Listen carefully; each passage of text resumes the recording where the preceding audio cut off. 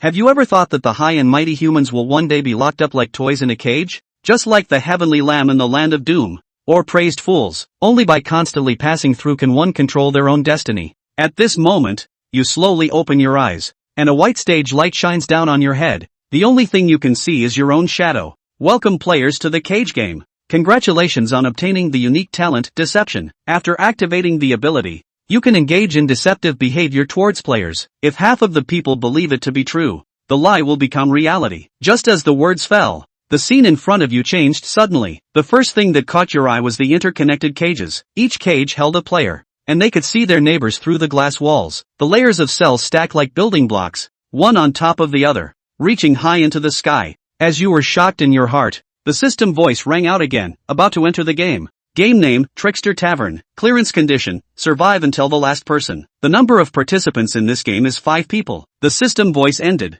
and you were then transported into an old-fashioned tavern. In the center of the tavern was a large round table, with 5 revolvers placed on it. The rest of the tables were occupied by monsters with animal heads and human bodies. Tasting fine wine, they cast a scrutinizing glance at the sudden appearance of the 5 of you, then averted their gaze. On your left side, there is a large window, with 5 chairs in front of you. There are 2 men and 2 women standing on each side, including yourself, making up the exact number of participants in this game. Only one person can survive, which means that 4 of the people present will have their heads blown up by the revolver placed on the table. The 5 of you are all sizing each other up, without anyone speaking. At this moment, a creature with the head of a bull and the body of a human comes to the table, holding a deck of cards, and slowly places the cards in the center of the round table. Game rules: players take turns playing cards and declaring the numerical value of the cards, which must match the requirements set before the game starts. Each round, each person is dealt 5 cards, with the joker being able to be used as any card. Players must play at least 1 card and can play up to 3 cards each round. When a player plays a card,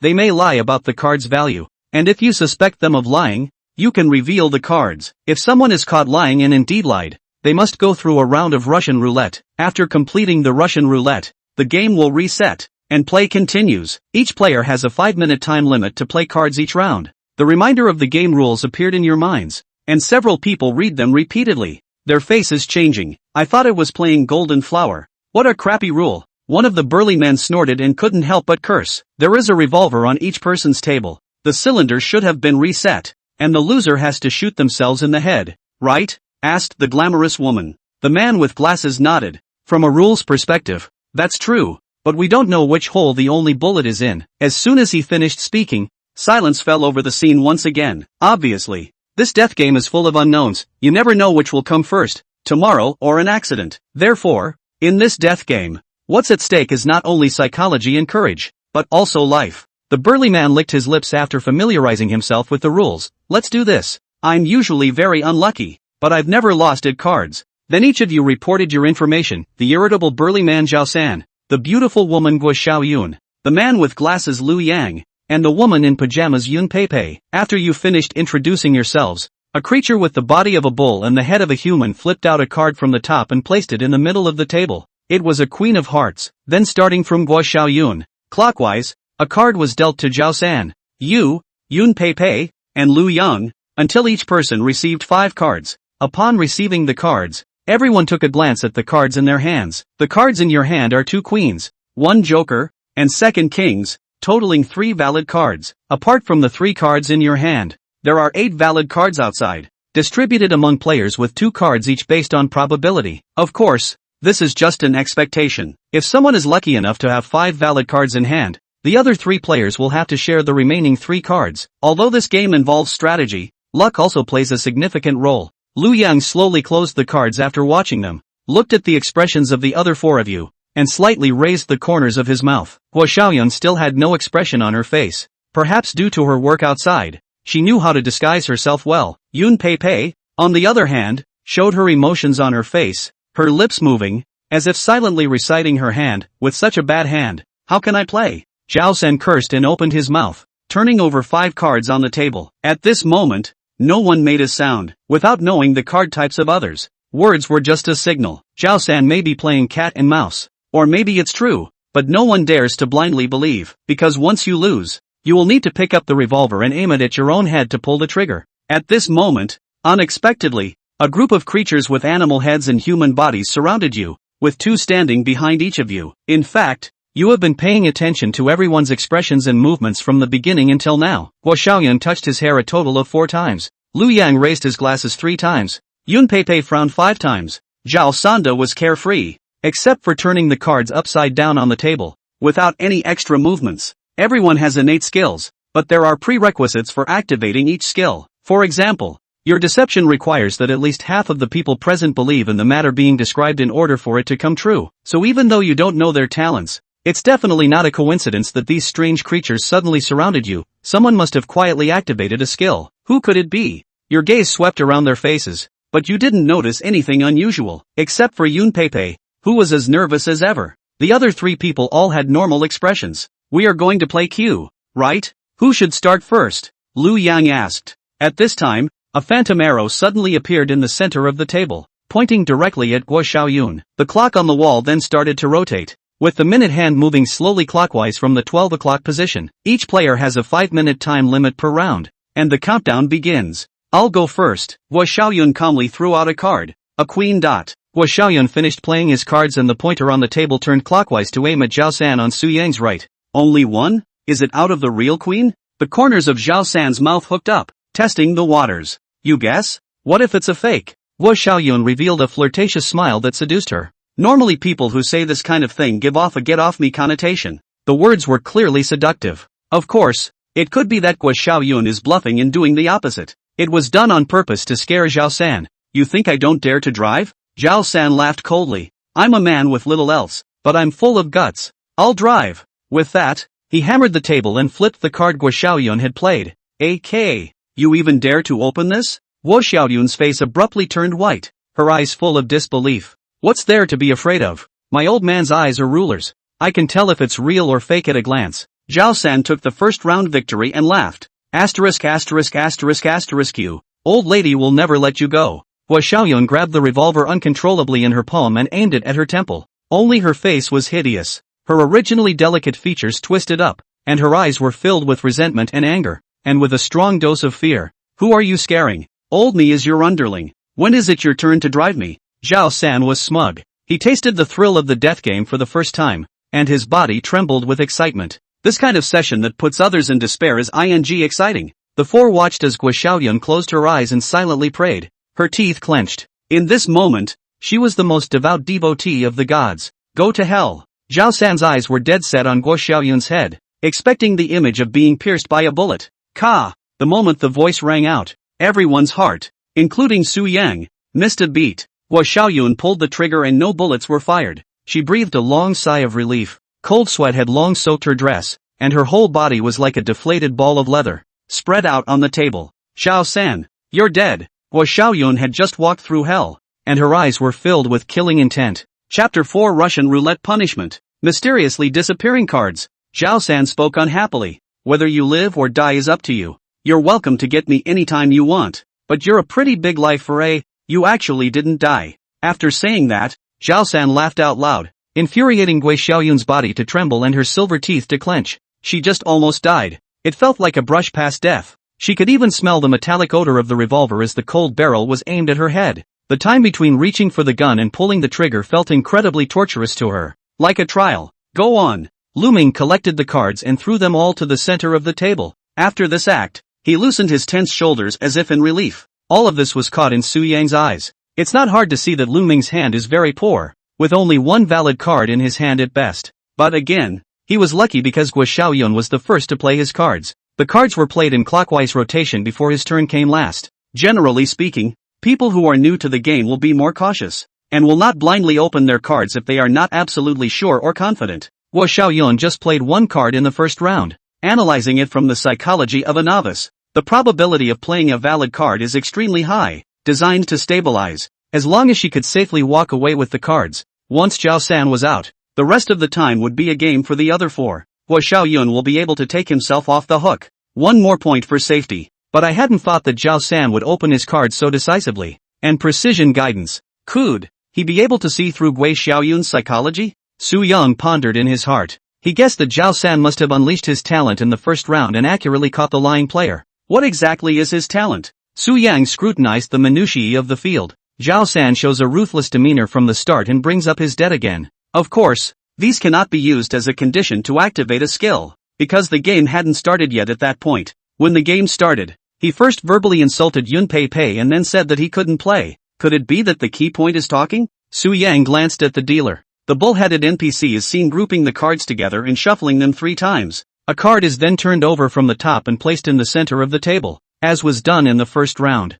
Or a queen sheet. Queen again? I hope this one's luck isn't as bad as the last one. Zhao San shook his head and said. The remaining 4 said nothing and waited for the cards to be dealt. 5 playing cards were dealt out, and Su Yang took the cards into his hand and looked at them. 2 queens, 1 ace, 2 kings. Moderate luck. Su Yang closed the cards after reading them and turned his gaze to Guo Xiaoyun, because the arrow on the table was pointing right at her. I'm the first to play cards again? Guo Xiaoyun glared and drew out 3 cards and threw them onto the table huffing. I'll play 3. Zhao San, if you're a man, open up. She was nearly killed by Zhao San's open hand last round, and it makes sense that she'd want to retaliate this round. Zhao San surveyed her slightly distorted pretty face with a playful expression. Come over here. I'll let you know what it means to be a man. Guo Xiaoyun spat and sneered. If you don't dare to open it, just say it straight. Look at your wimpy face. No wonder you'll lose in stock speculation. Such a low level of provocation. You think old me will fall for it? How could Zhao San not see her intentions?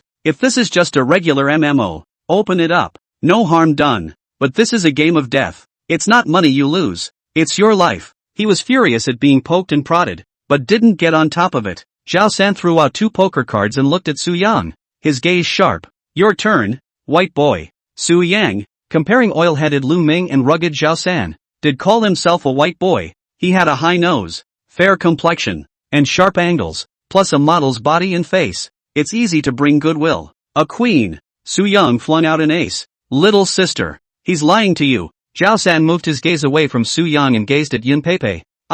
Yun Pei Pei was suddenly a little overwhelmed, looking at the cards in her hand and then at the cards on the table, deliberating. He's trying to play the old woman trick. Can't you see that? If you don't open it, Lu Ming won't let you off later. Zhao San had a sinister smile hanging at the corner of his mouth. Asterisk asterisk asterisk asterisk you. Who's an old woman? Guo Xiaoyun cursed. Can I drive? Yun Pei Pei was a little moved by what was said and looked timidly at Su Yang, as if seeking advice. Of course, you can open it if you want. Su Yang smiled faintly, looking as usual. In the event that Su Yang knew that he was playing an invalid card, he could not show a crack. Although Yun Pei Pei looked uninitiated and like a harmless sheep, but Su Yang couldn't let his guard down. He had a feeling that someone would be harassing him from the sidelines, but he didn't expect that person to be Zhao San. How did he know that I played an invalid card? Su Yang's heart darkened. Did it unleash the gift again? Nope. Talents have cooldowns. Not that fast. 5 minutes are almost up. Hurry up and drive him.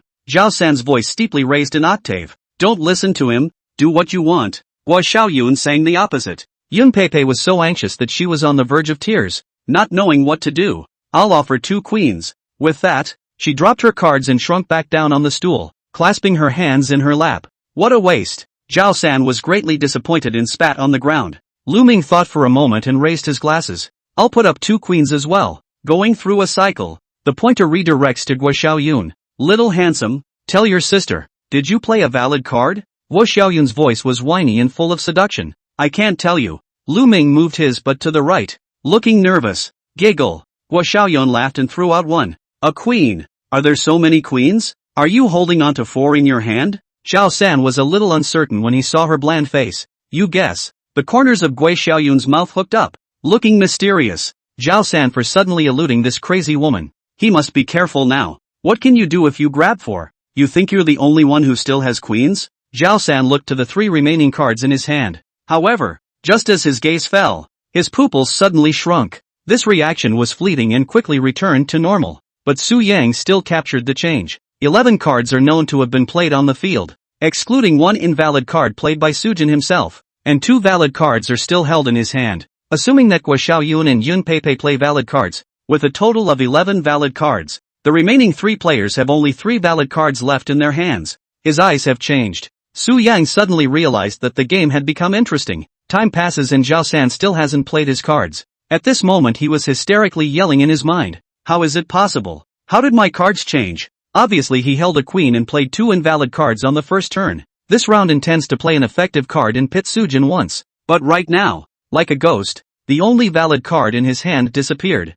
In its place is AK. What are you waiting for? 5 minutes are almost up. Oh. If you still don't play your cards, it's considered that you're opening my cards by default, Hua Xiaoyun urged when she saw that he was slow to move. Chapter 5 Acting is about a sense of conviction. The fraud gift is unleashed. Quiet. I'm thinking, Zhao San said impatiently. Pondering what? Are you afraid that Su Yang's brother will drive you? Guo Xiaoyun's eyes flickered, as if she had read his inner thoughts. Or maybe you don't have a single queen on your hands anymore? When these words came out, Zhao San's heart choked, but his face remained expressionless on the surface. What are you babbling about? Old woman? If old me didn't have one, why would I have to drag it out for so long? Zhao San said in a cold voice. Then why don't you come out? What's the point of dawdling? Hua Xiaoyun realized that she had guessed. Zhao San looked back at the clock and realized that he only had 30 seconds left to play his cards. He had been wondering who had initiated the gift. It's definitely not a misremembering that the cards in your hand have disappeared. Rather,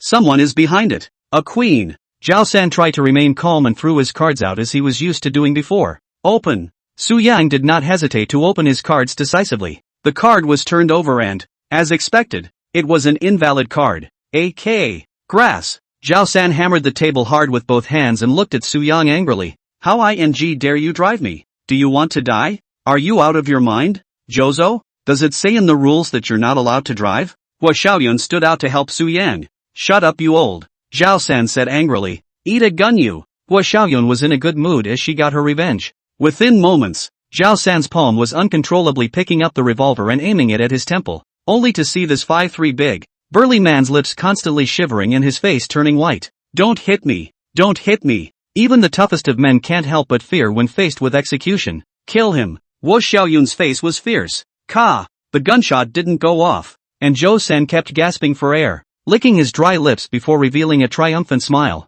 It seems God didn't even try to take me. Bad luck, Hua Xiaoyun said indignantly. After a moment's reprieve, Zhao San tried to curb the palpitating sensation and swept his gaze at the four like a hawk. Which one of you was just messing with me? Don't want to live anymore? Sure enough, Su Yang guessed that someone had unleashed the gift, and the target was none other than Zhao San. He had a beef with Guo Xiaoyun, and this was a good time to unleash his skills. Zhao San steeply looked at the contemplative Su Yang and laughed fiercely. It's you, isn't it, little white boy? No. Su Yang shook his head. You've taken a liking to this old and want to help her take revenge? Zhao San's face grew more and more somber. Brother Su Yang, ignore this crazy dog. Hua Xiaoyun threw a wink at Su Yang. All of you wait for me. None of you want to get out of here alive. Zhao San fumed. When he uttered these words, Su Yang realized that this game of death had officially drawn the curtain. As for this person who launched the skill, he guessed that it was one of the two, Lu Ming and Yun Peipei. First Zhao San changed his eyes when he looked at the cards. There must have been a change in the deck. Hua Xiaoyun, as Zhao San's top and Lu Ming's bottom, could have unleashed his talent in the first round. No need to drag it out to the second round. After all, leaving the rounds of the two will be the next variable. For example, Yun Peipei might think Su Yang is lying, and Lu Ming might think the OP is lying. The fact that it is only activated at the end of the first round means that the person who activated the talent has already finished playing their cards and triggered the prerequisites. Is it Yun Peipei? Or Lu Ming? Su Yang sized up the faces of the two and realized that one was still holding his hands on his knees and not moving at all. The other stared at the clock on the wall, as if checking the time. The third round begins, and the valid cards for this round are aces.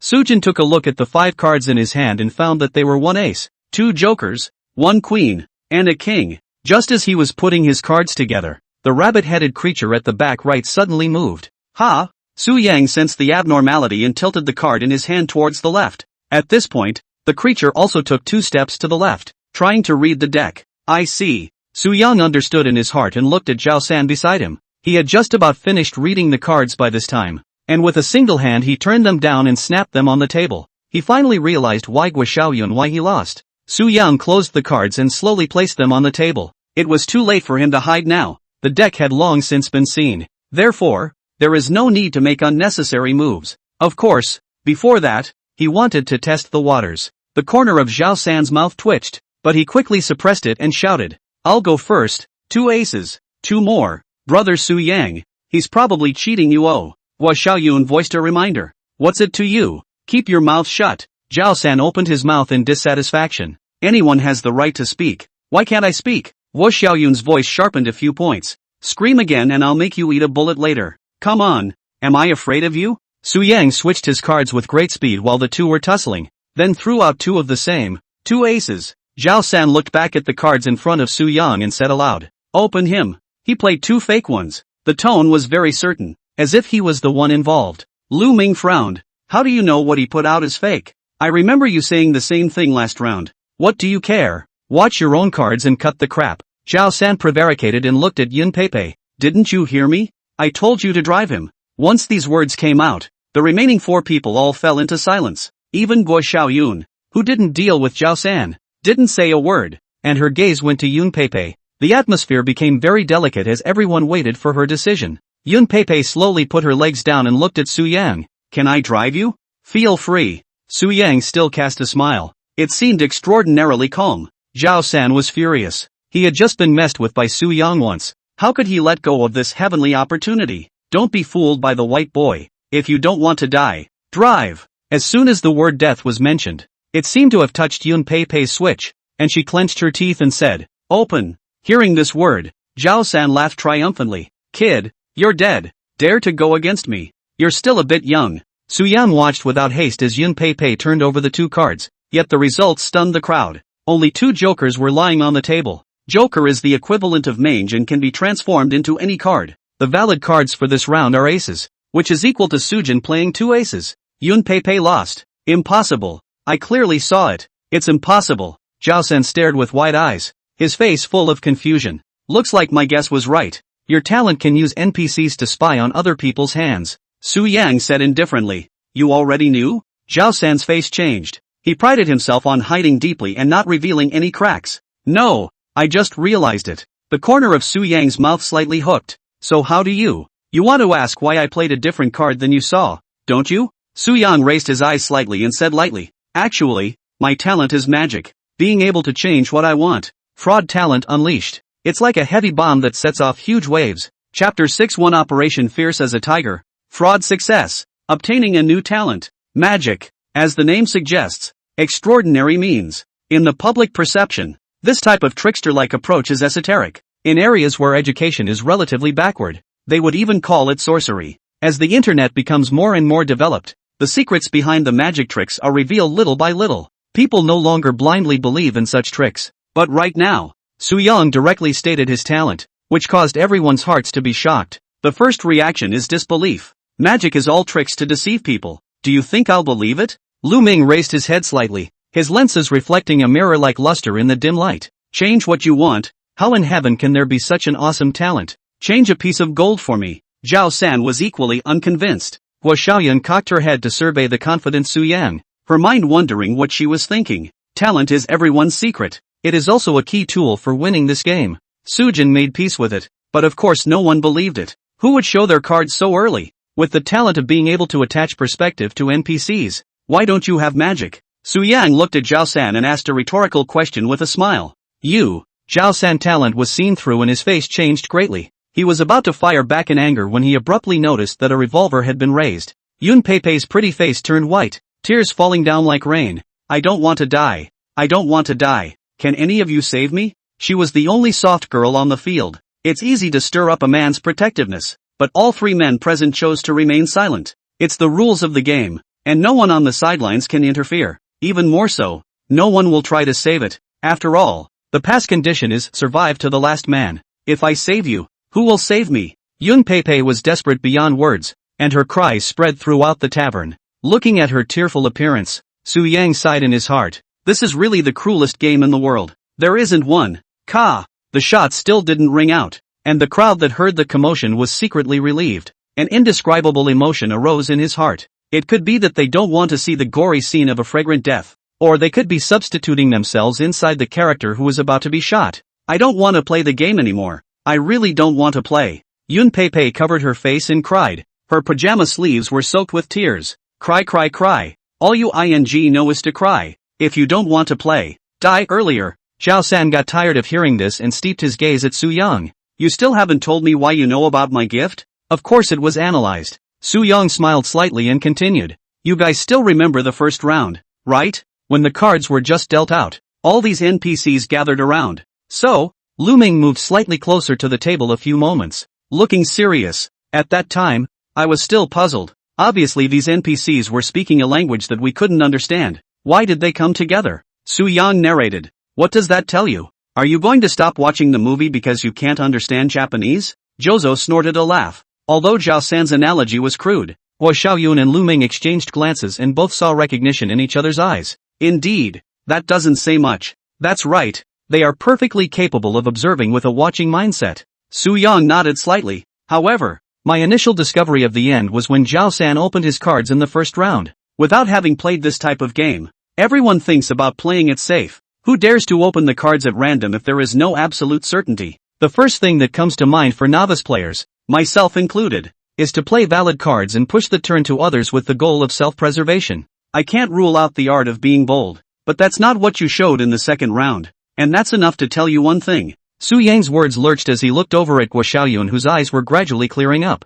Obviously, the words went to her heart. The moment Zhao San opened his cards was too confident, giving the impression that everything was in his grasp. What's the problem? Lu Ming asked eagerly. He clearly understands Guo Xiaoyun's hand and knows what cards she has played. Su Yang's fingertips gently tapped the desktop. Old me is just bold, can't I? Zhao San didn't admit it. I thought about this at first. Could it be a blind cat catching a dead rat? Su Yang propped his elbow on the desktop. But nothing similar happened in the second round. Zhao San's confidence and calmness turned into panic. That's someone messing with me, and I better not catch who it is. Zhao San snorted coldly. Su Yang didn't answer and spoke. If I had the ability, the first thing I would do would definitely be to take the lead and strike instead of being passive and defensive. Zhao San was the underdog twice in the second round and didn't open once. So let's assume it's Guo Xiaoyun who's lucky. What about the third round? Lu Ming frowned and said suspiciously. It was Yun Pei Pei who lost in the third round. That's right, but it was also at Zhao San's instigation that he lost.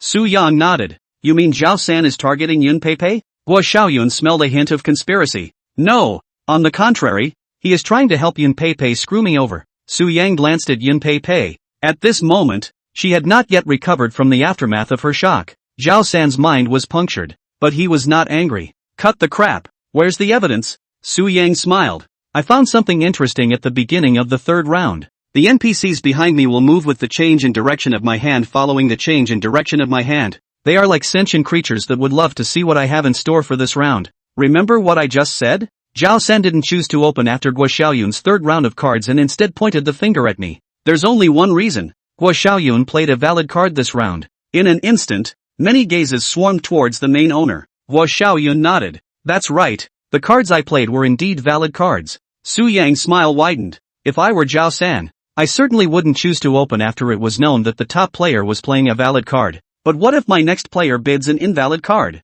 What would I do if I had no way to open him? Lu Ming instantly understood. Encouraging your next family to open you? Bingo! Snapped Su Yang. Am I right? Zhao San. Zhao San's bottom was seen through. His face was gloomy. I clearly saw you play two invalid cards. Why did you open out as two jokers? He admitted it. Lu Ming and Guo Xiaoyun were shocked in their hearts. Both of them had noticed the NPC's movements and had their suspicions. Guo Xiaoyun, in particular, guessed that Zhao Yun had a way of being able to see through her hand. As for Lu Ming, he pressed on to Zhao San, as there weren't many rounds left for him in the first place, and it was difficult to see the big picture from where he was sitting. It's simple. Going back to what I said at the very beginning, my talent is magic, being able to change everything I want. Su Yang spoke slowly. Impossible. Disbelief was written all over Zhao San's face. There are only 26 cards in total. 25 were dealt to us and one was left as an eye. What makes you able to change? The four of them secretly nodded their heads as they listened. If they could change their cards at will, it would be tantamount to violating the rules of the game itself. It doesn't make sense. Changing the cards is of course impossible. But what if I just change the position of the cards? Su Yang grinned. Zhao San suddenly woke up and said angrily, You swindled me. Su Yang said in a cloudy tone. This game itself is only about the cheaters and the cheated. If you can peek at my cards, what's the harm if I cheat you once? The fraud talent was successfully activated. And you have gained a new talent, magic. Magic, change everything you want as permitted by the rules. Activation condition, snapping fingers. Cooldown time, 10 minutes. Chapter 7 I am a magician and a fraud. Zhao San's sentence, you swindled me, was uttered. And combined with the previous reasoning, Guo Xiaoyun secretly nodded his head. There were a total of 5 people on the field, with Guo Xiaoyun and Zhao San both believing in the situation. Plus the talent initiator Su Yang. 3 votes to 2. More than half. As a qualified fraudster, he must have two conditions when he lies in order to convince others.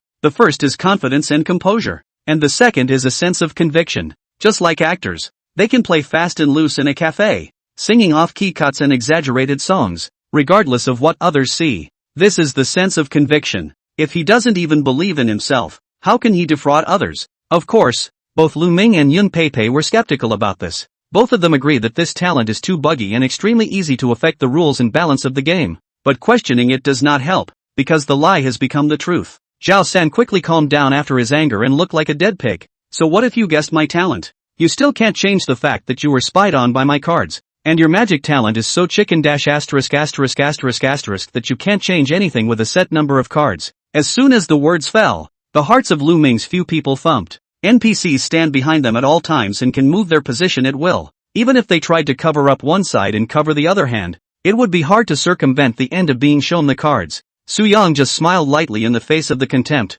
It's very simple. Don't you just need to settle one person to be able to use your talent? Kid, you're even wilder than me. Aren't you afraid that the four of us will join hands and get you killed first? Zhao San said with a threatening tone. Of course there's no problem, provided that Yun Pei is willing to take the risk. Su Yan looked at her and asked, are you willing to be used as a gun?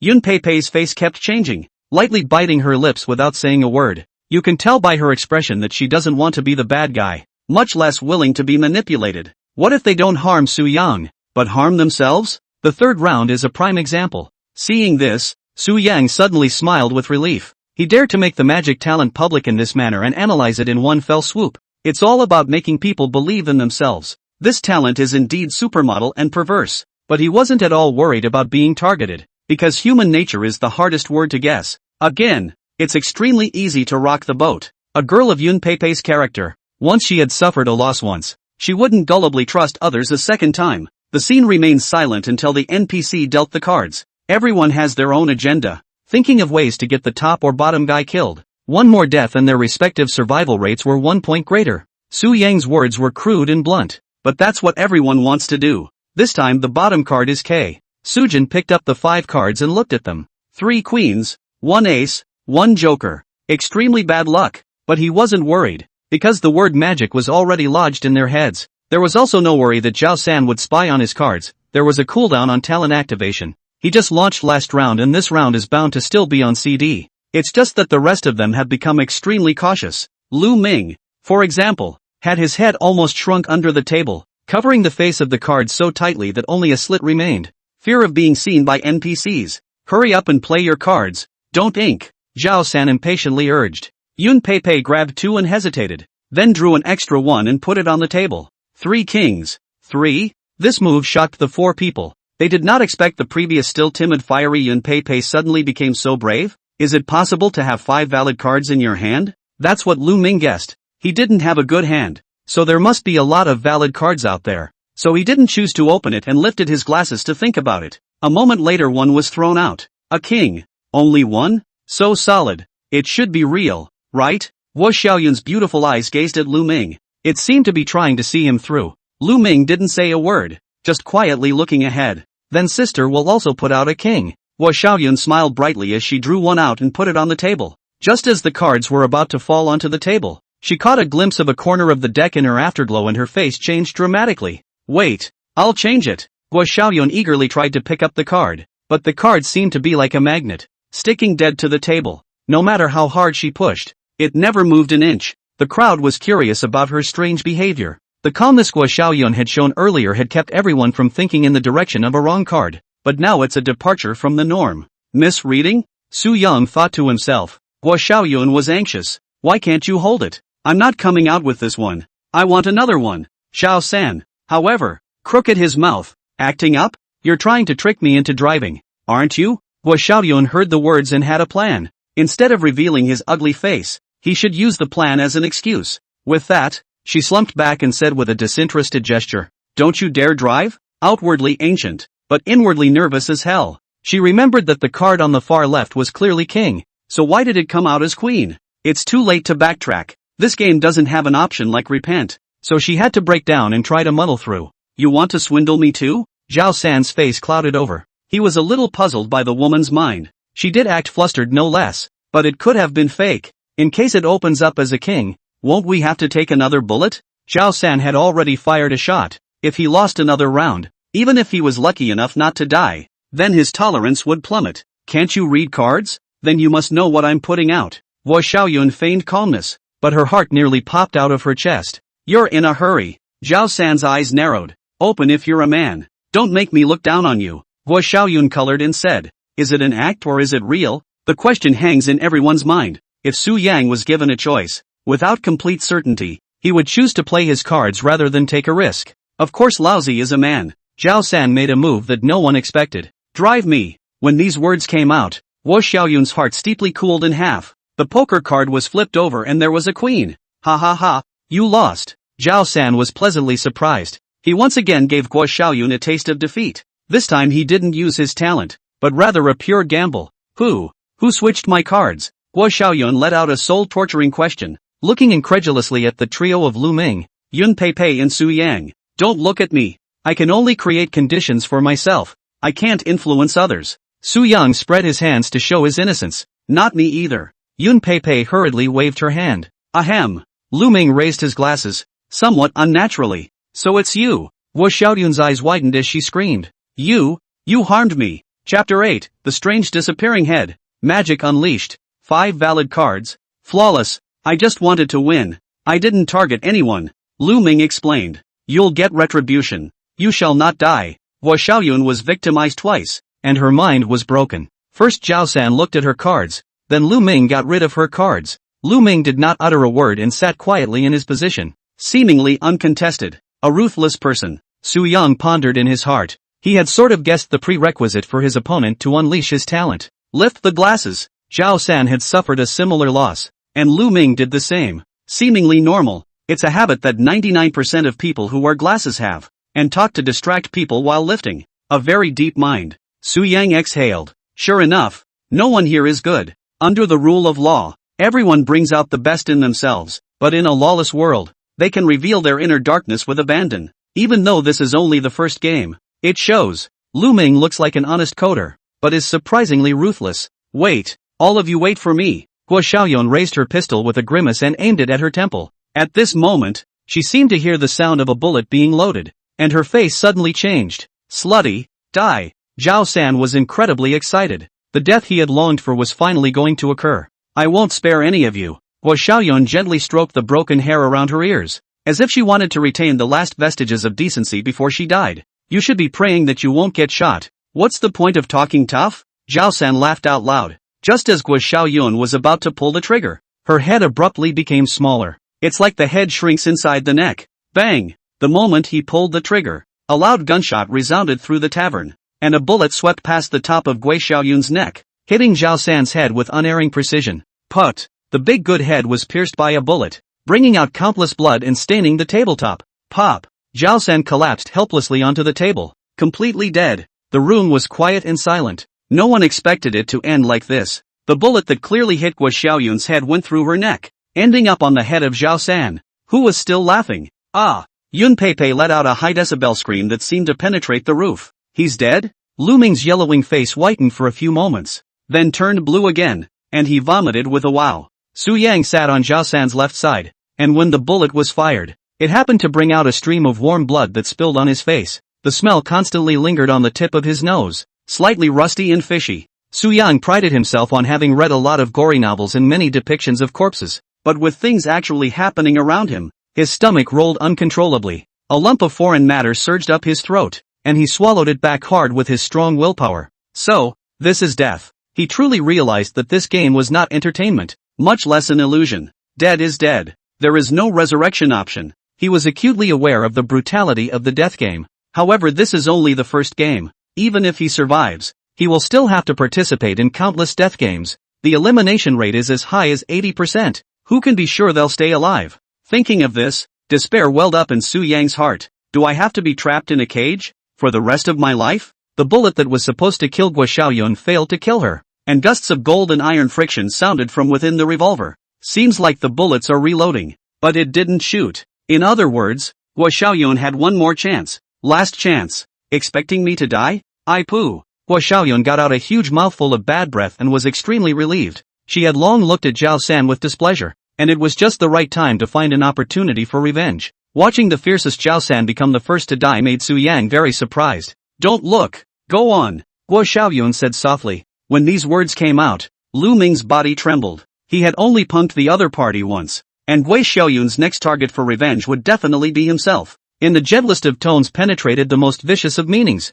"Brother Su Yang, now you've become my underling. Oh, you must have mercy on sister." Guo Xiaoyun spoke in a whiny voice. Su Yang frowned and did not respond. This woman has gone crazy. Round 5 begins and this time the eye is a ace. With a dead peeper, the four were able to look at the cards in a big way. 3 aces, 1 joker, 1 king. Good luck this round. Su Yang secretly breathed a sigh of relief. That's a solid 7 or 8 points. But having just witnessed death, he chose to unleash his magic talent for insurance purposes. Pop. Snapping his fingers, K immediately turned into a joker. 5 valid cards in hand. Impeccable. Brother Su Yang, unleashing your talent so soon. Are you afraid that Sister Pei Pei will hurt you? Guo Xiaoyun captured Su Yang's movements and softly spoke out. Lu Ming and Yun Pei Pei gazed over. I'm afraid of death. Su Yang spoke bluntly and locked eyes with her. I wonder if my sister's talent can be activated continuously. LOL, you guess. Guo Xiaoyun smiled wryly and threw out 2 aces.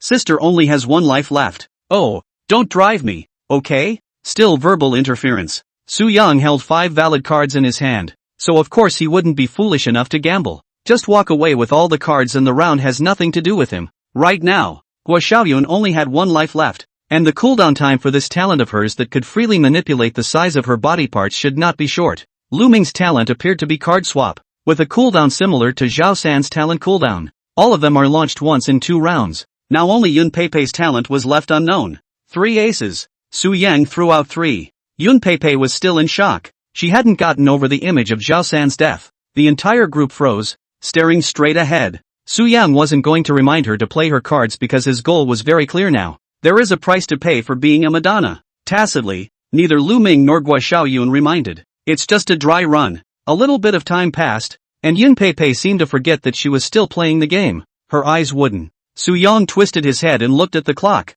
4 minutes had passed. With only a minute left, she was forced to open her cards. However, things didn't go as Su Yang expected. Lu Ming finally couldn't bear to do it and coughed lightly twice. Yun Pei Pei was stunned for a moment at the sound of the voice, looked down at the cards, and threw out 1, an ace. Guo Xiaoyun's eyes instantly became ambiguous. You're not looking at our sister Pepe, are you? You can't bear to see her lose, can you? A little tickle in my throat. Lu Ming uttered a lame excuse. I think it's more than just an itchy throat. Guo Xiaoyun looked meaningfully below him. Even if you help her, only one of you will survive in the end. Trying to hug Pepe-san's soft body. This dream seems a bit absurd. Chapter 9 Cooperation? The second dead man is born. Lu Ming's small mind was seen through and he didn't say a word. 1 card. Are you going to open it? Su Yang raised his eyes. No open. I'll bid an ace as well. Lu Ming shook his head and threw 1 out. Can't tell. You're still an infatuation. Guo Xiaoyun gave a flavorful smile and threw out 1 as well. 1 ace. All so conservative? Su Yang let out a light laugh and threw out all the 2 remaining cards in his hand. 2 aces. All 5 hands are cleared. The rest of the card game had nothing to do with him. Unless Yun Pepe chose to open his cards. Knowing that Su Yang's talent was magic and activated, she naturally wouldn't be so stupid as to give her life away. The scene is gradually gluing up. The remaining 3 are all holding 4 cards in their hands, on the assumption that Sujin is a 5-card valid card. Then remove the 3 valid cards played in the previous round. There are only 3 valid cards left on the field. By probability, whenever someone dares to play 2 cards, one of the 2 remaining will be a cheater. Of course, this is the ideal situation. None of them knew exactly what cards Su Yang had played, nor did they know if the last round played by their opponent was a valid card. Therefore, this round is played as a game. Let's see who has more guts. Sister Pepe, how many are you planning to put out this round? Guo Xiaoyun lowered her voice and asked. I'll still put up an ace.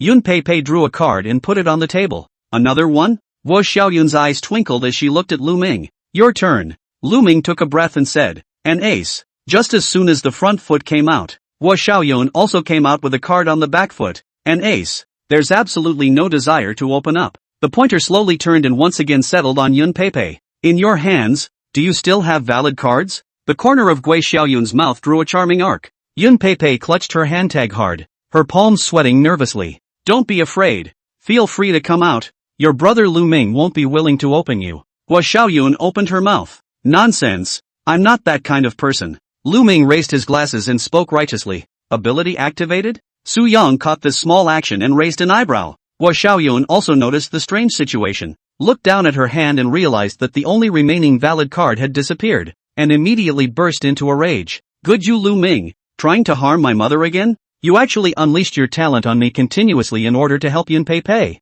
You don't think she's going to throw herself at you just by doing that, do you? A lewd man like you will never be looked at in this life. Lu Ming took in all her hysteria and didn't panic. I'm just doing the right thing. You unleashed your talent to spare your life once, and the next time you lose again is the end of certain death. Without being sure of the location of Su Yang and Yun Pei Pei's bullets, getting rid of one person steadily is the optimal solution. Guo Xiaoyun laughed in exasperation at his words. Are you so sure that I must be the one to lose this round, and not you? At these words, Lu Ming's shoulders shook imperceptibly, but his face remained calm. Yun Pei Pei blinked her big eyes. An ace. Interesting. Su Yang felt amused watching the entanglement of the three. There is nothing wrong with what Lu Ming did. Most people do it at the current node. The more people who die, the more favorable it is for those left alive. As for whether there are any personal feelings mixed in here, only the people involved know that. Lu Ming really didn't choose to open his hand, but instead grabbed a hand. At this time, Guo Xiaoyun hurriedly said, drive her. She must be lying. All four of them have exposed their talents. Only Yun Pei Pei hasn't shown them yet. If I die, can you guarantee that the rest of the way will be safe to walk through? Why don't you and I join forces and take care of the two of them first? I only have one life left anyway, and when it comes down to you and me, you'll have a better chance of winning. Lu Ming's movement of playing cards lurched into contemplation. Apparently, he was heartbroken. Guo Xiaoyun's proposal spoke to his heart. Su Yang was a big threat in his eyes. Yun Pei Pei is a hidden threat. Guo Xiaoyun herself only had one life, but her talent was extraordinarily bizarre. How? Lu Ming did not blindly believe. Guo Xiaoyun saw that there was a chance and brightened up. It's simple. Stall for time. As soon as my talent cools down, I'll be able to take away any of the two of them. When these words came out, Yun Pei Pei's face changed, panic written in her eyes. Don't believe her. She's lying to you. Guo Xiaoyun wasn't in a hurry. The fish was already hooked anyway. What can you gain by helping her?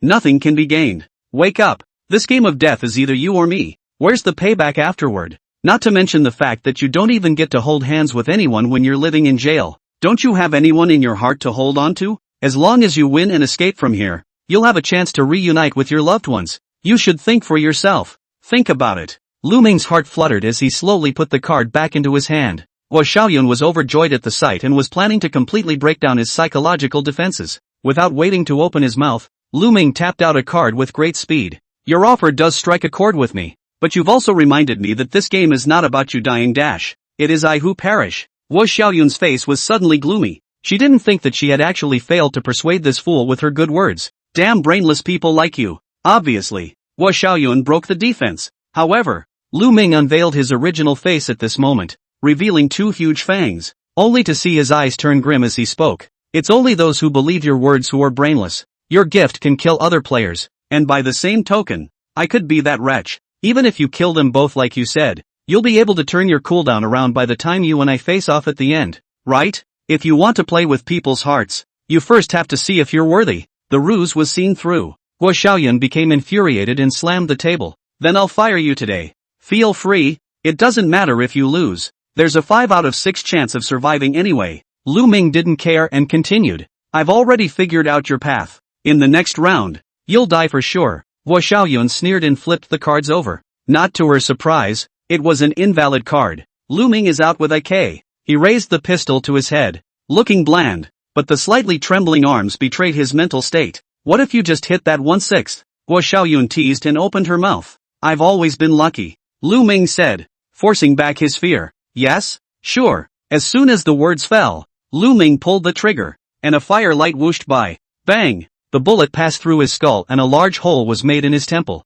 and blood flowed freely. Warm blood splattered on Guo Xiaoyun's face, and she, uncharacteristically, did not panic, but instead laughed maniacally. See? That's what happens when you lick a dog. Su Yang frowned. Even after looking at it once more, he still felt less comfortable. At that moment, he ghostly glanced at Yun Pei Pei beside him and realized that her face was full of fear, but her eyes were very clear. Guo Xiaoyun stared at the deathly Lu Ming with indescribable pleasure in his heart. Then she gazed at Su Yang and licked the blood at the corner of her mouth. her demeanor indescribably charming. Brother Su Yang, are you willing to cooperate with your sister? Chapter 10 Wolf in Sheep's Clothing. Yun Pei Pei's talent. Lu Ming's death surprised Su Yang. Other than him, the other three have lost and have not died on the first shot. Therefore, everyone defaults to not taking a bullet the first time they pull the trigger. Lu Ming naturally thought the same thing. But I didn't expect him to be so unlucky. Having never lost before, he tasted a bullet in his first loss. It seems to be the saying, I can miss 1,000,000 times,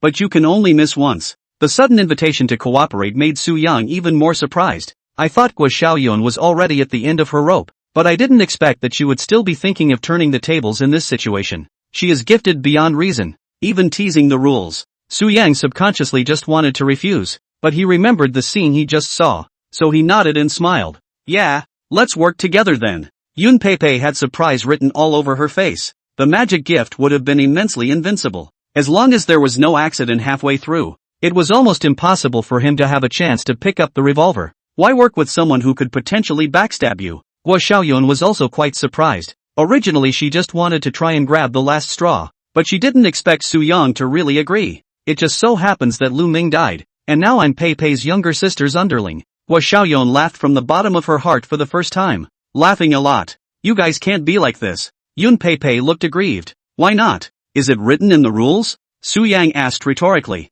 Yun Pei Pei couldn't think of a rebuttal and watered her eyes. Ayo, our sister Pei Pei is about to cry, and you still don't coax her a bit. Guo Xiaoyun teased. What kind of words are those, sister? If I coaxed, wouldn't I be violating the principle of cooperation? Su Yang withdrew his gaze after glancing at her. Yun Pei Pei bit her lips tightly and didn't utter a word. I can tell she's scared now. There are only 3 guys left on the field, and 2 of them have teamed up to target themselves. Anyone would feel unfair and aggrieved. A new round begins, this time with K King in the eye. Su Yang picked up the hand and took a look at it before closing it. 1 king, 2 queens, 1 ace, 1 joker. 2 minutes until the magic talent cooldown ends. Since the loser, Lu Ming, is dead, the first player to play goes to Guo Xiaoyun. My good brother, remember we're in a partnership. Oh. Guo Xiaoyun threw one out bluntly. A king. For Su Yang, she didn't dare to hold 100% trust. After all, no one is sure of the truth. Besides, there was no room for error for her now,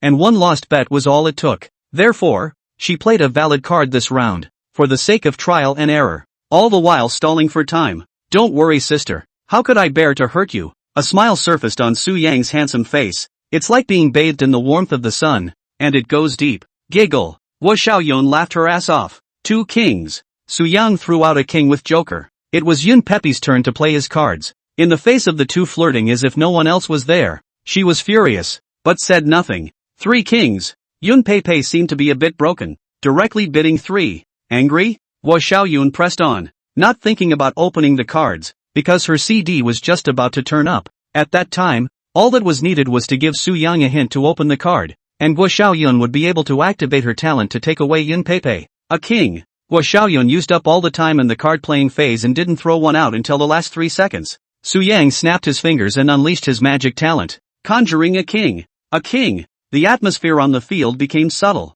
Guo Xiaoyun's young conspiracy is obvious. Yun Pei is Su Yang's underling. Opening the card is obviously impractical. She wants to Jedi flip. Either she has the same gift of being able to tease the rules, either that or get Guo Xiaoyun dead before she's CD'd. Obviously it is very difficult to get to the latter point. It's not even practical. 2 kings. Yun Pei directly threw out all the cards in her hand. At this moment, she, like Su Yang in the previous round, played all 5 cards. Guo Xiaoyun, however, was full of teasing. Sister, do you think you can take yourself out by playing your cards out? It's kind of cute to be naive. But yeah, girls like you with little heart do have to do that. Actually, my sister likes your kind of girls. It's just a shame that we ran into each other in the death game. Guo Xiaoyun sighed, radiating regret. However, Yun Pei did not reply, only seeing her hands folded on the table and closing her eyes. Finally couldn't resist unleashing your talent? Su Yang's eyes narrowed slightly. A little bit of time passed, and she was as motionless as a statue.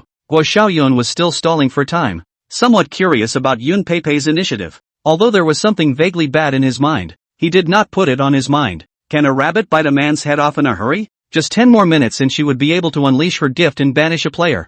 Thinking of this, Guo Xiaoyun was in a better mood for a few moments. Thinking about how to deal with Su Yang later, the cooperation was only temporary. and she was well aware that Su Yang was also thinking of ways to deal with her. Suddenly, Yun Pei, who was on the side, abruptly opened her eyes, and her eyes steeply turned blue. Coming! Su Yang raised his eyebrows and looked in the direction she was gazing. It was clearly Guo Xiaoyun. At the moment she hadn't yet realized something was wrong and was just staring straight at the clock on the wall. By the time she noticed the unusual blue eyes, it was too late, only to see her palm uncontrollably reach out towards the table, aiming for the very two cards Yun Pei had played. Wait, why isn't my hand under control? Guo Xiaoyun's face changed drastically as she tried to pull her hand back with all her might. But no matter how hard she tried, it didn't help. Seeing that it was getting closer to the center of the table, Guo Xiaoyun was anxious and shouted, Su Yang, think of something. In the face of the plea for help, Su Yang just looked at it with cold eyes. Didn't we agree to work together?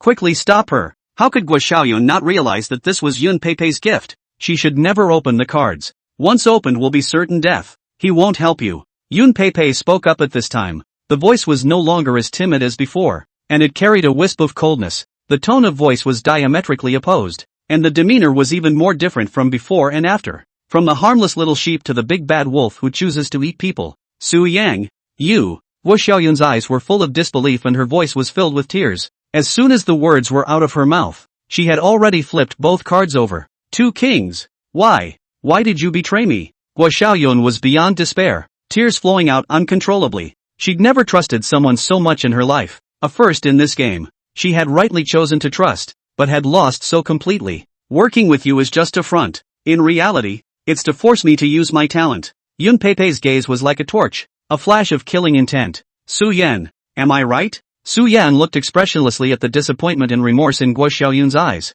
as well as the revolver that was slowly raised. I lied to you, but what I said was the truth. Chapter 11. From now on, this is my home turf. You, all of you, all of you, all of you are not human. Guo Xiaoyun was filled with despair. She had never felt death so close to her before. A piece of my heart was misplaced. Just getting into the game and being used as a pawn to play with. She hates. The sound of a bullet being loaded rang in his ears and his heart pumped. A picture seemed to appear in front of Guo Xiaoyun's eyes. The path she had traveled. It's like a walkthrough. Screen frame by frame. Childhood. Young adulthood. And adulthood. Revisited in all their glory. The word loneliness can completely summarize her short and bleak life. I really believe you are. Guo Xiaoyun closed her eyes and teardrops fell. Bang! The bullet went through the chamber and into her head with a splash of blood. The body collapsed helplessly, slamming heavily against the table. The blood slowly swooned and seemed like a delicate flower, blooming savagely. 3 deaths in a game with 5 participants. Only 2 remain. Do you believe there are ghosts in this world? Yun Pei suddenly spoke. I'm a materialist. Su Yang was puzzled by her clueless words. The moment I saw her die, I suddenly wondered. These people were indirectly killed by us. If they become ghosts, they will come to us, right? Yun Pei's long eyelashes fluttered. You seem to have gotten it wrong. It's not we, it's only I. Su Yang spoke indifferently. Yun Pei turned her head and spread a smile. Who gave you the illusion of magic talent? Of course. Su Yang grinned. Both of them looked at each other for a moment, and determination surfaced in their eyes. I'm curious about one thing. Obviously I'm well disguised. How did you find out? Yun Pei asked. I just don't believe in humanity. Su Yang said with a single word. Don't pull such vain things. You don't look like a philosopher either. Yun Pei scoffed. Now she completely ripped off her disguise and was no longer soft and supple. On the contrary, her aura was rather cold, which was her true nature. In the beginning, you cried out to leave and were subsequently repatriated by the rules. That's one. Su Yang stretched out a finger. What's wrong with a timid woman who doesn't want to die? Yun Pei was puzzled. I've seen a lot of timid girls when I've been playing escape room, and they act just like you, thinking about running away from danger. But it's counterintuitive that your move was so blunt that you ran straight for the door. The rules were implied when the cage was descended, and even the most timid and stupid could have guessed that escape was impossible. Add to that the mysterious power of teleportation that brought you and I to the tavern, and the doubts should be mostly dispelled. If you're really scared, the first thing you should do is discuss how to get out of the trap without playing games. Su Yang slowly spoke. Just because of that? Yun Pei furrowed her willow brows. Of course it's more than that. When playing the game, Zhao San's fight with Guo Xiaoyun pulled everyone's attention, and your bearing naturally became a blind spot in the field of vision. Su Yang extended his second finger. So what's the breakage? Yun Pei pursed her lips somewhat unnaturally. I've observed you a few times when everyone wasn't paying attention to you, and your expression, including your eyes, looked calm. Su Yang threw all the hand cards to the center of the table and continued. It's only when it's your turn to play your hand that you show fear and hesitation and think about continuing to create a false impression, right? Yun Pei opened her mouth and was just about to speak, but was interrupted by Su Yang snatching his words. I bet you've been waiting for players, including me, to unleash their talents and gather information all this time. That 4 minutes or so of fuming. If I'm not mistaken, you were waiting for a reminder from Lu Ming. As it turned out, you waited, and he finally went soft. Yun Pei's plan was like pulling out silk from a cocoon, exposing it little by little. You're smarter than I thought. I've studied acting for so many years and I actually didn't fool you. Yun Pei was a bit surprised. I'm actually still skeptical up to this point. The point where you were really exposed was Lu Ming's death. Su Yang watched as the NPC took away the cards for a new round of shuffling. Yun Pei recalled that she indeed did not continue to play the naive look at that time. All that went through his mind was how to gain Sujin's trust, but I never thought that he would actually work with Guo Xiaoyun and force himself to expose his talent. I see. No wonder you agreed to this Thai woman's request. Yun Pei spoke in a cold voice. That disguised look of yours is indeed very easy to stir up protectiveness. Your plan should be to make the others pinch each other and finally sit back and kill them by surprise, right? A brilliant light flashed in Su Yang's eyes. Yun Pei smiled coldly and did not deny it. Aren't you the same? Not saying a word, making yourself into an external position, playing this kind of game, the more you talk, the easier it is to be seen through, and likewise, the easier it is to be targeted. Su Yang nodded non-committally. Zhao San deserved to be the first to die. His words were too much and too inviting. Yun Pei stared at Zhao San's corpse, her eyes flashing a cold light. Indeed, if he did not come into conflict with Guo Xiaoyun, the latter would definitely not unleash his talent to get him killed. Similarly, Guo Xiaoyun's insanity makes her the center of attention. But Lu Ming is the one who will try to get rid of her. The silent Su Yang and the soft-looking Yun Pei escaped. No one can remain calm at all times. Human nature is one aspect, and emotions make up the vast majority. There's only the two of us left. Can you let me go? Yun Pei instantly revealed a pitiful expression that was endearing. Of course, as long as I don't lose 6 times, I won't even die. Su Yang had an indifferent stance. Fraud talent activated. Bullet position changed. Yun Pei chewed on the meaning of Su Yang's words and suddenly captured the key point. Then his eyes widened. You can deflect bullets? Of course, how else would one be a magician? Su Yang smiled confidently. As soon as these words came out, a sound was heard from inside the revolver in front of Su Yang's table. That's impossible. You're changing the rules. Disbelief was written all over Yun Pei's face. Technically it doesn't count as a change. The bullets are still there and I only have 5 chances at most. Su Yang looked innocent. I don't believe that you can achieve this level of talent. Yun Pei shook her head. Try it and you'll know. Su Yang took the cards in his hand and without even looking at them, he directly threw out 3 of them. Drive me. This round's I was Empress.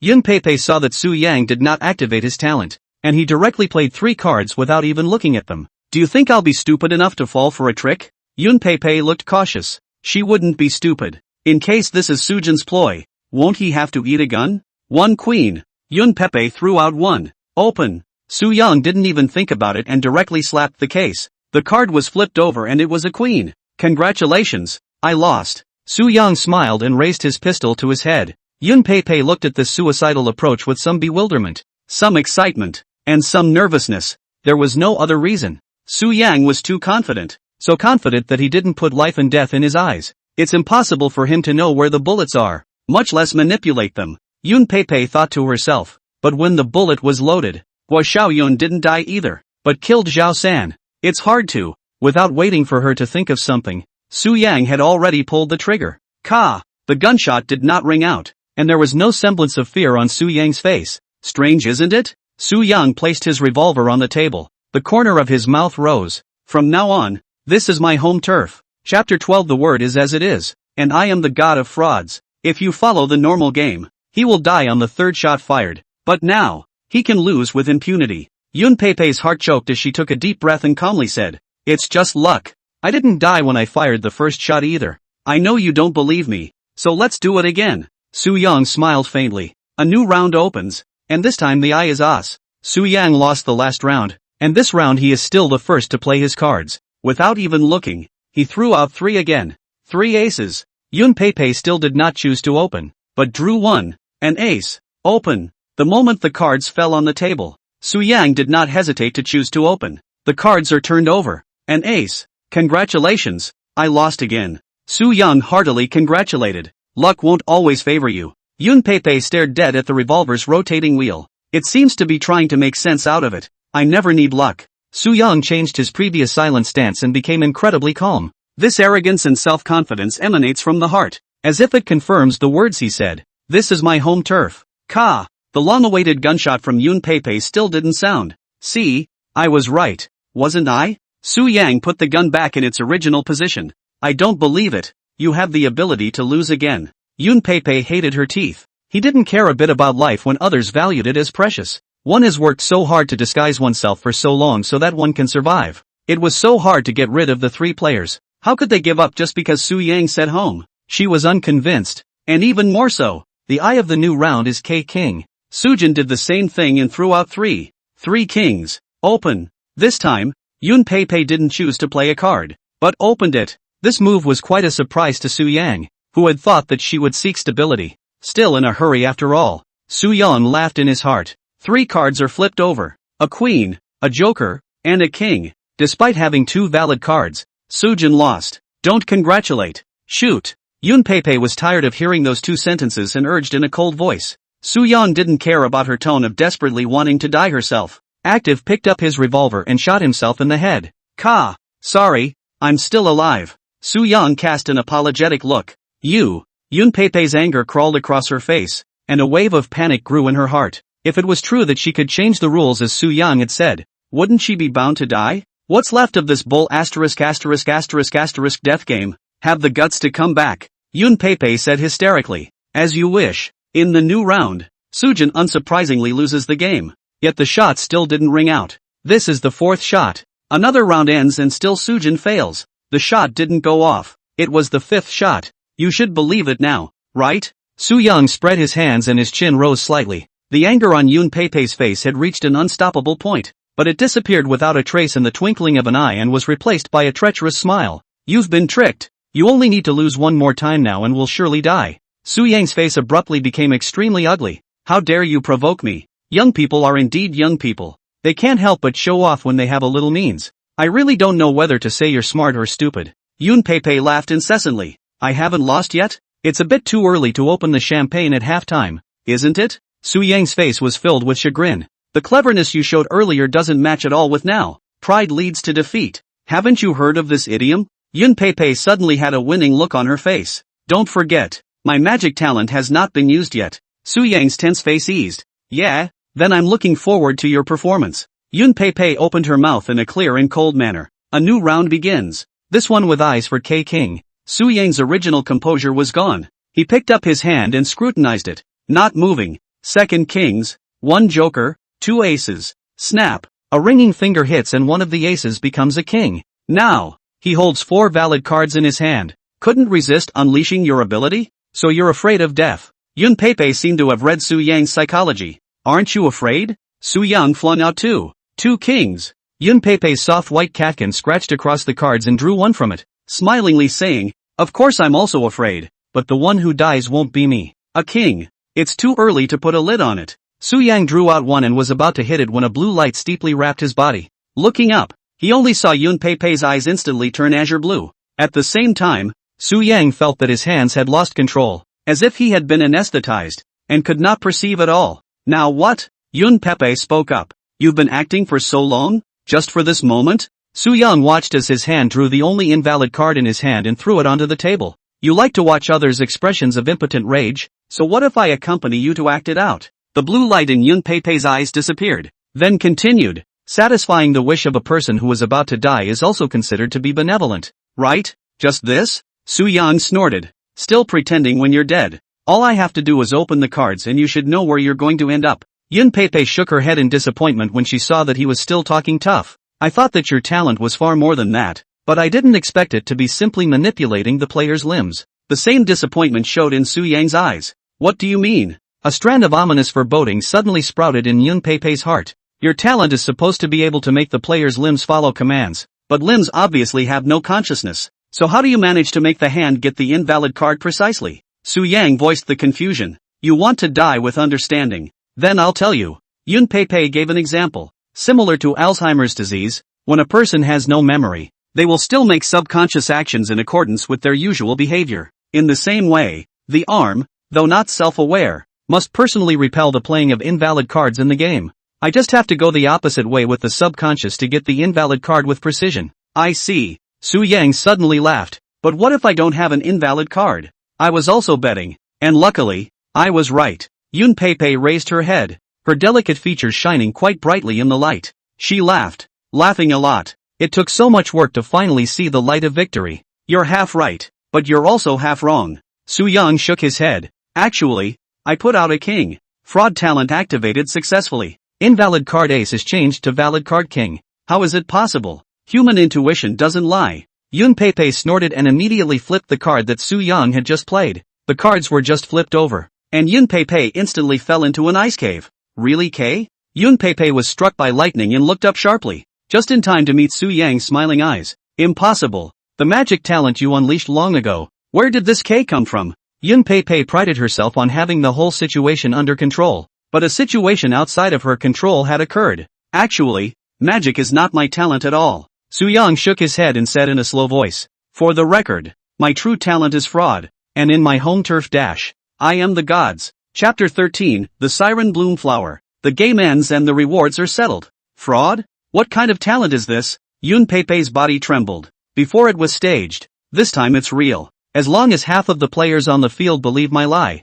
the lie will come true. Su Yang gazed at the revolver on the table. I can still fire 5 shots. The familiar voice sounded again. Su Yang directly aimed the pistol at his head and pulled the trigger 5 times in a row. Click, click, click, click, click. He then broke the runner open and poured a bullet from it. You see. Su Yang raised his eyebrows, his face full of smiles. Seeing this scene, Yun Pei abruptly recalled that he had just said déjà vu words as well. Then the spinning wheel inside the pistol changed. It turned out that it was not the magic talent that changed the position of the bullet. Yun Pei smiled miserably, her face as pale as paper. In her grief, she was extremely shocked at the horror of this gift. What's the concept of words that follow the law? He can even tease the rules if he wants to. So the embarrassment you just showed was also an illusion, right? Yun Pei laughed to herself and opened her mouth. She thought Su Yan was really stupid to that extent. Of course, I wanted to experience your talent firsthand, and I also wanted to see how far you could maneuver, so I willed the trick.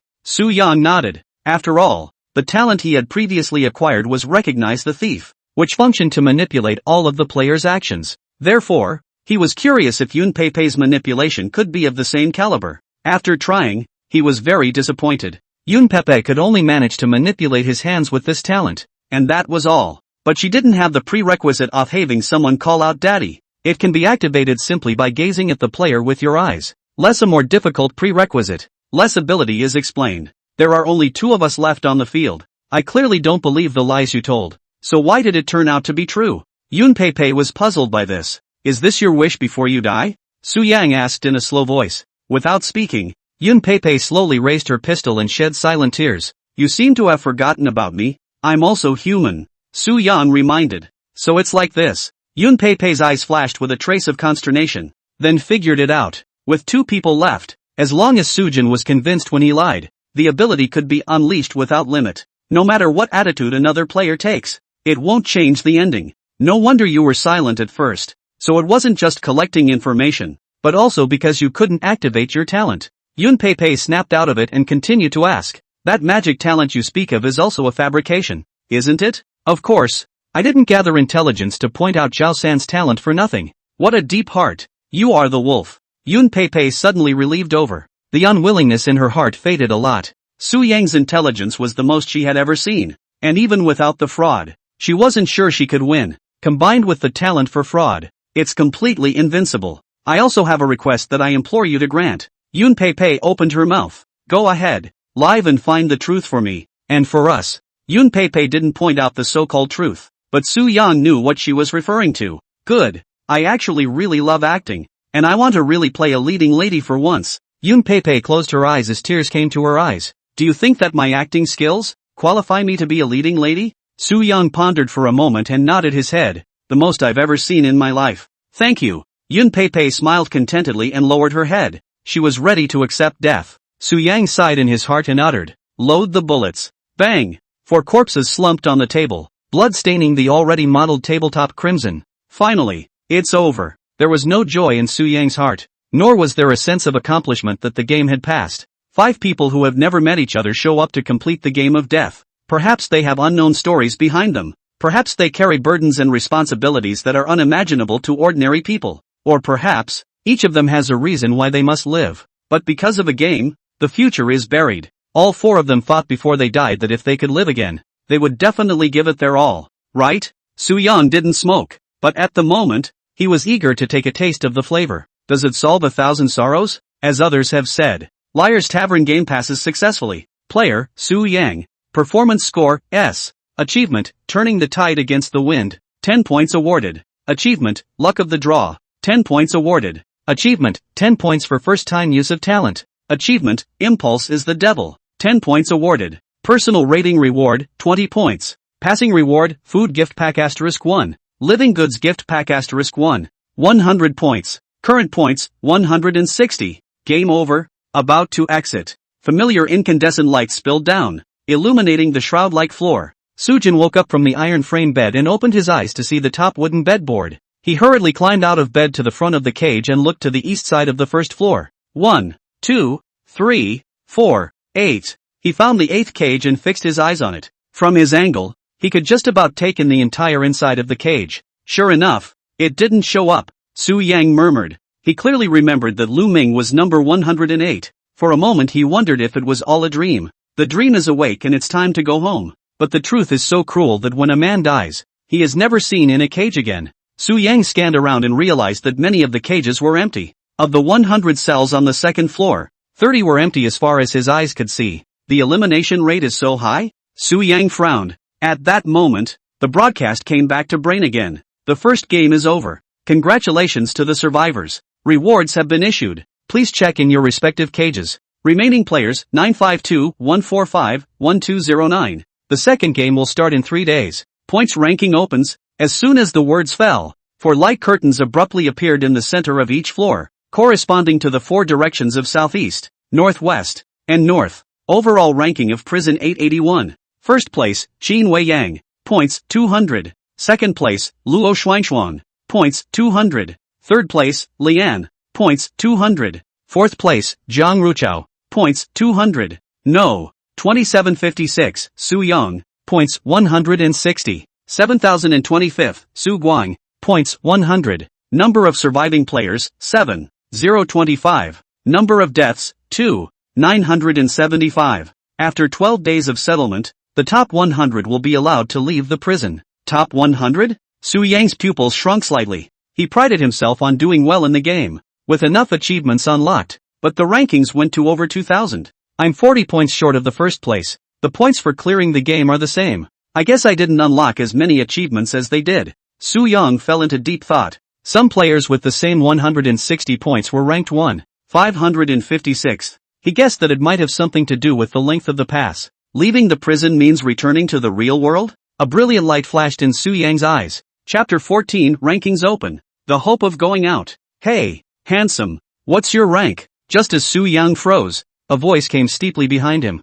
Craning his head around, he saw a tall boy of similar height to himself, with an inch of hair on top, standing in front of the glass wall between the 2 cages. He was wearing a white tank top, a pair of beach pants, and a pair of regular house slippers. My name is Lin Yang, ranking 1427. Su Yang, ranked 2756. Lin Yang probed and found Su Yang's ranking position and nodded. Just 10 points short of me. Not bad. These words were more or less tainted with a bit of mockery. Lin Yang realized it afterward and hurriedly explained.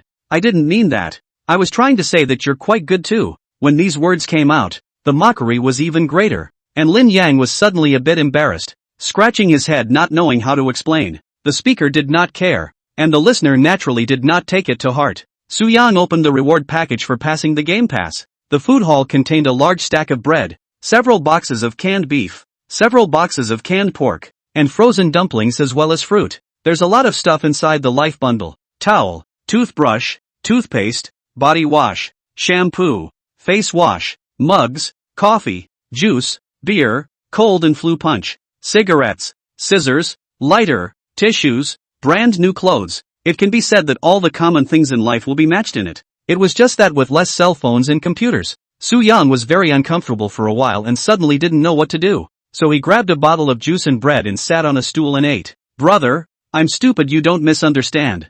I didn't mean that just now, Lin Yang hurriedly said. Su Yang didn't dwell on this issue and asked, is the game you play also a 100-point reward? Yeah, I also unlocked 6 achievements. Lin Yang nodded his head. Shouldn't 6 achievements be 180 points? Su Yang cast a puzzled look. No, an achievement adds 10 points and a personal rating of A adds 10 points, adding up to exactly 170. Lin Yang said seriously. Ooh-hoo. Sujin nodded knowingly. How did you calculate to 180? Lin Yang just wanted to make fun of him for not being good at math. Abruptly, I remembered that there was an S grade above the A rating. You're an S rank rating? Lin Yang said with wide eyes. Aha. No wonder. Lin Yang punched the wall with some chagrin. Damn. If I can kill that guy, I'm sure I'll be S rank too. Su Yang smiled without responding. Lin Yang hung on to killing lightly, as if what he was harvesting wasn't a human life, but a monster in a game. How am I not an executioner myself? Who am I to think of others?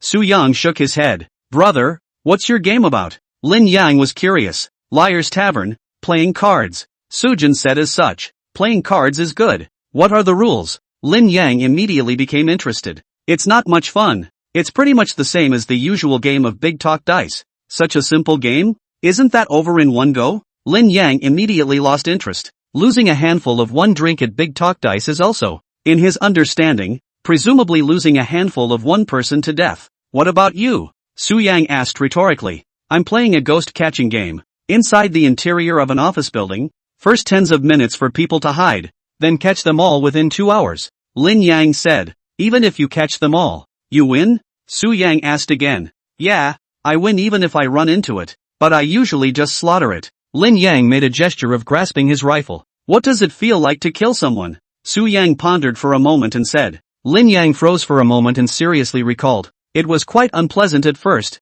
but then I became immune. This way, killing a man is almost like killing a chicken. There's no difference. At that moment, a female voice came from the right cage. Su Yang followed the sound and saw a silhouette curled up on the bed with her back to the two of them. You've killed two? Su Yang came to be interested. Well, killed a few. The girl's voice was so small that it was completely inaudible without careful listening. I never dared to think of being able to touch a real gun in my life. I didn't expect to actually touch it. It would be nice if I could bring it out. Lin Yang pursed his lips and said with some regret. By the way, did you say that if we fulfill the conditions of the top 100, we can return to our original world? Lin Yang added. It should be possible. Outside the cage. It's probably the real world. Su Yang voiced his guess. That's great. I'm going to write a book about this experience and publish it online. Lin Yang was incredibly excited. You survived first. And also, whoever made it out alive didn't have similar experiences? Su Yang spoke faintly. When Lin Yang heard this,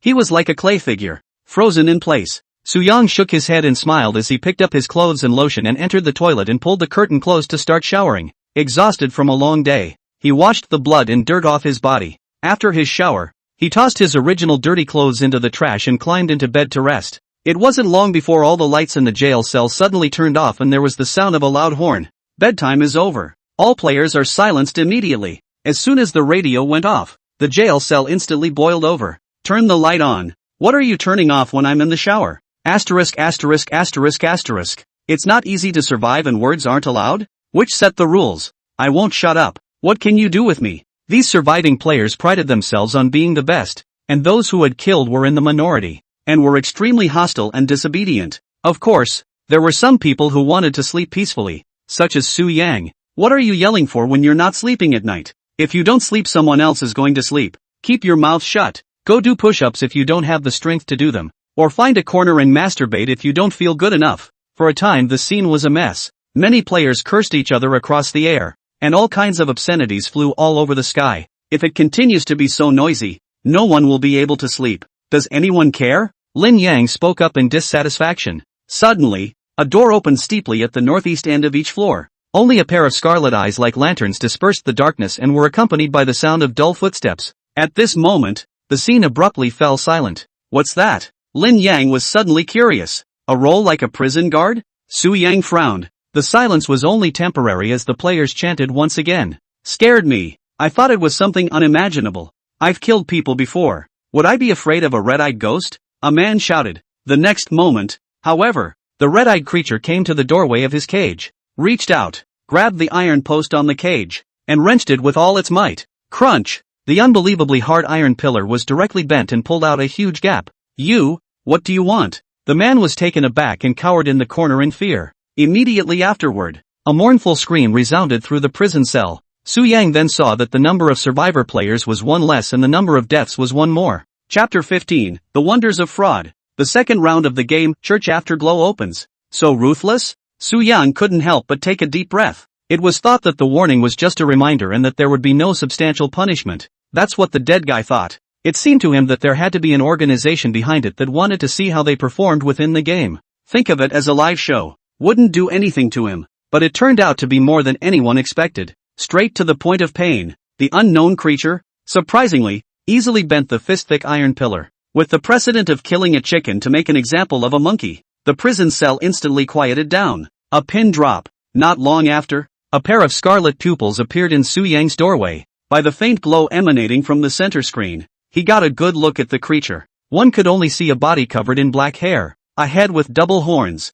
a height close to 3 meters, and a strange smell emanating from it. A cow? Su Yang's pupils shrunk slightly. Upright cows, to be precise. All of his limbs ended in cow hooves, his muscles towering high, and his nostrils spewed out 2 streams of mist between gasps. Su Yang's exclamation seemed to have violated the silencing rule, and the bull demon stopped abruptly in front of the cage and slowly turned around. At this moment, Su Yang saw those scarlet eyes blazing more and more. Those who violate the rules, kill. The bull demon spat out human words, and both hooves suddenly pressed against the iron pillar. What? Su Yang's breath hitched, and the hairs on his body stood on end. The game of death wasn't even as scary as this bull demon. If it came in, Su Yang was bound to die. Seeing it exerting itself violently, Su Yang had a bright idea and whispered, "I didn't say anything. Fraud talent activated successfully. Administrator, action cancelled." As expected, the bull demon made a movement and slowly turned around to continue its patrol. When it was far away, Su Yang let out a long breath, panting heavily, his back completely soaked. Seeing this, Lin Yang hurriedly whispered, "What was the situation just now? Why did you suddenly leave?" "I guess it's a guilty conscience." Su Yang casually found a reason to excuse himself. Demons have a conscience too? Lin Yang was puzzled. Su Yang's heart was pounding as he suddenly realized that his talent could be used not only in the game. Even outside of the game the same applies. If talent use needs to define a range, then all players within Prisoner 881 are targets. More than half the people didn't hear me when I spoke, so when I said I didn't speak, they believed it by default. Can this directly affect the rankings? Su Yang's heart fluttered as he lowered his voice and said, "I'm number 1 in jail cell 881. Spinning around, he looked up at the screen, only to find that nothing had changed. No? Su Yang pondered. He saw this and had a vague guess in his mind. The first place is an established fact and well known by all players, so there will be a case of lying and not being believed. I have a pen." Immediately after that, a pencil immediately appeared in Su Yang's hand. "I have a notebook." The laptop came with it. Su Yang immediately came into the spirit and brightened up. "White Peach Blossom is sleeping in my bed. Can't I?" Su Yang did not get discouraged and continued. "Habe Colorful Flower sleeps on my bed. Matsumoto Ichika sleeps in my bed." Su Yang slapped his head and laughed to himself. What am I fantasizing about? He suddenly remembers that people from all over the world have been kidnapped into it. Accordingly, these famous stars must be in jail. Therefore, this in itself does not constitute what is called lying. I have a tank. I have an airplane. I can punch through a cage. I'm Wolverine. Still can't do it? Su Yang rubbed the corner of his eyebrows. Eventually, after hundreds of attempts, he came to a conclusion. Lying has to be based on some foundation, or some rule. In the first place, for example, in the game he can just change the face of the cards and change the position of the bullets. These are built within the player's perception. 2 people playing Liar's Tavern adds up to 10 cards, while the total valid cards are 11. So it makes sense. The bullets themselves can be removed at will. Loaded. And changing bullet positions is reasonable. In other words, as long as Su Yang was tongue-tied and constructed a brand new setting and perception that would be acceptable to the players, then the lies he told can come true. So, when all the players have seen how powerful the bull demon is, it's possible for me to lie again to be true. Su Yang thought darkly. But there's a question. Are there administrators present in other jails? Su Yang, what are you gabbing about at night when you're not sleeping? Lin Yang asked, rubbing his sleepy eyes. It's fine. Go to sleep. Su Yang tucked the quilt back on and lay down on the soft pillows and closed his eyes. The game opens in 3 days. and he's starting to look forward to it. 3 days is a long time to say the least. During this time Sujin was planning for the next game of death and figuring out how to maximize his natural advantages. It's hard to come to a conclusion by thinking in your head. You'll just get more and more wrapped up in it. Ideas are much clearer when you put pen to paper. One day Lin Yang asked Su Yang where he got his notebooks and pens and why he didn't have them. Sujin said it was given out in the life bundle. Lin Yang then spent a whole half day going through it, but couldn't find it, cursing the administrators for treating it differently. Finally he watched in shock as Sujin pulled a brand new notebook out of a large gift bag. The rest of the day, besides eating, sleeping, and exercising, is spent listening to the big smartasses in the jailhouse spacing out. As the time for the opening of the game of death drew closer, the atmosphere inside the prison cell became tense. The original scolding of the few regulars lay down. No longer shouting. Silent recuperation. It is worth mentioning that the woman in the cage on the right side of Sujin never showed up, except to lie on the bed. Potty breaks and showers were picked most of the night when the lights were out. Quite a mystery. Several times he struck up a conversation and asked what game she played. The responses were greeted with silence. Finally, at the sound of a bell, the familiar broadcast reappeared. The second round of the game of death begins. Game name, Church Afterglow. Passing condition, kill all players of different camps or complete the identity mission. Passing reward, 300 points. Number of players in this game, 16. Game starts in 10 minutes. Coming. Su Yang tore off the 10 pages of notes he had written and kneaded them into a ball and threw them into the pit to rinse them off with water. Good luck. Lin Yang waved. What's your game? Sujin tried. It seems to be called something like Ghostly Shadows. It sounds like the name is quite mysterious. It must have something to do with ghosts, Lin Yang said frankly. At that moment, the woman on the right spoke up. You're so stupid, telling people everything. She finally got out of bed. Standing at Su Yang's angle and looking at him, he could only see half of the side of his face. I don't know the exact face value, but it should be quite pretty from the silhouette. What are you afraid of? It's not like he knows my talent, right Su Yang? Lin Yang raised his chin. Sharing intelligence is beneficial for us to understand this change of heart. Su Yang nodded. That's right, if we are divided into the same game, we can still take care of each other. Lin Yang was very approving. The woman snorted. And what if the pass condition is to kill everyone? Su Yang and Lin Yang were silent at the same time, then looked at each other and said in unison, never be soft. Chapter 16 Your status is dorky bird. Watch out for everyone. Welcome to Church Afterglow. Dang dash. The sound of a dull bell rang out unexpectedly, reverberating long and hard. Once you're back in the game, you're back in the game. Su Yang was not a new recruit and no longer panicked when he encountered unfamiliar surroundings. He looked around and realized that in front of him was a square with a huge fountain standing in the center. The water rushes, and the setting sun pours down on the old city, reflecting a golden color on the marble tiles and cobblestone pavement. The large trees along the roadside look like guards, quietly standing by the resting chairs. The overall style seems to be medieval English, with ornate architecture and vines climbing up the walls. The air was peaceful and hushed with the scent of flowers. Around Su Yang stood 15 people, 8 men and 7 women. Their first moments were likewise spent surveying the environment, thinking of adapting as quickly as possible.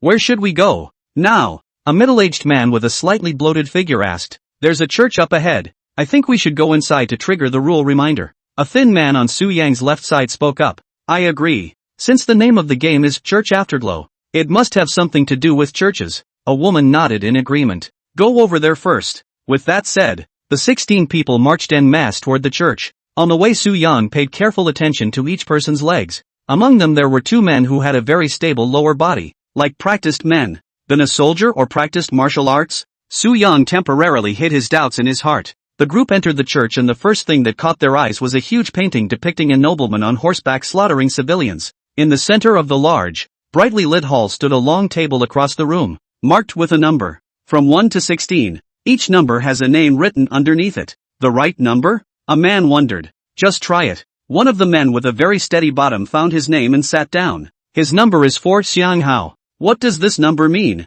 Is it difficult to solve the puzzle game? The skinny man found his seat and sat down. Don't you guys think this is a lot like werewolf killing? Sit down for the meeting and speak in order of number. A girl with soulful eyes smiled and sat down. It doesn't take this many players to kill a werewolf, does it? That's 16. Maybe it's a game similar to Werewolf Kill? Su Yang said in a slow voice. He wandered around and finally found his place at the end of the table, facing the end of the hall. Number 8, Sujin. In the crowd, a middle-aged woman with a plump and fat figure sat down next to Su Yang and said, Werewolf killing, this kind of game is what you young people play. I've never played it. Will it be difficult? She's number 7, Kong Feishue. At this time, a young man on the other side of the table wearing a white tee given within the life gift pack laughed. Don't worry sis. I'm an expert in werewolf killing. I'll take you to play, and I guarantee that you'll be able to get started quickly. Giggle. Little brother has a sweet mouth. Kong Feishue let out a delicate laugh. Needless to say, she had the best looks out of the 7 women.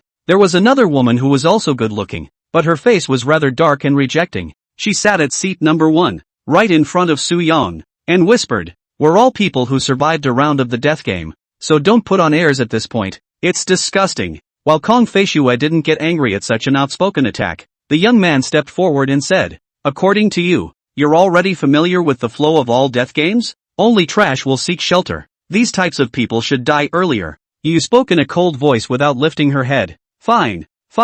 I'd like to see how many rounds you can survive." Johan's face was suddenly unable to hang on. Xiang Hao glanced at her name. You, right? It's normal for people to ask about the game process if they don't know about it. Why be so aggressive? Yu was like a thorny rose, not giving an inch, and also looked at his name. Xiang Hao, right? We're all going to kill each other later anyway. So instead of sympathizing, why don't we just point it out early, so that some people's saintly hearts don't get the best of them and affect the camp's victory? When these words came out, Johan became furious. Who are you calling a holy mother? Speak clearly. Whoever I say knows in their heart. You looked as normal and said in a slow voice, "What? Miss Jo code name is seated? Miss?" The corners of Su Yang's mouth twitched slightly. This kind of damaging words and techniques were rare to see. The game hadn't even begun before the attacks were pulled full circle. And Yu's type of person must not be pleasant in the real world, but it must be the most selfish and the easiest to survive in a game of death. Johan angrily got up and pointed at her,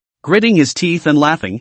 "I don't know you well. You'd better be glad not to fall into my hands. I'm tired of hearing such a low-level threat, and all the people who said that died in my hands." Yu raised her eyes to look at him. The eyes were full of killing intent, like winter demons. Chilling. The atmosphere of the scene quickly solidified, and the middle-aged fat man rounded off the scene by saying, "We should all be in jail cell number 881 here, right? Let's talk about our respective rankings." However, no one responded, and the fat man didn't feel embarrassed and took the lead in introducing himself. "My current point total is 150, ranking 3762. Xiang Hao, total points 160, ranking 1876. Johan, 160 total points, rank 1888. Kong Feishue, total points 180, ranking 523. Hiss. The crowd couldn't help but suck in a breath of cool air. This beautiful woman who seemed to have her hands out of the water actually had such high points? Johan was even more surprised. He had just said that he would take the other party. The feeling that others were even more powerful than him. What's wrong? Are 180 points high? Kong Feishue looked puzzled. Su Yan looked at Yu and said with a smirk, "There are even higher ones. We have a ranked 11th person here." "What? Who? Wouldn't ranking 11th be 200 points? The crowd followed Su Yang's eyes and said, "It can't be possible, can it? What's so surprising? It's not like I'm the only one with 200 points. He is too." Yu looked at the 16th player, Sun Wei. Sun Wei was an ordinary-looking boy, about the same age as Su Yang. He just waved his hand coyly in the face of the surprised looks thrown his way by the crowd. Looking at it this way, there are both high and low point players, and game matching is presumably not related to points. Fatty said, "Who cares? Just do it." Johan was particularly expressive, wanting to interject anything, especially after realizing that he had fewer points than Yu. His self-esteem took a big hit. Desperate to get his face back, a few moments later, an envelope suddenly appeared on each person's desk. It should be a game hint, Fatty speculated. Su Yang opened the envelope and took out the paper inside. Before viewing it, he scanned the state of those present. After all, if he had Zhao San's talent of being able to spy on others as a forewarning, he had to be extremely careful. However, after looking at the paper for half a while, and realizing that the guys were carefully studying the contents of the paper and did not make any extra moves, Su Yang then put his heart down. However, when he looked down, a line of large blood-red letters came into his eyes. "Your identity is Dorky Bird. Watch out for everyone. No. 17 The Lonely Camp. Worthless and meaningless face posting. I'm a dull bird?" Su Yang's face turned odd. There's something about that status that just doesn't sound very smart. What does it mean to be careful of everyone? He's in a separate camp? With that, the paper continued down the page, describing the rules of the game. The camps are divided into human, werewolf, and neutral. Humans need to complete all daily quests issued in the church to win. Or kill all werewolves and falcons/pelicans. Werewolves need to kill all humans and falcons/pelicans to win. Or they can complete exclusive werewolf quests to gain the trick or treat skill. Neutrals have their own missions. See the status description for details. Every night at 9 o'clock there will be a bell reminder. During this time you can enter the church to rest until 7 o'clock the next morning, during which time it is a safe time and no one can be hurt. When a body is found, there is an option to call the police. After calling the police, all players have to meet inside the church within half an hour. During the meeting, the alarmist will be the first to speak, followed by a numbered turn, with a 1-minute limit for each speaker, and a voting session at the end. Each player will be selected after a 3-second countdown in the voting session, and failure to do so means abstention. Player with the highest number of votes eviction. Now, please begin your carnival feast. The text ends abruptly here, and the letter steeples into ash and drifts away. What is the mission of the nerdy bird? Su Yang was suddenly curious. From the name, this is categorically not a human camp. A werewolf would be even less likely. What kind of nerd is a wolf? So that leaves the last neutral camp. The rules say that neutrality has its own mission, and completing it counts as a victory. Su Yan looked at the expressions of the other people on the field and realized that they were contemplative, nervous, and calm. The big guys got their identities, right? Where do I see the daily quests? Fatty asked. Let's read the identity introduction first. I'm still a bit confused. Johan proposed. The congregation nodded in agreement and then made their way to the stone monument at the end of the church. It is inscribed with the abilities and descriptions of each identity. Humans, justices, sheriffs, Canada geese, lovers, engineers, detectives, birdwatchers, politicians, adventurers, avengers, starseekers, undertakers, werewolf, professional killer, mute, assassin, snitch, party, invisible, serial killer, shapeshifter, exploding king, bird-eating duck, neutral, falcon, dull bird, vulture, dove, pelican. That's not right. It doesn't say how many wolves and how many neutrals it has on here. Xiang Hao was puzzled. If it's a board of 16, there should be 3 wolves and 3 neutrals. So few werewolves? Then the werewolves' chances of winning feel like they'll be small. Johan pondered. Yu cast a sidelong glance at him and said lightly, "Isn't a small wolf win a good thing for the good guys? You're a wolf, aren't you?" Johan's face sank upon hearing this. "Don't spit blood here. I'm just spitting off the cuff. I don't mean anything else." However, the expressions of the people on the field looking at him were quite complicated. There was a hint of weirdness caught in the background. Panic flashed in Johan's eyes, and he hurriedly explained, "I'm really not a wolf. Heaven can tell. If I were a wolf, my whole family would go out and be traumatized to death. We're all playing a game with our lives. Do you think this kind of retarded swearing is useful?" Su Yang suddenly spoke. "Besides, your whole family might have died out a long time ago. Who knows?" "Say that again." Johan's eyes instantly turned red as he grabbed Su Yang's collar and angrily said, "Your whole family is the one who died." Su Yang pushed him away with force and straightened his messy clothes. "I hate face-painted players. Your defense is meaningless. You'll find out whether I'm a wolf or not sooner or later. And when that time comes, I hope to see your repentant expression." Johan snorted coldly. Xiang Hao glanced at the introduction and asked, "Werewolves shouldn't be able to know each other's identity, right?" "That's right." Fatty nodded. "In that case, wouldn't it be over if everyone exploded their respective identities now?" Kong Fei Shue said. "No way." Yu was the first to veto, pointing at the stone tablet. "There are ticked identities and question marks on this." "Explain what?" Kong Fei Shue was curious. "If I'm not wrong, the ticked ones are the identities that are bound to appear, and the question marks are the possible ones." Yu pointed at Assassin and continued. "Assassins are ticked, which means each of us can't reveal our identity or we'll be killed." The crowd looked on in unison. Assassin, 2 chances per game to make a kill by correctly guessing the exact identity of a player during a session, and eliminating yourself if you guess incorrectly. "I see. The explosive king is also playing hooky, so we can't bunch up?" Xiang Hao pointed to the bottom of the stone monument. "Blast King can place bombs on other players. Good people have 4 ticked off identities." Fatty said. "Sheriff, maintains order and enforces justice. Can kill any player? If the kill is a good guy, the sheriff is eliminated. The righteous one, with the sword of righteousness, he cuts through evil and can kill any player without consequence. Canada Goose, when killed by a werewolf, the slayer will automatically call the police after 1 second. Avenger, if you witness a murder, you can gain the ability to defeat others for a short period of time. There are only 2 neutrals." Su Yang spoke. "Dull bird, voted out by the other players will win the game. Vultures, eat the eyeballs of 5 murdered people to win. And if another player finds out and calls a meeting, the bodies are removed. The assassin is present and cannot reveal his identity. The bomb king is present and cannot be bunched up. I suggest that the two of them go together. If either side is missing,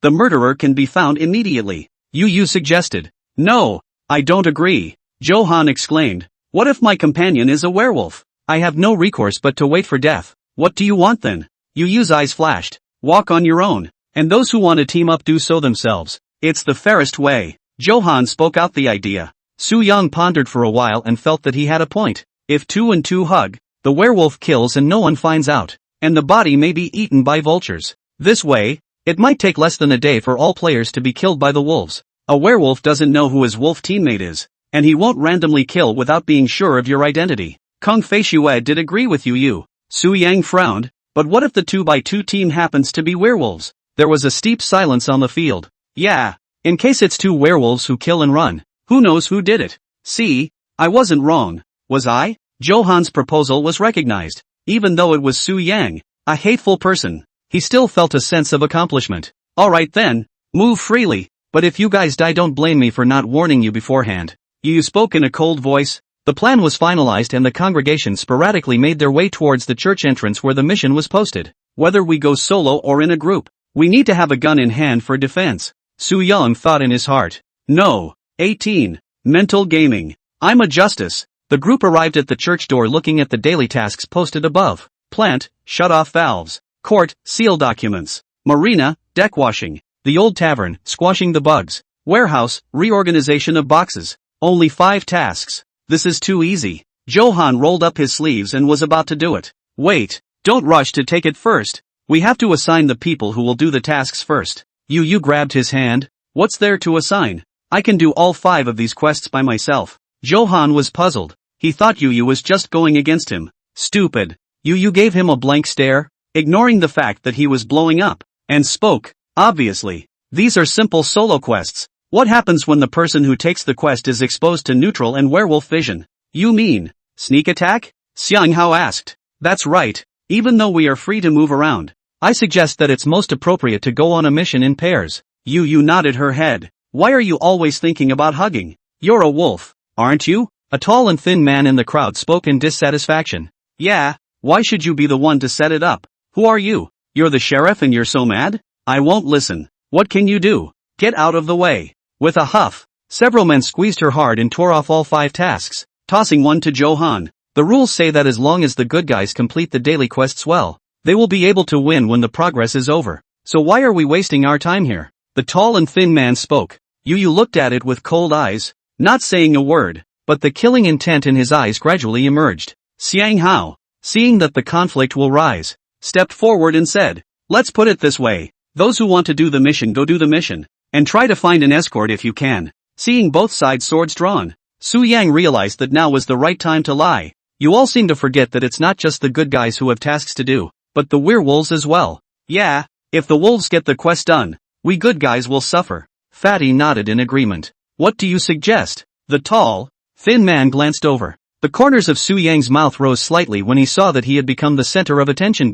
Now, it's his turn to perform. First of all, the werewolves themselves aren't sure what their mission is, so they'll go on an active search, with a high probability of being a hidden wolf on the first day. Secondly, every neutral has their own mission, so they will secretly stir up the waters and disrupt the times. The more people there are, the more chaotic it gets. And the only thing that will be delayed if we continue to make so much noise is our good people's time. When the words came to this point, Su Yang gave a beat and took the initiative to receive a task from the tall and thin man. So, Kung Fei Shue said with interest. I'm Identity Bang Bang Hard. Come 2 good guys to do the mission with me. Su Yang opened his mouth. When these words came out, the crowd's demeanor varied. They didn't expect that Su Yang would directly reveal his bottom card. You have a gun? Yu's dark face was exposed to the setting sun. A hint of suspicion surfaced on her delicate face, and it was clear that she was skeptical. Of course, since it's dangerous for 2 and 2 to walk together, it's better to travel in 3s, and if there's a head wolf mixed up in the middle,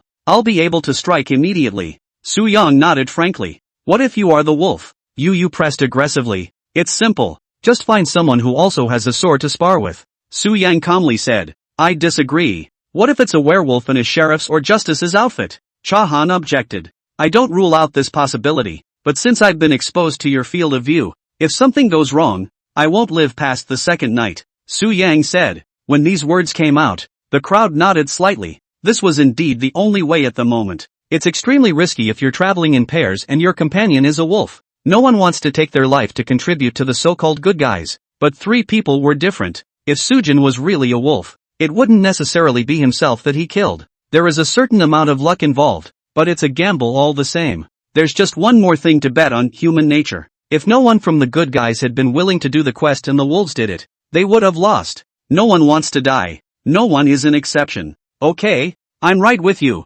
Yu nodded and walked into the church. No one else is allowed to come in. Come in and be beaten as a wolf. Inside the church is a safe zone where no one can be killed. Sujin entered after her ass. Sure enough, judging from Yu's behavior and expression, there was no doubt that she was a good person. Offline werewolf killing. Sip not only the speech, but also the other person's demeanor and eyes when talking. Yu fits every aspect of good guy status. Positively hairy and evil. Therefore, Su Yang was not surprised in the slightest when he heard her say that she wanted to spar with the sword. The two came to the table and stood 3 meters apart. Say, your identity is hard. How hard? Yu was the first to ask. How should I answer you if you ask that? Su Yang raised an eyebrow. Yu gazed at him for a moment and snapped. Let me ask it another way. Are you hard all the time? Or just a little? Or maybe it's hard when it should be hard and soft when it should be soft? I won't tell you directly. If you're an assassin, then won't I be dead? Su Yang asked rhetorically. Then how do you want to take on the sword?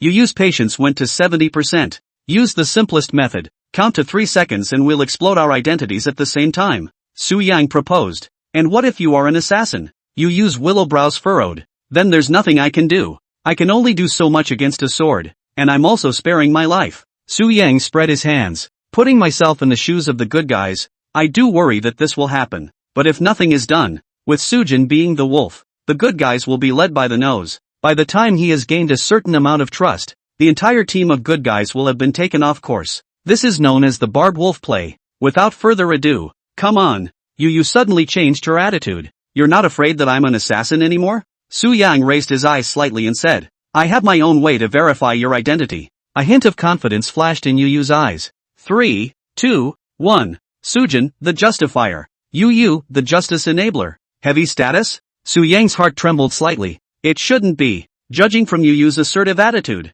she was bound to be in a position where she could lead strongly with a gun. There are no options other than sheriff. Not waiting for Su Yang's heart to palpitate, Yu actually nodded and patted his shoulder to head out. Go out. Su Yang had an odd look on his face as he looked at her swaying silhouette and came to a realization. I see. She is also making up her identity. Su Yang realized. Now he could be 100% sure that Yu was the sheriff. However, Su Yang was curious as to what her so-called means of being able to verify her identity was. The two of them returned outside, and Yu immediately welcomed many curious gazes. She nodded in the face of Hitchhiker's Hope. When these words came out, the crowd was slightly shocked. He really has a gun. I guess the two went at it without conflict. Great. We good people are saved. The fraud talent was activated successfully. Obtaining Browning 1911 Pistol *1. Chapter 19 Fraud Success. Pistol in hand. Some people are happy and some are not. The tall, thin man burrowed out of the crowd and said aloud. How do you prove you're not a wolf yourself? What if you two are wolves? I can't prove my identity for now, but I have a way to prove his identity. Yu said in a clear and cold manner. What way? In the next moment, Yu fiercely grabbed Su Yang's shoulder, her pupils shooting white light. It was like an X-ray that shone up and down his body. As the crowd watched, the gun hidden in the body was seen. Asterisk. What kind of talent is this? Even weapons can be illuminated. Fatty was startled. Believe it now? Yu asked. It's just a gun. Can't see much. The tall, thin man remained stubborn. Are you paranoid? If you're afraid, get yourself to the church and turtle up. Don't come out for the rest of your life. Su Yang couldn't bear it anymore. Even a clayman has 3 firearms. This guy keeps saying he's a wolf. Obviously trying to screw him over. These are people who are either retorting personalities or cowards. Of course, there are 2 other possibilities. Wolf or neutral. Standing here for 10 days and half a month won't be able to dish it out. Since you two have guns, let's find another person to do the mission. Xiang Hao said. I don't have a problem with that. Yu nodded slightly. Add me one more. Sun Wei volunteered. Su Yang was quite surprised that he took the initiative to come forward. Being a top 100 player on the leaderboard, you must have a couple of tricks up your sleeve. But he never made a comment from start to finish, just stood silently in the crowd. Don't want to beat yourself into the spotlight position? Su Young thought to himself. Contrary to him, what Sujin wants is to make himself the focal point bit. The more you jump, the more likely you are to be noticed and observed. This makes it easier for him to be voted out in the voting session. Alright, those who should do the quests do the quests. The others go find food and water, and go back to the church at 9 p.m. to rest. Xiang Hao said. The tall and thin man still wanted to say something, but Su Yang slammed his shoulder hard, knocking him halfway around in place. Uing. The tall, thin man was just about to curse when he saw a blackened gun barrel. Beep again. I'll crash you. Su Yang's eyes were filled with killing intent. As the saying goes, a gun is faster at 7 paces, and a gun is faster at 7 paces. The tall, thin man was nearly scared out of his wits and ran away in a panic. Waste. Su Yang spat. Some people just can't be given a good face and have to be cleaned up before they're honest. Why didn't you just kill him directly? You coldly threw in a question. There's no need to waste bullets on a useless person. Su Yang responded. The speaker has no intention of listening. Sun Wei's ears twitched and his eyes flickered. The quest the trio picked up was to go to the warehouse to organize the chests, which, according to the map, was located on the south side of the town, near the docks. So, with the salty sea breeze, they quickly found the location of the warehouse. Just pushing the door open and walking in, I smelled a strong odor of foul sewer and decay. What the hell is this place? It stinks. Su Yang fanned himself and coughed twice. Yu looked at the cluttered, randomly placed boxes in the warehouse and spoke. The workload is a bit heavy. It's now 6:30 p.m. So if I do it early, I'll be able to rush back before 9 o'clock. Ladies first. Su Yang gave a gentlemanly salute. Yu gave him a blank stare and directly picked up the cardboard and formed a cardboard box, placing it on the corresponding shelf. Sun Wei smiled coyly and joined in the work without saying much. I should have known that I would have changed my mission. Su Yang shook his head helplessly and walked forward. The smell, this is no joke. Like hundreds of dead rats. Sujin was not afraid of anything else but the odor. I was just trying to stand up and show off, but I didn't realize I'd planted myself in the middle of it. It's worth it for a gun. At that thought, Su Yang gritted his teeth and started. These cardboards were stained with an unknown liquid and a pungent odor went straight to the head. Don't mention how sour. For a moment he suspected that the dip was corpse water. Su Yang slowly got it. Yu's hands were extremely fast, and she could finish one in 10 seconds. Sun Wei was not to be outdone and was only a few seconds slower than her. It took Sujin almost 30 seconds to get one done, and he ran out and threw up once on the way. In response, Yu just cast a disgusted look, as if to say, weaklings, how could Su Yang stand this? Hard to hold your breath to the death, but he held it in for a while, and couldn't hold it in any longer, and drew in a wild breath. The face was instantly green and purple. Vomit. The dislike in Yu's eyes increased. I haven't seen any male as delicate as you. Su Yang dragged his heavy body back to the warehouse and waved his hand. It really stinks. It stinks a bit, but you're exaggerating. Yu sniffed her hand and felt okay. Acceptable. You've smelled the stinky socks, haven't you? It stinks 10 times worse than that. Su Yang was completely convinced. This job just wasn't a human job. Not to that extent. Yu's brain flashed, and with a scrutinizing look on her face, she said, are you not wanting to work? And are you deliberately making excuses? Big sister, am I that classless? Do I look like that kind of person? Su Yang touched his face, feeling much more haggard. Very much so. Sujin. Never mind. He didn't want to argue about anything. You can't generalize from one person to another in terms of fitness. I'm going to the restroom. Sun Wei whispered. Go on. Come back early. Someone is slacking off. We both need to do more. Yu nodded. Su Yang leaned against the door with a dirt-colored face. Sun Wei clutched a tissue in his hand and hurriedly left. Looking at the anxious look, it seemed to be about to burst out. Diarrhea? Su Yang seemed to feel the end. What's wrong? Yu asked. We're eating uniformly distributed food, right? Su Yang frowned. You're thinking too much. How normal it is to have a tummy upset. Come to work and cut the crap. Yu wrinkled her agitated nose in dissatisfaction. I hope. Sujin still felt something was wrong. When he stepped inside the warehouse, he miraculously realized it didn't stink anymore. I can't say it doesn't stink, only that the degree is reduced tenfold, to a point where it's perfectly acceptable. So, Sujin worked hard to get back to rest earlier. Yu took his performance in his eyes and nodded in satisfaction. After 10 minutes of this, there was a sudden gunshot from outside. Bang! Su Yang snapped his head up and looked out the door, then exchanged a glance with Yu and spoke. Go out and take a look. Aha! The two immediately ran out of the warehouse in the direction of the gunfire. Arriving at the site, I found many players gathered. Who died? Su Yang fixed his eyes and realized that the deceased was a woman. Her head was smashed and she couldn't see her face. "It's number 9 Su Ching," a person beside him said gruffly. Hearing a familiar voice, Su Yang turned his head to look. It was certainly Sun Wei. "Didn't you take A? Why are you here?" Su Yang was filled with suspicion. Chapter 20 Bodies appear. First meeting. 10 minutes is enough time for a lot to happen. If it's diarrhea, 10 minutes is sometimes not even enough. But strangely enough, Sun Wei actually arrived at the location of the corpse one step ahead of them. "Is there an undertaker on the scene? Come over for an identity check," Xiang Hao asked aloud. Yet no one responded. "Just call the police." One man bent down directly to touch the body. Dang dash. The sound of the bells rang through the town at night and traveled out a long way. Go back to the meeting." Xiang Hao walked towards the church with heavy steps. Yu followed closely behind, whispering as she passed by Sun Wei. "You'd better be able to explain yourself later." In her and Su Yang's eyes, Sun Wei had become the first object of suspicion. When the 12 stepped into the church, 2 people were already seated inside, Johan and Kong Feishue respectively. Where did the people die? Johan's face was grave. Your first reaction was actually to ask where people died instead of asking if someone died. Su Yang said leisurely. Nonsense. Shooting the police is definitely someone dead. Is there any need to ask? Johan exclaimed.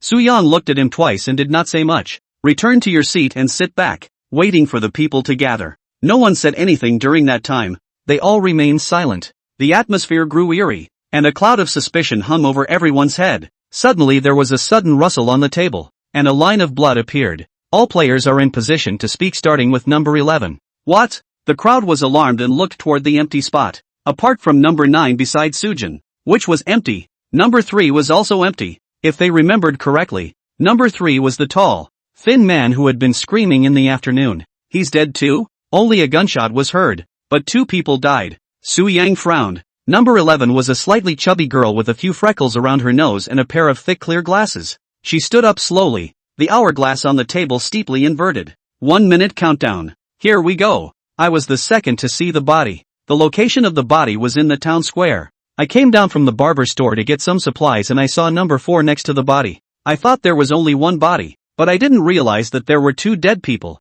And I remembered that number 3 had gotten into an argument with number 8 before. So I think that both number 8 and number 4 are suspected of murder. The slightly chubby girl sat down after saying that. When it's a player's turn to speak, the other players are banned and can't speak or stand up. They can only extract key information from the statements and analyze the killer. After no. 11 had spoken, it was no. 12's turn. A woman in a tight-fitting tracksuit with a diminutive figure and unimpressive looks. Bad speech 11. Who can prove that you went to the barber store? Why do you dare to wander around alone? Not afraid of being caught single by a wolf? She glanced at number 11 and continued. Also, since number 4 was the first to get to the body, did he see the murderer? If not, please explain why you stood there for half a day without shooting the police. Also, why and where did number 3 die? If anyone saw it, please speak up. 4, 8 and 11 are all suspect in my vision, at least neutral and below. When she finished she sat straight down. No. 13 Wang Yao rose to speak. No.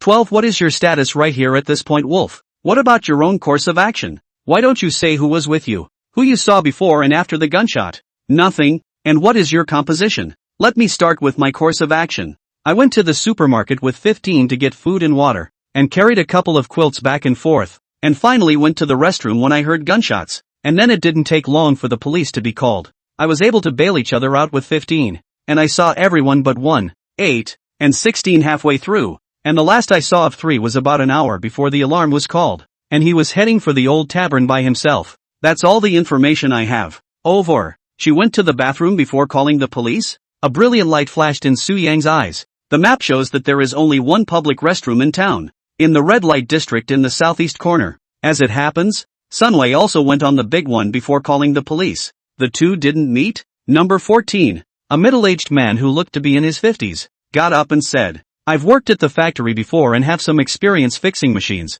I took the job of shutting off the valves at the factory and got it done for about an hour. I went to the bathroom on the way. I saw number 6 and we both said hello. I was drinking inside the old tavern before I called the police and I haven't seen number 3. Number 15, a petite girl, spoke. My message was the same as number 13. After moving her stuff she went to the restroom and I was at the door organizing food and water. I ran when I heard the gunshot. Sun Wei got up, looked at no. 13, and spoke. I arrived at the death scene at the same time as no. 2 and no. 10, and for the first 2 hours I had been doing tasks at the warehouse with no 1 and no 8, and I hadn't seen anyone in the middle of it. I went to the bathroom before calling the police, but I haven't seen 13. She's lying. After listening to so many of the previous speeches, I think 14, 4, and 11 all had ample time to kill. In addition, no 5 Johan and no 7 Kong Fei Shuat are also suspects. Yu glanced at Su Yang without a trace as she remembered the suspicions mentioned by the other party. At first, she didn't take it seriously, but when she saw Sunwei at the scene, she felt he was highly suspicious. Spinning around, he got up and said, 16 has a conflicting course of action with 13, who says he's been to the bathroom, and 16 says he's been there too. It takes 10 minutes to get from the red light district to the town square, and 5 minutes from the warehouse to the red light district. Excuse me 16, how did you get to the red light district and get on the big one before running to the scene in 10 minutes? I never left the warehouse with 8 and never saw anyone else. I think 16 is highly suspect. He didn't give a clear explanation. I'll vote him this round. It was the turn of no 2 Guobing to speak. One of those two men with a very solid chin. Only unlike Xiang Hao, he had a scar on his face and looked menacing. I don't have much information. I've been alone at the docks doing deck cleaning duties until the police were called. Water? Sujin hit the mark. Finally, it's no for Xiang Hao's turn to speak. He's been holding his tongue for a long time. I took a quest to squash bugs in an old tavern and did it in 10 minutes, then went back to the church to rest and sleep for an hour and a half. Woke up thinking I'd help out at the warehouse, and saw Nine's body as I passed through the town square. I didn't see who did it. There was no one around, and I didn't see anyone on the way there. The reason I didn't call the police first was because I was worried that someone would suspect me of knifing into Canada Goose. And secondly, I wanted to wait for the undertaker to come and do an autopsy. People who have been back to church can vouch for me, but I don't know why. I wasn't mentioned in their statements. Xiang Hao's voice was filled with aggression, but his tone was righteous. It was no 5 Johan's turn, only to see that he first swept a glance at Yu and Su Yang, and smiled coldly, with a look that there was only one truth. Although I wasn't there, number 4's speech was so righteous that I could recognize him as good. Listening to the round down, each is suspicious, but panning from the course of action. Things are simple. 2 people are dead, number 3 and number 9, and it's obvious that it was a two-man operation. Before the police were called, there were people in the barber shop, people in the old tavern, people in the factory, people in the red light district, people in the church, and people on the docks. Xiang Hao didn't see the murderer. He must have run off to a deserted place. Think about it, gentlemen, with people in the southeast, northwest, and north, which is the blind spot, and which happens to have 2 people with guns in the blind spot. The moment these words came out, all gazes swept towards Su Yang and Yu. It's obvious that the murderers are number 1 and number 8. Johan was decisive. Chapter 21 Johan is the dull bird? Voting is over and the loser is evicted. As the words landed, the eyes of the people looking at Su Yang and Yu instantly changed, for no other reason than that murderers are always to be reviled, especially the werewolves. Johan glanced at the hourglass. He still had time to speak, so he continued. Why did Su Yang dare to reveal that he had a gun on the first day? He undoubtedly did it to make an identity for himself. And number 1, who is she to dare take on an unidentified man with a knife? It looks to me like it's totally 2 werewolves taking on identities.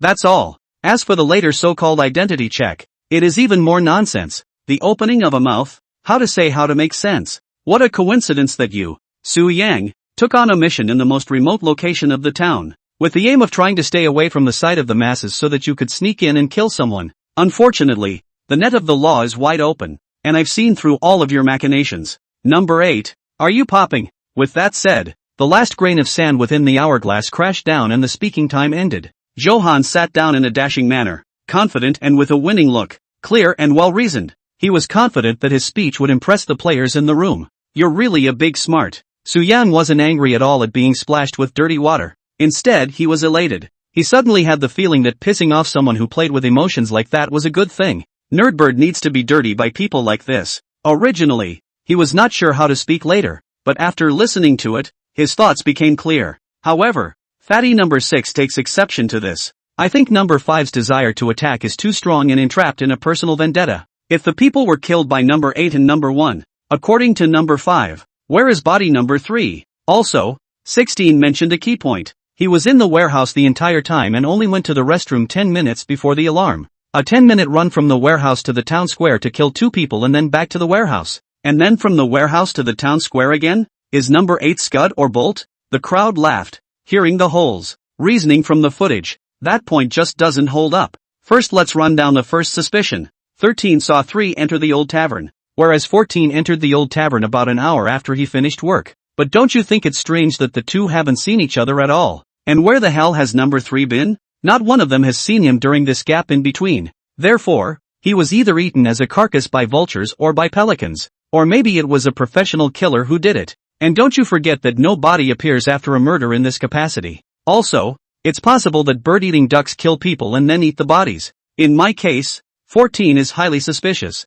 He is very likely to be the killer of 3. As for who killed 9, the fat man scanned the week and his eyes settled on number 4. I think number 4 is the most suspicious. The speeches are over and it is the turn of No. 7 Kong Fei Shui. She swayed her voluptuous figure and rose, her eyes as full of flavor as the spring water on earth. I said when I started that I wasn't too good at this type of game, so I didn't go anywhere. I'd been doing missions at the courthouse, tried to go back to the church for a break after the mission, ran into number 5, and called the police. Well, let's see. I haven't run into anyone in between. I think I've seen number 2 passing by the courthouse entrance. That's all the information. Over. It was finally Su Yang's turn. He was the end bit speaking and was marked by Chauhan as a werewolf again. His statement is therefore of crucial importance. The eyes of the whole room focused on this. Su Yang stood up and said righteously, "Cannot be out of the one iron good. I have been in the warehouse with her. Have not been anywhere, much less constitute a suspicion of murder." This speech of number 5 is pure cerebral palsy,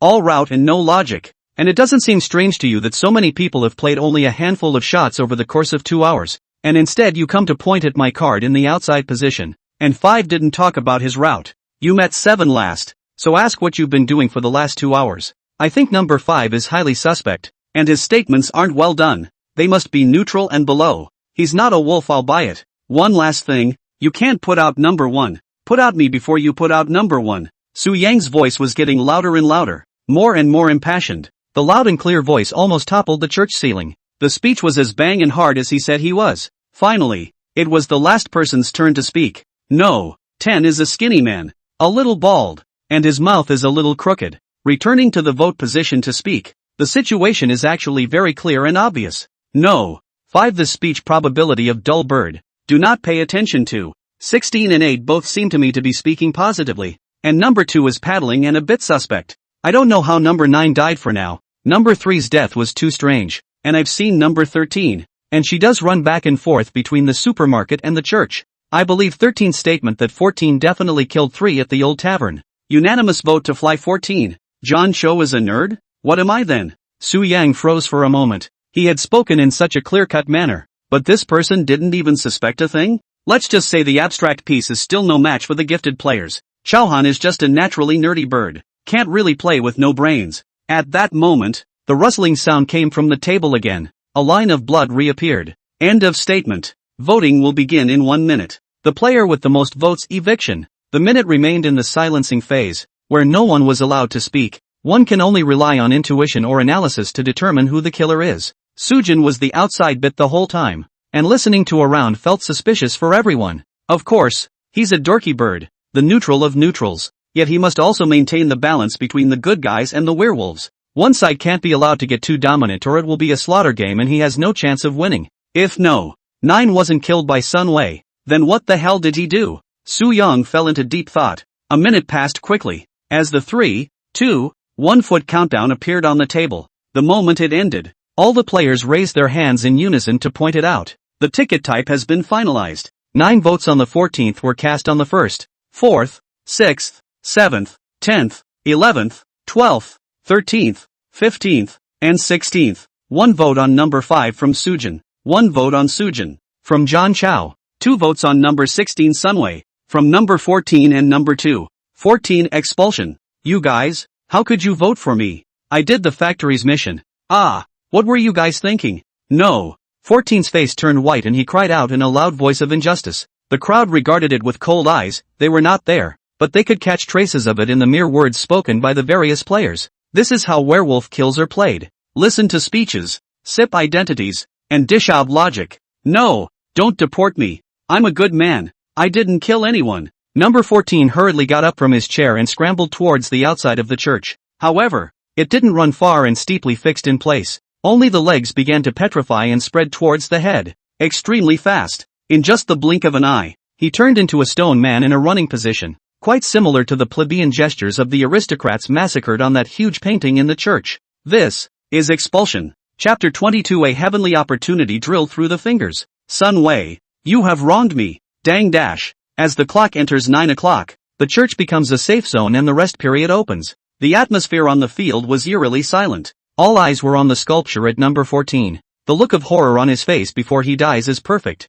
He was expelled. Xiang Hao spoke in a deep voice. Well, there's a high probability that he's the murderer. Yu nodded. If he's the killer of number 3, then who really killed number 9? The thin man asked. 10 people returned votes for number 14, but he only shows 9 votes on him, which means the pelican or falcon is still present. Fatty frowned. Yu stared at Sunway with a deadly gaze. There's plenty of time to speak now. Can you explain the movement of those 10 minutes now? I went to the restroom, but didn't go to the big one. Sunway spoke up. What do you mean? So what were you doing in the bathroom? Looking for? Johan jumped out and asked. Dull bird, shut your mouth and listen to him. Fatty said impatiently. You're the ing dull bird. I'm the good guy. Johan immediately jumped to his feet. Sunway deliberated for a moment and looked at Su Yang. Wanting to speak, Su Yang looked puzzled. Why are you looking at me? What's your diarrhea got to do with me? I saw you coming out of the harbor at the red light district, so I changed my mind temporarily and followed you to see where you were going. Sunway spoke. The words came out like a heavy bomb. The crowd's eyes snapped open in surprise. I was right, wasn't I? You really are a murderer. Johan was so excited that his face turned red. Impossible. He hasn't left my sight. Yu was the first to come out and deny it. You two are a gang, conniving and harboring each other. Johan bit out. Yu ignored it. She rightly thought that Johan was barking. Sunway mused. I also find it strange. I'm sure I can run from the warehouse to the red light district faster than Su Yang bypassing the docks and coming out of the harbor. But it didn't take me long to lose them. And then I heard the gunshots. There's no need to ask. He definitely has a talent for acceleration. Johan exclaimed. Docks? Su Yang raised an eyebrow and looked at Guobing number 2. As I recall, you said you've been doing missions at the docks without going anywhere,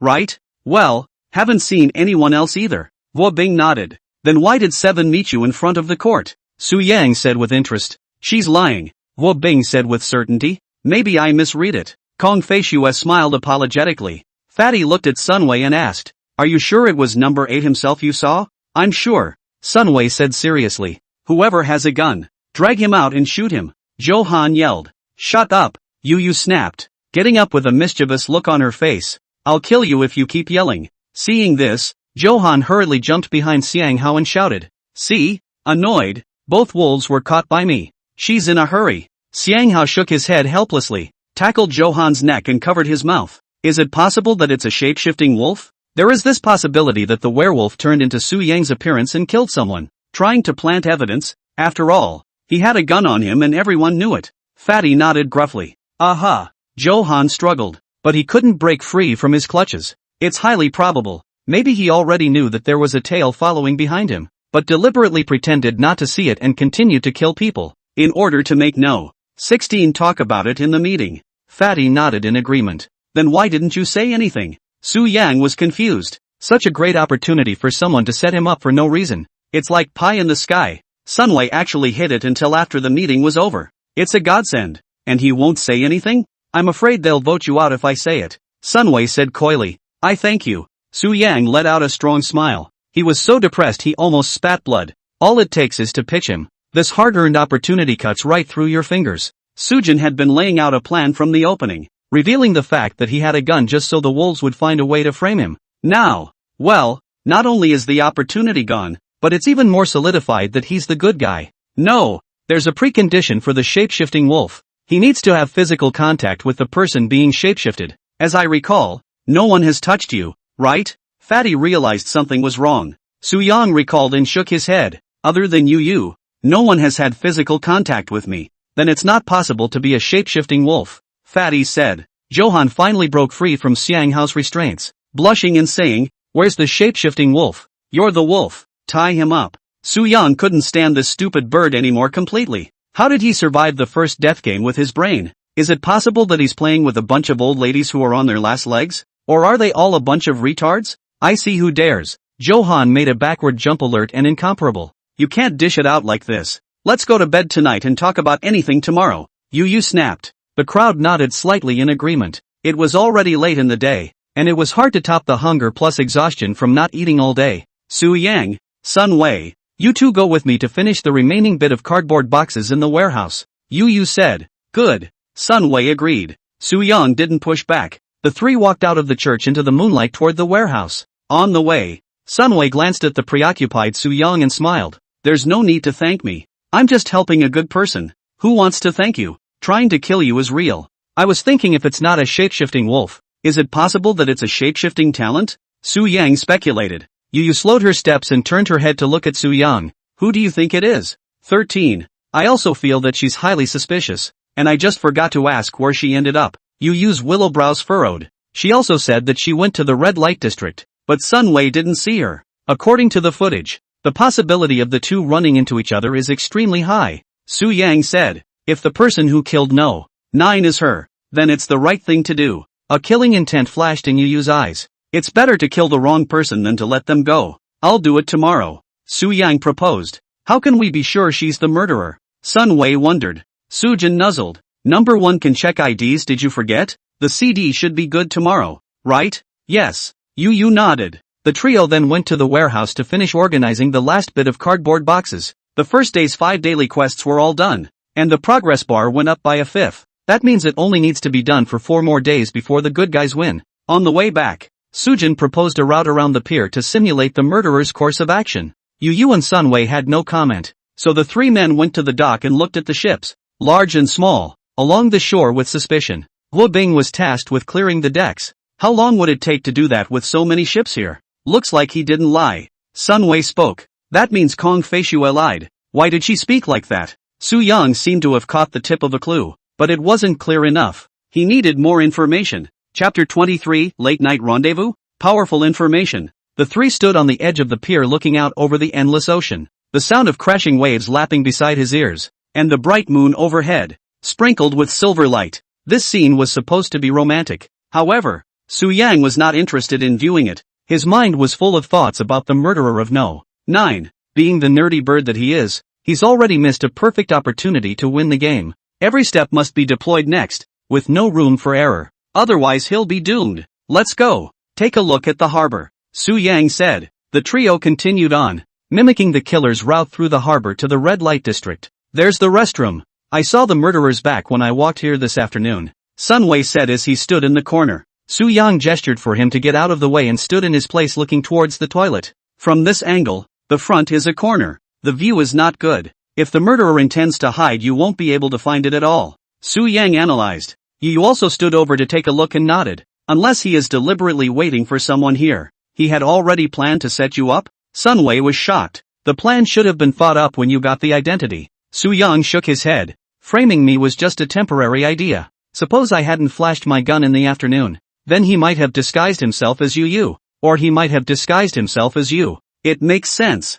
If he succeeds in his frame-up, he can totally jump for a gun-carrying identity and take Yu again. Sun Wei stroked his chin. That's right. Yu and I are bound together. If I'm a wolf and I'm recognized as a murderer, then all the players who are doing the quest with me won't be able to escape. Su Yang nodded slightly. What a devious scheme. He wants to get the 3 of us killed. Sun Wei's back went cold at the thought of the consequences. Su Yang unveiled the conspiracy little by little. He found that the murderer's mind is extremely deep. This time the trap cannot be set up. Surely we'll continue to think of ideas. Werewolves want to win. And besides killing people, making the good guys implode is an excellent way to do it. If they really get their way, the wolves won't even have to do anything for the good guys to kill each other and reap the benefits. If Sun Wei reveals this matter, I will be carried out of the bureau. Yu is also difficult to get out. The good guys drop 2 guns at once. Basically can be judged negative. Su Yang said. 14 If the wolf walked, there are 2 other wolves and a neutral that can kill at the scene. Yu's willow brows furrowed.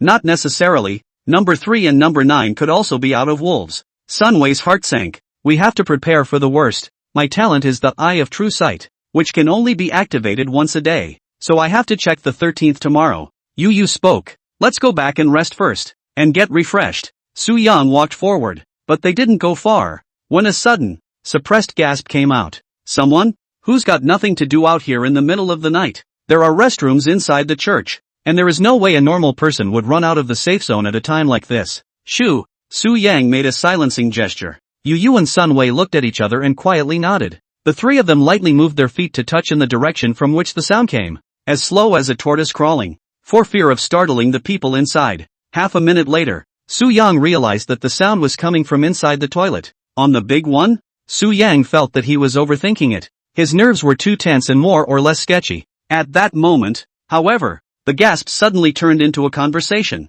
And a man and a woman at that. Stop! What did you just yell at me for? The woman was deliberately lowering her voice, but the questioning tone could still be heard. Yu-chan, put your mother's ass, you just clearly shouted flying snow. Don't think I didn't hear you. You even treat me like that, Tai? Chang Yuro was very angry. I just had a brain fart. Don't take it personally. The man smiled sarcastically. None of you men are good. You eat what's in the bowl and look at what's in the pot. That Tai charmed your soul away, didn't she? Don't think I didn't see it. During the meeting your eyes were glued to her. You like her so much, go find her. Chang Yuro gave a disgruntled grunt. How can she be as good as you? Look at this skin. You can pinch out water with a gentle pinch. The man hemmed and hawed. Look at your dead face. I'm not accompanying you today for free. You remember to protect me. A trace of disgust flashed in Chang Yuro's eyes, but she still smiled and opened her mouth. Don't worry. I learned kung fu from a teacher when I was young. Beating 3 white boys like Su Yang is not a problem.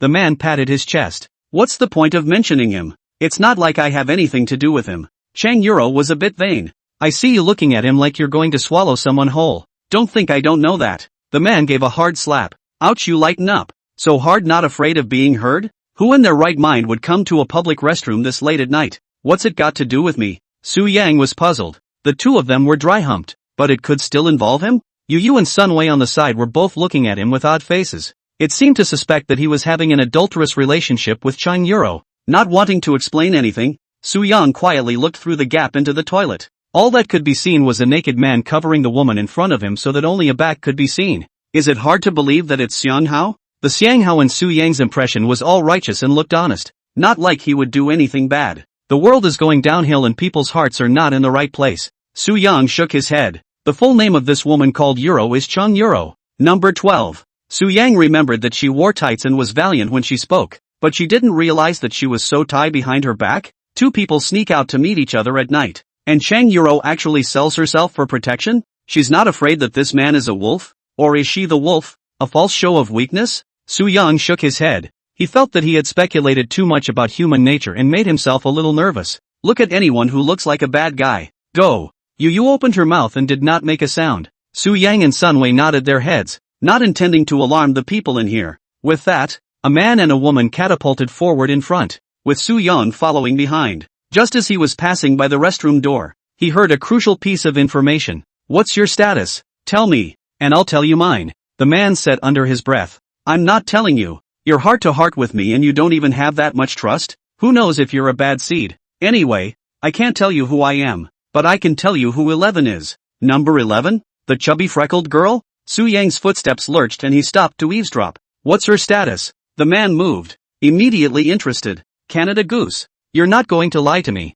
are you? I had a heart-to-heart with her this afternoon and she told me. No wonder she was hanging around the barbershop, trying to root for the crowd. The man's realization dawned on him. Come on, deadbeat. I'm sleepy. Hey. Su Yang listened for a little while longer and went forward after realizing that there was no message. So she's Canadian. Interesting. Chapter 24, an increasingly complicated situation. Confucius temptation. When the three returned to the church, they found the table covered with bottles of mineral water and bags left over from eating. Players lie down on cardboard and cover their bodies with blankets to rest. Just got back. Ha? Did you finish the mission? Xiang Hao, who had just finished his shower, wiped his hair with a towel. Done. Sun Wei nodded. Eat something. You guys have been hungry all day too. Xiang Hao left a sentence to organize the trash on the table. Sun Wei looked at his broad back and said, Brother Hao is quite warm-hearted. Yu laughed coldly, unimpressed, knowing people's faces and not knowing their hearts. I've seen a lot of people with faces that look like this. Sun Wei wanted to argue a few words, but recalling his own experience during the first round of the death game, he silently closed his mouth and walked over to the storage box to rummage through the food. What are you thinking about? Yu looked at Su Yang, who was in a daze. Nothing. Let's eat. Su Yang took a couple of breads and a carton of milk and sat down on the seat. As he ate, he glanced over to where the players were resting. A closer look reveals that there are only 8 of them. With the 3 of them, that makes 11 people. Just missing those 2. Su Yang swept past their faces and realized that a few of them had already begun to sleep peacefully. Fatty number 6 is staring at the ceiling in disbelief. No. 5 Johan and no. 7 Kong Fei Shui were next to each other, and their mouths did not know what jokes they were telling, making the latter giggle. Seemingly sensing the gaze cast, Kong Fei Shui stroked the tips of her hair behind her ears and threw a flirtatious look towards Su Yang. Fox charming girl. Su Yang found that her charm was worthy of the cover, and it was extremely lethal to a boy like Johan who was in his hot-blooded age. A single knit of the brows and a smile could charm him to death. After being mesmerized for 2 more days, Kong Fei Shui wouldn't even say the word no if she told him to go to hell. This kind of woman is dangerous, at least 10 times more dangerous than Guo Xiaoyun, subliminally indulging one's tenderness. Look at that look in Johan's eyes, hand-waving like a licking dog. Sun Wei quietly came closer to say bad words. Eat your bread, don't cricket people behind your back. Su Yang opened his mouth. I heard it all. You just called Kong Fei Shui a foxy, Sun Wei said with a serious face. Sujin. The eyes continued to sweep over and realized that Chung Yuro was indeed not in the church. Who is that man? Su Yang felt that no one was missing. Was it hard to hit a ghost? At that moment, he noticed Xiang Hao doing push-ups with his palms propped up against the cardboard. Seeing this action jolted back to the time when I first arrived in town. There were 2 people who were practicing. Guo Bing. Su Yang stood up with a loud bang, his pupils suddenly shrinking. Yu Yu and Sun Wei stopped their movements at the same time to look at Su Yang, who reacted greatly. What's wrong with you? Sun Wei patted him. I'm going to take a shower first. Su Yang threw the finished garbage into the trash can and walked towards the bathroom, turning on the shower to take a shower. Su Yang recalled the news he had just heard and his heart shook. When he spoke, Guo Bing was very scratchy, claiming that he had been at the docks on a mission and hadn't gone anywhere. Tonight he went to the docks to see that the task was indeed a heavy one. And the progress bar doesn't lie. He did complete the task. Kong Fei Shui said that she had seen Guo Bing in front of the court. A map of the town surfaced in Su Yang's mind. The courthouse is located above the bank, which is just west of the town square. If no 9 was killed by Guo Bing, then why would Sun Wei see someone who looks just like me? Su Yang was very confused. Can it be that 2 wolves acted at the same time? And one wolf saw the other wolf kill someone and then hid? Su Yang felt his thoughts getting more and more confused. No, if it's hiding, there are people in 100-meter radius. He can't hide. At this time, Su Yang suddenly remembered something and hurriedly dried his body and put on his clothes and ran to the center of the church to look at the map.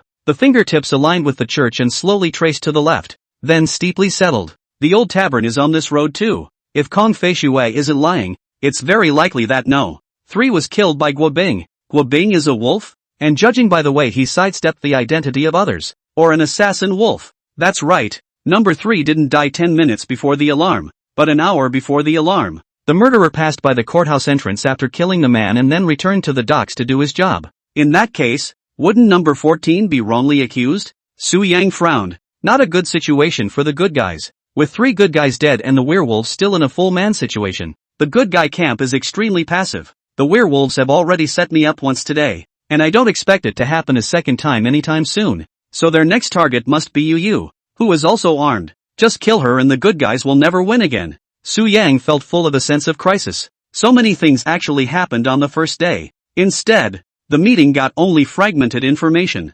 Everyone's hiding, no one's telling the whole story. The assassin got the identity of number 11. Another person will definitely die in the next meeting. Should I tell you about this news? Su Yang rubbed the corner of his eyebrows. At that moment, a scented wind steeply attacked behind him. Handsome, is your message important? Tell me about it. Su Yang turned his head violently to look, only to see Kong Fei Shui looking at him with her hands on her chest smilingly. Scared me. So it's Sister Shui. Su Yang feigned shock and patted his chest in shock. Am I that scary? Kong Fei Shui leaned closer and closer, the 2 of them almost sticking together. Su Yang glanced at Johan and realized that he was sleeping on all 4s, smacking his lips every now and then and laughing he. Sister Shui is as beautiful as heaven. I've never seen someone as beautiful as you. I'm just a little surprised. Su Yang smiled slightly. Your little mouth is so sweet. Can Sister Shui taste it? Kong Fei Shui licked her rosy lips. Flirtatious. It's an honor. Su Yang smiled and patted up. Just as the 4 lips were about to touch, Kong Fei Shui gently pushed Su Yang away and giggled. You little glutton. Su Yang watched her return to her position and lie down, the smile on his face as tight as it could be. I actually forgot about her. She clearly saw Guo Bing's movement but didn't kill him, and finally changed her mind and said she had misread. Su Yang frowned. It was impossible for Yu and Sunway not to notice such an obvious loophole, but the two of them didn't say a word about it. Could it be that they had other plans? Su Yang shook his head. He felt like thinking too much and his head hurt a little. With that, he found a random place to lay down and sleep. 7 o'clock the following morning. Dang dash. The early morning sun was extraordinarily bright, shooting golden rays through the windows. Warm and comforting. Su Yang opened his eyes and rubbed them to get up and wash. Just as he emerged from inside the washroom, he suddenly heard a startled cry from outside. Yu is missing. She didn't come back at night. No. 13 Wang Yao said anxiously. Probably went to the bathroom. The fat man yawned. No way. Her bed is next to mine. I didn't see her when I got up in the middle of the night, and I didn't see anyone when I woke up in the morning. Wang Yao shook her head. What are you yelling about in the morning? Wu Bing's iron tower-like burly body walked out. Ka! A Browning 1911 was steeply aimed at Wu Bing's head. Only Yu's eyes were filled with killing intent, and he said in a cold voice, Say, where is the body? Chapter 25, Chung Yuro is dead? Bomb Wolf makes an appearance. Wu Bing's face didn't half ripple when he saw the dark barrel in front of him. Not even a hint of nervousness could be seen. He raised his hands above his head and spoke. It's not good to be dancing around with swords and guns in the middle of the morning, is it? Cut the crap. Where is the body? Yu's voice grew cold. I don't know what you're talking about. I haven't seen Lu Yuro all night. Wu Bing shrugged his shoulders with an innocent face. You're lying. You clearly had a rendezvous with Chung Yuro in the red light district last night. Yu's voice raised steeply. Wow. When these words came out, the crowd immediately changed their faces. No wonder Chung Yuro went out not long after the bell rang. So it turned out that she went out for a private meeting with you. The cowardly bear. Johan said indignantly. Having the heart to engage in this kind of thing in a death game. Aren't you afraid of meeting wolves? Fatty asked. He's a wolf. Of course he's not afraid. The skinny man in number 10 said slowly. Where's the evidence? Wu Bing was emboldened and didn't panic. I saw it with no. 8 and no. 16. You still want to argue? Yu's pistol pressed a few points closer, the barrel of the gun disliking his head directly. I can testify. Sunway stepped forward. Su Yang also stepped forward. Although he didn't say anything, his attitude was enough to prove everything. Things having come to this, Wu Bing spread his hands and said, Okay, I admit to having an affair with her. So what? You coerce women based on the fact that you're a bit of a fighter. What's the difference between you and you thumbed the safety. Don't be bloodthirsty. How can you call it coercion when it's something you love? Wu Bing glanced at Johan and teased. Doesn't he also want a Kong Fei Shue? It's just that he has the heart of a thief but not the guts. Johan's mind was punctured. His face suddenly turned red, shouting, You fart. I don't have such thoughts. After he finished speaking, he stole a glance at Kong Fei Shue and realized that the latter only frowned and didn't say anything, secretly sighing in relief. I'll give you one last chance. Where is the body? Yu said word for word. She left first after my rendezvous with him, and I came out of the red light district 5 minutes after her. So how was I supposed to know where she went? Wu Bing elaborated. She didn't come back to the church all night. Who had the chance to kill her besides you? Yu was filled with suspicion. The reason she didn't shoot first was simple. She's the sheriff, and if she fires her gun and kills the wrong good guy, she'll die herself. Therefore, she would not shoot until she was absolutely sure. Quite a few people have gone out in the middle of the night. They're all suspects. Wu Bing said. Who? Number 1, number 7, number 4, number 16. Wu Bing spoke slowly. Still lying at the end of your life. Yu's killing machine flourished, and her finger violently touched the trigger. However, just at that moment, the sound of drip drip drip suddenly came from beside his ears. There's a bomb. There's a bomb on me. Fatty suddenly shouted. Bang! Yu was distracted by the fat man's influence, and the bullet grazed past Wu Bing's ear. Ah! Screams resounded through the front of the church, and people were in disarray. Wu Bing took the opportunity to blend into the crowd and escape. Yu immediately chased him out. Su Yan looked at the time bomb on the fatty's chest, only to see that it was entangled with threads of 3 colors. Red, blue and yellow. There's a timer in the center of the bomb. It shows 4 minutes and 50 seconds. Bomb King. 3 words instantly surfaced in Su Yang's mind. Crowds are a good time for bomb wolves to strike, which is why you can't bunch up in groups. Help! Fatty was as anxious as an ant on a hot pan, running around like a madman. Don't stick to me. Don't pass me the bomb. Johan was scared out of his wits when he saw Fatty following him. Don't stick me either. I don't want to die. Wang Yao's face went white and she riveted herself to run wildly. The fat man was exhausted and panting before he ran a few steps, gasping for air. I can't die. My identity is important. The crowd didn't even listen to the words in their ears. They only cared about running wildly and hated to be 100 meters away from him. The fat man sat on his ass, holding the corner of the fountain, crying, "I'm a detective. I'm still useful." He was already bad at sports and his stamina was poor. How could he catch up with these strong and fit people? The dripping sound came from beside his ears, like the king of Hades urging him to die, and the fat man was incomparably desperate. He suddenly regretted why he had stuck himself inside the crowd. Was it not better to hide in the church and watch? But there is no medicine for regrets. He looked at the bomb in his chest and tried to pull it out with a fierce force. "Get off of me!" Fatty said hysterically. However, after a long time to no avail, the bomb seemed to be fused with his flesh and blood,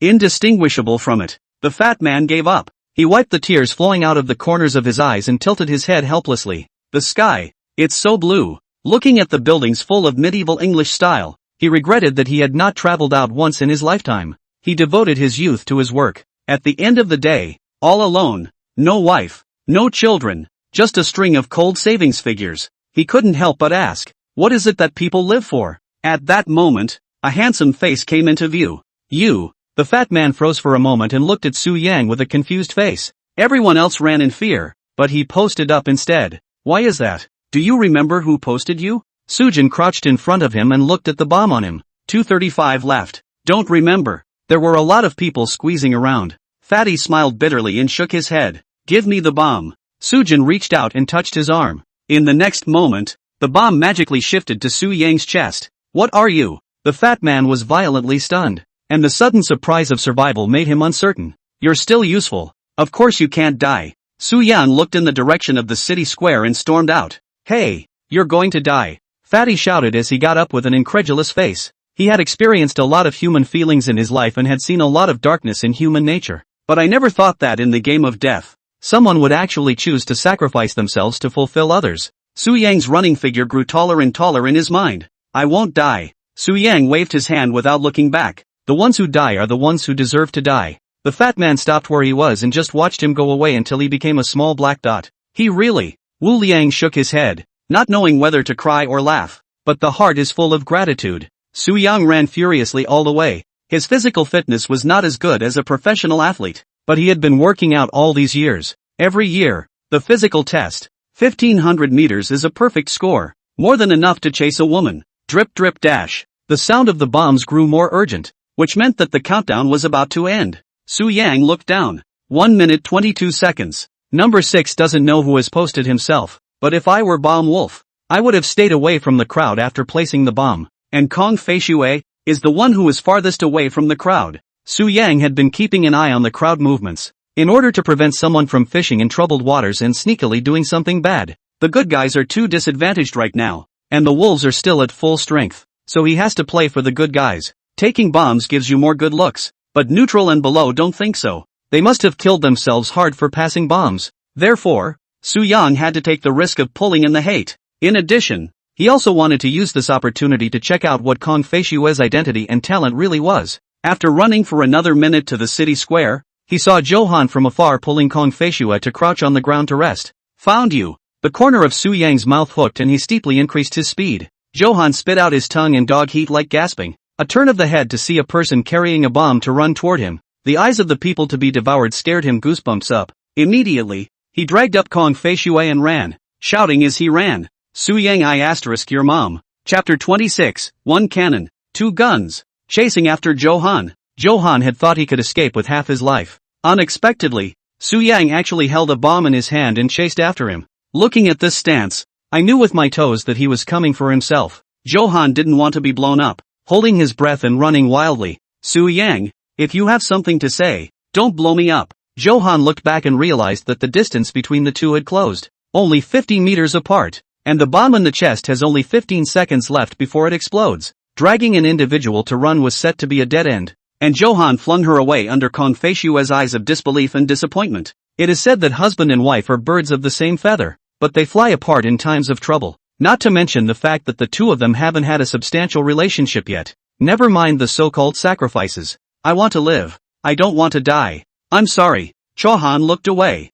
You really make me sick. Kong Fei Shui's eyes were filled with disgust. How could Johan care so much now? Saving his life was the big thing. What beauty. What dignity. What honor. Not worth a penny. Kong Fei Shui was 36 years old, and being old herself, She didn't usually exercise much, so she was caught up at once. Su Yang hadn't thought of passing the bomb to Johan, and seeing Kong Fei Shui give up her struggle, he patted his palm on her shoulder. Bomb transfer. Little handsome boy. It's really sad that you're doing this. Kong Fei Shui laughed coldly, completely losing her previous enchanting and charming demeanor. My good sister, please take care of yourself. Su Yang waved his hand and immediately moved away, without being clear about Kong Fei Shui's undercard. If he approached hastily, he might usher in the end of fish death. He had a gun in his hand, but every bullet had a cooldown. Tick-tock. The sound of the bombs became short and sharp, like a death knell ringing and echoing lazily. Last 5 seconds of time. Kong Fei Shui looked at the pair in front of the police station with shadowy eyes,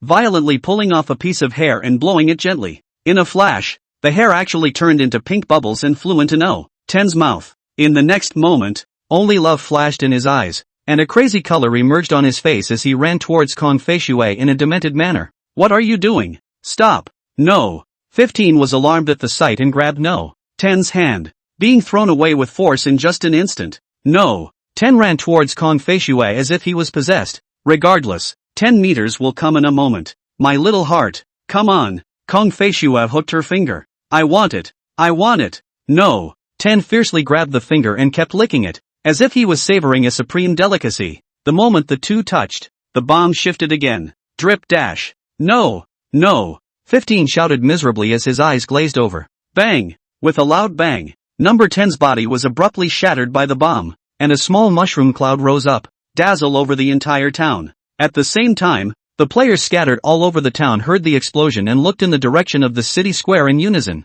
Eyes were unfocused on the dark cloud, and his heart shook violently. Who got blown up? Can't go back to the site. If Bomb Wolf is still around, the bomb will come back. What about the daily tasks? Do a load of missions. Save your life first. Bombs bring more impact and fear than guns. They've seen bombs that stick to the body like maggots to the bone and can't be taken off. This game of death is not only about IQ, but also physical strength. Whoever runs fast gets a get-out-of-jail-free card. The center of the town square. The bomb blew a crater right through the cobblestone path, and a silhouette slowly leaned over and stuffed the quest prop into her mouth. The sound of chewing hard objects rang out. Kong Fei Shui seemed to be savoring delicious food with a satisfied face. Chewing it up and swallowing it, he glanced in the direction of the police station. Only 15 was seen lying quietly on the ground, a pair of waxball-like lax eyes staring at the sky, his face remaining with the despair and pain of his life. A double shot. So you guys are lovers. Kong Fei Shui saw the unexpected surprise and let out a delicate laugh. Lovers, both must survive to the end. If one of the lovers dies, the other dies immediately. Kong Fei Shui walked forward and ate the third mission prop. The body then disappeared into thin air. Su Yang, who was hiding in the shadows, took everything in, and gravity appeared on his face. Sure is foxy. Spinning around, he turned to go after Johan. He wanted to eradicate the most threatening werewolf. There are still 2 eyeballs missing. Kong Fei Shui licked her rosy lips and looked in the direction Su Yang had left. Looks like it's time to find a new master. The old tavern. Su Yang followed Johan inside the tavern, holding a Browning 1911 and vigilantly scanning around. Even though it was daytime, the tavern was very dim, and the scent of malt mixed with alcohol filled the air. There was an NPC standing at the bar, who was wiping his glass at the moment, oblivious to Su Yang's arrival. Johan, get out. You can't run away. Su Yang pulled down the safety and held the gun with both hands, both index fingers touching the trigger. The words echoed through the tavern. Sujin was sure he saw Chahan enter this. He must be hiding under some table right now.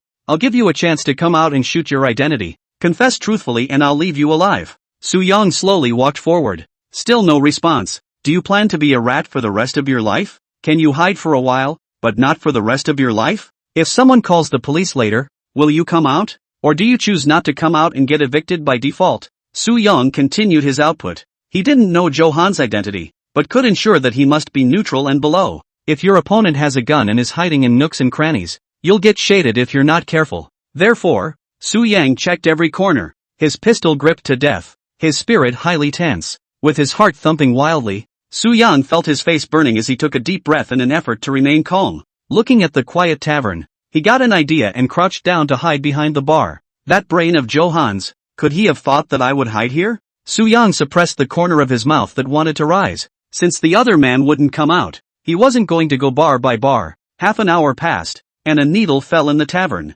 during which time not a single sound was made. At that moment, The door to the utility room in the tavern quietly opened a crack, and an eye peeked out, cautiously surveying the situation. That guy is gone? Johan looked for a while and didn't find Su Yang's figure. For insurance purposes, he did not run straight out. In case Su Yang just pretended to leave, wouldn't he be caught in a trap? Johan thought of a method, and he planned to use his talent. With that, he crossed his arms and placed them in front of him, and a mysterious power abruptly appeared, only to see his body abruptly become illusory and merge with the environment. Secure, he tiptoed out of the utility room, palms dead over his mouth, just one step towards the door. It started out very well, and Johan snickered at his own resourcefulness. When I get out, there'll be fruit for you to eat. When had Johan ever been in such a sorry state? Being whisked away? He must get out of this. However, just as he walked up to the bar, he noticed a head cowering behind it. He didn't leave? Johan's heart missed half a beat, and his pupils suddenly shrunk. It was this inhalation action that Su Yang sensed the strange situation. He poked his head out with his pistol in hand and swept a glance in the direction from which the sound had come. Strange. I clearly heard breathing. Where is the person? Su Yang frowned, suspecting for a moment that he was hallucinating. At this moment, Johan didn't dare to breathe at all because Su Yang's face was 10 centimeters away from him, and he could even smell the breath that the other party was exhaling. With a heart in his throat, Johan didn't dare to move at all. He was afraid that if he moved, he would be exposed. Chapter 27, The Invisibility Gift. One shot to the head. Hoo. Johan clearly didn't want to breathe, but he couldn't contain it. Su Yang's nose twitched, catching a strange odor. It's not alcohol and it's not malty. Instead, it was an unusual stench. One that was somewhat familiar. Not sure. Smell it again. Su Yang probed forward a few centimeters and took a deep breath. Johan's pupils suddenly shrunk at the sight. The two closed the distance again. Mouths almost kissed. He never thought that he would fall into such a desperate situation. What's more, he didn't expect that Su Yang would be so cunning as to hide in such a location. Playing lights out. The invisibility time is almost over. I can't afford to waste any more time, Johan said in his heart. Once he manifested, Su Yang would definitely shoot him in the head. Thinking of this, Johan's fleeing mentality became more and more urgent. Moving out a little bit, Su Yang smashed his mouth and chewed carefully. Where on earth have I smelled it? He seemed to have caught a corner of the answer, but somehow he just couldn't think of it. Suddenly, he saw the bread cubes on the bar and had a flash of insight. I remember. It's ing bad breath. Su Yang looked behind him furiously and reached out to grab it. It was definitely Johan, although I don't know what method he used to be invisible. Asterisk. Seeing the large hand probing, Johan sidestepped and tried to dodge, but he was still grabbed by the sleeve. Don't run. If you dare to run, I'll shoot you. Su Yang shouted. What did I do to you? With dog skin plaster like sticking to me. Johan struggled hard without success, so he directly took off his clothes and ran outside. You can't go anywhere today. A white t-shirt manifested. A cold light flashed in Su Yang's eyes, and he casually took a bottle of wine and slammed it on the ground. Bang! The bottle shattered, spilling the liquid inside all over the floor. Johan panicked and tried to escape, and a small puddle immediately appeared when his foot touched the wine on the ground. Su Yang saw the right moment to jump out of the bar and kicked into the ground, pistol raised, sneering. Still running? Not long after, the invisibility effect disappeared and Johan's main body was revealed. Only his hands were raised above his head, fear creeping over his face as he pleaded. Don't kill me, please. I know how offensive I was to you before and dirty you for being a wolf. It's my mouth that's cheap. I'll smoke myself. Saying that, Johan knelt down and slapped himself. Snap, one after the other. The face was slapped straight up and swollen, but he still didn't stop, seeming to pump until Su Yang was satisfied. What is your identity? Su Yang was unmoved. A touch of contempt surfaced in his eyes. It was this kind of begging behavior that he despised the most. The so-called admission of fault is nothing more than knowing that you're going to die. I can't say it. You'll definitely kill me if I do. Johan cried out. I can guess even if you don't say it. You're the explosion king, right? Su Yang raised his eyebrows. No. Johan immediately shook his head, his eyes flashing. What is Kong Feishue's identity? I don't know. Su Yang's stern color covered his face as he kicked him to the ground and said in a cold voice. You don't think someone will come to save you, do you? Say. Johan clenched his teeth, the color of resentment flashing in his eyes. She's a vulture, joining forces with me from the start to help clear my name.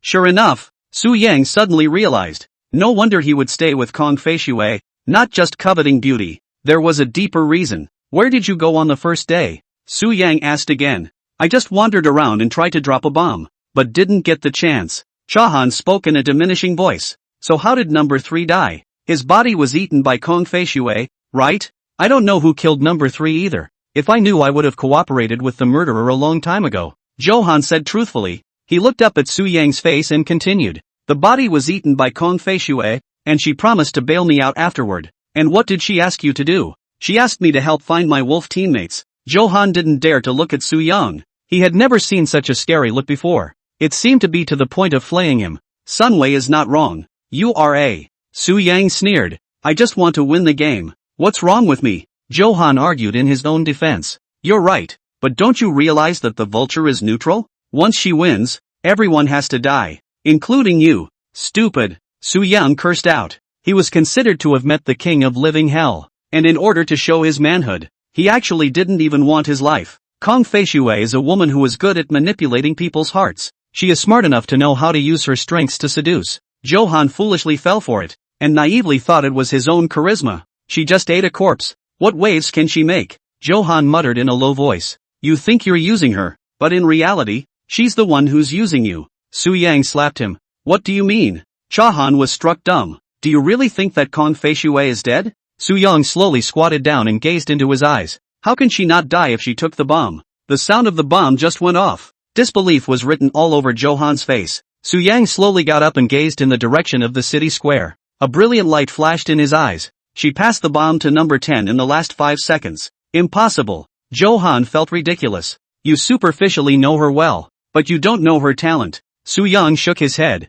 feeling pathetic for him. What talent? Charmed. As soon as these words came out, Johan's face changed drastically, and cold sweat instantly drenched his back. If you didn't shake her off, you'll be the one who gets blown up. Su Yang once again threw out a heavy bomb. Johan's heart palpitated. So what? She just ate 2 corpses. What threat could she pose? Number 10 and 15 are lovers. Su Yang said. 3 then. Johan was stunned at first. Then he said stiffly. You really don't understand the meaning of the words raising a tiger to feed the enemy. Su Yang shook his head and spoke. Don't worry. As long as you let me out, I'll play for the good guys. I'll kill her. Johan hugged Su Yang's thigh tightly and said with a sincere face. I'm a dull bird. What's the point of playing for the good guys? Su Yang teased. You're not a good person? Johan's first reaction was that Su Yang was lying to him. When did I say that I am a good person? Su Yang asked back with a smile. Then why do you have a gun? You guess? Johan's face was full of disbelief. A dumb bird,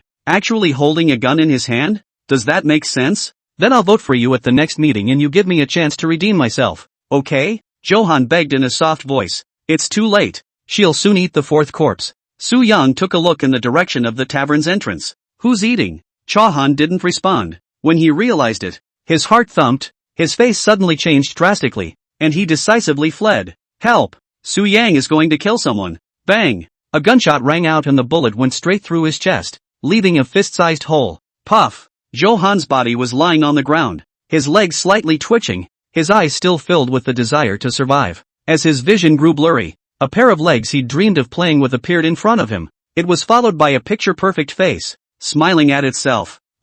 Johan reached out to touch it, but was mercilessly slapped away. Kong Fei Shui gently caressed his face and spoke. You know, your eyes are always glancing at me. I've wanted to dig them out and eat them more than once. Now, a dream come true. When he finished, an eyeball connected to the nerves of the eye drew away from the body. Kong Fei Shui tilted her head and opened her mouth, putting the eyeball into her mouth and chewing it with a satisfied expression. Chapter 28 An appointment with a good person. Shocking bad news. Johan's eyeball seemed extraordinarily delicious, and Kong Fei Shui squinted in enjoyment as she savored the aftertaste inside her mouth. Su Yang found a bar and sat down, taking a shallow sip of the tavern's beer and couldn't help but frown. What's that crappy smell? Taking a sip he pushed it straight to the side, his fingertips slowly tapping the table. A moment later, 2 white jade-like onion fingers pinched the wine cup and put it into his mouth to take a big gulp. Kong Fei Shui sat opposite Su Yang and smiled. Thank you, little handsome. This favor of yours is so heavy, how can I repay it? You heard it all?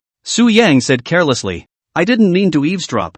I just ate too much and simply wanted to come to the tavern to rinse my mouth. Kong Fei Shui did not deny it. How about if I help you get 3 eyeballs, and you help me with one thing as repayment of the favor? Su Yang asked. You really are a nobleman. Not long ago you wanted to blow me up, but now you've turned into helping me? Kong Fei Shui's complexion carried a hint of sulkiness. It is appropriate to be angry and happy, and it carries an irresistible charm between her hands and feet. Su Yang boasted that he had read countless movies, but he was still a bit overwhelmed. I'm in the neutral camp.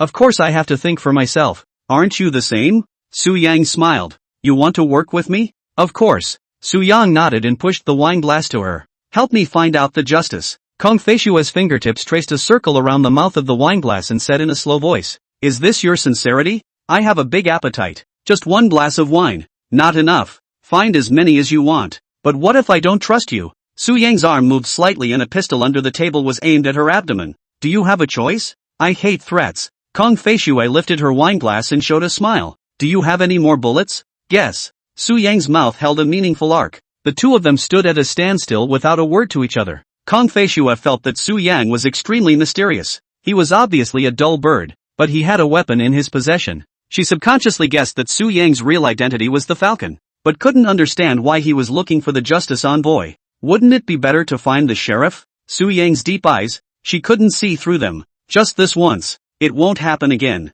Kong Feishue raised his wine cup and drank it all in one go, getting up to leave. Before she left, she turned back and said, Remember to let me know if there's a body. Does your nose, which is better than a dog's, need to be notified? Su Yang turned his head and asked rhetorically. How unseemly. I'm leaving. Kong Feishue gave a disgruntled grunt and walked far away with her slender steps. Su Yang turned back to look at the wineglass on the table and fell into deep thought. With the information he had gathered now, he could roughly roll out the identities of the surviving players. No. 1 Sheriff Yu. No. 2 Guobing Assassin. Detective Fatty number 6. No. 7 Kong Flying Snow Vulture. Size 11 Microfat Girl Canada Goose. There remains the unknown identities of number 4 Xiang Hao, number 13 Wang Yao, and number 16 Sun Wei. The justifier will come out of the 3 of them, and so will the Falcon. Sujin took a new wineglass and filled it with mulberry juice. Taking a long drink to quench his thirst, he contemplated the next way to win the game. Only 4 players left with guns. Su Yang's reason for letting Kong Feishue go to the Justice Enabler was simple. It was hard enough for him to win now as the dumb bird. The win rate can be said to be close to 0. Not only did he have to switch his mindset, he had to switch sides. 1 shot in the arm, slaughtering the Justice Enforcer, and he'd logically become that identity. There are at least 3 people who currently believe him to be a Justice Envoy, Fatty, Yu, and Sun Wei. Plus himself, that's 4. There are still 9 people alive in the arena, and the only way he can realize his big plan of flipping the tables is to take out the righteous one. The vultures are only 1 corpse away from winning, so I hope they don't create any more killings. Su Yang drank the mulberry juice in one go and got up to leave. With the exception of the sheriff, Falcon, and Wolfman, who can fire unlimited shots. Anyone else who wants to fire a shot either has a prerequisite or only has 1 shot. Sujin was clearly the latter, and he only had 1 bullet. It has been given to Johan not long ago. That game just now was betting on psychology, and Kong Feishue would surely think that he was the sheriff. Bang! Just after walking out of the tavern, Su Yang heard a gunshot. Guobing or Yu? No good. Su Yang was like an enemy and immediately ran towards the place where the gunshot rang out. However, before he could run 100 meters, the bell suddenly rang. Dang dash. Here's the meeting notice. Su Yang was secretly relieved. At least he didn't create an opportunity for the vultures. When he returned to the church, it was already full. The scene was very quiet, eerie with a hint of subtlety. Everyone had a preoccupied look on their faces, and Fatty number 6 was biting his nails and sweating coldly. What happened? Su Yang sat back to his seat and looked at No. 1 Yu across from him. Yu's dark face slowly lifted. The sheriff is dead. What? Su Yang's face changed. Isn't the sheriff number 1? If she wasn't the sheriff, what could she have been? Who's the sheriff? Without waiting for him to ask a question, a line of bloody writing appeared steeply on the table. All players are in position to speak starting with number 11. The slightly chubby girl in number 11 stood up with complex eyes and said, The body was in the harbor, and I was worried that the vultures would eat the body, so I shot the police at the first opportunity. What happened was that number 1 was chasing number 2, and number 4 tried to stop it, but number 16 insisted on killing number 2, so number 13 asked him what he was and why he was encouraging the killing. When 16 said he was afraid to blow his cover for fear of assassins being around, 13 pulled out his gun and forced him to reveal his identity. When 16 didn't want to, 13 fired and the 2 ended up dying at the same time. 11 finished and sat back. Su Yang's scalp tingled after hearing this. His greatest fear had still appeared. Since Yu is not a sheriff, she is in a situation where she has a gun. Justice envoy? Su Yang frowned. No, it shouldn't be justice. When the 2 of them were sparring with the knife, Su Yang said that he was justice. If she was true justice, she should have gotten suspicious. But after a day together, there was nothing wrong with her. Instead she was positively hairy and evil, and had been working for the good guys. Could it be the Avenger? Su Yang speculated. It's not right either. A prerequisite for an Avenger to be able to shoot is to personally witness a kill. She pointed a gun at Guo Bing early this morning and fired a shot, which doesn't make her an Avenger. And she was able to chase someone with a gun, obviously with more than one shot. The Justice Messenger can also be excluded, since none of the three are. A thought surfaced in Su Yang's mind. In only half a day, number 5, number 10, number 12, number 13, number 15, and number 16 are dead. 6 dead at once. In this situation, those with guns were exposed, and the ensuing fray was sure to be a pistol-rattling affair. Not only can't the dorky bird win, but the good guys are a surefire loser. The clothes of a Justice Messenger can't be worn anymore. Su Yang slightly raised his eyes and gazed at Yu, who slowly got up. If you can't be a good guy or a neutral, then be a wolf. Chapter 29, Su Yang being pigged out? Night of the Assassins. Yu gazed at Guo Bing beside her and spoke. No. 2 killed no. 12. There's no doubt that he's a werewolf.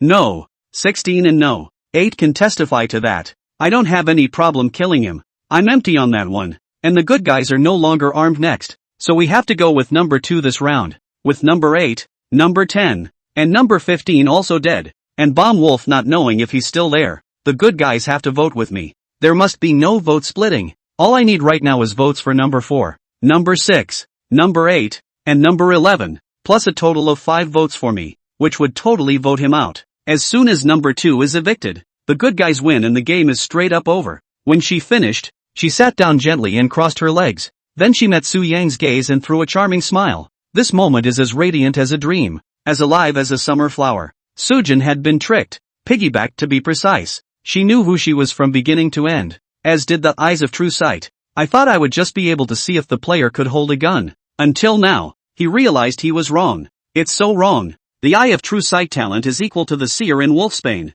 can clearly identify everyone, but the only part shown is the weapon. As a result, the players present could only see part of it. Or maybe, Yu took the initiative to show a part of it. What a deep heart. Su Yang thought about raising someone else's pig, but he didn't realize that he would end up being the one being pigged out. Now, he could be 100% sure that Yu was the falcon. It was no. Guo Bing's turn to speak, and he said aloud. No. 1 is completely spilling blood. I did have a rendezvous with no. 12, but I didn't kill anyone, and I'm not capable of killing anyone. She came up here and dirted me indiscriminately and shot me. And luckily 4 spoke up for me or I'd be dead too. Number 1 is definitely not a good person. She went out in the middle of the night as well. And number 12 was probably killed by her. A unanimous vote to fight Fly 1. I hope the good guys recognize the situation. No. For Xiang Hao spoke up. No. 1 is indeed too aggressive. Killing people indiscriminately before figuring out their identities. This point really shouldn't be done. Also, the deaths of number 5, number 10, and number 15, while number 7 and number 8 were not on our side of the scene. I hope you can explain that. This meeting is the turn of number 1 and number 2, so I'll listen to the later speeches before deciding who it goes to. Fatty number 6 said, I was a first-hand bomb. Number 8 was a second-hand bomb. He took the bomb with him. Odds are one of the 3 people who died was killed by the bomb. How the other 2 died I don't know. It was almost an hour between the first bomb blast and the sheriff's death, and no bombs came out during that time. I'm guessing that the bomb wolf will come out of the 2 of them, number 5 and number 10, and the odds are that there will only be 1 wolf left in the field, and that the good guys will win this round if they vote the wolf out. Speaking of this, Fatty glanced at Su Yang and murmured, I will vote with no. 8, and I will vote for whoever no. 8 votes for. Kong Feishua slowly got up, lethargically said, I ran after the bomb went off, and have been running inside the factory to hide, and haven't seen anyone in between, ever. As expected, Kong Feishua did not reveal Su Yang's identity. That's the advantage of the end position. Once Kong Feishua popped out that Su Yang was a dorky bird, Su Yang will definitely blow the whistle on the fact that she's already eaten 4 corpses, and the odds are that the assassins will then vote her. Who is the biggest threat? Out first. As for Chao Han's death, she chose to let Sujin speak for himself. Just as Su Yang was planning to get up, a shackle steeply appeared on the armrest of the chair, locking him in place. What the hell? The crowd wondered 100 times. Not only was his movement restricted, but even his eyes were blinded and darkness fell before him. Only the senses of smell and hearing remain. Talent? Su Yang subconsciously thought to himself. At that moment, he heard footsteps coming from his left. The pace was heavy at times, light at others, and seemed to create a deliberate illusion. Soo-young took a few breaths and didn't smell anything wrong. At that moment, the footsteps suddenly disappeared. Bang! Suddenly, a gunshot sounded. Deafening.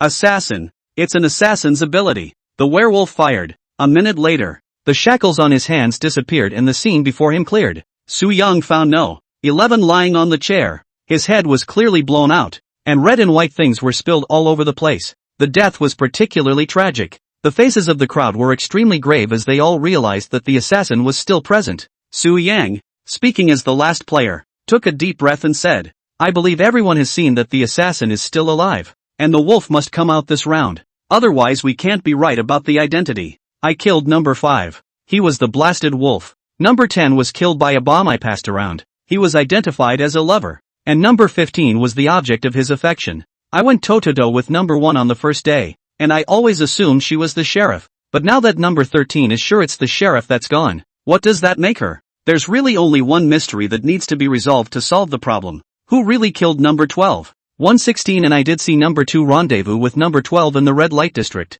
but she was still alive at the time. The red light district is close to the church, and if no, 2 had fired, we would have heard it for sure. Trying to kill someone on the sly without being heard is only possible from the farthest point from the church, and number 2 was back at the church within a half hour of the 3 of us coming back, so he didn't have enough time to kill. The killer can only dish it out from the people who sneak out in the middle of the night. 2 said in the morning, and in the middle of the night 1, 7, 4, and 16 went out. This one is number 1's turn with number 2. So number 1 must be the murderer. She's also the most likely person to know the identity of 11. Unanimous vote to hit fly number 1. After the speech, the desktop flashed a string of blood. End of statement. Voting will begin in 1 minute. All Soojin could be sure of was that 8 would follow his own ticket, because he had saved 8's life. He himself was, in his perspective, the good guy who was too hard to be true. Let's see if this round of speeches can impress Xiang Hao. He was now going to play himself as a werewolf, and Guo Bing was his wolf teammate who couldn't be voted out. The Falcon, if still alive, is bound to trigger a Falcon moment at the current number ration. This was what Yu Yu was playing for. She wanted to drag it out until she triggered the Falcon moment, when she would have a solid victory. Will Sun Wei be a justice? Soo-young thought to himself. Justice can only come out of the middle of 16th and 4th. A minute has come and gone, and as the 3, 2, 1 foot countdown appears on the table, the moment it ends, the player raises his hand to select the object. The ticket type has been finalized. 2 votes on number 1. From 8, 2. 2 votes on number 2 from number 1. Number 6. Number 4. No. 7 Kong Feishue chose to abstain from voting. Tie vote? Soo-young's heart was shaken. He didn't expect No. 6 to turn against him on the verge. Chapter 30 Formal Introductions. I'm a professional assassin. And Kong Feishue, why did she choose to abstain from voting? Worried about all the wolves getting voted out and the good guys coming out on top? The Falcon's ticket was invalid. So Yu Yu was not born with a valid ticket type when she pointed at him.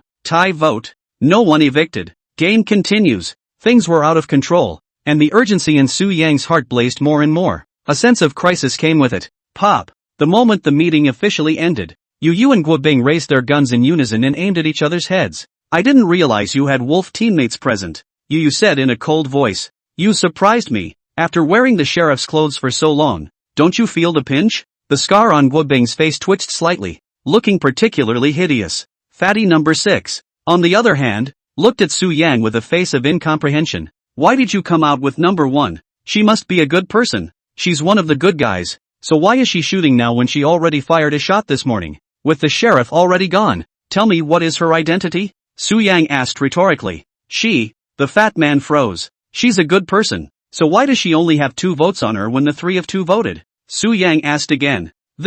Fatty sweated like a pig. Could it be that you're with a Falcon out of 4? Soo-young said with a smirk. Where's the Falcon? It's the Pelican. Fatty was confused. What Pelican? A series of question marks appeared on Soo-young's head. The fat man struck him as logical and righteous in his speech. A man who could play the game. But I didn't expect the word pelican to actually come out of his mouth. It's a real knife in the ass. It's an eye-opener. Wasn't number 3 eaten by a pelican? And number 14 is a pelican. Fatty said rightfully. Oh, my god, what the hell is he playing at? Soo-young rubbed the corner of his eyebrows. He felt that Fatty had abstracted himself to the point of not being human. Played the whole day and actually didn't even run through the board. I should have known not to save you. Really, I regret it. Su Yang patted his shoulder. It's better to save this stupid pig than not to save it at all. If he had been blown up, number 1 would have been voted out long ago. What's all the fuss about? So how did body number 3 go missing? Vultures? Fatty said as an afterthought. Su Yang sighed,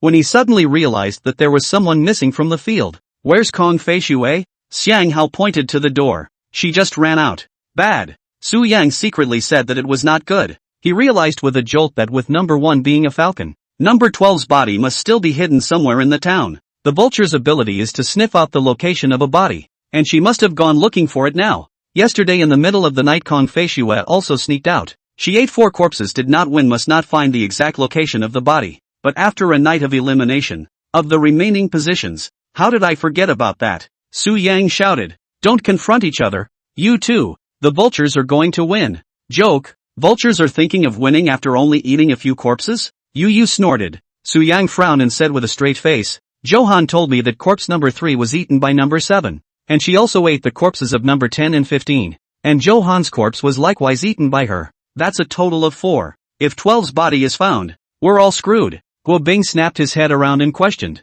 Didn't you say that no, 10 was blown up by you? I hid this. In fact, no. 7 was with me the entire time. I saw her eat 3 corpses with my own eyes. Su Yang was anxious. Uing. Guo Bing was furious and his pistol was violently aimed at Su Yang. Enough. Yu bellowed. This is not the time to argue. Once we let the vultures win, we all die. Guo Bing grunted angrily, put away his gun and asked. You killed no. 12, didn't you? Where is the body? Yu ran towards the outside without a word. Number 7 is actually a vulture? Fatty said incredulously. Xiang Hao was silent from start to finish and didn't move his feet even when he heard the news. Fatty looked back at him and shouted. Hogoa, what are you waiting for? I'm wondering what the identity of number 8 is. Xiang Hao slowly pulled out a pistol from his pocket and stormed out. Fatty was stunned and confused at the sight. Number 1 has a gun. Number 2 has a gun. Number 4 has a gun. Number 8 has a gun. And number 13 also has a gun. 5 guns in one game? He had thought he was the most useful person, but he didn't realize that he had suddenly become the most useless. Even the falcons and pelicans are silly. Several people ran inside the factory with Yu leading the way. As soon as he entered, he saw Kong Fei Shui pinching an eyeball in his hand. Lying on the ground was, quite literally, the body of number 12. You're too late. It's already over. Kong Fei Shui opened her mouth and swallowed her eyeballs. Seek death. Bang bang bang. In the nick of time, the 3 of them fired at the same time, and the bullets passed through Kong Fei Shui's abdomen, chest and head respectively. At the moment of death, the eyeball was just swallowed into the abdomen. The two are almost synchronized. A heart was in the crowd's throat. If it is determined that she was successful in eating the body, then no one will pass this game. They're all going to die. It was a moment that felt like years, and every second was an ordeal. Su Yang's face turned white. The thing he was most afraid of had still appeared. All that hard work and you end up with this? The only sound echoing in the quiet factory was the violent beating of hearts.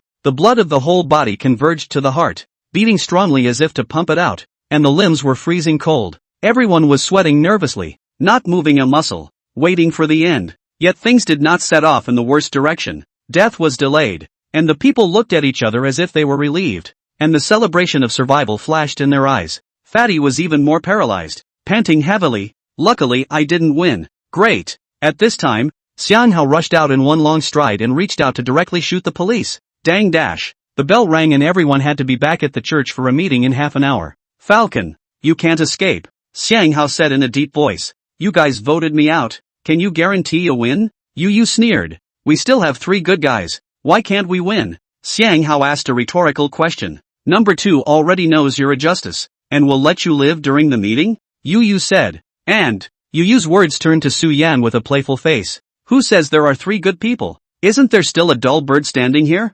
Nerd bird? The crowd turned their heads violently to look at Su Yang, their faces showing horror. Impossible. How could dull bird help me pick up the bomb and be a good human identity? Fatty was the first to disbelieve. How can a dorky bird have a gun? You're treating me like a little cutie. Playing around? Xiang Hao didn't believe it either. My eyes of true sight don't lie. As early as the first day, I saw through his true identity. Saying that, Yu, as proof, fiercely grabbed Su Yang's shoulder, her eyes shooting white light. This time, it not only illuminated the guns hidden on him, but also his original identity. Only 3 big words, nerdy bird, were boldly displayed atop the head. See, this is the truth. The corners of Yu's mouth hooked up, full of teasing.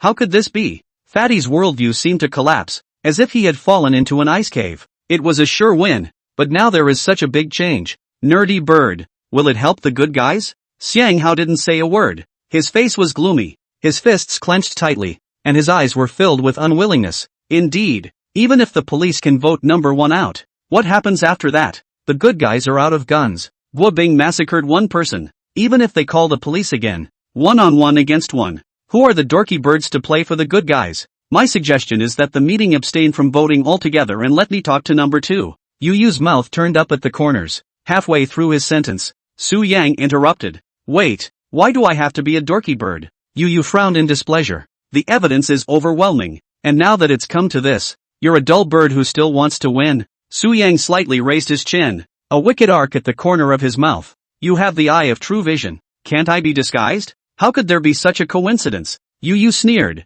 She had that eye of true vision to check her identity, and Su Yang just happened to have the disguise to fake her identity? It was too much of a coincidence, as if it had been made specifically to restrain her. Then how do you explain the gun in my hand? Su Yang asked. If you're not a dorky bird, then what are you? Su Yang pulled out his pistol and pulled the holster. Grinning, to formally introduce myself, I'm a professional killer. Fraud talent unleashed. Chapter 31 A Big Lie. Successful fraud. New camp identity obtained. You're a professional killer? The first one to send a query was not Yu, but Guo Bing. When he first saw Su Yang flash his gun, he labeled the other man as a messenger of justice. Subsequently it was never verified because there was a Yu behind it. When the sheriff is exposed to death, he is even more convinced of Sujin's identity as a messenger of justice. During the meeting, he had wanted to unleash his assassin ability to kill Su Yang, and had purposely stood behind him for a while. For insurance reasons, Guo Bing did not end up doing it, but instead aimed at Canada Goose with more solid information,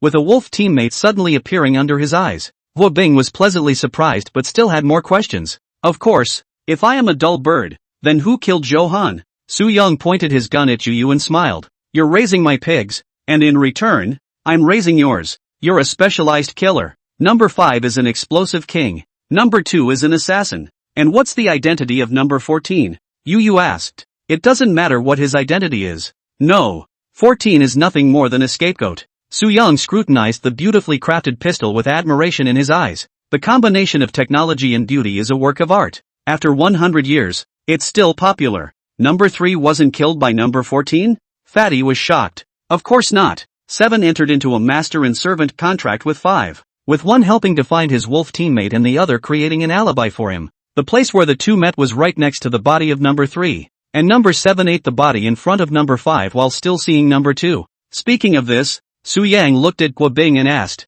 Number 7 must have talked to you, right? I guess. You want 7's body in return for promising to make kills to keep her fed, right? Several gazes converged on Guo Bing's hideous face, the hostility from the killings lingering for a long time. How can that refuse? I just want to play with her. It's not like there's a lot of meat. Guo Bing looked at Kong Feishue's corpse, his eyes filled with undisguised desire. The negotiations were unsuccessful. So your second choice is number 12. Su Yang opened his mouth. That's right. She wanted asylum. How could she not pay the price? Guo Bing recalled that night and licked his lips. It wasn't great looking, but it tasted pretty good. You're still thinking about that kind of thing at a time like this. Are you a human being? Fatty was very angry and cursed the opening. After being locked up for so long, my mouth has faded out. How can I not taste some meat? Guo Bing laughed out loud. Sujin shook his head. The question reverts back to number 7. She said she had met number 2 during the meeting and then changed her story after the meeting. You must have tipped her off in the middle of it,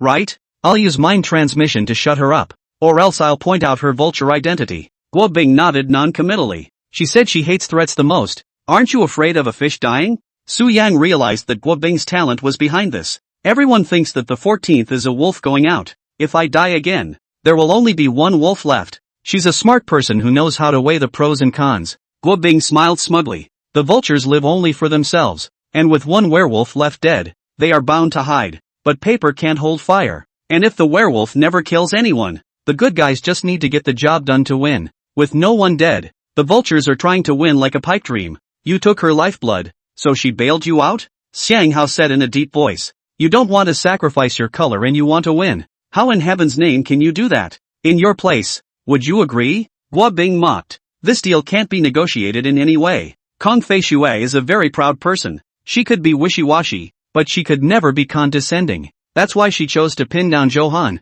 because he was the dumbest and the easiest to get on top of. Since number 3 was killed by number 2, who killed number 9? Fatty wondered. The problem returns to the very beginning and the mystery that no one has solved. Number 1 still remembers the person who could turn into me, right? Su Yang slowly spoke. 13? Yu Yu's willow brows furrowed. Originally I thought she was Falcon and offered to help you kill her. Only you were too eager to sit on your good guy status. If you hadn't been so impulsive this morning, maybe there wouldn't have been a sheriff and good guy double explosion, and you would have been able to stay hidden. Su Yang sighed with regret. Right. Fatty slapped his head and exclaimed. No. 13 was turning into no. 7 and questioning no. 16 why he was encouraging the killing, and I was thinking something was wrong. How come no? 7 had a gun. Xiang Hao's tightly frowning brows gradually soothed. No. 13's talent is transformation, and the Su Yang that no. 16 saw on the first day in the red light district was actually no. 13? No way. The boards are wrong. And if 13 is the sheriff, it's only right that she'd be double dead if she killed a good man. Yu Yu vetoed. Who said that number 9 is a good person? Su Yang raised his eyes slightly to gaze at Yu Yu. You, said Yu Yu, her eyes widening steeply. She's a dull bird? Number 2 is a wolf. Number 5 is a wolf. Number 8 is a wolf. She's a falcon. Number 7 is a vulture. And one dorky bird to go. Yu Yu initially identified Su Yang as a dull bird, boasting that she had dished out all neutral identities, but the only thing left out was the all-important number 9. No. 9 and no. 13 are definitely two cards that have seen each other before, and as a sheriff, she has the responsibility and duty to charge, so she will take the risk of killing no. 9 and walking away in one piece when she learns no. 9's identity. Su Yang said. Then why did she choose to become you? Fatty wondered. Su Yang smiled. In her mind, I am the messenger of justice. I guess she just simply wants me to be put on the stage to block the assassin's gun. Still not right. You felt wrong everywhere. Since you are a werewolf, why did you kill Johan, who is also in the werewolf camp? Fatty turned his gaze to this player who had caught the bomb for him, his face full of confusion. He's too jumpy, tried to kill me a few times. This kind of werewolf teammate, it's a scourge to keep. If you don't kill and keep it for the new year? Su Yang glanced at Xiang Hao who had a pensive face and continued. There's another layer to it. I wanted to sit on my good guy status, but I didn't realize the sheriff was dead, which is great news for the wolves. That's why I changed my mind on the fly and played straight Minwolf. Xiang Hao's face was filled with a heavy color. So you would be thinking of voting out number 1 during the voting stage? Of course. Besides the sheriff, the werewolf's greatest enemy is the falcon. Su Yang nodded slightly. So you're a werewolf. I was so blind to believe you. Fatty angrily pointed at Su Yang. A sense of shame of being betrayed arose in his heart. Guo Bing sniffed and a smile appeared on his face after a long time. Welcome back to the team, my good teammate. Fraud activated successfully. You have gained the werewolf camp identity, professional assassin. Professional killer, the good guys can't see the player you killed and will automatically alert you when they are near the body. Yu Yu's face was ugly to the extreme as he said in a cold voice. If I had known this, I should have killed you at the very beginning. You want to raise my pig to work for you and gain the spotlight position, but it's just a pity that the organs are all over the place, and you'd rather believe in your talent than the so-called common sense. Su Yang pulled the safety of his pistol and pointed it straight at Yu Yu. These words spoke to Yu Yu's heart, and she did have the utmost trust in her own talent. If it wasn't for the eye of true sight, she would have died in the first round of the death game. Therefore, even after seeing Su Yang with a gun, she thought it was due to the latter's talent, the gift of being able to summon firearms. Nothing more. Chapter 32, Change of Plans. The battle royale begins. Kill her, and we'll win. Guo Bing spoke excitedly. Once the falcon is dead, there are 2 wolves on the field and 2 good guys with no guns. It can be slaughtered at will. Yu Yu still had 10 minutes of cooldown on her shooting, and Guo Bing had the same 10-minute cooldown, and it's 20 minutes before the meeting starts. During this time, they could not go anywhere, and even if they returned to the church, they were lambs to the slaughter. The safe zone won't be there until 9 p.m. Therefore, Su Yang was now the god who ruled over life and death, deciding their destiny. I misjudged you. I didn't expect someone ranked over 2000 to have such a deep heart and layout. Yu closed her eyes in despair and waited for death to come. Obviously, she had no countermeasures. There is no chance of escape other than to run. But how can a man run as fast as a bullet? As long as it wasn't a one-hit kill, Sujin was able to fire indefinitely, and wouldn't go on cooldown until he killed a player. Damn it, in the end, there are still 2 wolves left. Xianghao's fists clenched tightly, his heart filled with a sense of powerlessness. He was very happy to have a wolf out of the first session, and the odds were very good that the good guys would win. But then the next day Yu confronts Guobing, who is also very happy that the good guys have caught another wolf. But the presence of a bomb at the scene turns the situation upside down. The sheriff shows up, takes a good man away, and dies himself as punishment by the rules. The good guys were down to his 1 gun, but there were at least 2 wolves and a falcon out there. The second meeting was actually a ridiculous tie, with not a single neutral or below getting out. And then a barbed wolf pops up at the end and kills everyone by surprise. Each of us is making a fool of ourselves. Xianghao smiled to himself. How is he not the proud and arrogant one? Fatty looked angrily at Su Yang and shouted, "Since you're a wolf, you might as well not save me. You should have let me die long ago." Giving hope and welcoming despair. There is no more miserable situation in life than to fall from heaven to the bottom. The fat man was still thinking that he had recovered a life and must repay Su Yang properly when he had the chance. Unexpectedly, the person who saved him is at exactly Kane Wolf and now has to endure the countdown of his life. If you don't pick up the bomb, how can you blow up the lovers? Su Yang's mouth held an arc. You're not human. Fatty's eyelids continued to flutter as he shouted. Saying that, he ran frantically towards the outside of the factory as if he was crazy. This moment erupted with amazing potential, as fast as running thunder. Go to hell, stupid pig, said Su Yang as he changed direction, aiming at the fat man's back and pulling the trigger. Bang! Only to see the fat man as if he had been hit hard. His bloated body slid forward for several meters due to inertia, and finally fell to the ground, no longer moving. In the next moment, the body had strangely disappeared in front of everyone's eyes. The crowd was alarmed, remembering what professional killers were capable of. Why don't you kill no one and kill this punk? Wu Bing's face was incomprehensible as he questioned loudly. As long as Su Yang kills you, he wins. Why waste time and give her a chance to turn good in her cooling time? Now the werewolf's win rate had directly dropped from 100% to 50%. How could this make Wu Bing not angry? Yu heard the gunshot but didn't feel any pain, slowly opened her eyes, full of confusion.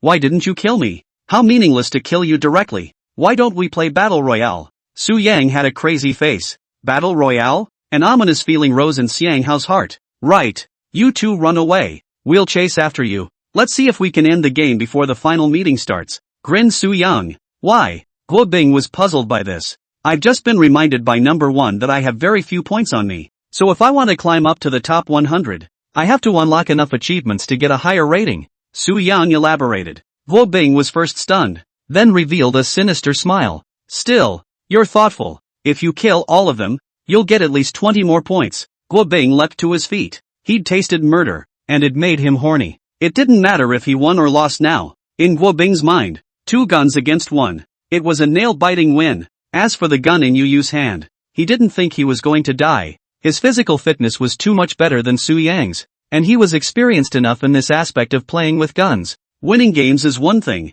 but making a run at the top 100 is the top priority. By the time the settlement is made in 12 days, all players outside of 100 will be dead. Therefore, each player must not only win, but win beautifully. Let's begin. You have 5 minutes to escape. After 5 minutes, smiled Su Yang slightly. Start the chase. Go! Xianghao turned around and ran without any hesitation. Yu looked deeply at Su Yang and clenched her pistol to leave the factory. After the two left, Guo Bing patted Su Yang's shoulder with a look of appreciation. It's still you who is devious and cunning, hiding your identity for so long. If it wasn't for this divine stroke of yours, I might have died at the meeting. After saying that, Guo Bing looked at Kong Feishua's corpse with a salivating face. It's a pity. If I could play with her, this game would be perfect. There are still 5 minutes left. You can play now too. Su Yang blinked. The smile on Guo Bing's face stalled and he shook his head. I don't have a penchant for raping corpses. Don't kid yourself, old brother. How long before your CD turns around? Su Yang asked. 5 minutes. I'm 5 minutes behind you. You catch up later. Old me can't wait. Guo Bing squeezed his knuckles, excited beyond measure. Outside the police station, Yu and Xianghao ran until they were exhausted and stopped to catch their breath. Now we can only cooperate. Otherwise neither you nor I have any chance of winning. Yu wiped his sweat. Why should I work with Falcon? Xianghao gasped. Can't you figure out the situation on the field? They have 2 werewolves and 2 guns. If we don't cooperate, we will definitely be broken one by one. Yu said in a deep voice. Xianghao was silent. Indeed, he's a justice monger with only 1 bullet, which has just been fired. In other words, The weapon is null and void and serves no purpose. I'm unarmed. Is it hard for me to help you block the gun? Xiang Hao frowned. Don't you realize that this is a game with a lot of freedom? Yu snapped. What do you mean? Make it clear. Xiang Hao didn't have time to play guessing games with her now. Why do you have to shoot someone to kill them? A fist is just as capable of smashing someone to death. A brilliant light flashed in Yu's eyes. Xiang Hao was violently stunned and clenched his fists as if he had discovered a new continent. Are you sure? It's not written in the rules that you can't kill with your fists or with the help of other implements. It's just that certain professions have guns and have a greater advantage. Yu said. Xiang Hao is an ex-military man, and he doesn't fear anyone in hand-to-hand combat. Why should I trust you? It's simple. You deal with one. I'll kill one. And in the end, you and I will be left. And my gun will go into CD. So your chances of winning are still high. Yu threw out temptation. Xiang Hao's face changed for a while as he pondered the feasibility of the plan. Two men each taking on a wolf is bound to trigger a falconry moment at the end. He had already figured out Yu's natural skills, so he wasn't afraid that she would make a surprise move. A strong man in his 30s against a woman in her early 20s. He was sure he could win. I promise you. What's the plan? Xiang Hao nodded in agreement. The corner of Yu's mouth rose in satisfaction. You distract Guo Bing. I'll kill Su Yang.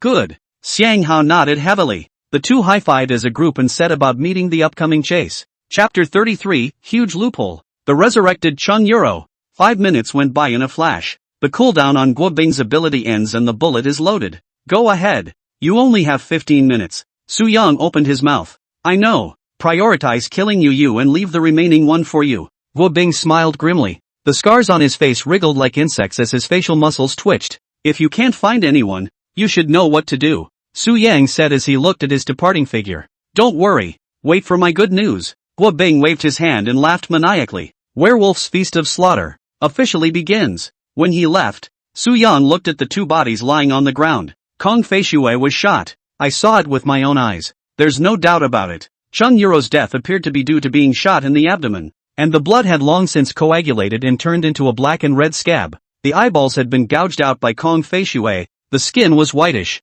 and the back ends of the limbs appeared distinctly corpse-like. Extrapolating from the time Yu went out at night, the time of death should be 12 hours ago. Su Yang touched the body's arm and found that it was already stiff. This is a common necrotic state. He flipped the body over and pulled back the shirt to check the back, noticing that the back also appeared to be necrotic because of the effects of gravity. The bullet hit the abdomen and then shot out the back, bursting into a fist-sized hole. Blood and flesh flared out and skin tissue was torn. From the looks of it, this is a perfectly normal way to die from a gunshot. However, when Su Yang thought about Kong Feishui's behavior when she ate the mission props, he found a hint of something wrong. Vultures eat corpses. Rule-wise, the judgment should be made the moment of entrance. Su Yang looked at the corpse stains on the corpse and fell into deep thought. Kong Feishui's movements were quick, and she completed this move before the three could shoot. But the game didn't end. Instead, the vultures were killed. It doesn't make sense. Su Yang in that moment of celebration noticed this. It's hard to believe that no. Three's corpse wasn't eaten by her?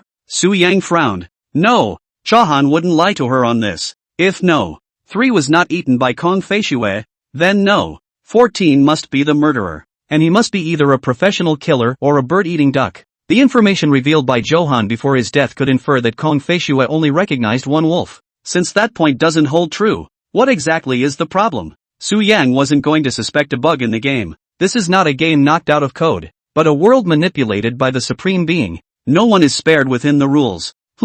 Just as Su Yang touched the wound, he suddenly heard an extremely subtle sound. The voice was soft, so soft that he even suspected he was hallucinating. Su Yang took a deep breath and held it, slowly leaning over Chung Euro, closing his eyes and listening. Thump. Sure enough, he heard it. It wasn't a murmur coming from inside the factory. It was a real heartbeat. Thump. Here we go again. Su Yang hadn't heard it wrong. It was a signal from the human body. He slowly got up and looked at the body in front of him with a shocked expression. An unbelievable thought popped into his head. Chang Euro isn't dead? She faked her death. No wonder Kong Feishui didn't show game over after eating the quest prop. So it wasn't a corpse she ate at all, but the eyeballs of a living person. It all made sense. Chung Euro had used some way to make a fake death state, trying to muddle through. She allowed Yu to trick her into killing her here. Su Yang was stunned, then retreated a few steps. His heart abruptly tightened. There is a bigger conspiracy behind all this. The most frightening thing was that she was actually able to endure the pain for such a long time and endure the pain,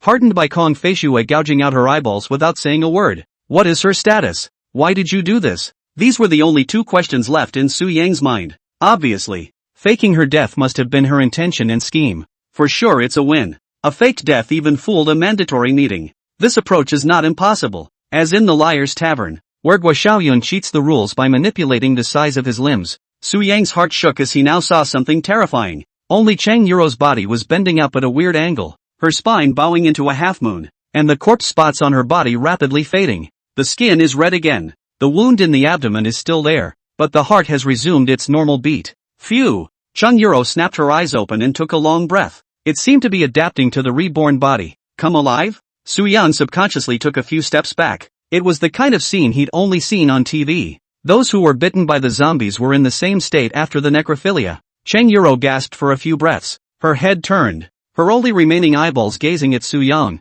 The corner of her mouth hooked into a wry smile. In the next moment, she braced her legs on the ground and bent her upper body towards Su Yang. The posture resembles the walking motion of a strange walking species. Are you a human or a ghost? Su Yang drew his holster and turned on the safety about to put a bullet in her head. But when he actually pulled the trigger, he reacted. The cooldown hasn't ended yet. I am of course a human being. Chang Yuro spat out human words, and her voice was very hoarse, like the sound of metal rubbing. Don't move. Come any closer and I'll shoot. Su Yang kept backing up. Less lying. Your bullets are still on CD right now, so you can't do anything to kill people at all, right? Chang Yuro let out a petulant laugh. What had been a beautiful voice was now like the sound made by cutting wood. Extremely harsh. My CD will be ready soon. In your current state, you shouldn't be able to make it back to the church on time for the meeting, right? Sujin's mind was spinning frantically. She's a werewolf? Nope. Johan is the bomb wolf on the board and Guobing is the assassin wolf. Number 14 is the werewolf who was cast away. There's no way a board of 16 can produce 4 wolves. What's more, if she's a wolf, there's no need to cover up and fake her death to deceive people. There was even less need to press Su Yang every step of the way. Why would I go to a meeting? I've been waiting for so long. Just waiting for you. Chang Yuro's body made a clicking sound, and her bent spine magically recovered, only to see her straighten her upper body. Her blood-stained face was like a ghost, oozing, especially with a hanging smile that made her look even more terrifying. Waiting for me? The wolves are already in a sure win situation. You don't need to struggle anymore. Su Yang tried to extract valuable information from her. Yeah? Then stand still. The blood pumped from Chang Yuro's heart flowed throughout her body, and her muscles gradually got rid of the stiffness and regained their original mobility. She took a few steps towards Su Yang, moving like a normal person. This also proved that she had successfully ended her fake death and turned back into a normal person. Standing still? Su Yang had thought of countless possibilities, but only missed the number of each camp of the board. At first everyone gathered around the stone tablet to check out the identity presentation, but no one knows the distribution of numbers among the camps. It's just that Fatty said 3 wolves and 3 neutrals, and following that, the guys had a preconceived notion that this was supposed to be the case. In fact, Sujin had no doubts about it. It was only now that he heard Chang Yuro's words that he jolted awake. Combined with what Chang Yuro had done, this led to one conclusion. Su Yang's pupils shrunk slightly. You're a pigeon? Chapter 34, Shocking Layout. Same death. Pigeon, infect every player in a turn to win. Congratulations. You guessed correctly. Chang Yuro pressed on step by step. Her plump figure was displayed to the fullest under the wrapping of her tights. If you don't look at the face, it is indeed a perfect color on earth. But Su Yang had no time to focus on that at the moment. He only wanted to deal with this sudden change. Admittedly, in the case of Chang Yuro being a pigeon, she must have made a foolproof plan before choosing to end her fake death at this point in time. You're not willing to pay the price of an eyeball just to wait for everyone to leave the factory? Su Yang tightened his grip on the pistol and quietly glanced at the CD. 2 minutes, 19 seconds. You people with such a deep heart. If I don't do this, how will I survive to the end? Chang Yuro seemed to see that Su Yang was stalling for time. She slowly walked to the entrance of the factory and slammed the door shut. In an instant, the entire factory was plunged into darkness. Su Yang secretly said that it was not good. His pupils dilated and tried to adapt to the dark environment. You don't have a chance to win anymore. Wu Bing will kill Falcon soon. Su Yang listened to the footsteps to identify Chang Yuro's position. Nope, oh, you're the last player I haven't infected. Just need to touch you and the game is over. Chang Yuro's voice was soft, and the distance gradually closed. What? Su Yang, as if he was facing a big enemy, stormed backward. His heel suddenly kicked a hard object, and he was stunned by the pain. I also have to thank you for not killing Falcon number 1. Otherwise I would have turned into a real corpse. Chang Yuro suddenly changed her orientation and came from the east of Su Yang. You could tell she was very familiar with the layout of the factory. Instead of waiting around dryly during the time she faked her death, she memorized the locations of the various equipment and obstacles in the factory. In other words, even in a dark environment, Chung Yuro's mobility must be more than 10 times better than Su Yang's. All it takes is one touch of him to unleash the infection and the game is over. It seems that all of us had misjudged you. I thought you were just a woman who sells her flesh for shelter. I didn't realize that this was just a part of your plan. Su Yang was doubly tormented. With the loss of sight, the senses of hearing and smell become extraordinarily acute. He could feel that Chung Yuro wasn't far from him. Do you think I don't know about the matter of the three of you peeping outside the toilet last night? Chang Yuro's voice came coldly from the western direction. So you were asked to the factory by Yu as well as a trick? Su Yan looked violently to the west and moved his body in another direction. Of course, I guess that she didn't have good intentions. She must have wanted to use this time difference to frame Guobing. Watching you guys dogfight. It's fun. He. Clunk. Sujin kicked a steel pipe, leaned down to pick it up, and said warily, "When did you post number 4? You weren't there at the time. I forgot to tell you that I was the one who handed out the food with number 4 at night." Chang Yuro's voice was a few points closer. No wonder Xiang Hao reacted so strongly to Chung Yuro's death. In his mind, this woman was gentle and kind, and when she was innocently killed, the anger in her heart must have been extreme. That was why he would step in to stop Yu from killing Guobing. He could guess that the murderer must not be the latter. The so-called selling his body was just an opportunity to infect Guobing and not arouse suspicion. Kong Feishua's depth of heart is not in the same dimension at all compared to Yu. Su Yang smelled the faint scent of blood and he realized that the two were close. He needed a chance to get away. I admit that her posture is much better than mine, but who can blame her for not being able to let go of her pride? Chang Yuro was not ashamed of this. Instead, it was extremely exciting. Yes, all of us have fallen for you, including Yu. Su Yang vaguely saw a silhouette moving in the darkness. It's close, 5 meters away. You're not so bad. If I hadn't laid it out ahead of time, maybe you really could have fooled everyone and become the winner in the end. It's a pity. You missed a step in the game. You're still too young after all. Whoosh! Suddenly, a cracking sound came, and Su Yang subconsciously crouched down. Bang! The sound of a hard object hitting an instrument rang out, and Su Yang heard out that it was a steel pipe thrown by Chung Yuro. Give up. You don't have any chance of winning anymore. Yes? Su Yang saw a black shadow pounce and threw the steel pipe out with force. As the dull sound and the scream resounded at the same time, Su Yang rushed in the direction of the gate. The moment Chung Yuro closed the door, he memorized the gate orientation. You can't run away. Chung Yuro forced herself to endure the pain and chased after her with a shrill voice. The adrenaline spikes from the combination of nervousness and panic, and the heart rate is pushing 180. The sound of a heart thumping was even heard beside his ears as he ran. Boom! Su Yang crashed into the gate, gripping the steel bars on the door with both hands and pulling with all his might. The sunlight slyly burrowed through the cracks, illuminating the dark factory. The first thing that came into view was Chung Yuro, who was full of madness and pounced with her teeth and claws. Su Yang dodged narrowly to avoid her touch and ran out of the factory in the process. He looked at the CD and there were 20 seconds left. Looking back, he realized that Chung Yuro's running speed was not slower than his, and was even a few points faster. I'm the final winner. None of you deserve it. Chang Yuro shouted shrilly, her leg muscles steeply towering. She's an athlete? Su Yang's heart shook and he immediately ran in the direction of the pier. I thought that my physical fitness was already good, but I didn't realize that Chung Yuro was also a hidden good runner. Wearing tight jersey shorts all the time turned out to be the reason. Su Yang put his best foot forward and froze, not closing the gap, but instead shortening it by a few meters. It was important to know that Chung Yuro was now in a state of serious injury and could still maintain this explosive power. If he was in his heyday, he would be a humanoid cheetah. Su Yang just ran to the door of the warehouse. His afterglow glimpsed to two people entangled together inside. One of them had his arm strangled around his carotid artery and his gun hand wrapped around both of his legs. His face blue and his eyes rolled up. The other man was lying behind him, his veins exposed and roaring. The two men were clearly Guobing and Xiang Hao. Su Yang was stunned. He didn't expect that the man with the gun would be entangled by a man with bare hands.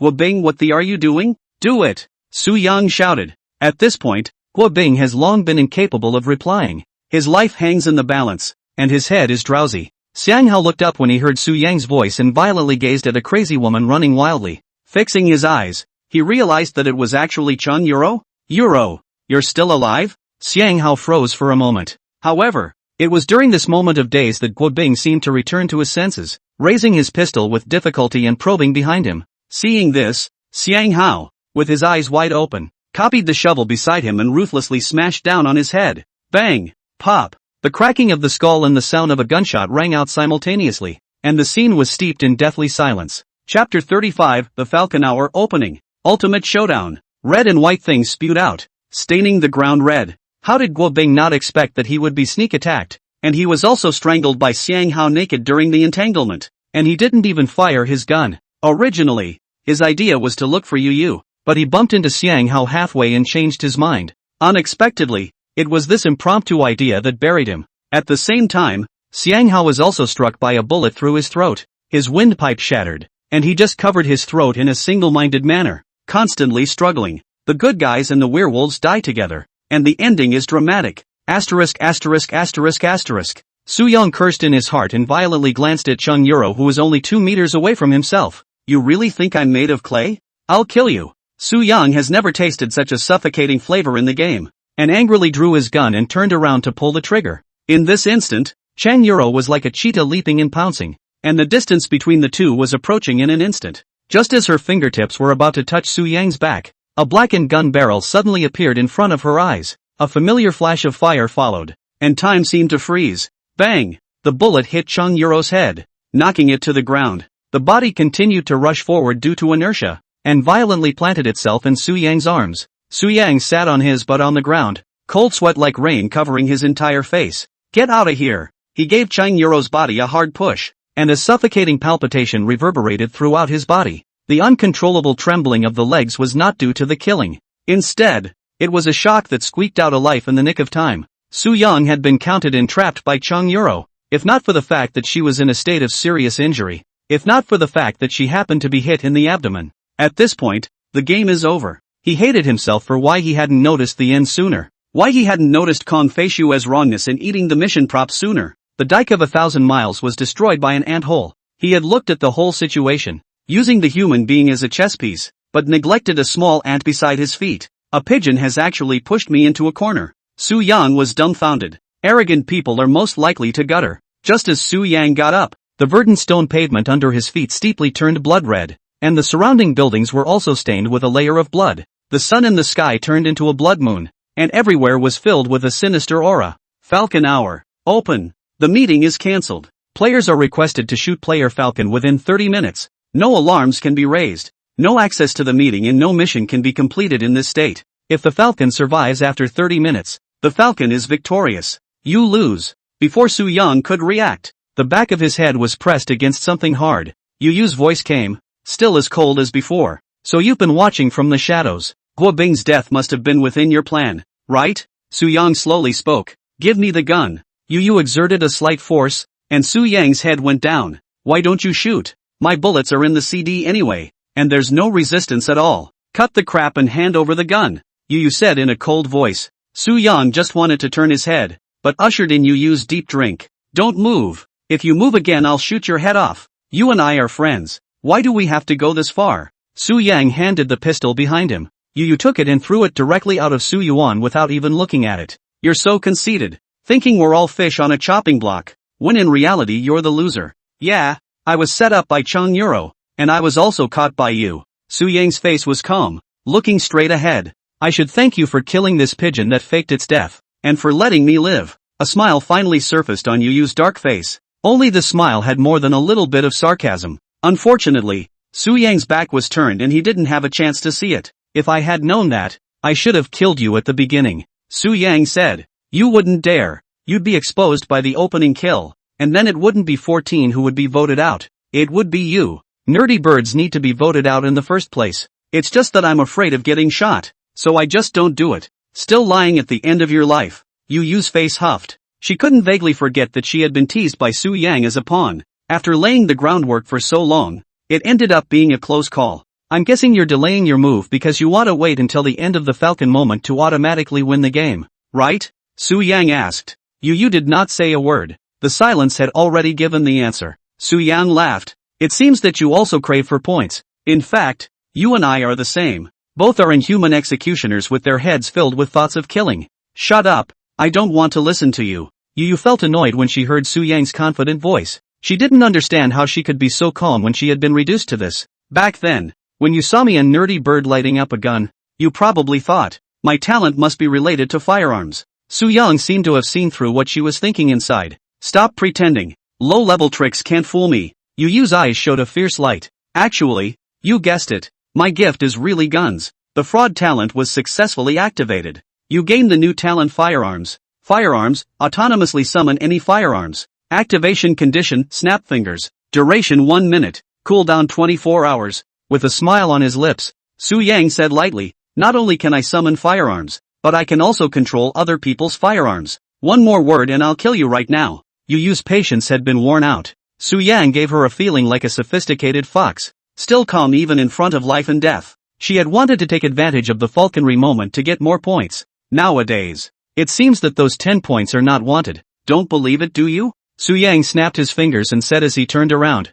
there are no bullets in your gun. Fraud talent activated successfully. Player Yu Yu's pistol magazine is empty. Ridiculous. You're a professional killer and a nerdy bird, and now you're pulling out a firearms talent. You really have no bottom line when it comes to lying. Yu Yu snorted out a laugh. What she hated the most was Su Yang smirking, all in control look. It was as if this game was tailor-made for him. I was going to let you enjoy the last 20 minutes of your life, but since you're giving your face away, go to hell. However, she had just pulled the trigger when she heard a click. What's going on? Yu Yu pressed the button several times in succession, and the imagined gunshot did not appear. The smile on Su Yang's face grew even wider, appearing out of place in this blood-colored world. It seemed that he was the falcon and Yu Yu was nothing more than a rabbit with missing teeth. Now, believe it? Su Yang absently glanced at the Browning 1911 lying not far away. That's the gun he just handed over. Yu Yu captured this detail and immediately picked up the pistol with a roll, aiming at Su Yang's head and directly pulling the trigger. This is impossible. Yu Yu was filled with shock. Chapter 36. Actually, I am a god. Do you believe me? Ha ha ha ha. Su Yang burst out laughing, his laughter filled with teasing and mockery. Yu Yu was as anxious as an ant on a hot pan. She removed the magazines of 2 pistols in quick succession and was surprised to find both empty. The empty magazine of Sujin's pistol was understandable, after all. He had fired a shot only a few minutes before. But Yu Yu hadn't killed anyone in the nearly half hour she'd been out of the factory. This also means that she is in CDN state. But why? Is my bullet? Where did the bullet go? Yu Yu was at a loss. Su Yang's laughter constantly echoing beside her ears. Suddenly realizing something, she jerked her head up and said with a spiteful face, "It's you! It was you who stole my bullets. Give them back to me." With that, she came screaming up, insanity crawling across her face. Su Yang kicked her away and slowly said, "Asterisk asterisk asterisk asterisk, don't give your face away." Yu Yu held her head, unable to accept the truth. She couldn't understand why. As a falcon with a gun herself, she couldn't kill. Even more incomprehensible, Su Yang merely snapped his fingers and the bullets in his pistol disappeared without a trace. Your talent is really firearms? Then why? Yu Yu clenched her teeth, her eyes full of confusion. Why am I a professional killer while being a nerdy bird, right? Su Yang had his trademark smile on his lips. It's not right. It's all wrong. Yu Yu's body stumbled and nearly fell to the ground. She looked at the ground in confusion and then at the pistol in her grip. It seemed to capture something, but felt unrealistic. I'm dull bird and a professional killer. What I said about the camouflage talent is actually a lie. Su Yang opened his mouth. How can a player have 2 professions at the same time? Yu Yu said incredulously. Does the rule say no? Su Yang asked rhetorically. But, it's not fair. Yu Yu gritted her teeth. Nerdbird is armed with a gun and also carries the status of a professional assassin. Doesn't that equate to him having 2 winning camps and identities? Werewolf. Neutral. Is that fair? Actually, I am a god. Do you believe it? Su Yang squatted down and smiled. Ridiculous. How can you be a god? You are nothing more than a lucky plaything. Yu Yu's most annoying expression appeared again. You never believe what I say. So you're destined to lose. Su Yang looked at her with a sad and angry expression, as if he was going to do something to her himself. But Su Yang knows very well in his heart that for this kind of girl whose face is always gloomy, even if they were pretty, they couldn't raise the slightest interest. Look at all these blood-colored buildings around you. You seem to forget that the falcon moment is still around. And your pistol. In my hand. Yu Yu regained her composure and silently stepped back a few meters. Keep a safe distance from Su Yang, not giving him any chance to grab the pistol. Falcon needs to be shot. This point is indeed difficult. Su Yang stroked his chin. I admit that you're smart, and I also admit that your luck is better than mine, or even everyone else in this game. But so what? Yu Yu regained control of her dominance and swept the gloom from her heart. Su Yang had already unleashed the ability of the gun, and now he had nothing but words to make her break her defense. Nothing else can be done. That's the beauty of the falcon moment, and a consequence of his cocooning. I remember. There was another gun on the field. Su Yang looked towards the corpses in the warehouse, his eyes gazing at the pistol held in Guobing's hand. Don't you dare! Yu sprinted with all her might, rushing to the warehouse in an arrow step to snatch Guobing's pistol in her arms. Now what? Yu turned around and looked at the stunned Su Yang with a smug smile. I didn't expect you to fight so hard. This is not like the usual you at all. Su Yang shook his head. You should never have made a so-called battle royale. You lost because you were too crazy. Yu breathed a long sigh of relief. The twists and turns of events continued to wear her down. Now all I want is to get it over with early and get back to myself for a good night's sleep. As for point rewards, surely it can't be bad as all. I'll secretly tell you a secret. Su Yang walked slowly. Cut the crap. I don't believe every word you say. Yu simply covered her ears. Actually, I'm not just a dull bird and a professional killer. I'm also a pelican. Su Yang opened his mouth.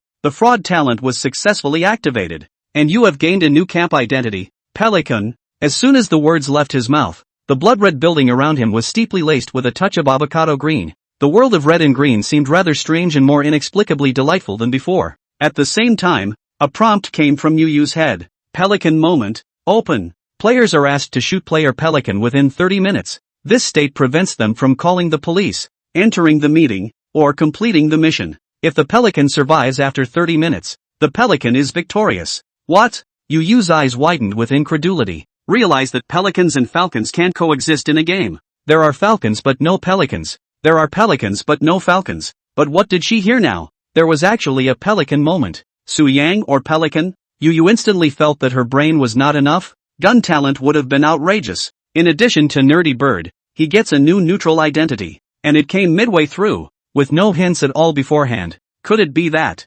Yu's petite body trembled, thinking of a terrible possibility. Pop! As soon as Su Yang snapped his fingers, his hand abruptly grew a rod of Beretta's classic twin rod sprayer, S686. Didn't you want to see my talent? Can you see it clearly now? Yu stood up in a flash, her eyes filled with doubt and shock. What's going on here? You've only just unleashed the gift. How long has this been going on? Actually, I just lied to you. My snapping my fingers is just a habit. Su Yang said seriously. No, don't come over. Yu was forced into a corner of the warehouse by Su Yang. Her features twisted into a ball. The moment she saw the shotgun appear, her cerebellum shriveled. One shocking change after another had her worldview on the verge of collapsing. How can a player have 3 identities at once? And how can you have 2 talents at the same time? Yu abruptly recalled the words that Su Yang had said. I'm actually a god. Originally, she had scoffed at this. But now, she believed a few things. Are you really a god? Yu was silent for a long time and asked from the bottom of his heart.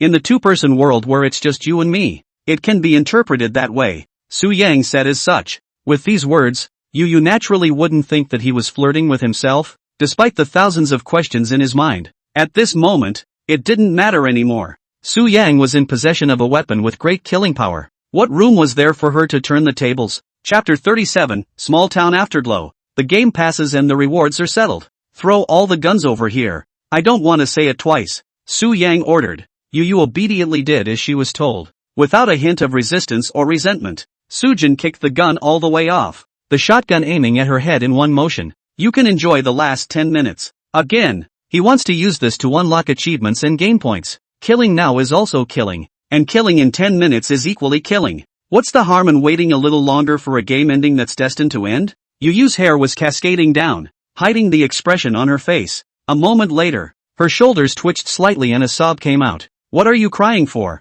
Su Yang's eyes narrowed. Actually, I didn't think of killing anyone. Yu's voice had a slight sob in it. Who wants to kill someone? It's just a matter of not being able to do it. Do you have a mom and dad? Yu asked. Nonsense. Can't it be that you popped out of a stone? Su Yang did not have the good sense to say. Before descending into the cage, I was still drinking with my friends at a karaoke bar when my mom and dad called out of the blue, yelling for me to come home early. You know, when I was a kid, the most common thing they told me was study hard. Elementary school, middle school, high school, every day, and I got tired of hearing it. When I got to college, they didn't allow me to hang out again, with the fine print that I'd meet some unsavory people if I did so, but I'm old enough to know who's good and who's bad. Can't I tell the difference? When I graduated out, they nagged me again that I had to be home by 10 o'clock every day, worrying that I'd be abducted by bad people. Don't let me smoke. Don't let me drink. Don't let me wear earrings. I really hate it when they treat me like a little girl. And sometimes I think it would be nice if they weren't my parents.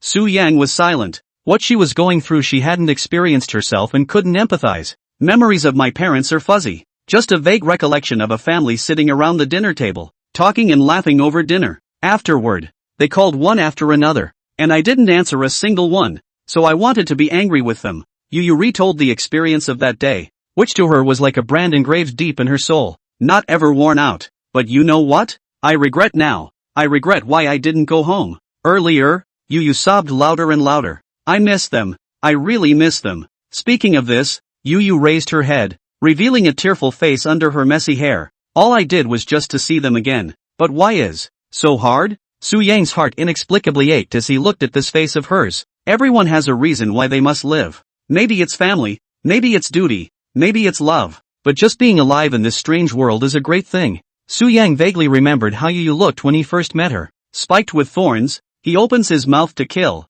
and his words reveal hostility. The whole thing is like an unstable bomb that could explode at any moment. I thought she was his natural executioner, but I didn't realize there was such a simple and direct reason behind it. Just want to see mom and dad again. What seems to be a normal and ordinary wish is as hard as it gets at the moment. I can't answer you because I'm also looking for an answer. Su Yang opened his mouth. Do you think that they are still alive? If alive, they should be desperately searching for their daughter. Yu's eyes were filled with hope and a bit of timidity. How could a parent not love their child? Su Yang was silent for a long time and spat out. But I don't have a chance to see them again. Yu smiled miserably. In response, Su Yang did not want to say much. He's in no position to judge everyone's lives or be forgiving. The Falcon moment is over. The Falcon player wins. The Pelican moment is over. The Pelican player wins. In the next moment, the sky seemed to be torn open, and all the blood-red light and green light collectively disappeared. The building resumed its original color, and the setting sun shone through the glass of the warehouse to the ground,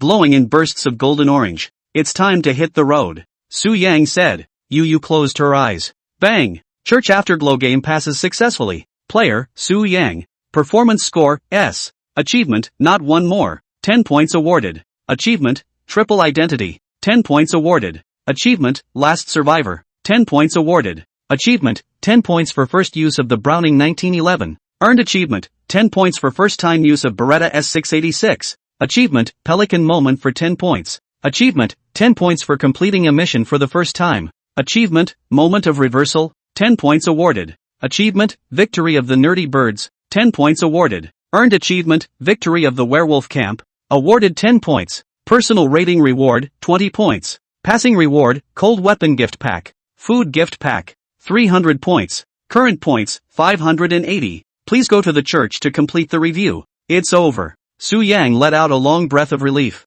Walking out of the warehouse and looking at the cool and beautiful town, he suddenly realized that he hadn't properly appreciated the scenery. Then to the pier, looking out over the sparkling blue bay, a salty sea breeze brushing against your cheeks, wrapped in the warmth of the setting sun. The afterglow is indeed beautiful, just at too great a cost. Sujin returned to the church and found an extra envelope on the seat where he was sitting. He opened the envelope and pulled out the paper inside. It details the course of this game of death, includes all players' talents, identities, and each player's kill record. It's tragic that number 3 died before he could say a few words. No. Force talent turns out to be speed increase. No wonder it can physically fight with no. 2. Identity 9 is a Starwalker? Then who killed her? Su Yang was slightly stunned. He'd always thought 9 was neutral. The eyes kept moving down and realized that the person who did it was actually number 2. No. 2 killed 2 people consecutively on the first day and the one who took the blame was no. 14? Su Yang was dumbfounded. The top of the replay shows that the 14th is indeed a wolf walk. He is identified as a bird-eating duck. One man was not killed, just went to the old tavern for a drink and was voted out. Let's just say the gold standard of disc logic is still rising. That's when he noticed an interesting point. Sunway's identity is Avenger and his talent is Amplification. Seeing this, Su Yang couldn't help but recall the sudden smell of an extremely smelly and incomparable odor when he cleaned up the warehouse yesterday. And just as Sunway left, the stench cut tenfold. Yu also said that he was pretentious and that his feelings were a result of Sunway's talent. I told you how I'm the only one who smells like I want to vomit. Su Yang shook his head helplessly. He didn't understand why Sunway would use his gift on him. What good would it do him to simply slow down the pace of the task? If it wasn't for this, they could have gotten the mission done before 9 died. That way, Number 9 might survive and the person voted out in the first round might be number 2. The world is unpredictable, and people's hearts are unpredictable. Su-young put the paper back into the envelope. Just like the first time, it reads and burns to dust. End of review. About to exit. Chapter 38. The so-called guilt is only worth living. The scene in front of him changed for a moment, and Su-young was back in the cage in the blink of an eye. The familiar smell of stifling heat was in the air as he lay back on his bed, relieving his exhaustion from a day of high intensity as well as high energy expenditure. Without realizing it, he fell asleep. The dreamer enters a new game of death in the jungle where he is being hunted by hundreds of men. Guns are raining down and guns are firing. Not only is there a toxic ring infestation, but there are also drones circling overhead. Su-young took advantage of the terrain and powerfully killed more than 30 people. But in the end, he was forced to face a siege of more than 50 people due to the approaching poison ring. He tried to use his fraud talent, but realized that no one would believe the lies he told. He is no longer omnipotent or a god of fraud who can turn a game into a home game. Eventually, countless bullets came from all directions and violently sifted him. With reluctance and despair, he fell to the ground to bid farewell to this world. No! Su-young woke up with a jolt, gasped roughly and subconsciously touched his body. The imagined pain did not appear, and instead of blood, cold sweat was felt. So it was just a dream. Su-young walked into the washroom and washed his face, his mental state recovering a few points. Looking up at his handsome face in the mirror, he couldn't help but recall the scene in his dream. It's too real. Every tree, every blade of grass, was unmistakable. The immersive feeling was numbing, along with the smoke in the air, the roaring fires. Is this a preview of a future game of death? Su-young's heart darkened. Familiar battle royale mechanics. Poison rings plus pickup supplies plus gunfight. One difference, however, is that he will be playing the game's prey, hunted by 99 players. 1 versus 99.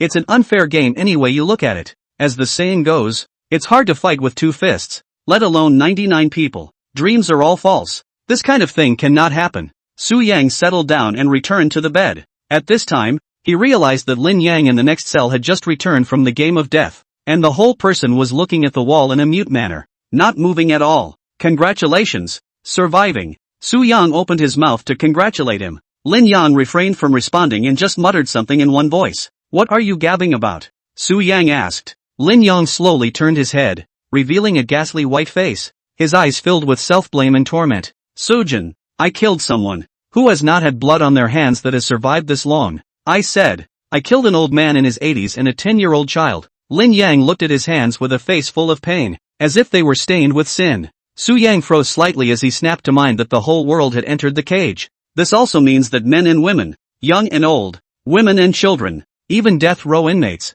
pregnant women, and the terminally ill, are all in there. Until now, he hadn't matched any old people or children. All regular adult men and women. That pair of young and old is a grandparent and grandchild. He wanted to protect the child, but he was. By me. Lin Yang held his head, and the bloody scene kept appearing in his mind. He seemed to have been overwhelmed by the idea of killing, and at that moment, he didn't think much at all, and directly made a move, reacting after the fact. The person is already dead. What kind of game do you play? Su-young asked after a long silence. The name of the game is called Ghosts and Shadows. It's a game where players pretend to be ghosts to kill people at night. I'm the ghost, and the other 9 people are all humans. Lin Yang repeated in a deep voice. And then what? At first I was excited. After watching so many ghost movies, I never thought I would one day become a ghost. Have you ever seen that scene where the ghost hides inside a mirror? And when the person sits in front of the mirror to comb their hair, the ghost pops up and drags the person into the mirror and kills them. Also, the wells harbor ghosts,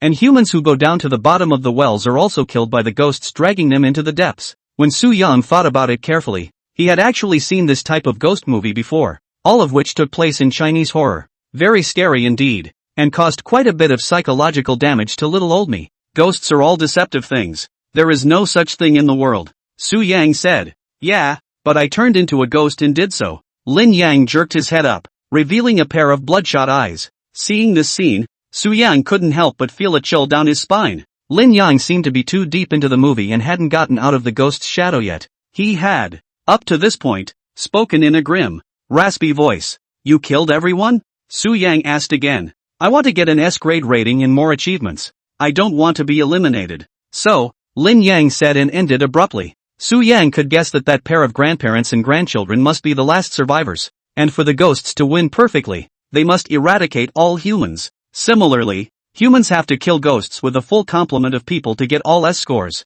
To reach S, you must do both extremes. Kill or be killed. If you don't kill them, they will kill you. At this time, a female voice came from cell 212 on the right. Su-young twisted his head to look, only to see the silhouette reappear, seemingly having just returned from passing the game of death, still in the same position, lying on his side, leaving the two men with a back. Do you understand guilt? I am a human being, not a human being, Lin Yang exclaimed, the pain in his eyes intensifying. The guilty are killed, only deserve to live. The woman spoke faintly as she adjusted her posture and continued. If you still harbor this so-called guilt in your heart, then die early in the next death game so as not to torture yourself. Who are you calling? Turn your face around and make your words clear. Lin Yang pounded the glass wall hard, his neck veins bulging out. The woman stopped talking, as if she didn't want to waste any more words with him. After Su-young had thought about it, he said, what she said is not unreasonable. You will definitely encounter similar situations in the future. If you want to stay alive, you can't be soft. You've also dehumanized yourself? Lin Yang looked at him with an incredulous expression. It's precisely because it's human nature that you would do it on impulse, isn't it? Su-young gazed into his eyes. Asterisk asterisk asterisk asterisk. Lin Yang hammered the glass wall hard and sat himself on the bed, quietly wiping away his tears. I don't need to do mental construction with you. If I run into you in the game, I will never hesitate when it's time to kill. Su-yang put down a sentence and turned towards the food cupboard. In his opinion, Lin Yang actually knew it all in his heart, but he just couldn't get over that hurdle. One lives for more than 20 years, undergoes a good education, and develops a sound outlook on the three aspects of life in a normal family. It's good-natured, and at first it's all being played as a game, but playing around with it turns out to be a change of flavor. The mindset has also quietly changed. Anyone who still plays with the idea that peace comes first and entertainment comes first, he's bound to be the next to be eliminated. Of course, there are few people who are lucky, but who can be lucky forever?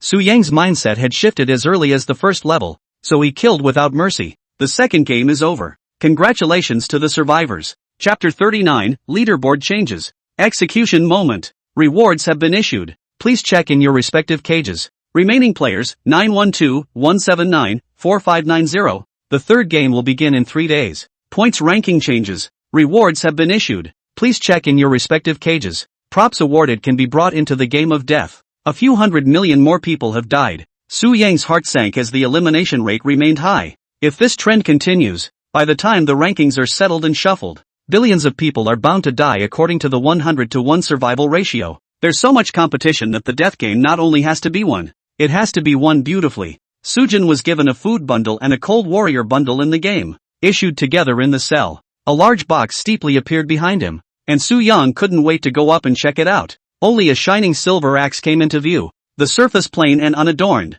without any pattern. Craftsmanship. This piece he does not know very well, about a foot long, hold in the hand feels very light, about half a pound. It shouldn't be made of aluminum. Su-young tried to swing it, and it felt excellent in his hand when he chopped it, like it was fused with his arm. He took a lighter out of his household goods, placed it on the ground, and then chopped down hard with the axe. Giggle. In just an instant, he sliced it in half unhindered. What a sharp axe! Su-yang's eyes lit up. Though he hadn't played with axes, he had played with knives. Kitchen knives are a pain in the ass to use to cut meat if you don't sharpen them. Never mind cutting things like this. Moreover, he noticed that the lighter was extremely flat at the break, and its sharpness must have exceeded that of most cold weapons on the market. It can also be brought inside the game. Doesn't that mean killing becomes easier? Su-young stroked his chin. He had some weaknesses in strength and skill, and was no match for the bullish practitioners. But with years of exercise, he wasn't as weak as a weak chicken when the wind blew. In addition, he noticed that the newly distributed food packages had become plentiful.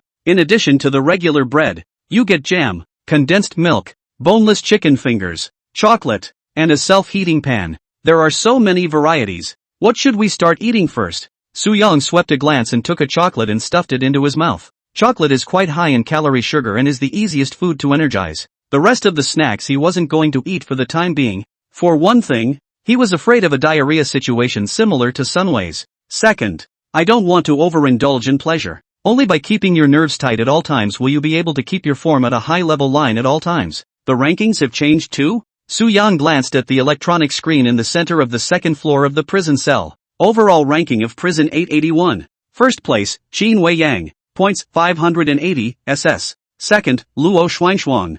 points 580 SS. Third, Tang Dukhang, points 580 SS. Fourth, Zhou Yuling, points 580 SS. Ninth, Sujin, points 580 SS. 5083rd, Leland, points 420 DC. Number of surviving players, 4. 917. Number of deaths, 5. 083. Settlement after 11 days. Top 100 get out of the jail. Each day, 10 individuals are selected to receive a rating of less than 2 S's for execution. Top 10. Su Yang's eyes lit up and his heart secretly rejoiced. It's a good thing he remembered the pelican in his second game, or he wouldn't have been able to even break into the top 100. Just need to hold on to the rankings and play consistently for the rest of the game and will escape elimination. What does it mean to have a personal rating of less than 2 S's? Su Yang frowned slightly. He noticed 2 extra letters after each person's ranking. He also has 2 S's behind him. Could it be that the total score of the 2 games was marked up?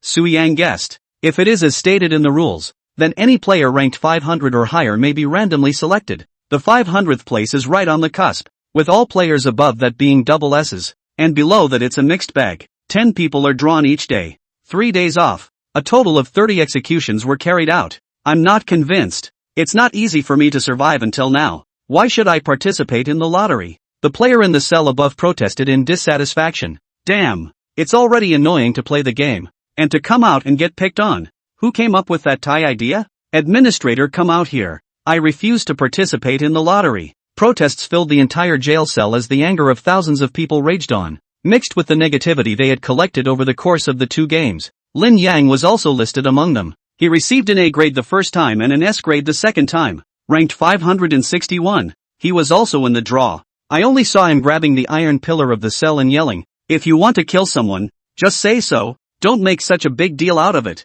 Drawing of players begins. At that moment, a broadcast came out steeply. The protests tapered off until they all but disappeared. Every player located in its column was incredibly nervous, and they prayed not to be drawn. Execution, by definition, is death. Only the person who bestowed their deaths changed from a player to a jail administrator. "Don't draw me, please." The man in the cell opposite Su Yang knelt down and begged, his expression devout. A short while later, the radio came on again. 118, 5,431, 6,899, 4,132, 8,760. Cell number after cell number was read out, and the players who named them fell like ice, their faces as white as paper. It's over. It's all over. All 10 numbers were read out, and the players who hadn't been named cried out in excitement. That means they get to live another day. Asterisk asterisk asterisk asterisk. What makes it me? I get 1 A and 1 S at a time. Am I bad? 2 A's and you don't deserve to live? I've tried so hard. The protests were to no avail. However, as a door suddenly opened in the northeast corner of the player's floor that had been pointed to, only the familiar bull demon appeared slowly and walked towards the target cell. They skillfully pulled apart the iron pillars and brought out the players inside, like carrying a chicken, to the center of the first floor. The position was such that the entire jail cell could see it clearly. "Don't touch me. Get away." A man struggled desperately, vowing not to obey. Yet his defiance was humorous in the face of the powerful bull demon. The cow demon didn't move even though he used all his strength. Players are in position, counting down to 10 seconds. 10, 9, 8. A sound like the whisper of death echoed in every corner. At this moment, everyone held their breath as their gazes fell on these 10 players in unison. "If I had known this, I shouldn't have left you guys alive." A man laughed maniacally, his voice transmitting a strong sense of remorse. "Don't you guys look away. My downfall will come to you too." The other man threw back his head and shouted, his eyes filled with resignation. 3, 2, 1. Executions begin. Put. All 10 good heads were pinched and exploded, and the corpses fell to the ground, bleeding all over the place. Even though the players in the room had experienced a great deal, there were still people who had trouble accepting it and screamed at the top of their lungs. Lin Yang's body slid down powerlessly and went limp when he thought that he might end up in this situation. "I don't want to die. I don't want to die." Su Yang watched the 10 corpses being dragged away by the bull demon with a grave expression on his face. The next game is going to get more and more brutal, winning beautifully while being brutal, because the only way to get the highest rating is to kill all the players. Chapter 40 Suicide. Live rationally. See, this is what happens when you are soft-hearted. Do you choose to be a victim, or a shameless head? A female voice came from beside him, a wisp of sarcasm mixed in with the voice. Su Yang twisted his head to look, only to see Lin Yang grasping the iron pillar. his eyes filled with complexity and fear. The test of humanity is manifested in this moment. The choice between life and death. Either take someone else's life for your own. Either choose goodness and wait to be extracted and executed. Bedtime is over. All players are silenced immediately. A sudden announcement broke the silence. The lights went out instantly, and the entire prison was returned to darkness. Su Yang looked at 211, the blurry figure, and dismissed the idea of persuasion. These kinds of questions are never answered, but he knows that the only way to have the last laugh is to be selfish enough. Administrator reappeared and toured the cell blocks on each floor. Su Yang lay on the bed without any sleep. The images of the party's execution constantly surfaced in his mind. What is the purpose of executions? To expel bad money? The rules were added on an ad hoc basis, and the intention of the manipulators behind it was clearly to force players to get better performance within the death game. But everyone plays different games with different scoring criteria, and killing everyone is probably not the only criterion for judging. If the games were different in difficulty,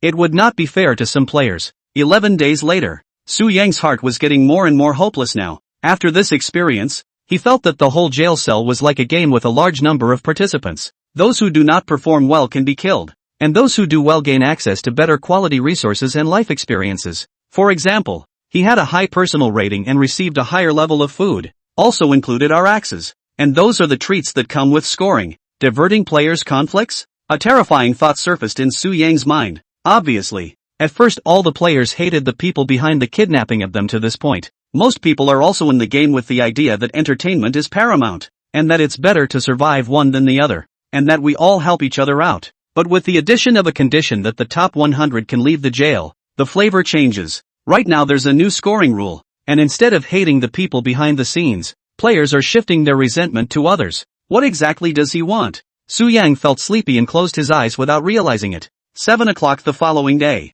Administrator, exit. The lights come on full blast, and people slowly get out of bed to wash up and start the day. The days inside the cell were very boring. There were no short videos, no TV shows to catch up on, and no entertainment programs. The only solace is talking to the player in the cell next to you, and some of the unlucky ones, with empty cells on the left and right, can only silently hide in the toilet and do some unseemly acts. Su Yang came out after washing up to see Lin Yang still sitting on the floor, in the exact same position as yesterday. Didn't sleep all night? Su Yang asked. Lin Yang was slightly stunned and slowly turned his head, revealing dark black circles and bloodshot eyes. What do you say after 11 days? Can we still return to the real world? I thought about this yesterday too, Su Yang said. Lin Yang quietly looked at him, waiting for the following. Su Yang tore open the package and ate a piece of chocolate. Bitter and sweet flavors intertwined in his mouth. Maybe this is the only hope. Lin Yang opened his mouth to speak as he dragged his stiff body into the washroom. A short while later,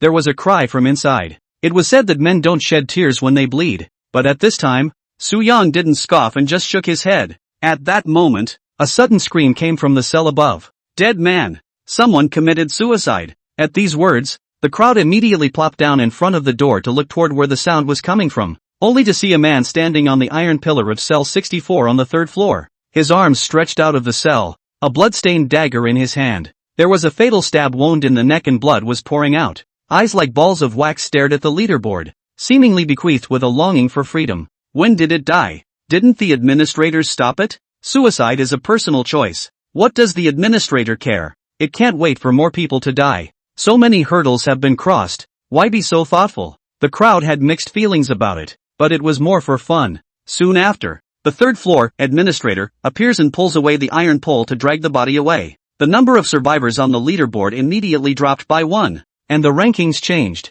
Su Yang noticed that the 500th player's ranking had not changed. This means that the people who committed suicide were the players who didn't get the double S's. Would you kill yourself? The female player from 212 suddenly asked. You're talking to me? Su Yang twisted his head to look. She was seen sitting on the ground with her hair tied up high, revealing her white neck and stunning side face. Sure. No. Why? Where's the why? Won't means won't. Su Yang said as such. If killing yourself could be a good exchange for the life of a loved one, would you? The woman asked again. Su Yang pondered for a moment. If there was such a mechanism, then the death game would be meaningless. So this hypothesis is impossible. Aren't you tired of living so rationally? It's tiring, but one has to live with something to look forward to. Otherwise, what's the point of living? Hope? The woman fell into a steep silence. Su Yang re-looked at cell 364. This suicide was just the trigger, and it would definitely continue to spiral out of control in the aftermath. Just watch the third death game. He had a feeling that if the third death game couldn't achieve what the players expected,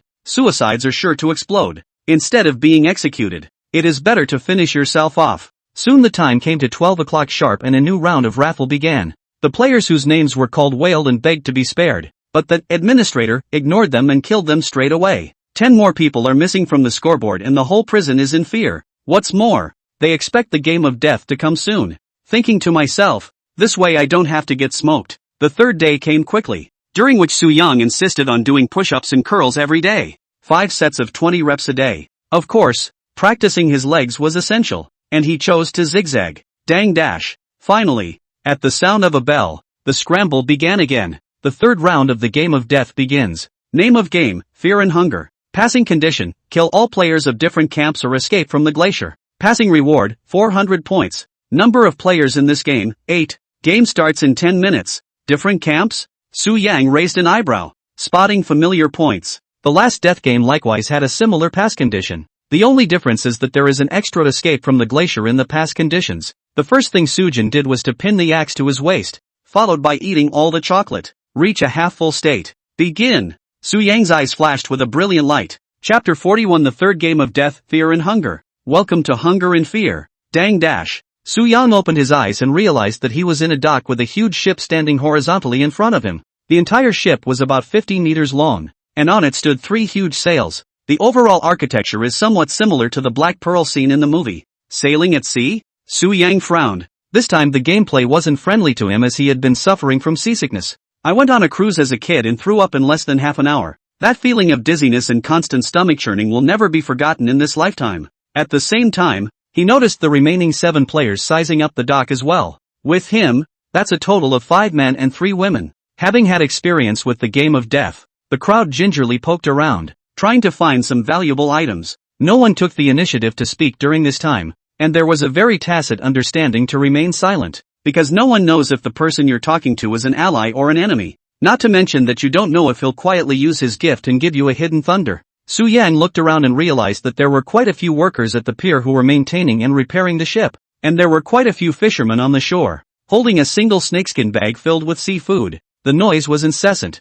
and the 8 men were out of place. All come over here, there's a game introduction in here. A bald middle-aged man shouted from the crowd. The crowd looked at each other in disbelief as they headed toward the only small house on the dock. Upon entering inside, he found a map taped to the wall with small letters written all over the side. The camp is divided between explorers and insiders. Explorers need to cross the glacier with the help of a ship, gathering resources, food, weapons, and other resources along the way to solve problems encountered on the voyage. The mole possesses black magic and needs to stop the explorers from leaving the glacier, which can be done through various methods such as killing, destroying important items, stealing resources, etc. The game has 8 professions: captain, priest, engineer, cook, doctor, hunter, gunner, and navigator. Each profession has unique initial items and passive skills. Sailing a 19th century ship, avoiding icebergs and searching for coal to keep the ship running. After reading the rules down, Sujin realized that this was another game with a lot of freedom. An explorer is a good guy in the broadest sense of the word. The mole is what the name implies. It doesn't say how many explorers and insiders there are, so the number isn't fixed? A man with a large back-combed hair muttered. It must be cold inside the glacier, but we're all wearing short sleeves. How is this going to be fun? The bald man wondered. At that moment, an attentive woman saw a huge box sitting in the corner of the room. She opened it up and it was filled with warm clothes, down jackets, gloves and hats in all sizes. There are clothes in here. As soon as these words came out, a few people, like vicious dogs pouncing on food, rushed up and, regardless of the circumstances, hugged a pile of clothes in their arms. Don't all grab. There are definitely enough clothes. The woman who opened the box was knocked to the ground. Su Yang looked at the 2 remaining female players standing motionless in the corner while looking up at the map. One was tall, about 5'7", wearing a hair issue t-shirt, with a luscious figure and a pretty face with a hint of seriousness. The other female player was shorter by most of a head.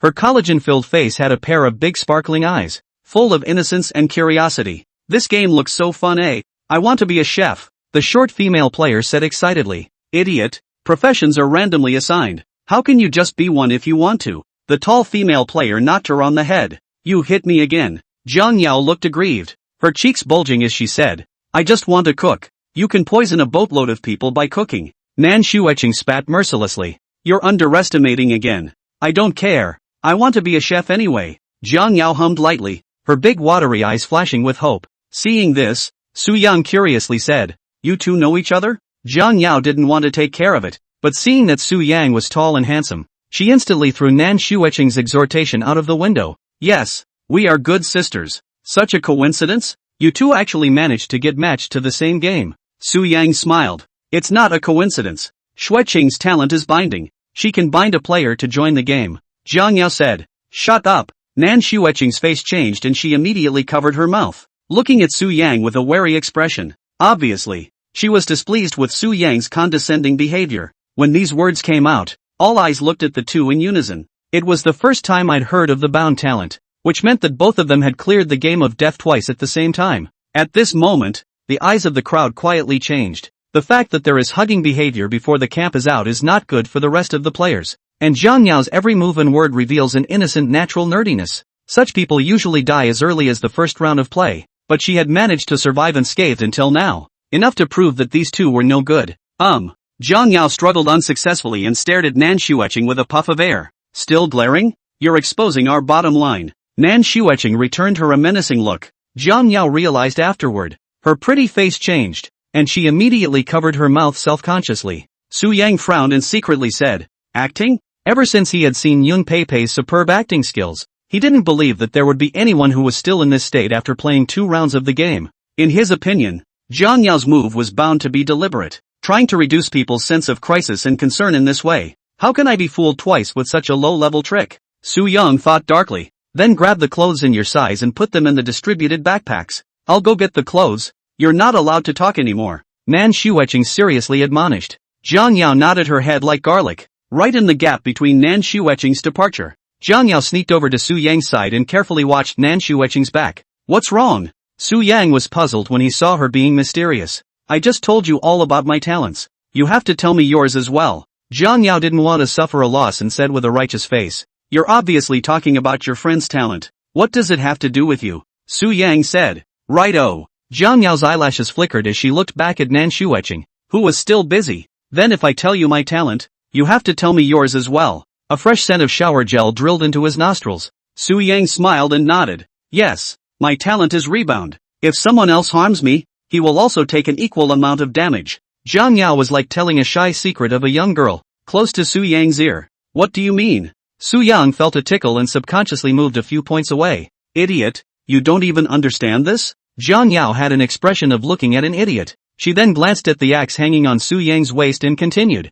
For example, if you cut me with the axe, you will also receive the same damage on the same part. To die together? Su Yang's eyes narrowed as a picture emerged in his mind. The player kills Jiang Yao. Then he suffers a corresponding death due to the rebound talent. Isn't that the equivalent of a get-out-of-jail-free card? Then who dares to touch her? You made all of this up, didn't you? Disbelief was written all over Su Yang's face. Chapter 42 Testing Jiang Yao. Your identity is a mole. Jiang Yao was not happy when she heard. Crossed her arms and cajoled, howl. You want to renege? You don't keep your word. Empty words, how can you prove it? Su Yang asked with a smirk. Makes sense. Jiang Yao tilted her head and thought for a moment. Her big sparkling eyes flashed with a wise light. I have a way to prove it. Just pinch me and see if you can receive damage just the same. That's what you said? Not too hard. Jiang Yao barked out a warning, slowly stretching out her hand and closing her eyes tightly with an expression of valor. Su Yan looked at the white and red arm and could clearly see the green veins inside.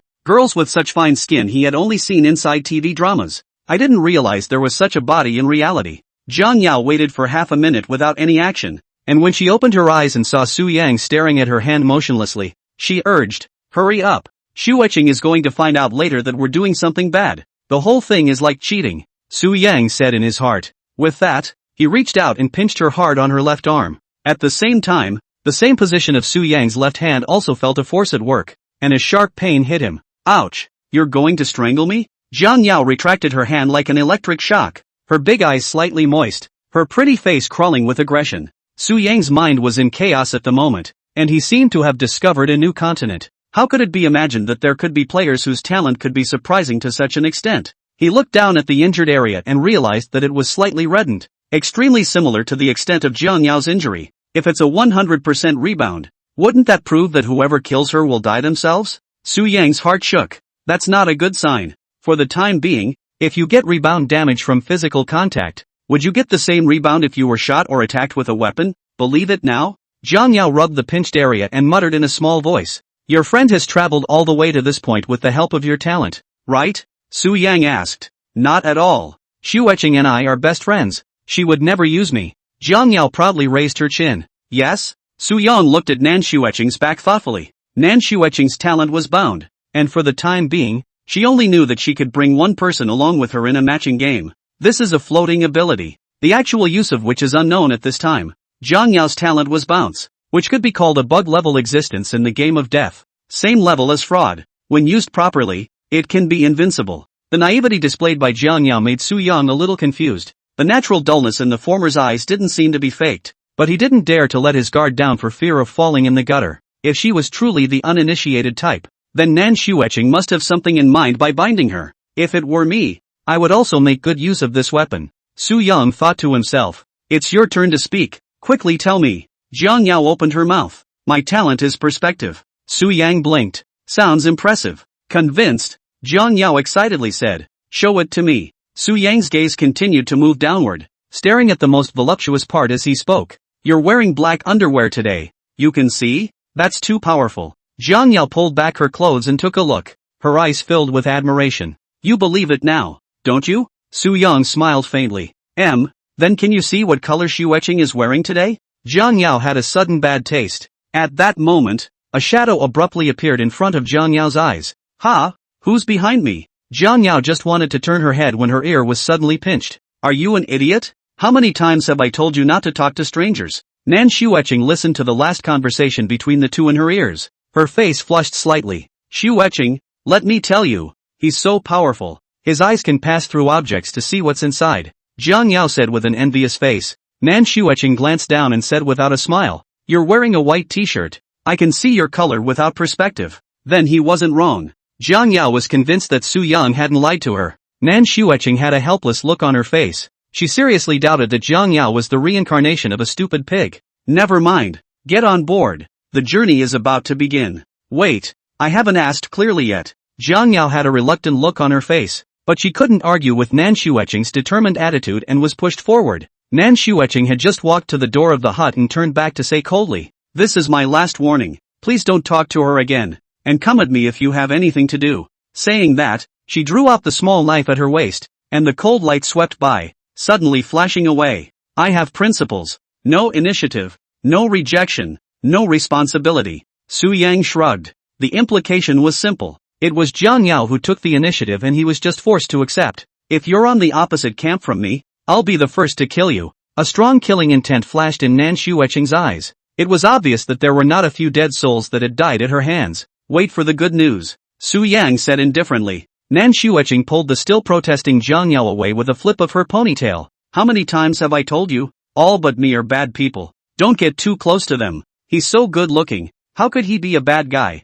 Jiang Yao didn't understand. He's the biggest bad guy of all. Remember that. The sound of the two men's conversation came from outside the house, and Su Yang looked at the map hanging on the wall to himself, pondering. From the map. This shouldn't be part of the blue star plate. The odds are that it's a separate world. Piloting this ship across the glacier is not difficult. Su Yang rubbed the corner of his brow, picked up his traveling bag and headed towards the ship. He was the last person to board the ship. The rest of the players had already wandered through the interior spaces of the cabin. Su Yang entered and found that the structure of the ship was divided into 3 levels. The first level is the deck and the second level is the living quarters with the boiler room, workshop, galley, captain's lounge, and conference room. The third level is the crew rest area, with 7 rooms, each very large and fully equipped with everything you need. Since Sujin was the latest to arrive, the room at the end of the corridor belonged to him. He set his backpack down and lay back on the bed to feel the comfort. At that moment, a knock came at the door. Su Yang opened the door and realized that the visitor was the middle-aged bald man. The journey is about to begin. Gather in the conference room. Su Yang followed him to the conference room and just as he came in, he smelled a very pungent odor of rotting wood. There was a map on the wall showing the staging area for supplies. He sat against the door and surveyed the 7 players present. Jiang Yao and Nan Xueqing had already exchanged greetings and had a general understanding of each other. The other girl had a fair appearance, with a high nose, and her eyes stared straight at Su Yang with a wary look. The remaining 4 male players were likewise sizing up Su Yang, their gazes laced with many meanings. At that moment, an envelope appeared steeply in front of each person. Coming. Su Yang was quite apprehensive at the sight. He knew that this was the moment to assign occupations and identities. In unison, the crowd opened the envelope and took out the paper inside to examine it. Su Yang fixed his eyes on it, and at the top there was a line written in big blood-colored letters. Your identity is a mole. Chapter 43, Pilot. Fraud successful. Gain new talent, Eagle Eyes. Your occupation is Navigator. You possess 3 black magic spells, Spirit Walking,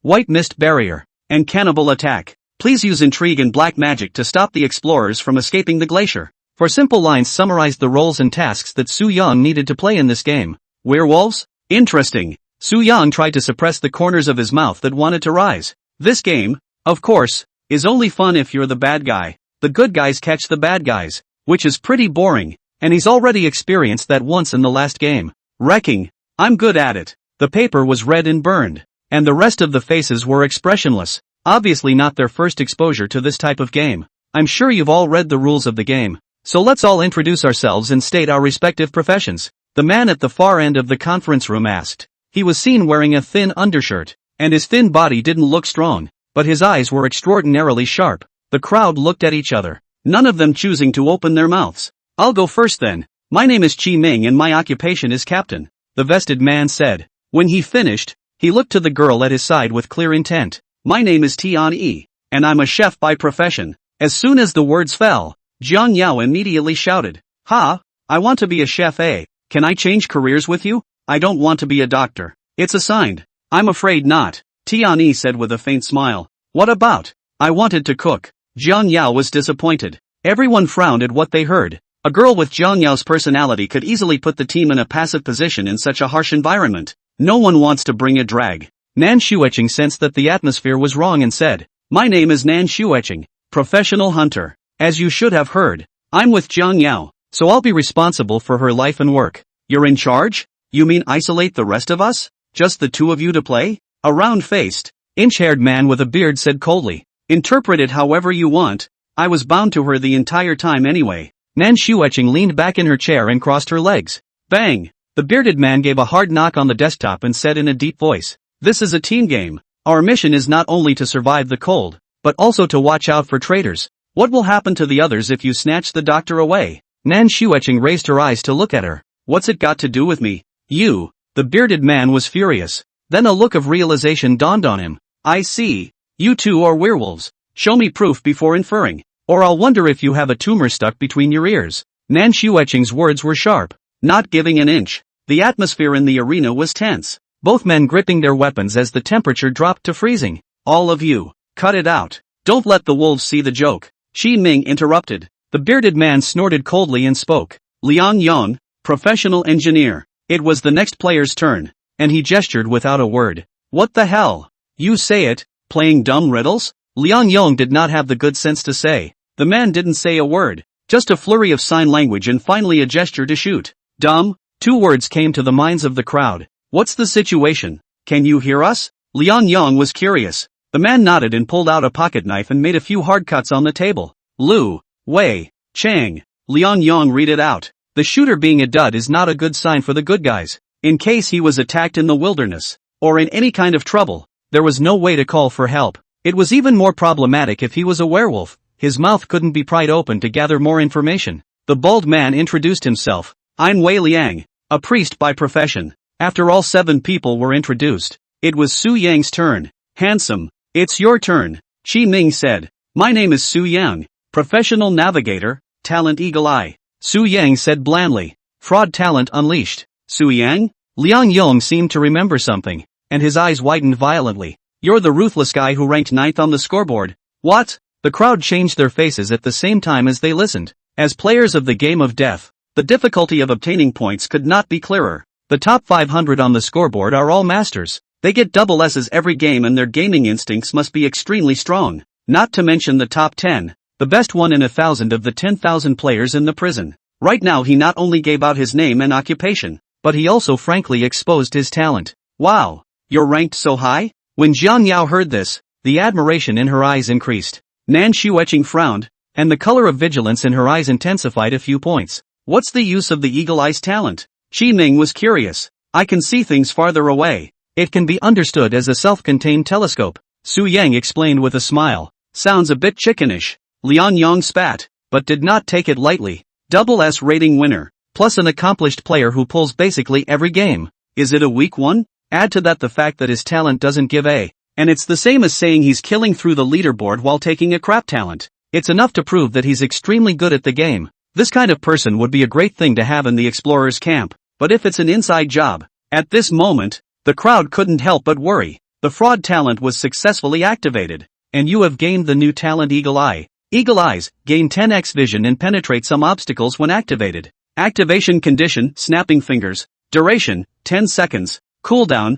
10 seconds. So easy? Su Yan laughed in his heart. That was the benefit of the aura that came with being strong. And they didn't have much doubt about it. Jiang Yao was the only one on the field who didn't believe it. You clearly said that the talent was perspective. How did it become Eagle Eye? That was a lie. Little fool. Su Yang said. Fine. You actually dared to lie to me. Thanks to me trusting you so much. Jiang Yao put on a very fierce expression. But it didn't look aggressive. At this point, Tian Yi suddenly spoke up and interrupted. Will the occupation have anything to do with what we do in reality? When these words came out, Liang Yang tapped his head. Right. I was working as a site manager before. And he's now assigning me a career as an engineer. Qi Ming thought for a moment and nodded. I've driven a speedboat. So I sort of have a little experience in driving a boat. I'm a nurse. Jiang Yao said. People think about it and realize that the professions they get are more or less related to the ones in reality. Nan Xueqing's own interest was playing with bows, so it was only logical for her to get the hunter profession. Tianyi was born into a family of chefs and has been good at cooking since she was a child. Weilin claims to be of the Christian faith and has acted as a pastor. In this way, Lu Weicheng, the gunman, must have rich experience in shooting guns in reality. As for the navigator, Su Yang guessed that it was estimated to be related to the fact that he insisted on exercising every day and had excellent physical fitness. This profession is characterized by a plus 30% movement speed, which is a great advantage in the area of map running. Now that each has been introduced, I, as captain, will next assign everyone's tasks and the supplies they need to take each day. Qi Ming volunteered to act as the team's backbone. Chapter 44, Deployment Mission. Innate Bull and Horse Sacred Body. There was no objection to this. First of all, Qi Ming seems to be a calm person, and you can tell that he has some experience in this area of team deployment. Secondly, he was the only one of the 8 who knew how to sail a boat, and he was able to take charge of the coordination on board while the others were away. Go ahead. Liang Yang opened his mouth. Seeing the others acquiesce to this move, Qi Ming nodded in satisfaction and rose to the map in the conference room. There are dozens of supply points on the map, large and small, with red for abundant supplies, yellow for average, and green for scarce. On top of that, it's labeled neutral creatures with skull and bones, which is something we have to be extra careful of. Qi Ming elaborated. Nan Xueqing looked twice and wondered. What does neutral creature mean? To go around? At the moment, we are not sure of the combat power of the neutral creatures. Before approaching these creatures, we can observe them from a distance and kill them with a guaranteed harvest. Qi Ming said. Su Yang frowned slightly as he sniffed. Our game environment is a glacial world, which means there is no direct way of obtaining food. Then he looked at Chef Tianyi and said, I think it's probable that neutral creatures are a source for players to obtain food, and the chef must be accompanied by someone to collect ingredients. That's right. Qi Ming cast an appreciative look. The main task of a chef is to help the team solve the problem of food and clothing. Do you have a weapon on hand, Tianyi? At the end of the second round of the death game,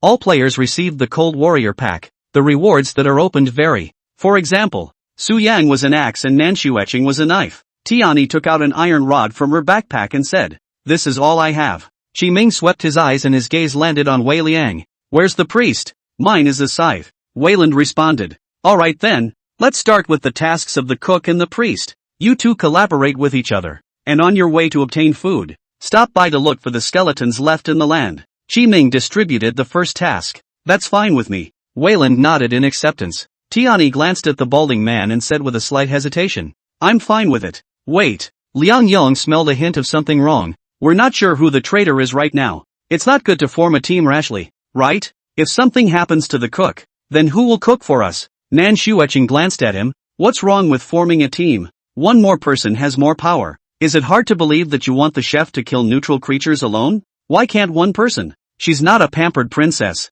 It's everyone's job to work independently. Liang Yang said meaningfully. The parties involved are fine with it, but you don't agree with it. Since you're suspicious by nature, then you go and accompany her. Nan Shuicheng sneered back. Liang Yang glanced at the grim-faced Wei Liang and coldly grunted without speaking again. Apparently, while he was worried about the cook's well-being, he was also worried that the cook might be a mole. He'd seen a lot of capable women in those two games. Looking at someone through colored glasses is the easiest way to be smart. Therefore, he was not willing to form a random group with his identity unknown. It's settled. Liang Yang, your task is to carry coal to the cave. Qi Ming pointed to a red material point with a pattern of coal on it. Remember, return to the ship as soon as you have taken the coal inside. Good. Liang Yang responded. Gunners go to the right supply point on the first day. You have a gun in your hand. Take as many supplies as you can. And if the conditions allow it, you can help the cook. Qi Ming looked at Lu Weicheng. What about us? Jiang Yao couldn't wait to find out her mission. You,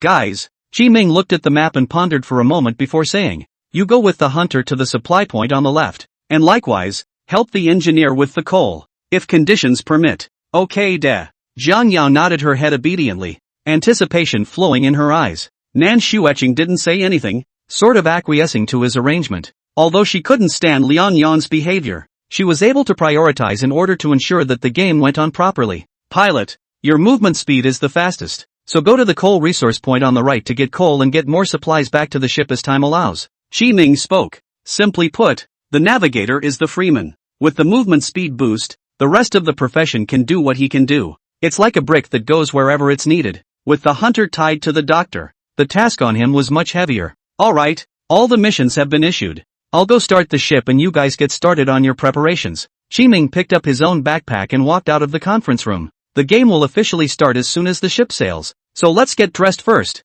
Big guy, Tian Yi reminded. Su Yang glanced at the map before he left, memorizing the location of the supplies point, and then returned to his room. He started by changing into thermal underwear and found that it locked the heat in immediately after he put it on and kept him extremely warm. This was followed by a sweater and a down jacket on the very outside. After one operation, the body immediately swelled into a big fat body, like a wimpy melon in Zombies. Would it be a bit too much? Su Yang stood in front of the mirror and surveyed it for a moment. In reality he lives in the south and doesn't have a deep concept of cold. Just know that once winter hits, it's time for the magic attack and you'll feel cold no matter how much or how thick you wear. The extent is not exaggerated, and can be resisted simply by sheer force of will. Where at first, Su Yang could already feel his back sweating. Spinning around, he opened the closet and got the pilot profession initial props inside. A telescope, an oil lamp. The telescope was not a product of modern technology and was very simple in shape. A freely retractable stick with a couple of lenses. Oil lamps are much more rudimentary,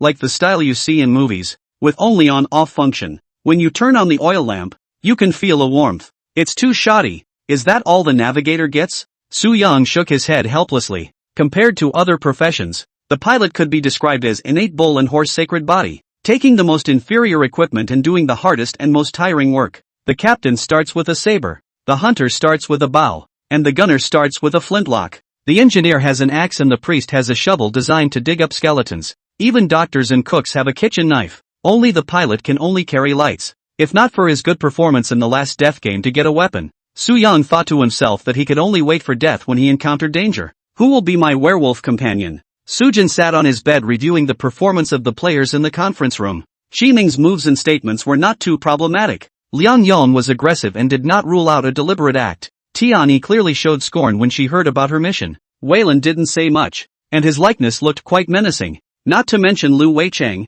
who stared at the map the whole time.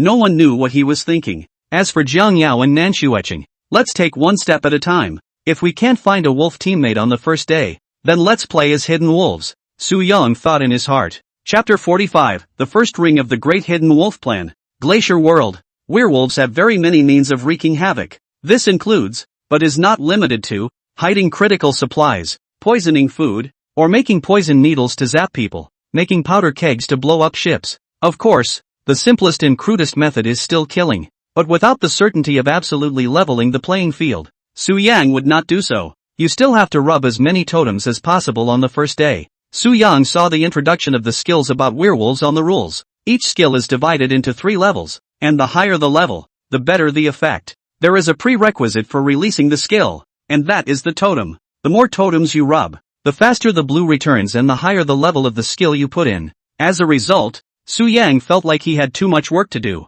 Normal environments were fine, but if it was a harsh environment like the Arctic, he didn't even dare to think about how hard it would be to simply survive. At that moment, Su Yang's heart murmured, and a bone knife suddenly appeared in his hand. The bone knife appeared to be made from the leg bone of some creature. The surface was very rough and the blade was stained with long dried blood. He tried to touch the tip of the knife with his hand and realized it wasn't sharp. Oh! A loud and clear siren sounded, and Su Yang felt a push come slowly. He realized the ship had sailed, so he stepped out of his room to the second floor of the cabin, and found the boiler already firing, and it was warm and sweaty inside. Damn! What the hell? It's hot! Lian Yong cursed and came up from the third floor and greeted Su Yang. How do these workbenches work? Su Yang looked at the various tools placed on the table and curiously said, I guess it's just a matter of putting materials on it to produce something, and it's not realistic to force players to hand rub axes or anything. Lian Yang guessed. Su Yang nodded slightly at his words. If everything had to be handmade by himself,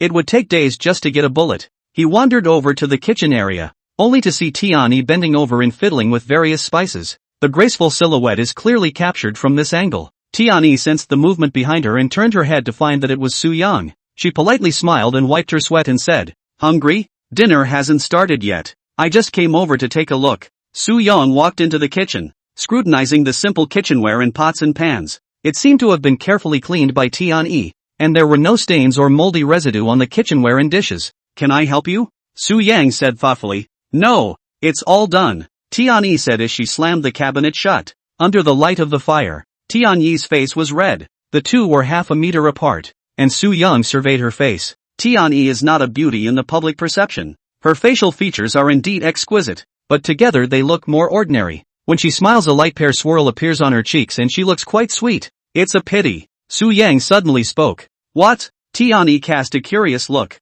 If there were cosmetics given away in the cell, you'd look beautiful with makeup. Su Yang said heartily. Are you complimenting me or scolding me? Tianyi cried and laughed at this. She had heard a lot of this kind of straight man speech, and having seen many big waves, she naturally wouldn't see eye to eye with Su Yang. Of course I'm complimenting you. I think your face and features are very suitable for cosplaying a character from an anime. Su Yang said seriously. Tell me about it, Tianyi said with interest. Nizuho Ice Moon from American Girl Warrior. Fart Lu. Less nonsense here. Tianyi subconsciously pulled her bangs, her face slightly red. I say this with my mouth, but in actuality, my heart is flattered. I never lie. Su Yang smiled. Is it really appropriate? Tianyi looked at the angular, handsome face in front of her, and her heart pool rippled a little. It's a pleasure to be complimented on your beauty, especially being complimented by a handsome man. You can try it out when you have the chance. I'm sure there will be a lot of geeks who will pay for you. Su Yang nodded. Nasty. Who wants geeks to like it? Tianyi gently hit Su Yang, but in her heart, she was immensely flattered. For the sake of me being so honest, can you give me more meat when dinner starts? Su Yang blinked. So that's why you said all that? Tianyi rolled her eyes without any humor. Just passing by. Su Yang laughed. Seeing as you're so honest, then I'll give you a little opening sometime. Tianyi readily agreed. My mom was right. Pretty people have good hearts. Nasty. While the two of them were talking and laughing, an uninvited guest suddenly appeared at the kitchen door. Roar! What evil are you doing in secret? Tell me the truth. Jiang Yao crossed her arms and shouted. Who's doing bad things? Don't talk nonsense. Tianyi quietly glanced at Su Yang's expression and hurriedly explained. You're still saying no? A man and a woman in a room together. What do you want? Speak. Jiang Yao incarnated as the judge of justice. Save your energy. There will be a place for you to vent your energy later. Su Yang walked out of the kitchen and rubbed Jiang Yao on her head as he passed by. Big liar, go away. Don't touch me. Jiang Yao glared, still harboring a grudge against him for deceiving her. Su Yang left the kitchen and walked towards the first floor, the corner of his mouth slightly upturned. The mole program, the first step of the work has been done. The galley has always been an important place on a voyaging ship, not to be trodden on by the crew, because if something goes wrong with the food, it can affect your progress or kill you. Su Yang's purpose was simple, to gain Tianyi's trust and pave the way for poisoning the rice in the future. You could see it in her behavior in the conference room, always showing an unnatural blush when faced with the presence of the two girls, the taller and the cuter and plumper. Su Yang could tell that this was a typical inferiority complex, a sign of lack of confidence in your looks. Therefore, it only takes a slight poke at her pain points and a sugar in return to lower one's psychological defenses to a great extent and gain some favor. To say that 100% trust is absolutely impossible. Tianyi is no cutie pie. Sojin didn't need unconditional trust, he just needed a chance to get close to the kitchen in the future. That's all. To be a competent crypto wolf, you have to approach the game from a good guy perspective. Otherwise, it would be easy to reveal his footsteps like Guo Bing and Johan did. As soon as Su Yang opened the door of the cabin, a bitter cold wind came violently like a sharp knife, scraping his face raw. Hiss, so cold? He subconsciously hugged the clothes on his body tightly and walked to the deck to look outside, only to see a world of silver in the eyes, as if pure white world, white palpitating. Fine snowflakes drifted from the sky, spreading the deck in a thin white blanket. As far as the eye could see, the heavens and earth seemed to be covered with thick white snow, stretching all the way to the end of the field of vision. On top of that, the ship was sailing on the azure sea, splashing water mixed with ice slag, slapping the surface of the sea crackling. Su Yang? Qi Ming, who was driving the boat, saw someone coming up and a flash of curiosity flashed in his eyes. I'll just come up and take a look. Su Yang froze and fought with his teeth, his eyelashes immediately floating a white veil. He still underestimated the harshness of the glacial world. The cabin was warm, but outside it was chilly. It's not good in this cold weather. Su Yang felt his body was freezing, and he was a little lagging in making a simple grasping motion. Chapter 46, The Treasure Under the Bones. Stealing the bones. The ship sailed from the sea to a wide glacier against the wind and snow, both sides of the towering snow-capped mountains. The snow-capped scenery looks like two mountain gods standing here. Boom! The bow of the ship broke through the solid ice floes with a deafening hum. The players inside the ship immediately put down their hands when they heard the commotion and came to the deck in unison. What's happening? Why is the ship swaying so much? Liang Yong had already taken off his down jacket and thermal underwear and replaced them with his original short sleeves because it was too hot inside the cabin. As soon as he stepped out he felt the cold, biting, bitter wind, freezing his muscles into spasms and shivering, and hurriedly turned his head to go back and put on his clothes. It's cold. The 7 people looked at the fantastic scenery and couldn't help but let out a gasp. So beautiful. So the snowy mountains are so pretty. Zhang Yao's large eyes were filled with amazement. Ghostly carvings. This is too beautiful. Tian Yi was equally amazed. What type of neutral creatures would appear in a place like this? Wei Lang pondered about safety after a brief immersion. Don't worry too much. It's probably just some snow rabbits, penguins and other creatures. Qi Ming smiled and pacified. Let's hope. Wei Liang's grim face,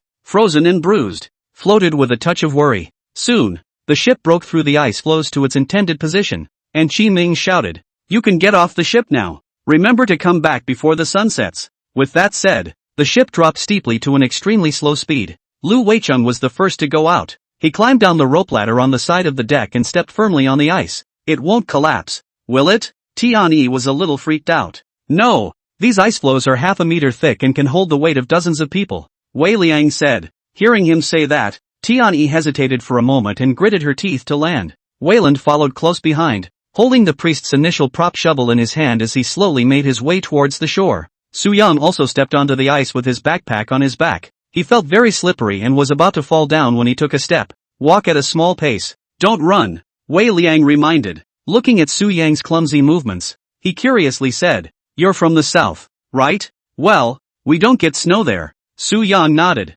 "Here, hold on to me and I'll take you there." Wei Liang took the initiative to walk to his side and reached out to assist. At this act of enthusiasm, Su Yang was slightly stunned and subconsciously grabbed his arm. Wei Liang led the way in front. Su Yang walked carefully behind him, and 100-meter distance would be reached in a moment. When the 4 of them stepped onto the shore, they breathed a long sigh of relief. "Thanks," Su Yang said. "I'm just looking out for the team," Wei Liang said with a blank face. The crowd didn't realize that there was a passionate heart underneath the cold exterior. Seeing this, Tiani couldn't help but have the large stone weighing on her heart fall a few points. Get a grip. By nightfall temperatures are expected to be 10 to 20 degrees Celsius colder than they are now. Wayland paced out with a shovel in hand. Su Yang looked at the left, bearing 200 meters away from each other. Jiang Yao, Nan Xueqing and Liang Yong had already set out to search for supplies. 3 people on the left, 4 people on the right, and the ship is guarding A. Su Yang thought for a while, and planned to make long-range weapons first.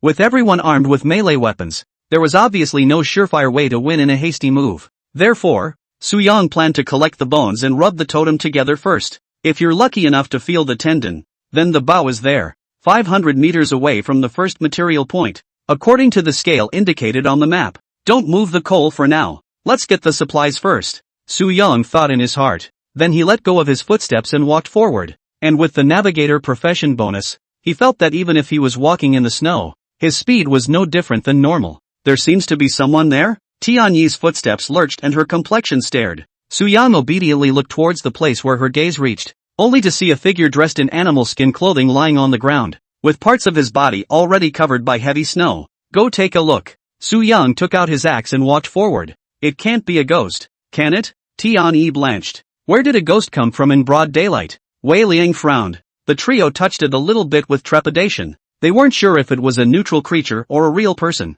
If they were neutral, wouldn't that mean they would have to fight humanoids in addition to beasts? When they arrived at their destination, they were surprised to see a withered bone covered in frost. It's a corpse. Wayland used a shovel to shovel the snow away from the body, revealing the backpack that was crushed underneath. Let's see. Tianyi opened her backpack and found that it contained 3 pieces of scrap iron and a glass bottle with a clear liquid inside. Is this laudanum? Su Jin asked. Wei Liang opened it and smelled it, and found that the smell was pungent, and his head was still a little dizzy after that. Most likely yes. You loaded up first. Wei Liang stuffed something inside Tianyi's bag, so it's not just the supplies area. Digging up corpses can also obtain things. Tianyi swept away her earlier worries and fears and gradually became excited. Of course, what else would a priest dig up a corpse for? Su-yang opened his mouth. Tianyi exhaled a mouthful of hot air. Her cheeks flushed, and she went forward ahead of the others. Seeing this, Wei Liang turned his head and said, I'll go first with the chef. You take care of yourself.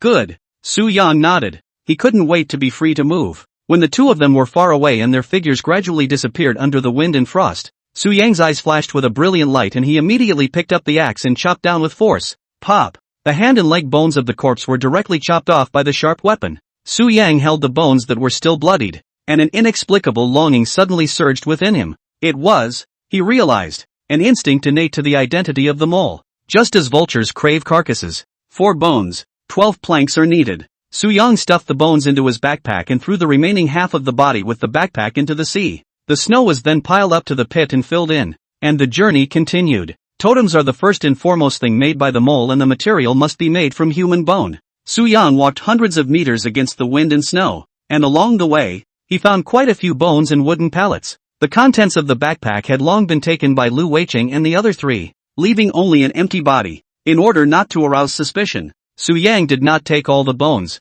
but instead took a hand bone or a leg bone from every other corpse. As the ship sails, these walks will not be repeated a second time. As for the mukto, he chopped it all up with an axe and tossed it into his backpack in one fell swoop. After walking a little further, Su-yang saw a tent with boxes piled up around it, but all of them were in an open state. There is no doubt that the shooter took the resources here. This was also the task assigned by Captain Chi Ming. Su-yang was aiming for the material area in front of him and had to walk another 500 meters. Look! There are seals there. A chirp came from the area near the shore. It's a spotted seal. Don't startle it. Wei Liang's voice came. Su-yang cast his gaze and found a 1.5 meter long silver-gray seal covered with black spots lying on the shore sunbathing. Neutral creatures? Chapter 47 Mowing down seals. Gunfire in the snow. Su-yang had envisioned many scenarios, only he didn't think that seals would actually appear here. The rough skin and thick fat make this creature cozy in a cold world. It was quite cute to see it relying on its forelimbs and upper body to wriggle and move forward a little bit, like a big worm. Girls have no resistance to such cute creatures. Tianyi's eyes flashed with intolerance. Are we going to kill it? Well, as you can see, there's no other food source in a place like this except neutral creatures. Wei Liang nodded. But, Tianyi looked at the iron rod in her hand, and then at the chubby seal, and wanted to say something. Let me help you. Wayland took off his backpack and slowly felt his way forward with his scythe in hand. Be careful, Tianyi reminded. Wei Liang didn't say a word as his body sank down and moved a little closer. The seal was oblivious to the approaching danger and continued to lie beautifully. When the two were 5 meters apart, the seal noticed the unfamiliar scent and opened its eyes. Wayland jerked to a halt and looked at the seal without moving a muscle. Time seemed to freeze, and neither of the two moved, just staring blankly at the other. Tianyi's heart was in her throat, fearing that the seal would burrow into the sea and escape. After a few moments, the seal yawned and turned around as if it were nothing. Wei Liang secretly sighed in relief. He has killed chickens, ducks, and helped the village kill pigs on New Year's Day. He was nervous in the face of seals who weren't very aggressive. Perhaps it was psychological. He couldn't tell if this was a game or reality. Go for it, Tianyi shouted with a pressed voice. Wei Liang took a deep breath and stepped closer, holding his scythe. Soon, just as there was only a 2-meter difference between the two sides, Wei Liang crouched up to build up his momentum and violently stormed out. Raising his scythe high, he slashed down hard at the seal's head. Put! In the nick of time, the seal suddenly turned his head, and the scythe slashed at his neck, blocked by the thick blubber. No matter how hard Wei Liang pushed, the scythe could never inch forward. The excruciating pain drove the seal mad, screaming and wriggling its body frantically towards the sea to escape. The blood flowed turbulently, staining the snow red, and the mournful roar spread across the square. Not good. Wei Liang's pupils suddenly shrunk, and under the seal's struggle, his legs actually slid forward uncontrollably. He overestimated his strength and underestimated the seal's desire to survive. A seal weighing 200 pounds is not a being that an average adult can fight off, only to see Wei Liang's body directly thrown out, smashing heavily on the ground with a muffled grunt. "Watch out!" Tian-Yi exclaimed. A cold glint flashed across Wei Liang's grim face as he hurriedly climbed to his feet to regain his grip on the scythe's hilt, and tore at it with all his might. Rip! The seal's thick skin was torn out in a large gash, revealing a yellow layer of blubber. The seal struggled with even more vigor and lashed out with a flick of his tail, striking him in the chest. Wei Liang fell to the ground with a muffled grunt, and his body, restrained by the cold, was unable to exert itself as if he had been anesthetized. "It's getting away." Tian-Yi watched as the seal was only a few meters away from the ocean. Damn! Wei Liang hurriedly climbed up and went after him, but he had already missed his chance and could only watch it escape. Just then, a figure rushed up with extreme speed and a flash of cold light. Giggle! The sharp axe cut directly into the wound caused by the scythe, severing the spine straight away. The unsupported seal hissed and struggled, but his body couldn't move an inch. "Su Yang?" Tian-Yi's eyes flashed with hope when she saw the visitor. She didn't expect her opponent to show up at this time. Wei Liang was stunned at first, then reacted by shouting, "Cut off its head!" Su Yang pulled the axe out and chopped several times with force. Warm blood splashed all over him. He didn't care about it, just like killing Red Eyes. The seal's struggles continued to wane, and with a crunch, the large head finally hit the ground. "It's so durable." Su Yang felt his hands go numb, and his arm muscles ached in bursts under the strenuous exercise. This was the first time he'd ever had to fight a creature in close quarters, having previously relied on firearms for his kills. The moment the axe went down, he could feel the creature twitch and it felt odd. "I can't say it's hard to recoil, but I'm a little scared." He substitutes himself for the seal and imagines himself being split up like this. Su Yang gasped violently and pulled the scythe out and handed it to Wei Liang. "No injuries, right? It's fine. This force is really big." Wei Liang rubbed his chest, showing his teeth and opened his mouth. If he hadn't been dressed thickly enough, the blow would have been enough to shatter his sternum. Tian-Yi rushed over to check on the two, worry written in her eyes. "Should we go back to the ship first? A small injury. No need to waste time." Wei Liang waved his hand. Seeing his resolute attitude, Tian-Yi didn't insist anymore and looked at Su Yang. "It's a good thing you're nearby. Otherwise we wouldn't have dinner today. We should. We are a team, aren't we?" Su Yang grinned. How familiar is that phrase? Wayland said it just a short while ago. Tian-Yi was stunned as she looked at the handsome face shining in the sunlight. "I'll leave dinner to you two. I'll go ahead and gather supplies." Su Yang wiped the blood off his axe with blood and pinned it to his waist. "Be careful. I have a feeling that the neutral creatures might not be as good as they think." Wei Liang reminded a word. "Don't worry. I know in my heart." Su Yang nodded. When he walked away, Tian-Yi couldn't help but speak. "Su Yang has a good heart. He must be on our side." Wayland doesn't comment on this, his mind recalling the vicious scene when he killed the seal. That's definitely not how an ordinary person should behave. Expressions may be deceiving, but eyes can't be faked. He's killed a lot of people. Wayland suddenly spoke up. "Ha?" Tian-Yi froze for a moment, not reacting. "Nothing. Fetch the meat," Wei Liang said. Su Yang walked another 500 meters or so and finally came to the second red material area. Only 2 tents stood here, with boxes of supplies strewn around them. Getting rich. Su Yang couldn't help but rub his hands together at the sight. He came to the nearest box of supplies and grasped the edge with both hands and flipped it over with force. The box opened straight up, revealing the contents. 3 pieces of scrap iron, 3 lead ingots, 1 oddly shaped key. "What the hell is this?" Su Yang packed the scrap iron and lead ingots into his backpack and held the key in his hand to examine it. Unlike common open keys, the one in his hand appeared to be like the tip of a gear and was able to expand and contract freely. "Open the box." Su Yang remembered that the material area on the map seemed to have the pattern of a safe displayed.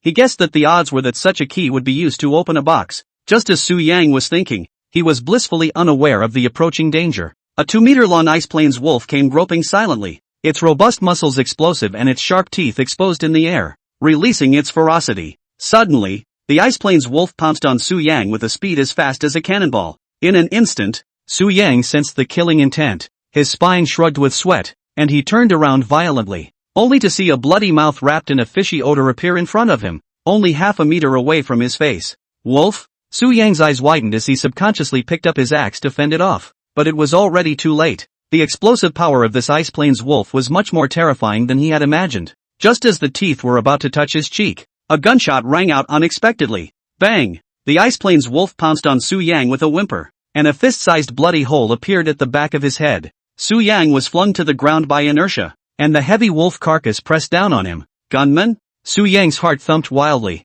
Almost. Just a little bit closer he was bitten. But if there hadn't been this wolf behind him, would the shooter's bullet have hit his head? At this moment, a silhouette appeared in front of Su Yang's eyes, only to see him dragging the wolf corpse away and walking towards the tent without a word. Su Yang slowed down for a while and climbed up to look over, realizing that the visitor was clearly Lu Weicheng. He was trying to save me? Still trying to kill me? Chapter 48 Assassination Plan. Ship Slaughter Plan. Officially begun. It wasn't the Ice Plains wolf that really made Su Yang sense the crisis and killing intent. Instead, it's Lao Weicheng. Being extremely good hunters in the snowy plains, they are often good at hiding their kills. The moment Fong turned his head, Su Yang saw Lu Weicheng's sharp eyes in a trance. Flashes of cold, looking at his back as he didn't enter the tent. 1,000 possibilities floated in Su Yang's mind. Is it just a coincidence? The killing intent may not be directed at me. But why? Did he strike at such a perfect time? It's like, deliberately waiting here for me like. At the thought of this,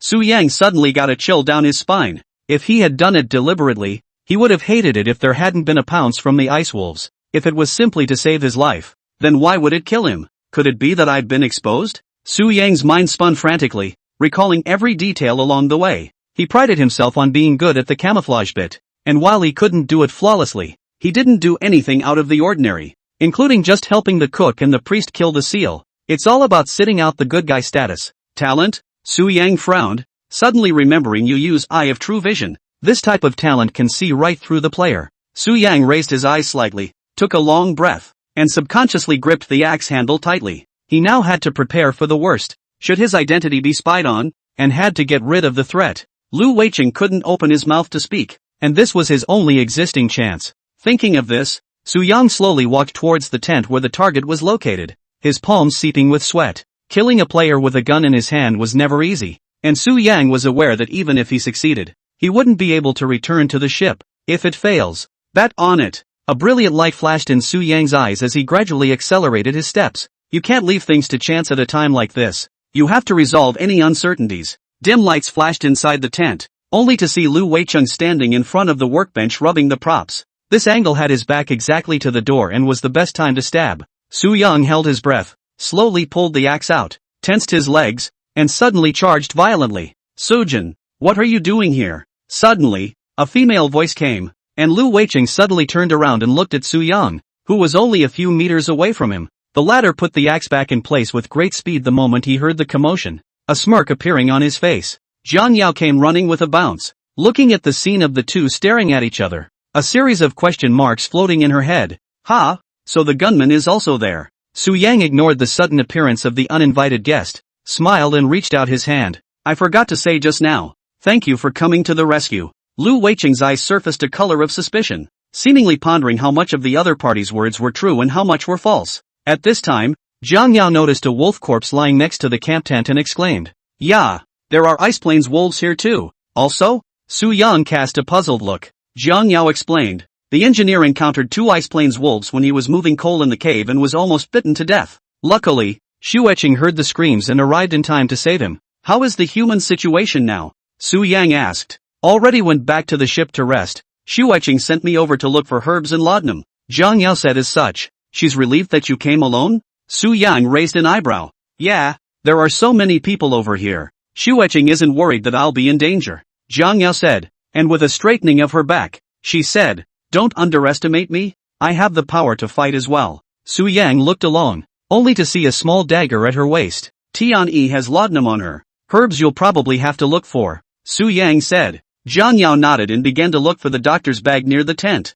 Su Yang's gaze fell back on Lu Weicheng and spoke. If you hadn't stepped in to help, I might have been seriously injured or even bitten to death like Liang Yong. Lu Weicheng looked down at his outstretched hand, thought for a moment, and reached out to shake it. His hands were cold, like frost, as were the eyes. I owe you a favor, Su Yang said. Lu Weicheng drew back his hand and rubbed the unfinished prop to himself. Su Yang didn't care about his indifference and turned towards the unopened box of supplies. The sudden killing of Jiang Yao ruined his assassination plan. If not for that roar, Lu Weicheng's attention would not have been distracted. Luckily, Su Yang withdrew his hand in time, or else life and death would be hard to predict. After this time, his vigilance will increase by more than one notch. Trying to assassinate is probably impossible. Su Yang fell into deep thought. He suddenly realized that the hidden wolf wasn't so good at being a wolf. The number of insiders is unknown. If we want to win this game, we have to speed up, accelerating the progress of killing. Su Yang opened all the material boxes around the tent and obtained 20 wooden planks,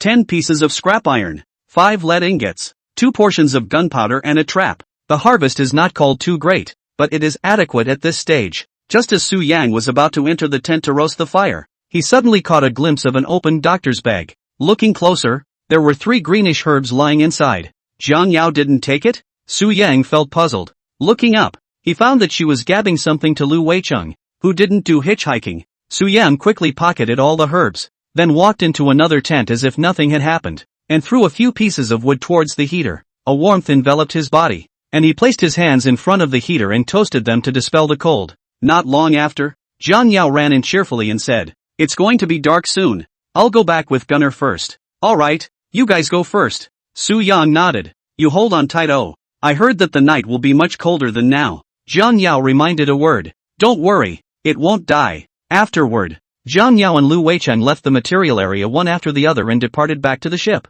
When the footsteps drifted away, Su Yang immediately threw the 3 portions of herbs into the warming furnace to start boiling the poison, and then ran out of the tent towards the direction of the snowy mountain. When he was stabbing, he saw that there was a blind corner over there, where rubbing the totem was the perfect place to do it, and it was impossible to spot it without looking closely. The setting sun's rays spilled onto the snow, reflecting a golden color. Su Yang threw the collected bones and planks of wood on the ground in a brainstorm, and then followed the ratios: 4 pieces of wood, 1 bone. When the 2 were combined together, a mysterious power immediately surged within his body. In the next moment, a totem that looked like a street lamp stood up steeply. At the same time, Su Yang felt an additional strange element in his body. There! Su Yang was overjoyed in his heart and accelerated his movements to rub the totems all together. In a short while, all 6 totems were generated. Each totem looked exactly the same, with a base made from a human skull and a vine-like plant holding up a sheep-shaped head. It was extraordinarily spooky.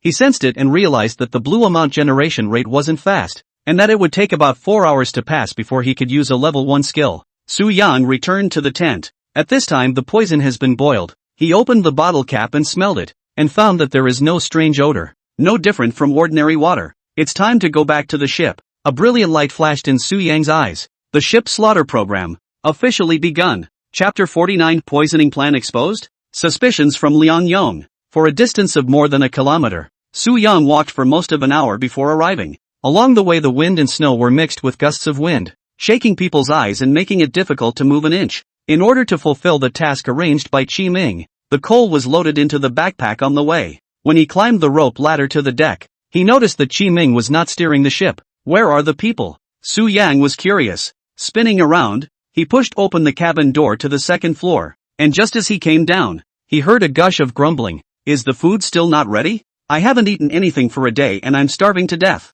Liang Yong leaned beside the kitchen door and wailed. It's cold, cold, cold. Didn't the boiler room burn coal? Jiang Yao rubbed her small hands together. Where's my old iron? Who stole my iron? Wei Liang on the workbench said angrily. You have a king iron. That's what my mother got back. Nan Shueching scolded. The only ones who didn't make any noise inside the ship were Captain Qi Ming and Gunner Lu Weicheng. The 2 sat at the table, looking at each other. One is mute and the other doesn't know how to communicate with a mute. At this time, Tiani came out of the kitchen with a spatula in an aggressive manner, and angrily rebuked. Open your mouths to cry out for hunger, and close your mouths to cry out for cold. Can you guys be a little bit out of your league? Saying that, she looked at Liang Yong, whose shoulder was bandaged, and said in a bad mood, Rush, rush, just know how to rush. If you're good, you do it. Liang Yong smiled sarcastically. How could he cook? Soaking a bubble noodle was okay. It's not that my stomach is growling with hunger. Besides, I've done so much work today. Is it too much to ask for a bowl of rice? Who among the 8 people on board didn't work? Someone else. Su Yang not only risked his life to help kill the neutral creatures, He was almost bitten by the Ice Plains wolf. He's doing the most work and the man hasn't come back yet. Can't you learn from the others? Liang Yong was disliked by the output and said unconvincingly, can he navigator be as tired as my project? Do you know how hard it is to move coal? Okay, you work the hardest. You eat more later. Tiani rolled her eyes in a good-natured manner. Liang Yong was about to say something when his afterglow caught a glimpse of Su Yang's figure. Back? The moment these words came out, the gazes of the crowd converged. Su Yang dragged his tired body to lie on the bench, casually dumped his backpack on the ground, and said breathlessly, well, how was the harvest? Did you get anything good? Liang Yong sat next to him holding his curiosity. It's not bad. Iron and lead ingots took quite a lot. Su Yang closed his eyes. Liang Yong flipped open his backpack and surveyed the harvest, nodding his head. Good for you, bringing back so many materials. Watching him rummage through his backpack, Su Yang did not panic in the slightest. He had long ago hidden the poison on his body, and his bones had been consumed to the bone, without revealing the slightest hint of a break. I'm hungry. How long until dinner is served? Su Yang sat up straight and looked at Tianyi. Soon. 5 minutes at most. Seeing everyone arrive, Tianyi rushed into the kitchen. I'll go help. Su Yang got up. When she came into the kitchen, Tianyi was flipping the seal meat on top with a spatula. There's no rice or noodles here. The only way to get a good meal is to use the simplest and most primitive form of cooking. Can't wait? Tianyi saw Su Yang come in. Her eyes curved with a smile. Let's see if there's anything we need help with. Su Yang looked at the seal meat arranged in the cabinet, expecting a big 50 pounds. It's thanks to your help today, otherwise we wouldn't have dinner. Tianyi wiped her sweat, and had no suspicion of Su Yang's enthusiastic behavior. No need to help, just go sit outside and wait. Then I'll wait until you're done to help serve it out. Su Yang opened his mouth. Tianyi's heart was slightly flooded with joy as she listened. Oftentimes, a girl's pushback is often not the intention. Even if she didn't wish to let the already hard-working Su Yang help, she would rejoice in her heart when she heard that the other party had offered to help. How's the harvest today? Su Yang mentioned. Well, it's okay. I helped the priest dig up the corpse in the back to get quite a few goodies. Tianyi responded. Such as? Su Yang came to be interested. You guess. Tianyi winked playfully. I'm guessing your mom's head. Su Yang was smiling on the surface, but inwardly he was selling the goods. But to provide emotional value, he said, gun parts? Nope. Tianyi shook her head. Saber? Sujin guessed again. Almost. Tianyi guffawed, revealing 2 light pear swirls. Axe? Well, dug up 2 axes and 2 vials of laudanum and 1 of antidote. Tianyi elaborated. Antidote? Su Yang raised an eyebrow. I can't believe it's such a coincidence that just after he's done with the poison, Tianyi turns up the antidote in the corpse. Wouldn't that make it impossible to poison? Just as Su Yang was thinking, Liang Yong suddenly barged in. I'm here to help. Tianyi's eyes shot up and glared. What are you doing here? Is the kitchen for you to come whenever you want? Get out. Liang Yong looked at Su Yang, who was standing aside as if nothing had happened, and then at Tianyi, who was huffing and puffing, and felt that his body and mind had been subjected to a huge bludgeon. Then why is he standing here? This is my territory. I'll let whoever I want in. Tianyi said rightfully. The corners of Liang Yong's mouth twitched as he felt unfairly treated. Is it true what they say, that just because you're handsome, you can do whatever you want? At that moment, Su Yang smiled at him and nodded. Liang Yong felt even more unbalanced in his heart and said in dissatisfaction, I'm standing here today. I'll do this favor. What a thick skin. Tianyi cursed. Hearing these words, Su Yang had a plan and the corner of his mouth rose slightly. Soon, the seal meat was roasted, and Tianyi used a plate to serve the meat piece by piece. Serve it out, Tianyi signaled. Sujin took the initiative to take it, taking a plate in one hand and bringing it to the dining room. Liang Yong could only help with one hand because his right hand was injured. Dinner is served, Tianyi shouted. The crowd listened as if they were starving for food and rushed to the table. Finally I can eat. I've been hungry all day. Jiang Yao touched her deflated little stomach. It's also my first time cooking seal meat. I don't know if it's good. Tianyi gave them a precautionary shot first. Just be able to fill your stomach. Qi Ming said. There are 3 more inside. You 2 help serve them. Tianyi looked at Su Yang. Ask for it. Sujin nodded and got up, walking into the kitchen with the poison in hand. With that, he quickly opened the bottle and poured the liquid inside onto the seal meat. In just a moment, the colorless, odorless poison fused with the grease. Su Yang put the empty bottle behind the cupboard and hid it. When Liang Yong happened to walk in, what are you looking for? Liang Yong was curious. I see that there don't seem to be enough chopsticks outside, so take a few pairs out by the way. Su Yang said. Chopsticks? Liang Yon looked suspiciously at the 2 plates he held in his hands. His intuition told him that it was highly likely that Su Yang had moved something. When all the meals had been taken out, the 8 sat around ready to enjoy their dinner. Everyone has worked hard all day today, so I'll toast you all with water instead of wine. Qi Ming rose to carry the cup. Wait! Liang Yang suddenly interrupted. The crowd cast a puzzled look. Liang Yang's eyes narrowed as he stared at Su Yang in front of him. Let's switch. You eat my plate. Saying that, he swapped the dinner plates around a bit, and the plate of poisonous seal meat was pushed to Su Yang. What's wrong? Something wrong with this meat? Tian frowned. I don't know if there's a problem, but I'm afraid there's a mole behind it. Liang Yang sneered. Great merit, do you dare to eat it? What do you mean? You suspect Su Yang of poisoning the rice? Tian said unhappily. I'm just taking out an insurance policy for myself. I don't mean to target anyone, Liang Yang slowly said. You, Tian was about to fight for Su Yang.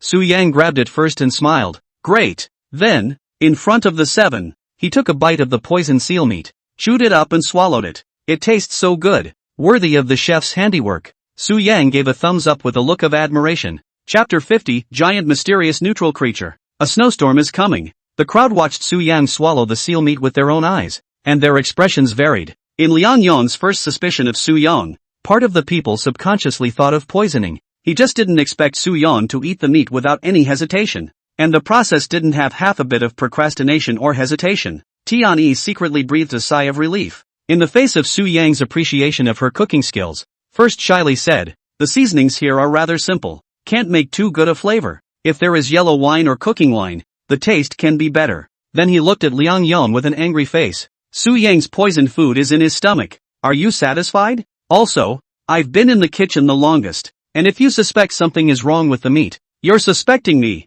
It's not impossible. Liang Yang coldly grunted. White-eyed wolf. Su Yang has done so much and hasn't had half a word of complaint? You're here pointing fingers at someone who's done a little bit of work. I now suspect that you're the traitor. Tian Yi's face was like frost. Doing more doesn't mean he's a good person. Everyone here could be a mole. You and I are not relatives. We all fight on our own. What's wrong with questioning? Liang Yang asked rhetorically. Tian Yi's face turned green and white for a while, and just as she wanted to retaliate, she was interrupted by Qi Ming, only to see him knocking on the table with force. He said in a deep voice, Are there any end to this? It's dinner time now, so all of you should speak less. After the captain gave the word, the 2 men then laid down, but both held their breath in their hearts and did not give way to each other. Tian knew in her heart that what Liang Yang said made sense, but him doubting Su Yang was the same as doubting her. The chef stays in the kitchen the longest and doesn't let anyone near him during the cooking process. If she tries to poison, everyone on this ship will be out of luck. That was why Tian was so angry.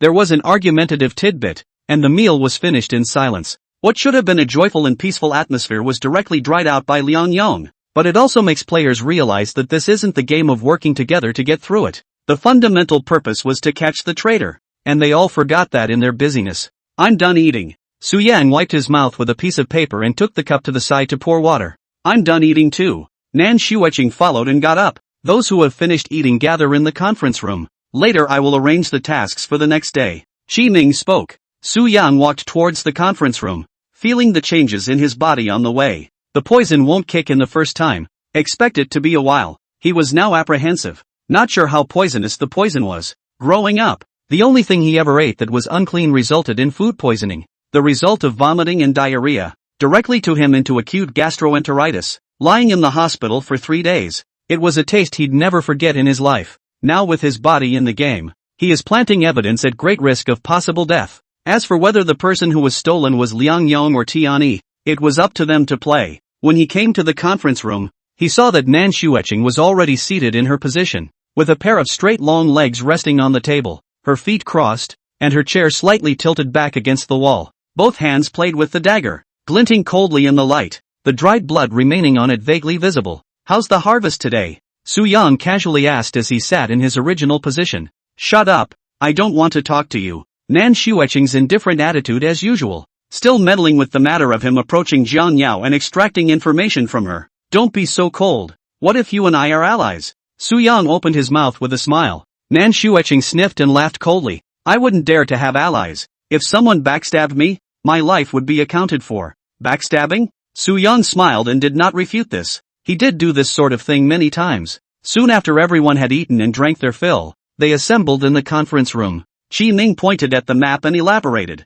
The ship's current position is still a few kilometers away from the central island, and it will be able to reach the next red material zone tomorrow. Judging from today's day, the neutral creatures are not as simple as snowshoe hares and penguins, some of them have powerful attacks. Therefore, the first order of business for the next day will be to address the neutral creatures on Middle Island. With that, Qi Ming pointed to the fist-sized neutral symbol on the map. This neutral creature is likely to be even more dangerous than the Ice Plains wolf. We must eradicate it in order to ensure that the ship continues to sail. Qi Ming said. More ferocious than a wolf? Can it be that it's a sea lion? Jiang Yao's small brain twitched. Sea lions are aggressive, but they won't actively attack humans. Nan Xueqing shook her head. Sharks? Liang Yang guessed. Your shark lives on land? Tian Yi didn't have the heart to say. Could it be a polar bear? Su Yang asked. When these words came out, the crowd's pupils shrunk slightly. They overlooked the most important point, that this was not part of Earth's geomorphologic feature area though. But that doesn't mean there aren't similar bio-beasts.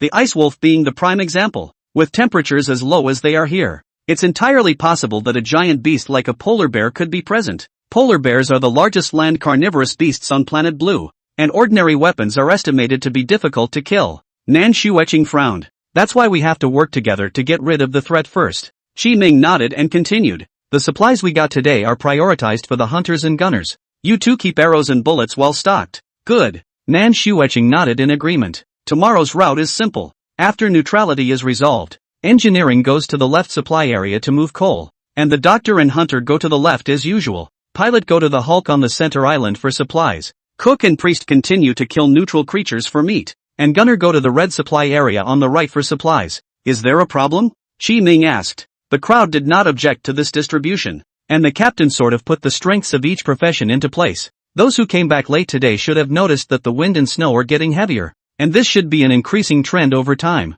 Qi Ming looked at Su Yang. Su Yang nodded. The temperature is also getting lower and lower, and at this rate, a blizzard is expected in 3 days. Is the blizzard very powerful? Jiang Yao wondered. Once the storm forms, our entire ship will all die here. Qi Ming spoke in a deep voice. Tianyi immediately thought of those corpses crushed by the wind and snow when she heard this, and she couldn't help but shiver. Then we'll have to speed things up. Well, I'll start the ship as soon as the project gets the coal back tomorrow, aiming to arrive in front of the icebergs by evening. Qi Ming nodded slightly. Saying this, he suddenly remembered something and looked at Nan Xueqing and asked, how is the fuel replenishment situation? I'll go take a look later. Nan Xueqing spoke. Alright everyone, it's been a hard day's work. Go back to rest early and pay attention to locking the doors. Qi Ming used his saber to slash at the area of supplies that had already been collected. Su Yang had just stood up when his stomach twinged. His face instantly turned blue, and his body fell heavily to the ground. Bang! Su Yang?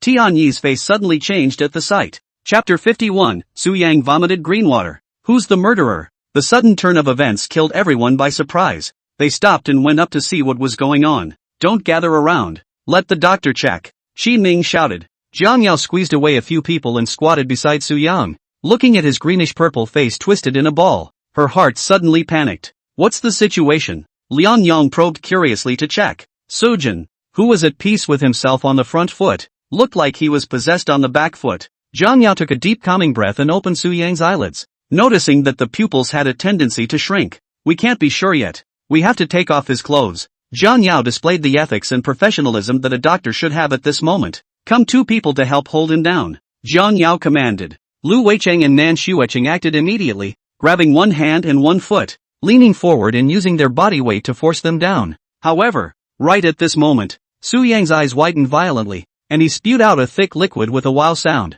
This greenish, thick liquid wrapped in extreme stench was spat right in the face of Liang Yang, who was watching the show. Asterisk asterisk asterisk asterisk is that corpse water you're throwing up? So stinky? Liang Yang felt the warmth left on the vomit and his stomach churned. Su Yang is spitting green water. Tian Yi screamed. Seeing this, Jiang Yao hurriedly undid his thick down jacket, followed by lifting up his sweater and thermal underwear. Only the chest was densely covered with red spots. How is it? Is it sick or? Qi Ming hurriedly asked. With a red rash on the body, shrinking pupils and accompanied by vomiting symptoms, it can be initially determined that it's poisoning. Jiang Yao said with a grave expression. Poisoned? The crowd subconsciously looked at Tian Yi. The player who was in charge of the cooking quest was immediately targeted. Tian Yi's face changed and she hurriedly waved her hands. It wasn't me. I didn't poison myself. Liang Yang just wiped the vomit off his face and immediately pointed at Tianyi. I told you that you don't have good intentions, and you still want to deny it? I really didn't poison.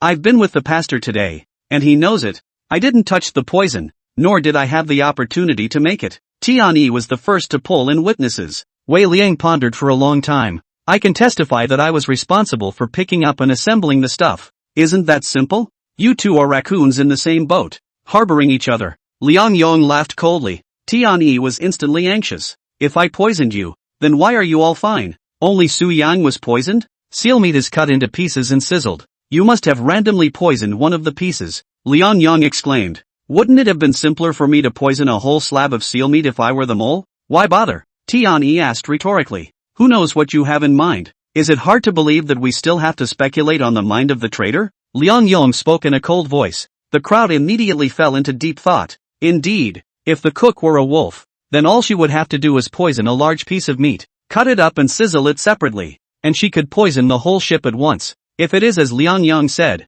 then the chef is indeed stupid in doing pointless things. Maybe even poison yourself. Has anyone been in the kitchen? Qi Ming suddenly spoke up. Me, Sujin and the works. Tianyi said back. Qi Ming turned his gaze to Liang Yang and frowned slightly. What are you doing in the kitchen as a wounded man? I thought about whether I could help with something. Liang Yang casually found a reason to excuse himself. He couldn't say he was jealous of Su Yang's treatment. The meat was almost done then, and he had to help, and wouldn't leave no matter what he said. Tianyi jolted awake. Don't you dare spit blood there. I've been standing at the door and didn't go in. Liang Yang instantly panicked. Inexplicably the gun was abruptly pointed at himself. You brought out the plate. You must have poisoned it. Tianyi bit the bullet. Bull asterisk asterisk asterisk asterisk. Su Yang also served the plate. Why don't you talk about him? Liang Yang almost didn't choke himself to death in one breath. Could Su Yang have poisoned himself? Would you do that if you were a mole? Tianyi threw out a sharp questioning. I noticed something was wrong the second time I went into the kitchen.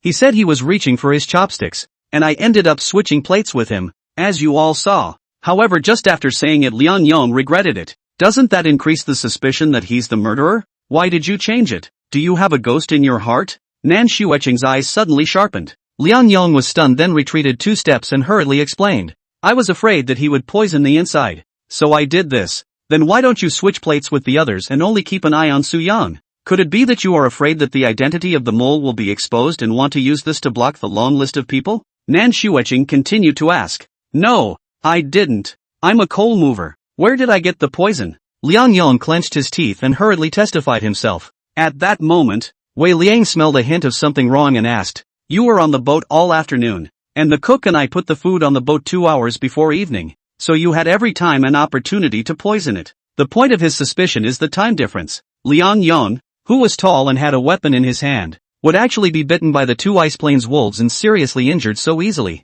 The map clearly identified the presence of neutral creatures inside, and he was reduced to this. The doctor's bag in the left material area had the herbs inside touched before you were injured. You still want to argue? Nan Xueqing stepped forward with her dagger in hand. Jiang Yao sniffed and immediately recalled. The doctor's bag was indeed touched, and Sister Xueqing even told me to look for herbs in the supplies area on the right. I met Su Yang and the gunman over there. Lu Weicheng slowly nodded his head under several pleading gazes. I see. You touched the herbs in the doctor's bag in advance, and then intentionally injured to take the opportunity to return to the ship to poison early. A good bitter trick. Qi Ming's eyes showed fierce light. How can an injury be fake? I moved so much coal. Are you all blind? Liang Yang was furious. His face reddened. A flash of color flashed in Qi Ming's eyes as he spoke. The hunter went to the boiler room to check on the fuel replenishment situation. Good. Nan Xueqing glanced meaningfully at Liang Yang, then stepped out of the conference room. The conference room was frighteningly quiet during this time.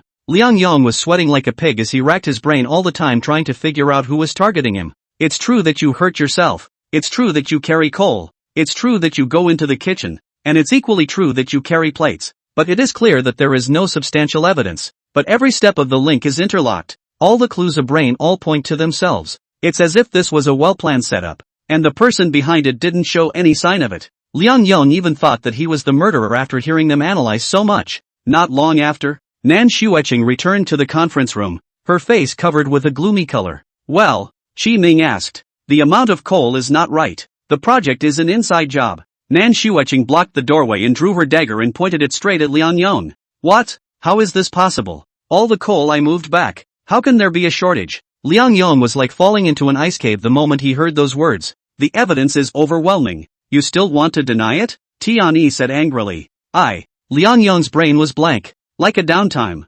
Put. Su Yang once again spat out a mouthful of green water at this time. His complexion shriveled to the extreme. Save me, Su Yang said in a breathless voice. Here they are with a meal of analysis. All but forgetting about the poisoner. Su Yang was so depressed that he even saw death beckoning to him. At first it was just a slight attempt at bitterness. But they actually bickered the injured into oblivion. Forced to call for help. He could only open his mouth to call for help. Otherwise he'd really be poisoned. Chapter 52, Huge Conspiracy. The rings are intertwined. And there is no way to avoid them. At this moment, Su Yang's face was blue and purple, and his expression was shriveled to the extreme. A smear of green liquid remained at the corner of his mouth, emanating a foul odor, resembling dried-up strips of snot. Vomit. Su Yang smelled the green water. He spit out. His stomach rolled madly, and then couldn't control it to spit it out wildly. Even Jiang Yao, a doctor who upheld great love without boundaries, couldn't help but frown, subconsciously covering her mouth and nose.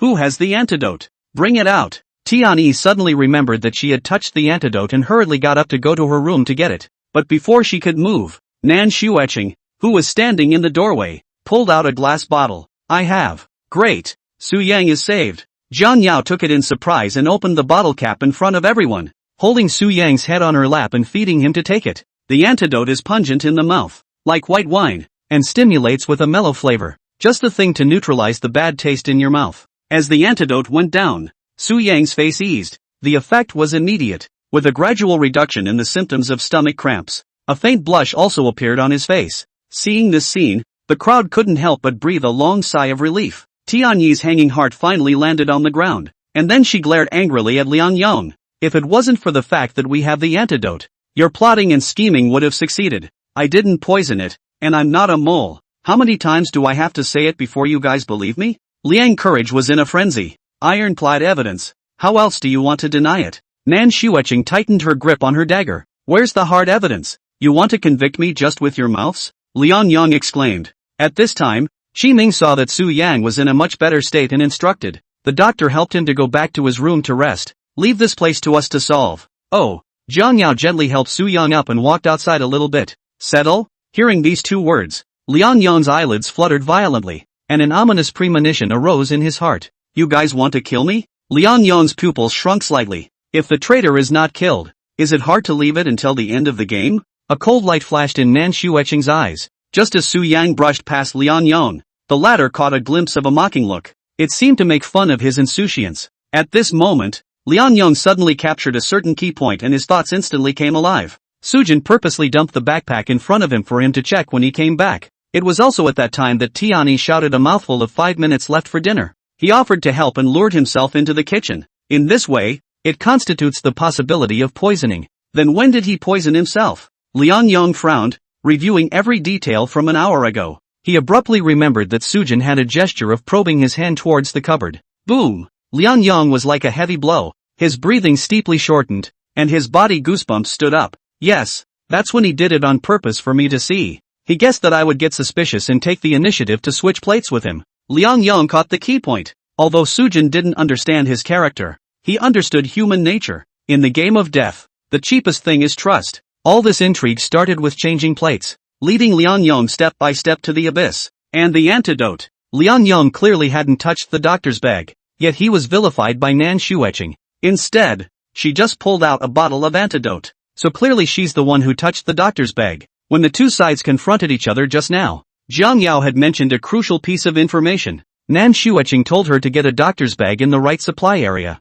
ostensibly to save lives. In reality, the information that Liang Yong was injured and returned to the ship was provided to the gunman and Su Yang. As for the amount of coal, Liang Yong settled into his room after his injury, with coal added once in between, but not completely. The rest of the coal was brought back by the captain, and Qi Ming asked Nan Xueqing to check the amount of coal, which means, she added the rest of the coal. Liang Yong woke up with a jolt, and a gust of fear arose in his heart. It turns out that everything was planned. Nan Xueqing and Su Yang were both traitors. They have an amazing understanding, even though they have never met or had a conversation. Liang Yong realized that Su Yang was not deliberately targeting him and was just picking a random victim. Only he loses by being competitive. That's all. All the clues fit together like a jigsaw puzzle. Drawing a complete crime notebook. That's right. It's him. It's definitely him. Liang Yang's face turned red as he raised his head violently and said, "It's Su Yang. He did all this. It's him who set me up. Hunter is his accomplice on the inside." She touched the doctor's bag. "It's all a conspiracy between the two. Don't fall for it." Nan Shueqing had no ripples in her heart about this, as if she had already expected him to say this. "Still babbling at the end of your life. How dare you say otherwise? Then explain where the antidote came from? And why did you deliberately let Jian Yao go to the right material area?" Liang Yang said excitedly. Nan Shueqing suddenly laughed, a smile wrapped in teasing and pity. "If I'm sitting on the identity of the mole because I touched the doctor's bag, then the captain is the one who's right to be my companion." "What do you mean?" Liang Yang frowned. "The antidote was given to me by the captain. Are you satisfied with this answer?" Nan Shueqing spoke. "That's impossible. Don't you dare try to pull the wool over your eyes. Where did the captain get the antidote?" Qi Ming saw his hysterical hissing and said with a blank face, "I found the antidote in the captain's lounge cupboard. What's the problem? What about the coal?" "I only paid for part of the coal. She paid for the rest, didn't she? The wrong quantity must be her doing." Liang Yang clenched his teeth. "The coal was indeed handed over by me." Nan Shueqing nodded. "See, she admitted it." Liang Yang shouted excitedly as if he had grabbed a life-saving straw. Nan Shueqing's answer gave him hope. All the machinations will start at this point and gradually fall apart. But before Liang Yang could be happy for too long, Nan Shueqing's words directly knocked him back into the abyss. "I handed in the barrel of coal you gave me, untouched, and the captain was there, and he saw it all." Nan Shueqing elaborated. Qi Ming pulled out his saber and walked slowly towards him. "Give up the struggle. I can leave you with one last piece of decency. By decency, I mean a whole body." Nan Shueqing blocked the gate, and the gunmen pulled out their flintlock rifles, plus a captain with a saber in his hand, and the priests watching from the sidelines. It is already desperate. Liang Yang kept retreating until he reached the corner of the wall, his face grim to the core. "A bunch of stupid pigs. You've all been tricked by the wolves. The good guys don't deserve to win at all. It's not up to you, the mole, to decide whether or not you deserve to win." Nan Shueqing spoke in a cold voice. Liang Yang saw a few people's killing intent and gritted his teeth and slapped himself. In a flash, the figures suddenly disappeared. "Where are the people?" Wayland scanned the circle. "Stealthy?" Nan Shueqing's face showed confusion. Suddenly, there was a sudden rush of footsteps overhead. The crowd looked at each other in disbelief, suddenly realizing that this was Liang Yang unleashing his gift. Teleportation. Chapter 53, The First Corpse Brother appears. The truth of binding. "The priest and I will guard the ship, while the hunters and gunmen go after them." Qi Ming spoke up. "Yes." Nan Shueqing and Lu Weicheng did not hesitate and immediately rushed onto the deck. But when the two of them arrived at this place, they did not find Liang Yang's figure. Where did it go? Nan Shueqing greeted the sky with flying snow, her vision obstructed, making it difficult to gain insight into the scene 20 meters away. Lu Weicheng gestured and finally pointed to the right. "It seems to be saying split the chase. Be careful. He has a weapon on him." Nan Shueqing nodded in agreement and immediately climbed down the rope ladder on the left side of the ship to give chase. The night was exceptionally cold, and the whistling wind and snow were like sharp knives. Nan Shueqing carefully stepped on the ice toward the shore. Through the hazy night color can barely see the road underfoot. Liang Yang has no heating tools and will definitely freeze to death in the wilderness, so he can only choose to hide inside the tent. Nan Shueqing stepped forward. The sudden appearance of the instant transmission talent killed everyone by surprise. Although this move allowed him to escape with his life, he was separated from the team and was bound to not be able to run far while injured. Otherwise, if they encountered another ferocious neutral creature like the Ice Plains wolf, they were bound to die. "You can't run away." Nan Shueqing's eyes filled with killing intent, slowly pulling out his bone knife. In the moonlight, she dimly sensed that a man was running for his life not far ahead. "Found you." Without hesitation, Nan Shueqing immediately slashed at his palm with the bone knife in his hand. Giggle. Blood splattered out, staining the bone knife red. In the next moment, a black shadow sped down from the top of the snowy mountain, running towards Liang Yang. Along the way, they let out a hissing sound, like zombies. This was the mole skill she used, summoning ogres. 100 meters ahead, a figure stumbled forward, pacing hard through the thick layer of snow. Liang Yang exhaled a hot cloud of air, his face filled with pain as he was on the verge of exhaustion. Just a few hundred meters of road had emptied him of all his strength. At this moment, his heart is beyond despair. The boat is definitely not back. To live, can only hide and survive. But how easy is it to talk about in this freezing environment? Damn Su Yang, I will kill you one day. Liang Yong tasted what it was like to be falsely accused and was unable to defend himself. He could never have imagined that the mole had actually drawn up the plot on the first day. And it earns the trust of good people. The cook is a prime example. It's too cold. This place is not for people. Liang Yong tightened his down jacket and walked towards the camp tent. He planned to get through the night and wait for daylight to find another opportunity. At this time, there was a steep gust of sound from above his head, distinct from the sound of whistling wind, which seemed particularly abrupt. What is it? Liang Yong subconsciously looked up. Only a head of hideous-looking ogre ghosts rushed in with their bloody mouths open, their eyes surfacing with a scarlet glow that chose to devour people. No good. Seeing this, Liang Yong was like an enemy and immediately ran wildly towards the tent. At this moment, he couldn't care less about his injuries and only wanted to escape. This was bound to be a dead end if the ogre caught him. However, how could his escape speed compare to the ogre's? The distance of 100 meters was approaching in an instant. Get lost. Liang Yong manipulated his axe and slashed hard at the ogre behind him. Put the axe head deeply into its head. But this ogre seems to be unable to feel the pain, but instead the ferociousness increased. Roar! Sharp nails pierced into Liang Yong's injured shoulder, and blood instantly shot out. The ogre that smelled blood was even more frantic and swarmed Liang Yong and pressed him underneath. No! Don't! Liang Yong's mournful screams resounded across the square, but they were overwhelmed by the wind and snow without traveling far. It didn't take long for the shouts to subside, leaving only the chewing sound of ogres gnawing on flesh and blood. After a few minutes, the ogre contentedly left, reclimbed the snowy mountain, and disappeared from view. A silhouette appeared at this place on the back foot. Nan Shueching looked at the corpse that was only a skeleton, and turned around to leave with an expressionless face. She knew in her heart that it would only take one night for the body to be completely buried by the snow. There are countless skeletons under the snowy mountains. Who can tell if this is Liang Yong? Inside the cabin's third-floor room, Su Yang lay down on the bed to rest. His body was warm and extraordinarily comfortable under the effect of the heater. The face returned to its normal color, and the poison was all but emptied by a single pea. Under Jiang Yao's careful care, the mucus stuck to his face was cleaned. Is there anywhere else that's uncomfortable? Jiang Yao asked, tummy upset.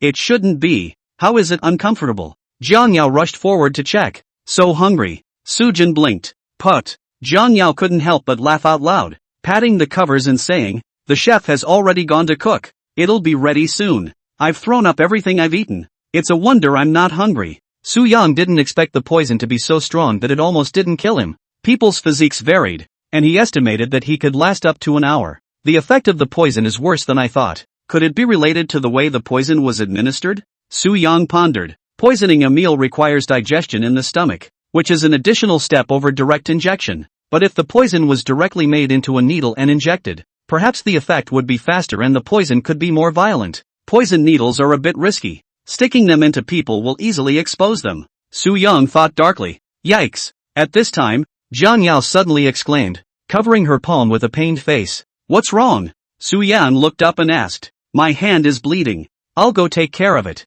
Jiang Yao's eyes slightly dodged and immediately ran out of the room. Su Yan looked at her fleeing back, a flash of suspicion in his eyes. Under a hurried glance just now, he vaguely saw a wound. Judging from the layout, it was clearly a wound from a sharp instrument. She didn't touch the knife. Just now, Su Yang caught a hint. Apparently, the wound was from the outside, and there were only Su Yang and Jiang Yao in the room. The former was lying on the bed and had not moved, and the latter had not touched the knife, much less engaged in self-injurious behavior. Thus, Su Yang guessed that it was most likely related to talent. With that he snapped his fingers and used eagle eye to scan every inch of the room. With the added power of tenfold vision, anything is visible. He could even see the grain on the wooden table and it was unmistakable. There are no extra footprints or bloodstains in the room, so stealth can be ruled out. Su Yang slowly closed his eyes. By ruling out stealth, Jiang Yao's own rebound was also ruled out. If this wound appeared out of thin air, source, at that thought, Su Yang violently opened his eyes, and Nan Shueching's face appeared in his mind. Bound? Yes, it's definitely her. Jiang Yao had mentioned the fact that Nan Shueching could bring people into the game with her before the game had even officially started, but she didn't give the full picture, and Sujin simply assumed that the binding talent was simply the ability to bring people into the game together. Binding doesn't just carry people, it's damage sharing. In that case, if Jiang Yao dies, Nan Shueching will also die. That's why she brings Jiang Yao by her side all the time, not only because she wants to use her talent as a shield, but also because she wants to ensure her own safety. At the same time, Su Yang couldn't help but think of the prerequisites for a mole to release a skill from the wound style. Nan Shueching knows that Jiang Yao is by my side. She used this method to send out a signal. A brilliant light flashed in Su Yang's eyes. Nan Xueqing is the mole. And what's Jiang Yao's status? Chapter 50. For the situation is chaotic. Thoughtful tidbits from the chef. Judging from the situation and the behavior of a few people, Nan Xueqing's performance in the conference room was indeed quite aggressive. A card that can be said to jump up and beat Liang Yong to death. Without her arching fire and aggressiveness, Liang Yong would hardly have been the object of 1,000 accusations. In itself, Su Yang and Nan Xueqing did not deal with each other, yet she showed her righteous side at this time. It was enough to see that she recognized Su Yan as a wolf companion in the meantime. In the good guy perspective, I was properly victimized and set up by the wolf. But in the mole's perspective, this is a conspiracy against the good guys, and she chose to play along and take the role of the charging wolf. Su Yang said in his heart. Following this logical review, the doctor's bag in the left material area must have been touched by Nan Xueqing. Perhaps her initial intention was to poison as well, only to be preempted by Su Yang, who then took advantage of the situation to beat Liang Yong to death. Delivering the message might not be the intention. The amount of coal is the key to killing the project. Su Yang looked at the hidden door of the room, pondering. Two possibilities. First, Nan Xueqing and Jiang Yao common side. Both are traitors, and deliberately conceal the doctor package. Cooperate with the drama to the captain, so as to achieve the purpose of planting evidence. The second is that the two don't share sides. Nan Xueqing is the wolf and Jiang Yao is the good guy. The former steals the doctor's bag and takes advantage of Liang Yong's injuries, allowing the latter to run to the right supply area to gather herbs and make the antidote in advance. In this way, after the indiscriminate poisoning, Nan Xueqing would be able to retreat in one piece. Jiang Yao just reacted, obviously not wanting to expose the full extent of her binding talent. She doesn't want to betray her teammates? Su Yang frowned. What needed to be determined now was whether Jiang Yao knew Nan Xueqing's true identity or not. If the two are interchangeable, it could prove that they are twin wolves. But if Nan Xueqing unilaterally hides, the rules don't mention an upper limit on the number of traitors. It could be 2 or 3. Su Yang recalled the last game of death. With a board of 16, nearly everyone thought it was 3 wolves, 3 neutrals and 10 good guys. But it's only when the ending is finally revealed that we realize neutral is 4. Thinking of this, Su Yang suddenly remembered that the gunman had murderous intentions towards him.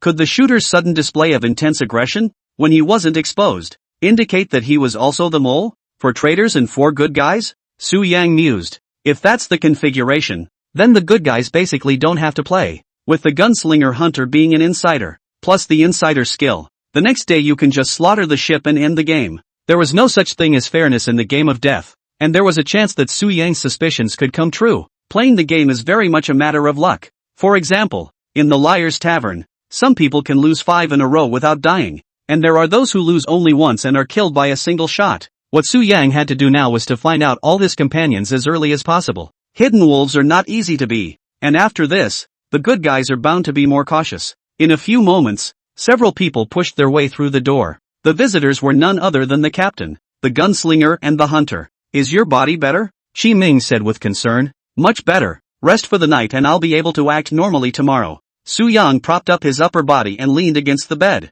Nan Xueqing stuck one hand in his pocket and spoke. I've already killed the project, so you might have to take on an additional task of moving coal. It's good to be dead. Hard work. Su Yang cast a grateful look. This is what good people should do. Nan Xueqing turned her head to Lu Weicheng and added. And the gunman. He also contributed. Without saying anything, Lu Weicheng just nodded. We've caught 1 mole now. So I guess there's only one last one left on the ship. What do you think? Qi Ming asked. Su Yang was slightly stunned in the face of the sudden question. And the 3 of them actually entered the room together not just to announce their good fortune. A test? He pondered for a moment and said, if it is a double traitor's board, the remaining one will surely hide when he sees his companion dead. So, we just need to advance the degree normally, and the traitor will naturally be unable to resist being exposed. Same as I thought. Qi Ming nodded in agreement and continued. Killing the neutral creatures tomorrow will be an opportunity. Everyone must be extremely careful. The first time you find a traitor, kill them first, then deal with the neutral creatures. Good. Su Yang agreed. Understood. Nan Xueqing nodded in agreement. Alright, take an early rest. Tomorrow I'll sail the ship and sound the horn as a notice. The gunners and hunters can now go rub props in preparation. Qi Ming arranged. After saying that, the 3 of them left the room. Nan Xueqing turned back to look at Su Yang before leaving. The eyes were meaningful, as if they were sending a message, trick or treat. The corner of Su Yang's mouth rose slightly. He rubbed a few totems in the afternoon and waited until tomorrow to unleash his tertiary skills. At that time, Nan Shueching would be able to easily solve a few people by cooperating from the side. Tomorrow we'll know who the good guys are and who the traitors are. Su Yang rested his arm on his head, simulating the possible scenarios. Just as he was contemplating, the door to the room was pushed open once again, wafting in a burst of meaty aroma. Rice is here. Tianyi walked in with a steaming plate. The aroma immediately aroused the cravings in Su Yang's stomach and immediately gurgled. What kind of meat is this? How come it smells so good? Su Yang's gaze was immediately attracted by the delicious flavor, and his eyes couldn't tolerate anything else. Snow rabbit meat, Tianyi elaborated. Seeing Su Yang look like a hungry ghost possessed was suddenly amusing. Where did the rabbit come from? Su Yang raised his eyes in curiosity. Caught it on the way back to the ship. I promised to give you a little treat, so don't tell anyone else, Tianyi admonished. Su Yang could not hear what she said, looking at the rabbit meat baked until golden brown, with a little bit of charred crispy on top. At first glance it was a delicacy on earth. It had been a long time since he had tasted meat of such high quality. Since he had entered his cell, he had been either bread or crackers every day, and his mouth was fading to a bird's throat. The seal meat we had for dinner was also faggy and smelled fishy. The rabbit in front of me, on the other hand, was meaty, not at all tart, and had excellent heat. Hurry up and eat. It won't taste good when it gets cold. Tianyi thoughtfully handed over chopsticks. Su Yang turned a blind eye and directly grabbed the rabbit with his hand and nibbled it into his mouth. The flavor instantly explodes in your mouth with one bite, deeply tingling the taste buds. Then he took a big bite and ate furiously, wishing that his mouth could open a little wider and swallow it all in one bite. Slow down. No one is stealing from you. Tianyi handed over a cup of water, her eyes filled with heartache. It's so delicious. This is the best delicacy I've ever eaten. Su Yang couldn't help but give a thumbs up while he was busy. There is nothing happier for a cook than to be recognized by his diners. Looking at Su Yang's feasting appearance, Tianyi's heart gave birth to a strong sense of satisfaction and fulfillment. I'll make it for you next time if you like it, Tianyi softly said. Chapter 55 The Captain's Tried and True Plan. The Sneaky Gunman. That's not good, is it? If the others see it, they must say that you treat them differently? Su Yang blinked. How dare they say anything? Do it yourself if you're capable. Tianyi hummed lightly and raised her chin. Worthy of being a chef family? You talk tough. Su Yang smiled. Slow down. Don't choke, Tianyi reminded. With the delicious flavor in front of him,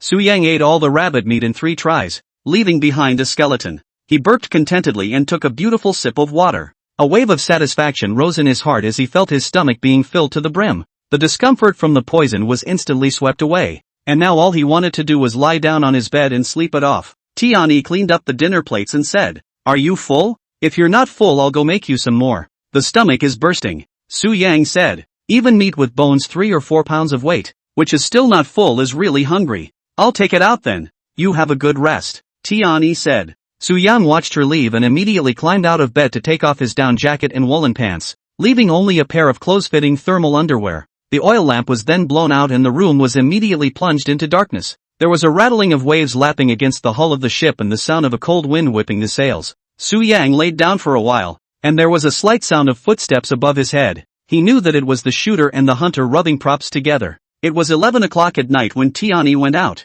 and daytime here will come a little slower than usual. Su Yang looked out the window. Under the moonlight, the snow-covered world looked like a mirror reflecting the dark sky. Assuming that dawn is at 9 a.m. That means the players have 10 hours of rest. That's 10 hours, enough time for the mole to do a lot of things. With this thought, Su Yang was sleepy and closed his eyes, waiting for the right moment. He thought about the fact that there was not enough coal fuel in the boiler room, and the hand happened to be touching gunpowder and a bit of leftover plank. Sujin was going to feel his way into the boiler room in the dead of night to drop the gunpowder in. Doing so blows up the boiler and empties it of all fuel. This move could delay the process quite a bit, and Sujin didn't want to let the good guys push the progress through so quickly. The captain might be on the defensive. He specifically came tonight to ask me who the traitor is. Perhaps he wants to dig out more information from me. Su Yang secretly thought. I just don't know who will be in charge of the vigil. First rule out Zhang Yao. She was a pendant in the eyes of several players and served no substantial purpose. Tianyi can be ruled out as well. The suspicion on her has not been removed and the captain would not use an unidentified person. Sujin himself was poisoned, and the captain didn't make much of an arrangement for him, so that leaves only the hunter, the gunner, the priest, and the captain. The hunters and gunners will go back to their rooms first to straighten their equipment after rubbing the props together, and the probability is that they will be on duty in the middle of the night, so that only leaves the captain with the priest. Su Yang stroked his chin. The captain was to sail early in the morning at dawn. and he would have been likely to hold the boiler room first, and leave himself plenty of time to rest. Is the priest the first? A light flashed in Su Yang's eyes. It was not wise to force the gunpowder, and in case they were caught shouting a word, the whole ship would be awakened. Mind you, the soundproofing in here is not good. It seems that we can only find an opportunity. Su Yang suppressed the throbbing in his heart. Patience is essential to be a competent hunter. Soon the sound of footsteps overhead faded away, followed by the sound of two back-and-forth door openings from the third-floor cabin corridor. This means that the shooter and hunter have finished rubbing the props together.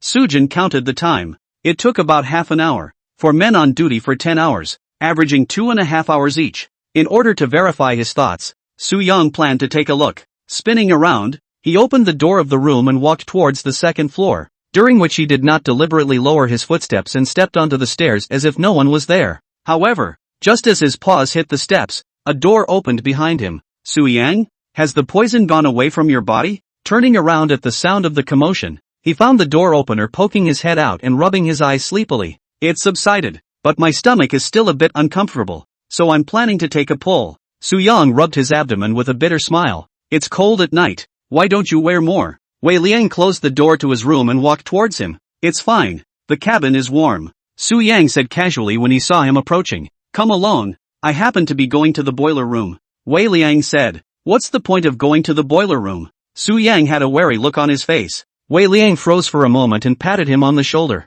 Don't think too much about it. It's a mission arranged by the captain. Yeah? How come I didn't receive a notification? Su Yang said suspiciously. How can you be guarded when you're poisoned? The captain is doing this for your sake. Wei Liang hooked his shoulder and headed for the second floor. Sure enough, Su Yang didn't guess wrong. The good guys became more vigilant after the poisoned backstabbing incident. Qi Ming did this not only to guard the fuel, but also to test it. In case someone inside the people he had arranged for was a spy, he would be able to immediately identify the last mole. You're the first? Su Yang curiously said. I think so. He didn't tell me the exact arrangement and let me come over at this point. Wei Liang nodded. There's a time information gap between each other? The two of them came to the second floor, and Su Yang walked into the restroom, lying on the door and listening to the movement outside. As Wayland walked away, he waited inside for a few minutes, pouring out the sound of flushing water. When he came out and looked in the direction of the boiler room, he saw Wei Liang leaning against the doorway, his head up and down, like fishing. Seeing this, Su Yang dismissed the idea of greeting and returned to his room without a word. Only half right. Qi Ming wasn't the first person on duty. Wei Liangkai was the first. Moreover, Qi Ming had left a heart, and he had individually notified each player of the time of departure. In other words, each person responsible for manning the boiler room does not know how long he or she is going to be in the boiler room. There's no telling who will be next to take over. In this way, the mole trying to sabotage can't deliberately pick a time point, and whoever it is will be spotted by the players at the door once they get to the second floor. The slightest misstep will result in an instant alert message in the captain's lounge on the second floor. This is troublesome. Su Yang rubbed the corner of his eyebrows. He didn't expect Liang Yang's death to cause so many chain reactions. If he had known in advance that Qi Ming would deploy like this, Su Yang would never have made his move in advance. Dragging out progress is a better form of torture than killing one more good guy. Let's wait and see. Su Yang didn't want to give up his chance. It was a long night and sleeping was just a waste of time. As for the southern snow green, he guessed that his opponent would never go after the boiler room, since she still wanted to do it tomorrow while the crowd was killing neutral creatures. Exposure at this point in time is obviously extremely low yield. Half an hour passed and the time came to 12 o'clock sharp. At that moment there was a sound of a door opening from outside. The sound was extremely small and obviously deliberately lowered. Who could it be? Su Yang immediately climbed up from the bed and gently pulled open a crack. A figure was seen creeping toward the second floor, a flintlock rifle in his hand. Gunman? Su Yang was suddenly surprised. He didn't expect this sneaky person to be him. And with a gun in his hand, a look of readiness. What does he want? Sujin was puzzled by this. Suddenly, Lu Weiqing turned back violently, his eyes burning towards the door of Su Yang's room. Just as the two gazes were about to meet, Su Yang jerked back and held his breath. The next moment, footsteps approached slowly, still moving slowly. Found me? Su Yang's heart thumped wildly as a terrifying thought surfaced in his mind. Murder and extermination? Chapter 56. Is it a human or a ghost? Sleepwalking chef. Su Yang couldn't think too much and closed the door of the room quickly, drilling into the quilt like a flying squirrel, desperately trying to adjust his breathing and ease his tension. The hand under the covers clutched the axe and held on tight. Squeak dash. The door to the room pushed open and the dim light of the hallway cast in, illuminating the floor and the faces on the bed. Lu Weicheng walked in with his flintlock rifle in hand, and did not lower his footsteps during that time, coming straight to the bedside. He looked at Su Yang, whose eyes were tightly closed, and didn't move a muscle, just stand there dry. It's coming in. Su Yang perked up his ears to carefully distinguish every movement that might be produced. A little bit of time passed, and without realizing it, cold sweat had already drenched his back. But Lu Weicheng was slow to make a move, as if he were a statue. The scene was quite bizarre, and if anyone had been there in person, they would have been horrified by it. The next moment, Lu Weicheng picked up the flintlock rifle and loaded it with bullets. Thump! Short heartbeats echoed around his ears, and Su Yang's muscles tensed as he waited for an opportunity. He didn't feel any killing intent, but coming into another player's room in the middle of the night without saying a word was clearly not the polite thing for a stringer to do. Sujin was waiting for the moment he finished loading the bullets. He had every confidence that he would be able to counter it and kill it on the spot. At that time, even if the players on the ship were alarmed, he would have the words to prove his innocence. Ka! As the iron rod pushed the bullet into the barrel with a soft thud, Su Yang realized that the opportunity had come. It's now! He violently lifted the covers and axed hard at his side. To his shock, however, the axe fell short. There was no one standing in front of Sujin at all. Where is everyone? He subconsciously snapped his fingers and used Eagle Eye to explore the room. Scanning the room with his supervision, he noticed that there was indeed a series of large footprints from the doorway to the bed, and it's covered and obviously fresh. Su Yang raised his eyes to look at the door of the room and realized that it was already open. Seeing this gave him the creeps. Is it a ghost, or a hallucination? There was no way he could have misheard or sensed it. In those few minutes just now, there were 2 breaths in the room, and an unfamiliar odor. The footsteps he hadn't misheard either, and then included the sound of bullets being loaded. This is all really happening. Then, where did he go? Su Yang was puzzled in 100 ways. He walked out of the room door to look toward the corridor, only to see that the door to Lu Weicheng's room was a tightly closed state,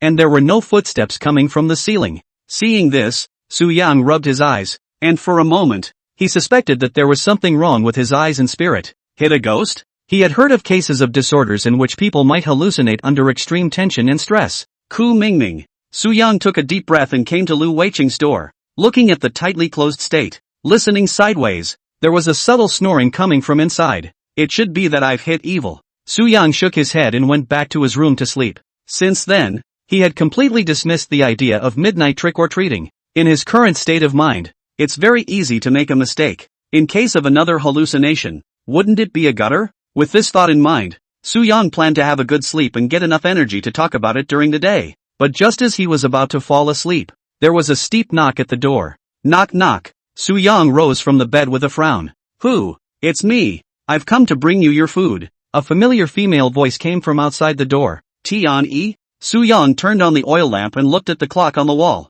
Knocking on the door at 1 o'clock in the middle of the night just to deliver food? No need. I've eaten enough for the night, so hurry back and rest. Su Yang politely declined. Tian-e was relentless and continued to knock on the door. Seeing this, Su Yang had no choice but to climb out of bed and open the door of the room, only to see Tian-e playfully carrying a pot of seal meat, which was steaming hot. Come in. You've been poisoned. You must be hungry, right? I promised to give you a small meal. Eat while it's hot. Tian-e skillfully placed the basin on the table. Su Yang suddenly felt that these words were somewhat familiar. Seems like she said that a while ago. Holding his doubts, Su Yang looked at the basin filled with seal meat. Judging from the weight, it weighed at least 5 pounds. You cooked the rabbit meat for me only 2 hours ago, and my stomach is still too full to eat it now. Su Yang said. What are you babbling about? When did I cook you rabbit meat? Tian-e asked a rhetorical question. A series of question marks appeared on Su Yang's head as he listened. What's the situation? Hallucinating again? At this time, Tian-e turned around and spoke. Here are the chopsticks. Eat quickly. Su Yang looked at her face, as if struck by lightning, stunned, then retreated several steps. Only Tian-e's eyes were tightly closed. Her face was expressionless. Her breathing was steady, and she snored from time to time. Sleepwalking? Su Yang was astonished. He could say that he had encountered very many ridiculous things this night. Either a ghost or someone serving him food in the middle of the night. For a moment he suspected that there wasn't a single sane person on this ship. It was all ghosts and monsters.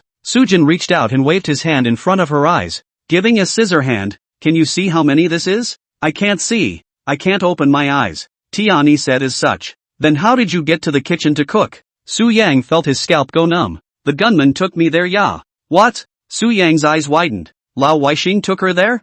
Who's sleeping in that room? If it was Lu Weicheng who brought her to the kitchen, that proves that I wasn't wrong. Su Yang recalled the image just now. At the same time can prove that Lu Weicheng entered his room. This is not a hallucination. But why did I cut empty? Su Yang was extremely puzzled. Is it hard to be instantaneous? Nope. There are prerequisites for launching an instantaneous movement. And although he didn't open his eyes to see, Lu Weicheng didn't move excessively. Where did he go after he took you to the kitchen? Sujin pursued. It seems to have gone to the captain's cabin. Tianyi recalled. Aren't you invisible? How do you know where he went? Su Yang was curious. Idiot. I'm just blind, not deaf. Tianyi didn't have the good sense to say. Do you determine identity by hearing? What Su Yang could be sure of now was that Lu Weicheng must have used his talent. It is highly likely that this sleepwalking behavior of Tianyi is also a gift. He just wasn't sure what Lu Weicheng was doing in the captain's cabin with a gun, and with the bullets loaded. It's obviously not as simple as negotiating all night. Su Yang didn't come up with a clue after thinking about it left and right, and he was eager to go and find out what happened. But the room suddenly killed a Chang Biao. The situation becomes more and more confusing, and Lu Weicheng's identity becomes more of a mystery. Unable to tell if he's a good guy or a bad guy. Have you eaten enough? Let's sleep. Tianyi suddenly pulled Su Yang's hand towards the bed. Us? Sujin froze for a moment. Yeah, you think I cook for you for nothing? Tianyi grunted twice. Su Yang looked at her suddenly undressing her clothes, suddenly a little confused. This is my room. Su Yang reminded. So? Tianyi asked rhetorically. A man and a woman are not related. And then what? I mean, your room is next to it. Are you a man? What's with all the bull asterisk asterisk asterisk asterisk? Saying that, Tianyi didn't know where the huge force came from, and at once dragged the resisting Su Yang onto the bed. Chapter 57 Oolong Incident. Did something that caused a death? The following morning. Oh, with a loud honking horn blaring, signaling the start of a new day. Inside the room, Tianyi was lying on all fours on the bed, her mouth slightly open, drool running down her chin. Hearing the sound she smacked her lips and woke up leisurely. In a haze, she glanced at the clock on the wall, braced herself for a yawn, and rubbed her stray hair. Up? At that moment, a male voice suddenly came from beside him. Well, good morning, Tianyi answered. However, as soon as the words were out of her mouth she realized something was wrong. Why is there a man in the room? In an instant she came over with a jolt of spirit, subconsciously pulling the covers up over her body to look to her side, only to see Su Yang put on his clothes and meet her panicked and confused eyes. Nodding slightly, Tianyi pulled back the covers to look at the intact clothing and feel the condition of all parts of her body. Nothing was found to be different. She was relieved at first, but there was a faint disappointment mixed in her eyes. Why are you here? Tianyi asked. That's for you to ask yourself. Su Yang zipped up his down jacket, picked up his backpack and headed for the door. You wait, Tianyi hurriedly shouted.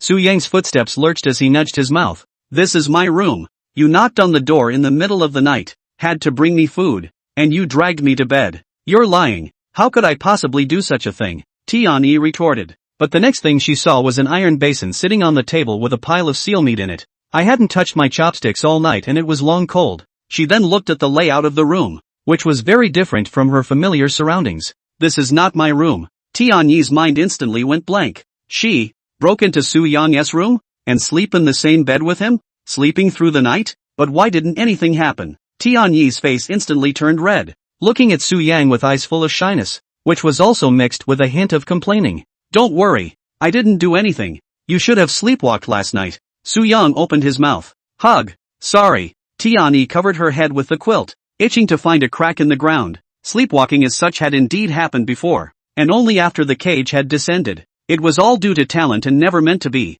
Only, the most humiliating part was that she actually made a move to throw herself at him. This has never happened before. What was even more humiliating was that Su Yang hadn't even made any half-hearted misbehavior. Is she that unattractive? Thinking of this, Tianyi's heart lost even more. Don't worry, I won't say anything. Su Yang thought for a moment and continued. I'll go out to wash up first. This situation must have been very embarrassing for the girl, and Su Yang was kind enough to give her enough time and FaceTime. Don't go out. In case someone sees you, I can't tell even more. Tianyi whispered. Su Yang thought about it and thought it made some sense, so he put his backpack down and sat his butt on the stool. With that came a rustling within the covers, and he wondered, has anything like this happened before? Well, Tianyi's voice was as thin as a mosquito. Can you remember what happened in sleepwalking? Su Yang asked again. Can't think of one. Su Yang sniffed and recalled the inhuman power that Tianyi had erupted in the middle of the night. That's definitely not the kind of giant strength a grown woman should have. Not even his full resistance was able to struggle free.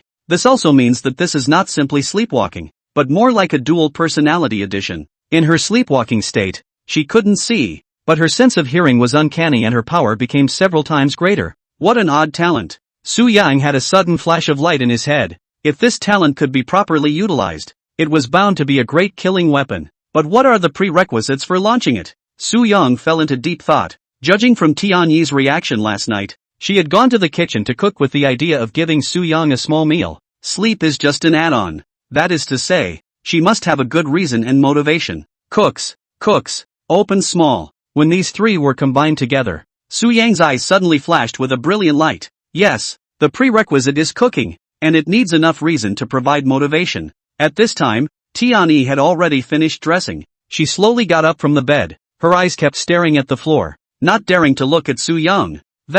Sorry about yesterday. It's okay, it's human nature. Su Yang smiled. Tianyi's pretty face was like a ripe red apple, seemingly red warm. Were you scared last night when you saw me like that? Tianyi gathered her courage to look at Su Yang, her eyes full of anticipation and with a hint of timidity. What's so scary about sleepwalking? It's not like you've killed or set fire to anyone. Su Yang shook his head. Hearing this answer, Tianyi secretly sighed in relief. She was worried that her outburst had caused dislike and boredom. After all, sleepwalking is seen by the vast majority of people as a condition that can lead to crazy behavior at any time. If you really feel sorry, continue to give me a small dinner tonight. I want to eat the rabbit meat you made. Su Yang smiled warmly. Tianyi was stunned as she looked at the smile that held at the corner of Su Yang's mouth, and suddenly felt warmth in her heart. Once upon a time, when she showed sleepwalking in the game, which look people gave her was not one of disgust. He was the only one who didn't hold tinted glasses, which made Tianyi surprised and a little touched at the same time.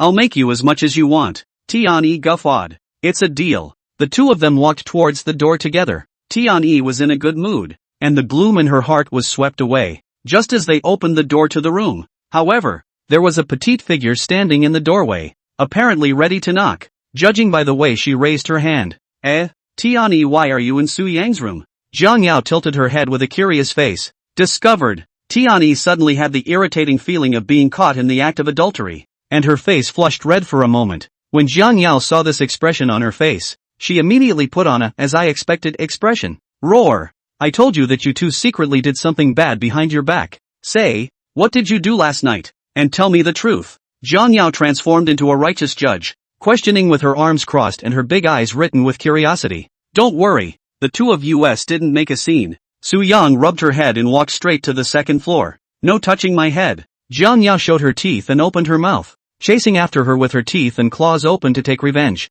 Tianyi looked at the two men's jostling appearance, seemingly back to before the death game descended. The gentleness and kindness shown by Su Yang made her feel very warm. He neither resented what happened with the sleepwalking, nor did he hurt her last night. That's proof enough that he's a good guy. I'm going to catch more snow hares today. Tianyi was secretly determined. She was going to show her best cooking skills and feed Sujin to her heart's content. Chapter 58 Departure to the Center Island. Round up the polar bears. After a brief wash and breakfast, the group went out onto the deck. The fuel had all been consumed by Qiming, and the ship stopped in front of the center island. It was said to be a small island, but in reality it was just a 100-meter diameter piece of land that occupied half of the river. The snow was even bigger. Tianyi exhaled a mouthful of hot air. Her brow knotted with ice, and she shivered with cold. According to this situation, it is estimated that the blizzard will come in less than 2 days. Su Yang spoke gruffly. We have to speed things up. Everyone grabbed their equipment and board the island immediately. Qiming said aloud. Nan Xueqing glanced at Su Yang without any trace,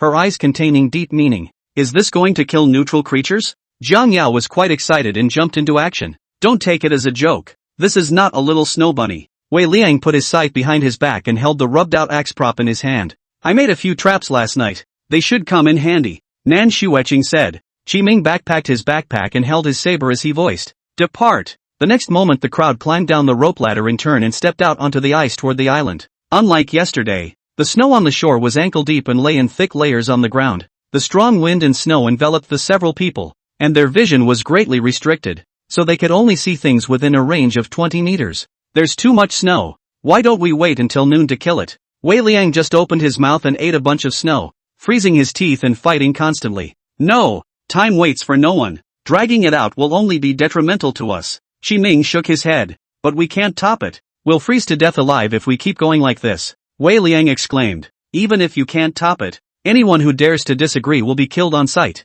Xi Ming bellowed. The captain's attitude was incomparably strong, and even though Wei Liang had 100 reluctances in his heart, he didn't object anymore at this moment. But the faces of all the people were quite ugly. They were used to the life inside the cabin, and it was obvious that they couldn't adapt to the world of ice and snow when they suddenly ran into it. Su Yang, you use your talent to see how far it is to the center island, Xi Ming said. Pop. Snapping his fingers, Eagle Eye opens. With the talent enhancement, not only does the vision become 10 times stronger, but it can penetrate things. The wind and snow were as nothing in front of his eyes, and he had a clear insight into what was happening on Nakashima. 50 meters to go. Su Yang replied. What about the neutral creature on the center island? What is it? Wayland pursued. Su Yang's gaze slowly moved and saw a white figure that looked like a small mountain in front of a huge hulk. The hair on the entire body was as thick as a blanket, and the figure alone lying on the ground was 1 meter tall and over 3 meters long. Polar bear. Su Yang spoke in a deep voice. What? The crowd froze. If you hunt in a different place, it's easy with a gun and a bow when there's no wind, snow or frost to get in the way. But it was different at the moment. It was difficult for them to even walk. Their limbs were as stiff as iron, and even stretching was a difficult task. Moreover, despite their numbers, Tian Yi and Zhang Yao did not have any combat power. The remaining few people were holding melee weapons, and getting close to this giant beast with an upright height of over 3 meters was no different from sending it to its death. Therefore, it's still largely up to the hunters and shooters. The sidekick just plays around and waits for an opportunity. How many bullets did the shooter rub last night? Su Jin asked. Lu Weicheng opened his palm and signaled 5. Where's the hunter? How many arrows did you rub? Su Yang twisted his head to look at Nan Shuecheng behind him, only to see her embrace Jiang Yao in her arms, fearing that she would suffer a half-hearted mistake. 20 roots, Nan Shuecheng indifferently said. Enough. Su Yang nodded slightly. After boarding the island, the hunters will release the traps first. No one else is allowed to move. Xi Ming ordered. This will be the toughest challenge several people have faced. After the group set foot on the middle island, Nan Shuecheng immediately pulled out a few traps from her backpack and placed them on the ground. One was placed 5 meters apart and covered with snow in an overall straight line, with a total of 3 placed. My sight is fine, Nan Shuecheng said. Everyone spread out. The hunters will make the first move later. Xi Ming lowered his voice. Su Yang ran behind a rock at his words. Wei Liang was right behind him. The two of them looked around each other and gripped their weapons hard. The hunters stood 10 meters behind the trap with the gunman and waited for the crowd to get into position. Tian Yi and Zhang Yao, on the other hand, stood behind Xi Ming, carefully looking ahead. Brother, I know that you have killed many people and are experienced, but dealing with is not the same concept as killing people. Wei Liang suddenly opened his mouth. So? Su Yang raised an eyebrow. Don't be brave. You'll follow me later. I'll go up and you'll go up, Wei Liang admonished. Su Yang thought he was going to come with a sentence that he was a master hunter. I didn't realize he was worried about his well-being. He could put 100 minds at ease about the life-preserving part. Sujin couldn't wait for the polar bear to be unkillable, so that the good guys would never be able to push the ship past the middle island in their lifetime. Okay. Su Yang nodded with a smile. There was no need to refuse this kind of request. Wei Liang suddenly turned his head with a wary expression. You won't backstab me, will you? How can I? Didn't the captain say that if the mole dares to blow himself up, kill the mole first? I just want to backstab, but I'm not going to put my life on the line. Su Yang shrugged. Just kidding with you. Don't take it too seriously. Wei Liang gave a dry laugh. He had seen Su Yang's fighting strength. He could chop off half of the seal's head with a single axe. It's not something that just anyone can do. Prepare. At that moment, Qi Ming suddenly raised his hand. Nan Shuecheng bent her bow and pulled the bowstring to a half-moon, her eyes staring straight at the white hill 30 meters away. Lu Weicheng had long ago finished loading the flintlock bullets, aiming at the polar bear's head. Ready to fire. Shoot! Qi Ming bellowed out as his palm slammed down. Bang! Whoosh! The bullet instantly shot into the polar bear's back, spattering crimson blood. Under the influence of the wind and snow, the bullet was deflected from its original position. The arrow, on the other hand, smoothly disappeared into the polar bear's neck, embedding itself deeply. Roar! As the sharp pain hit, the polar bear stood upright and turned on a dime towards the two men. Huge body running under the feet of the white snow slightly trembling. The pair of thick huge bear paws like a bushel, hard to shoot down, just as the polar bear was sprinting. However, the trap in the snow suddenly clamped down and slammed into the polar bear's paw. The warm blood just shot out and then condensed into ice. The intense pain made the polar bear lose his mind, and his eyes were scarlet as he continued to charge. Pop! Another trap appeared. pinning its other leg. The polar bear's movement is now impeded, and it struggles to break the trap, but the trap is already deeply embedded in its flesh, making it difficult to break free in a short time. Keep going. Don't let it run, Qi Ming shouted. Lu Weicheng quickly loaded bullets, and his strong psychological quality was reflected in this moment, only to see that he was not flustered, and each step seemed to have been practiced 1,000 times. Quick and to the point. Nan Shuiqing drew her bow and arrow to continue her attack, a hint of displeasure surfacing in her eyes. Why hadn't the werewolf skill she'd waited so long for appeared? Chapter 59, The Inner Traitor cooperates for the first time. White Mist Barrier reveals its power. Hand-to-hand combat for priests. The polar bear was riddled with arrows from the continued archery, and it subconsciously shielded its head from the attack that threatened its vital parts. Lu Weicheng bullets were finally loaded, and it only took 10 seconds before and after. That's the bad thing about flintlock rifles. Unlike modern heat weapons, it needs to take a shot and load it. The loading process is also more cumbersome as the bullet has to be stuffed in with the wire that comes with the flintlock. This, coupled with the fact that the weather was too cold, limited Lu Weicheng's movements. Had he been in the cabin, he could have loaded a bullet in 5 seconds. Bang! The bullet fired again, and he aimed for the polar bear's heart, accompanied by a wail. The thick-skinned beast could hardly withstand it, and its huge body stumbled and nearly fell. That's it. It won't last much longer with more effort. Qi Ming was overjoyed in his heart. I thought it was going to be a nasty battle, but I didn't expect the process to go so smoothly.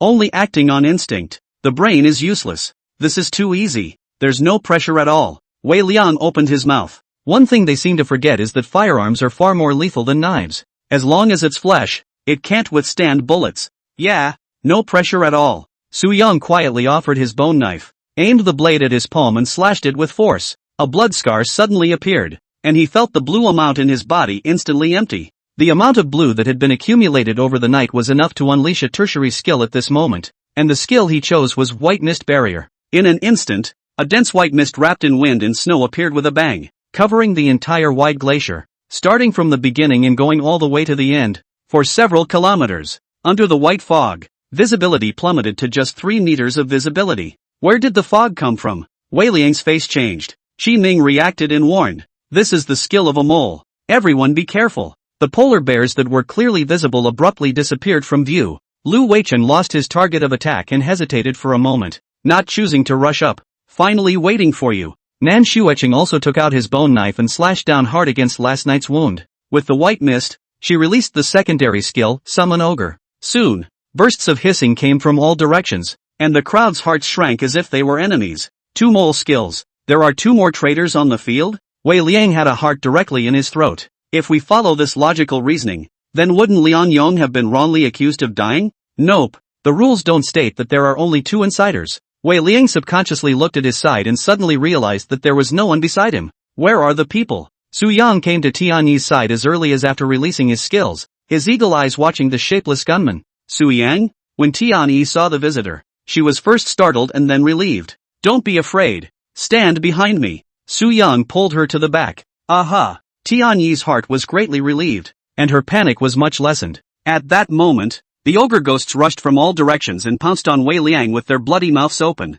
They target priests. Get lost. Wei Liang swung his scythe hard, violently flinging an ogre away. But this attack power obviously couldn't do anything to kill it. The ogre that flew out came back alive with a mere roll and continued to pounce. Help me. Wei Liang watched as more and more ogre ghosts surrounded him. His eyes glazed over. Catch the ghost first, then kill the polar bear. Qi Ming made an instant decision and decisively drew out his saber to slash at the ogre. The killing power of the saber was a level above that of an axe, and with a full swing, 2 slashes could kill an ogre. The head is the weak point. Qi Ming shouted. Wei Liang was caught in a heavy siege. Sickle almost cut blunt. Body everywhere is torn marks. Down jacket and thermal underwear has long been torn into a piece of rags, with large swaths of skin exposed and the cold freezing the wounds. He seemed to feel no pain for a short time, and grew stronger as he fought. Su Yang, who was guarding a corner place, casually hacked 2 ogres to death and brought Tianyi a little closer to Lu Weicheng. Damn it, who the hell is the traitor? Wei Liang clenched his teeth as Su Yang's face surfaced in his mind.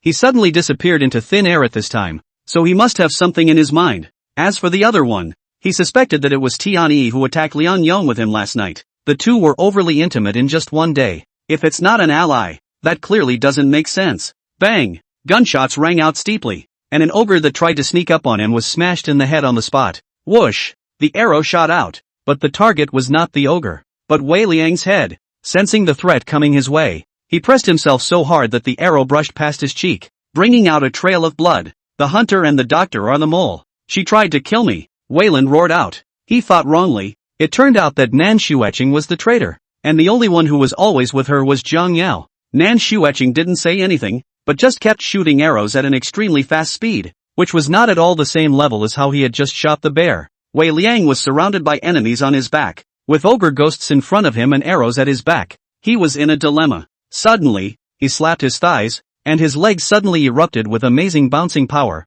and his entire body leaped up, like a frog, 3 meters high. The target was pointed directly at Nan Shueching, who had placed cold arrows behind his back, and his eyes were filled with anger and killing intent. Nan Shueching obviously didn't expect Wei Liang's talent to be bouncy, and raised her bow and arrow to shoot up into the sky. Under the heavy white fog, she could only search for her enemy by sound, and immediately drew back after an unsuccessful strike. Wei Liang landed on the ground and raised his scythe to slash at Nan Shueching's back. Clank! The sound of gold and iron clashing rang out as she blocked the attack with her dagger and swept her long straight leg across his chest, kicking him out. Go! Seeing the situation, Nan Shueching pulled Jiang Yao and ran. You can't run away. Wei Liang climbed up to give chase. Under the fog, Nan Shueching ran straight past the polar bear in the direction of the ruined ship. In the back, Zimmer and Gunner combined their efforts to kill all the ogres cleanly, panting and scanning. Don't go after them. But how could Wei Liang listen? He only wanted to chop off Nan Shueching's head now. Watch out for the polar bear's movements, and shoot them once they show their heads. Qi Ming spoke. Lu Weicheng nodded slightly and stared around vigilantly. At that moment, Qi Ming suddenly realized that 2 people were missing from the scene. Where are the navigator and the cook? Su Yan used the Eagle Eye's talent uninterruptedly, with a 10-second cooldown, 10-second duration, and infinite articulation. In this battlefield shrouded in white mist, he is the all-knowing, all-powerful Supreme One who scrutinizes everything. Each performance is presented in minute detail, including the polar bear's struggle and the ghoul's head being cracked open. He wanted to take this opportunity to surrender his gun, but Lu Weicheng was extremely vigilant. Even when he learned that Nan Shueching was the mole, he didn't make a rash move when his vision was extremely poor. Su Yang didn't wait for his chance. Now he couldn't wait any longer. Almost. Su Yang patted the falling snow on his clothes and ran towards Wei Liang with his axe in hand. Don't be afraid, Reverend. I'm here to help you. Wei Liang's heart rejoiced when he heard the voice. Quick, the hunter is here. Don't let her run away. Su Yang found Wei Liang's location precisely with his eagle eyes, and the navigator moved very fast and caught up with him in one go. Suddenly, Nan Shueching and Jiang Yao stopped their steps and turned around to look at Wei Liang expressionlessly. Not running? Wei Liang let out a sardonic laugh, and his neck steeped in coldness. Subconsciously turning around, he saw Su Yang expressionlessly swinging his axe and hacking towards him. You! Wei Liang's face suddenly changed. Giggle. With half of his neck severed, Wei Liang didn't even have time to let out a scream as he fell heavily to the ground. Follow me, Nan Shueching said. No, I still have to stay on the ship for one more night. Su Yang shook his head and refused. You've exposed your identity by killing him. Don't go and wait for death? Nan Shueching furrowed her willow brows. You dragged the body away, Su Yang said and pointed to his arm. Shoot me with a bow. Chapter 60, Shocking Secret. Hiding the ship's armory? You want to use the same ploy twice? You treat the captain and the gunman like little cuties,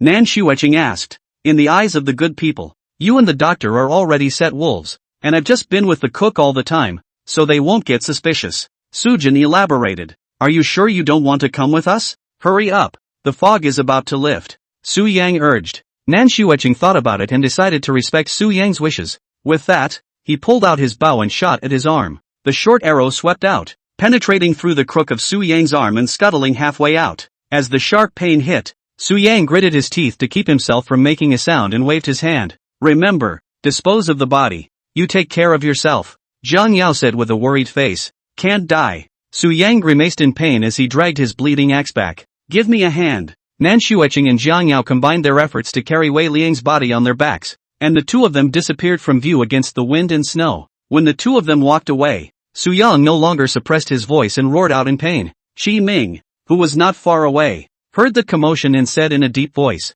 It's Su Yang. The fog gradually cleared, and the polar bear slumped to the ground, as if it were at the end of its tether. Struck in the heart, it had long since lost the ability to fight back, and even if it didn't make up for it, it was still dead. Qi Ming saw the hobbling figure and immediately went forward to assist. Where are they? Ran away. Su Yang shook his head. You two didn't kill the traitor? Qi Ming asked. Wei Liang was already dead when I arrived. Su Yang's face turned white as he lifted his arm that had been hit by an arrow. It was then that Qi Ming noticed his injuries and immediately arranged for Tian-Yi to look for herbs. You bear with me. With a force, Qi Ming violently snapped the arrow shaft. We'll deal with the wound when we get back to the ship. We can't pull it all out yet, Qi Ming said. Such wounds should not be treated by removing them all at once, or they will tend to bleed excessively, and there is a risk of secondary injury and inflammation. Thanks. Su Yang's face was as white as paper. You did your best. Don't blame yourself too much. If you want to blame it, blame the traitor for being too cunning. Qi Ming patted his shoulder. It's all my fault for not catching them in the first place, Su Yang said with a face of shame. Where did you go when the fog rose? Qi Ming asked. I went to protect the cook in the first place and killed 2 ogres in the process, Su Yang said as such. Qi Ming's heart sank as he looked at the messy snowy ground as well as the ogre corpses strewn about. The hunter and the doctor were the mole,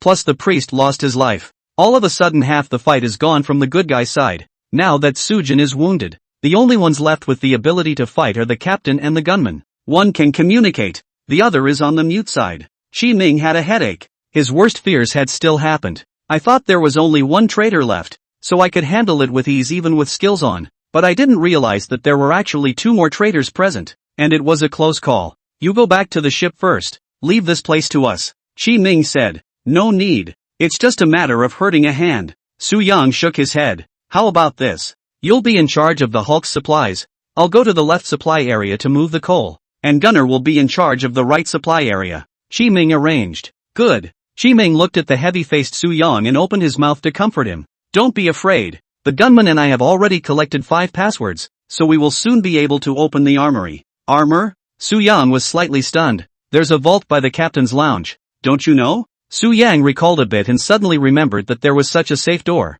It also had a rotary code on it, but he didn't pay much attention to it, thinking it was a warehouse for storing food and goods. That contains firearms? Su Yang wondered. Right. If we can get the last password, the traitor won't be able to escape even if he has 3 heads and 6 arms. Qi Ming spoke coldly. Bad. Sujin had thought that he could rest easy by surrendering the gunman's flintlock rifle. I didn't expect Qi Ming to actually hide such a hand. In that case, Lu Weicheng went to the captain's room in the middle of the night just for this matter. No wonder he was emboldened and didn't care about the priest's death at all. It dawned on Su Yang. He was wise to choose to stay. It's a good thing I didn't go with Nan Shuecheng. There was also a large number of guns hidden in the hold. If we hadn't learned of this news, 1 man with 10 lives isn't enough to kill. Luckily, I leaned toward Tian-Yi at the first time. Su Yang used the protection of the cook as a cover to conceal the movement. They just knew that eagle eyes could see far, but they didn't realize that they could ignore the white fog. Right now Qi Ming's words did not show suspicion. The gunman must be taken care of tonight. A cold aura flashed in Su Yang's eyes. Tian-Yi was his dark chess piece and whether it would work or not depended on her performance tonight. In the next few moments, Sujin came to the Hulk to touch the supplies. Nan Shuecheng and Jiang Yao were exposed, and they would definitely run to the tents far away from the 2 banks. Analyzing the existing resource points on the map, the preferred location must be in the wolf cave on the mountainside. It was guarded by a number of neutral creatures, plus the terrain was treacherous, making it a perfect place to hide. Zimmer was no cutie pie. He must have realized that too, and might take action after tonight. Sailing across the finish line is necessary for the good guys to win the game, but only if they blow up the iceberg at the finish line. Nitroglycerin is needed to blow up icebergs, and its location is at the top of the mountain. The mole will have to speed up as well. Su Yang pondered in his heart. The time came to night and the snow and wind intensified. Even though there was a heater in the cabin, I still felt a chill. After Tian-Yi helped Su Yang treat his wounds, the 4 of them came to the conference room, and Qi Ming looked at the map with a grave expression. The nitroglycerin is inside the cave at the top of the hill, but there are 2 other neutral creatures on the way up, most likely polar bears, judging by the size of the markings. The supplies we have available are plentiful and perfectly adequate for dealing with polar bears, but our real enemy is the mole. There's only 1 day left before the storm hits, and if we're not cleared by this time tomorrow, we'll all be dead. Zimmer issued an ultimatum. The traitor can still release skills. Nan Shuecheng has a bow and arrow in her hand, and Jiang Yao can't be killed directly. They will definitely block us on the way up the mountain tomorrow. Su Yang said. They might come on board and sneak in at night. Work hard tonight, 4 hours each, and guard the ship well. Qi Ming spoke. Did you find the last password? Su Yang asked the key question. No. Qi Ming sighed in disappointment. We can't deal with Jiang Yao directly. So what about the traitor? Tian was puzzled. Silence fell over the field for an instant. Indeed, the bounce talent was so disgusting that it was the equivalent of taking a get-out-of-jail-free card. You'd have to be prepared to die with her if you wanted to kill her. No one here is willing to sacrifice themselves for the good of others. I have a way to get the doctor killed. Su Yang suddenly spoke. When these words came out, the gazes of the three people immediately converged. If she can't be killed artificially, then let her die from environmental killing. Su Yang raised his eyes slightly. Chapter 61, A Way to Kill Jiang Yao. Each with their own ghosts. Environment. Shi Ming chewed on those two words, then brightened up. What do you mean dash? Artificial force will be met with rebound damage. No hot or cold weapons or fists. Then let her die by accident. Su Yang spoke. Lu Weicheng and Jiang Yao glanced at each other, and the latter asked. But Nan Xueqing protected her well. What kind of accident could she be looking for? Avalanche, fall off a cliff, or borrow the power of a neutral creature? Sujin said. Shi Ming paced back and forth, his eyes staring straight at the markings on the map, and had a flash of insight. There are 2 polar bears on the way up the mountain, and the ground is high enough there. As long as we kill Jiang Yao, Nan Xueqing will be buried together. Su Yang nodded his head. Why? Several people wondered. The so-called bind not only enters the game together, but also shares damage. I found an interesting thing when I was chasing the traitor. I cut Nan Xueqing's hand and the same wound appeared on the same part of Jiang Yao's body. Su Yang slowly said. These words were like a heavy bomb that suddenly exploded. The people present were suddenly breathing heavily, and they seemed to be as excited as if they had found a shocking treasure. That is to say, if you kill Nan Xueqing directly, Jiang Yao will also die and will not receive rebound damage? Shi Ming grasped the key point. That's true in theory. Su Yang nodded. Jiang Yao can rebound damage and binds Nan Xueqing. One was injured and 3 sustained injuries. But it was different when dealing with Nan Xueqing. She was bound to Jiang Yao, and once she was injured, the latter would be injured as well, and would not trigger a rebound. So just kill Nan Xueqing and the game is over. Tian said in surprise. It's not that simple. Hunters always bring the doctor with them just to act as a shield.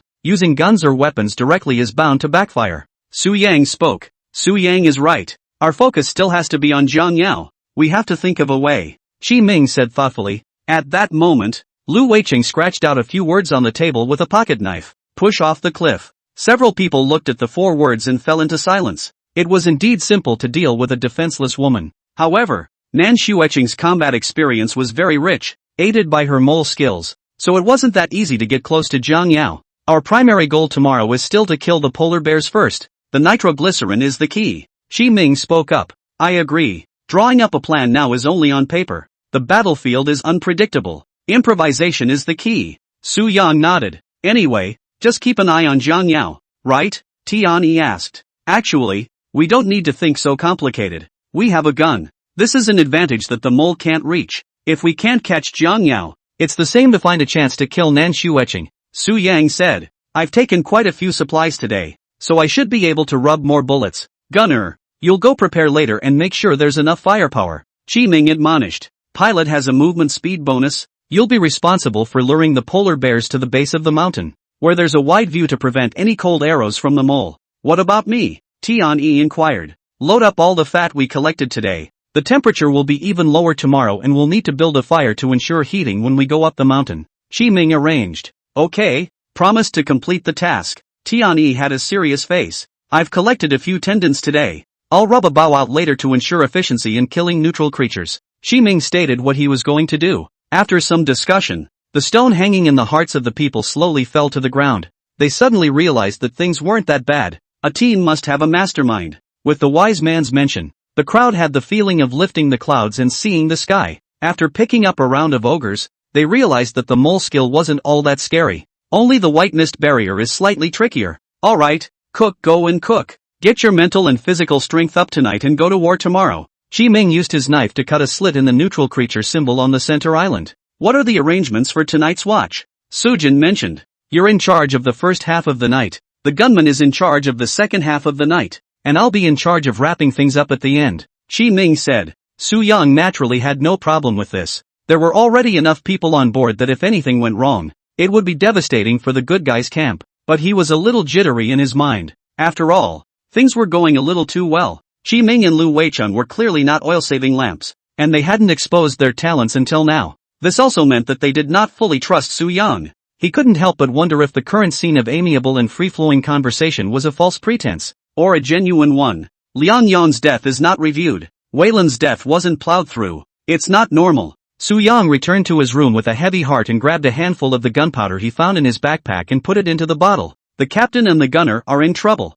The ship can't stay any longer. He was going to stay a hidden wolf until the end of the game, but his intuition told him that if he didn't leave tonight, he was bound to have a crisis. Qi Ming told me the secret of the armory, but just now he said that he didn't find the last password. Is that true or false? Su Yang recalled his expression when he answered. That disappointment doesn't look like it's being faked. The supply area was largely scavenged except for the wolf camp on the mountainside. Wait! Su Yang jerked his head up and a cold sweat abruptly broke out behind his back. Just because the captain didn't get it doesn't mean the gunner didn't get it. The shooter is watching out for me. It's times like these when being dumb is rather the worst. He was too calm, with none of the nervousness that preceded a duel. That look is like a victory. He had seen that look in Yu. So the good guy's bottom card is the armory. The captain's open card play. And tonight is the last test. Su Yang completely understood. Lu Weicheng sneaked into the captain's cabin last night to have a secret talk with Qi Ming. Perhaps back then, he had plotted. Damn mute. Su Yang took a deep breath and tried to calm down.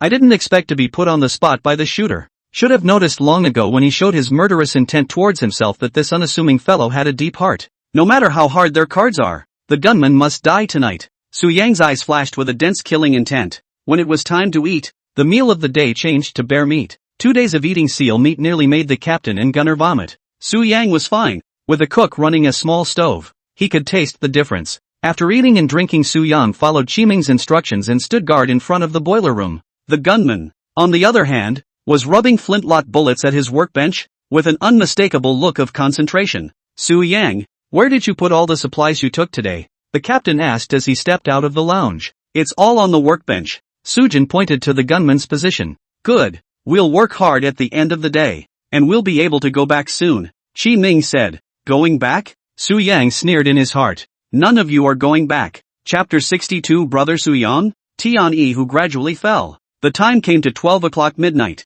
The howling winds and snow spread a thick layer of white snow over the deck, and the temperature plummeted. Su Yang stood in front of the boiler room. There was no coldness intruding under the heating of more than enough coal. Instead, it was the two men at the workbench, the captain and the gunner, who now and then had to take a breath and rub their hands together. Phew, it's getting colder. Wear more tomorrow. Don't freeze, Qi Ming said. Lu Weicheng didn't say anything, just nodded his head. He's like a loyal guard who just does what he's told. Not long after, Qi Ming finally rubbed the bow and rubbed more than 20 arrows, just to be on the safe side. He also rubbed 2 needles filled with laudanum. This thing is a life-saving weapon, and giving yourself a shot when you're injured can increase the speed of healing with great efficiency. The original bear kill was prepared, but the needles were on Zhang Yao. After the mole blew herself up, she ran off with the supplies. Qi Ming had learned his lesson, and he realized that you can't put eggs in the same basket. Well, how many bullets did you roll? Qi Ming asked. Lu Weicheng opened his hands and then closed one.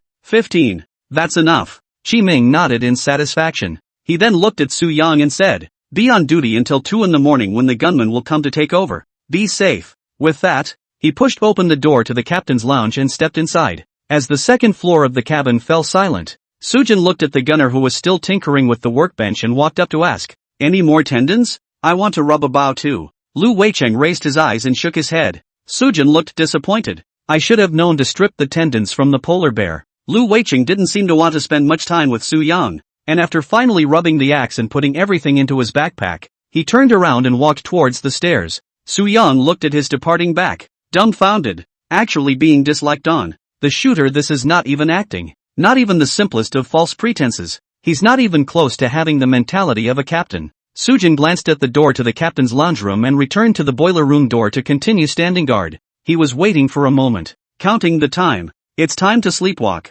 Su Yan looked at the clock on the wall. Yesterday Tianyi's sleepwalking moment happened around 12:30 p.m. In a world without cell phones and short videos to swipe through, bedtime is obviously much earlier. Besides, after all the work done during the day, lying under a warm comforter will soon make you sleepy. Wait for another half an hour. Su Yang thought in his heart. There was a whistling wind beside his ears, and the whole ship swayed slightly as the waves lapped against it. Strangely enough, Su Yang originally suffered from seasickness. When I first got on the boat my head was spinning, but after I drank the bottle of poison all the discomfort in my body disappeared. He couldn't help but suspect that the stuff looked like poison. But in fact, it could fight poison with poison, clearing out the body's ailments. Or maybe it paralyzes the cerebellum with poison and becomes dull to conditions like wobbling. Sujin paced back and forth on the cabin in boredom, occasionally delving into the galley to look at the meat stock, sometimes running to the dining room to sit down and rest for a while. When the time came to 12:30, there were sudden footsteps at the stairs. Coming! A brilliant light flashed in Su Yang's eyes. A silhouette came up the stairs, her tightly closed eyes signaling that she was in a state of sleep at the moment. Tianyi wore thick clothes and walked into the kitchen like a robot to start a fire and handle the ingredients. The movements were immensely skillful, from cutting the meat to placing it in the pan in one fell swoop. It seems to be a muscle memory etched in your bones, even when you're sleeping. Within moments, a rich meaty aroma emanated from the kitchen. She remembered Su Yang's need to eat snow hare meat, and specially went to catch a few fat rabbits in the afternoon, peeled and cleaned up and hid in the corner of the kitchen to keep Qi Ming and the others out of sight. Doing all this, she just wanted Sujin to have a good meal. When all the processes were completed, Tianyi plated the meat and followed the established route towards Su Yang's room. Just eat at the restaurant. At that moment, Su Yang reached out and grabbed her hand. Tianyi suddenly stood still and reacted after a long time. Brother Su Yang? Brother? Su Yang froze for a moment. When had his name calling been upgraded? Yes, I've been waiting for you here, Su Yang said in a gentle tone. Are you waiting for me to cook, brother? Tianyi said joyfully. Yeah, I also wanted to see if there was anything I could do to help. I don't want you to work too hard, Su Yang answered. Tianyi was instantly enraptured by what she heard and hurriedly pulled Su Yang's hand to the restaurant to sit down. Feeling the terrifying force coming from his arm, Su Yan was shocked in his heart. He hadn't guessed wrong. Tianyi's strength was at least 5 times that of a normal person with the Dreamwalker's talent enhancement. Yesterday, she directly forced Su Yang into the gentle land with a strongman locking man, and resisting a bit almost didn't break his neck. Hurry up and eat. Tianyi carefully handed over the chopsticks. Thanks. Su Yang picked up his chopsticks and stuffed a piece of rabbit meat into his mouth. It's the same familiar recipe, the same familiar flavor. Is it good? Tianyi said in an expectant tone. This meat should only be found in heaven. Su Yang complimented. I'm glad you like it, then I'll go make it for you again. Tianyi made a move to get up. That's fine. I'll be full after eating this pot. Su Yang instantly sweated and hurriedly stopped it. He hadn't asked Tianyi to sleepwalk specifically to cook. Oh, Tianyi obediently sat down,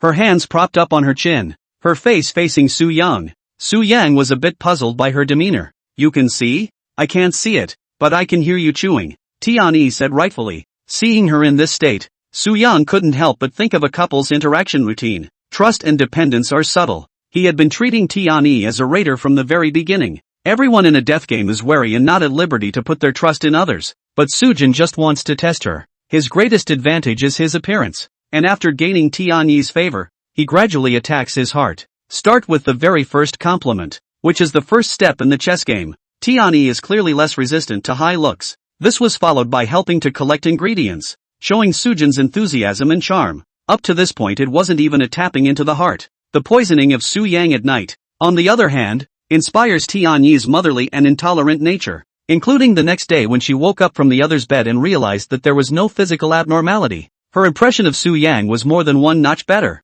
A gentleman does not deceive a dark room. This was Tianyi's assessment of Su Yang. During the subsequent killing of the polar bear, Su Yang took the initiative to protect Tianyi and would kill several ogres. From here, she fell gradually. The game of death can bring out the best in a person's humanity, but the heart is hard to control and you can never stop having a crush on someone. So far, Su Yang had planted the tree and it was time to start harvesting the fruits. He ate all of the rabbit in 3 bites and raised his eyes to ask, "Thanks for the hospitality. I have another favor to ask. Can you help me?" Chapter 63, Blind vs. Mute. The cook's superb divine power. Tianyi gathered the dishes and subconsciously asked, "Doing what? I've had a wish since I was a kid to touch a real gun, but I haven't been able to find any gun parts in the past 2 days." Su Yang sighed regretfully. At these words, Tianyi abruptly fell silent. Su Yang clenched his hands tightly. He was very nervous now. He hypothesized that Tianyi was 2 personalities before and after sleepwalking. During the day she is reserved,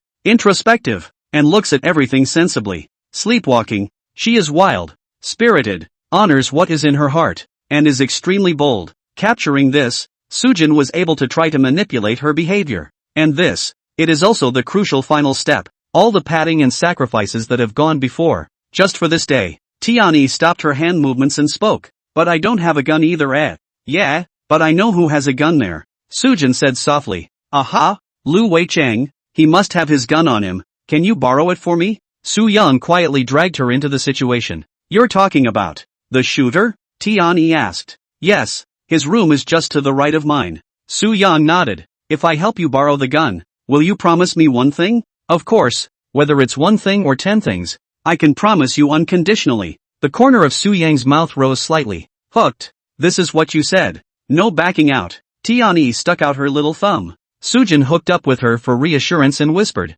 I can do anything you want as long as you let me touch the gun. Hearing this, Tianyi's face steeply appeared with 2 blushes. Then you must sleep with me. With pleasure. I'll go get the dishes for you after I finish cleaning them up. Wait for me here. Tianyi hurriedly brought the dishes to the kitchen. She couldn't wait. Su Yang looked at her hurried back with a smile in his eyes. Judging by what both the captain and the gunner just did on the workbench, they didn't match the last coat of the armory. Definitely didn't want to expose things to the world, much less let Su Yang snoop around. And the gunner will take over at 2 a.m.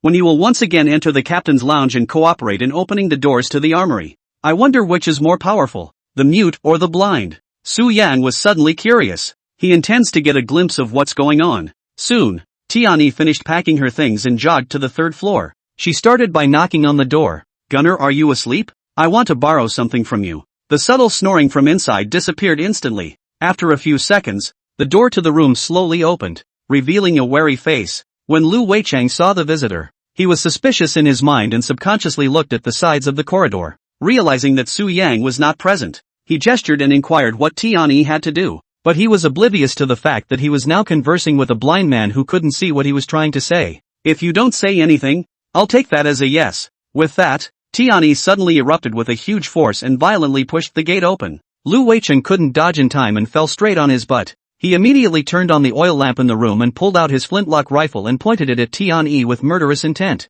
However, when he saw the face of the visitor, he was violently stunned. Only Tianyi's eyes were tightly closed. Her face was expressionless, and snoring sounds came out of her nose from time to time. Sleepwalking? The first thing that came to Lu Weicheng's mind was this kind of sickness. He slapped Tianyi's face hard, trying to wake her up from her sleep. But Tianyi was apparently oblivious to this. Not only was she incredibly strong in her sleep, but she had no sense of pain. Where's your pistol? Bring it to me. Tianyi looked like she had opened the eyes of heaven and grabbed Lu Weicheng's wrist with unerring precision. An irresistible and terrifying force struck, and Lu Weicheng's face instantly turned blue. Pop! He leapt up and kicked his legs hard at Tianyi's chest, forcing the latter back a few steps. Lu Weicheng broke free of his restraints and hurriedly stormed back, rubbing his bruised wrist with a grave expression. You people, promise to give it to me and then back out. I'm angry. Tianyi huffed and puffed, taking 3 steps forward and slapping out a hard slap. Su Yang, who was lying down by the door and peeping, saw that Lu Weicheng's whole body flew up and rotated in the air for 2.5 weeks before landing heavily on the ground. Buzz! With a muffled sound, Lu Weicheng fell to the ground and his eyes were starry. The power of this slap was astonishing. A move that even martial arts directors in action movies would have trouble pulling off. Give it to me or I'll be rude. Tianyi approached. Lu Weicheng saw a flash of sternness in his eyes and immediately raised his gun and pulled the trigger.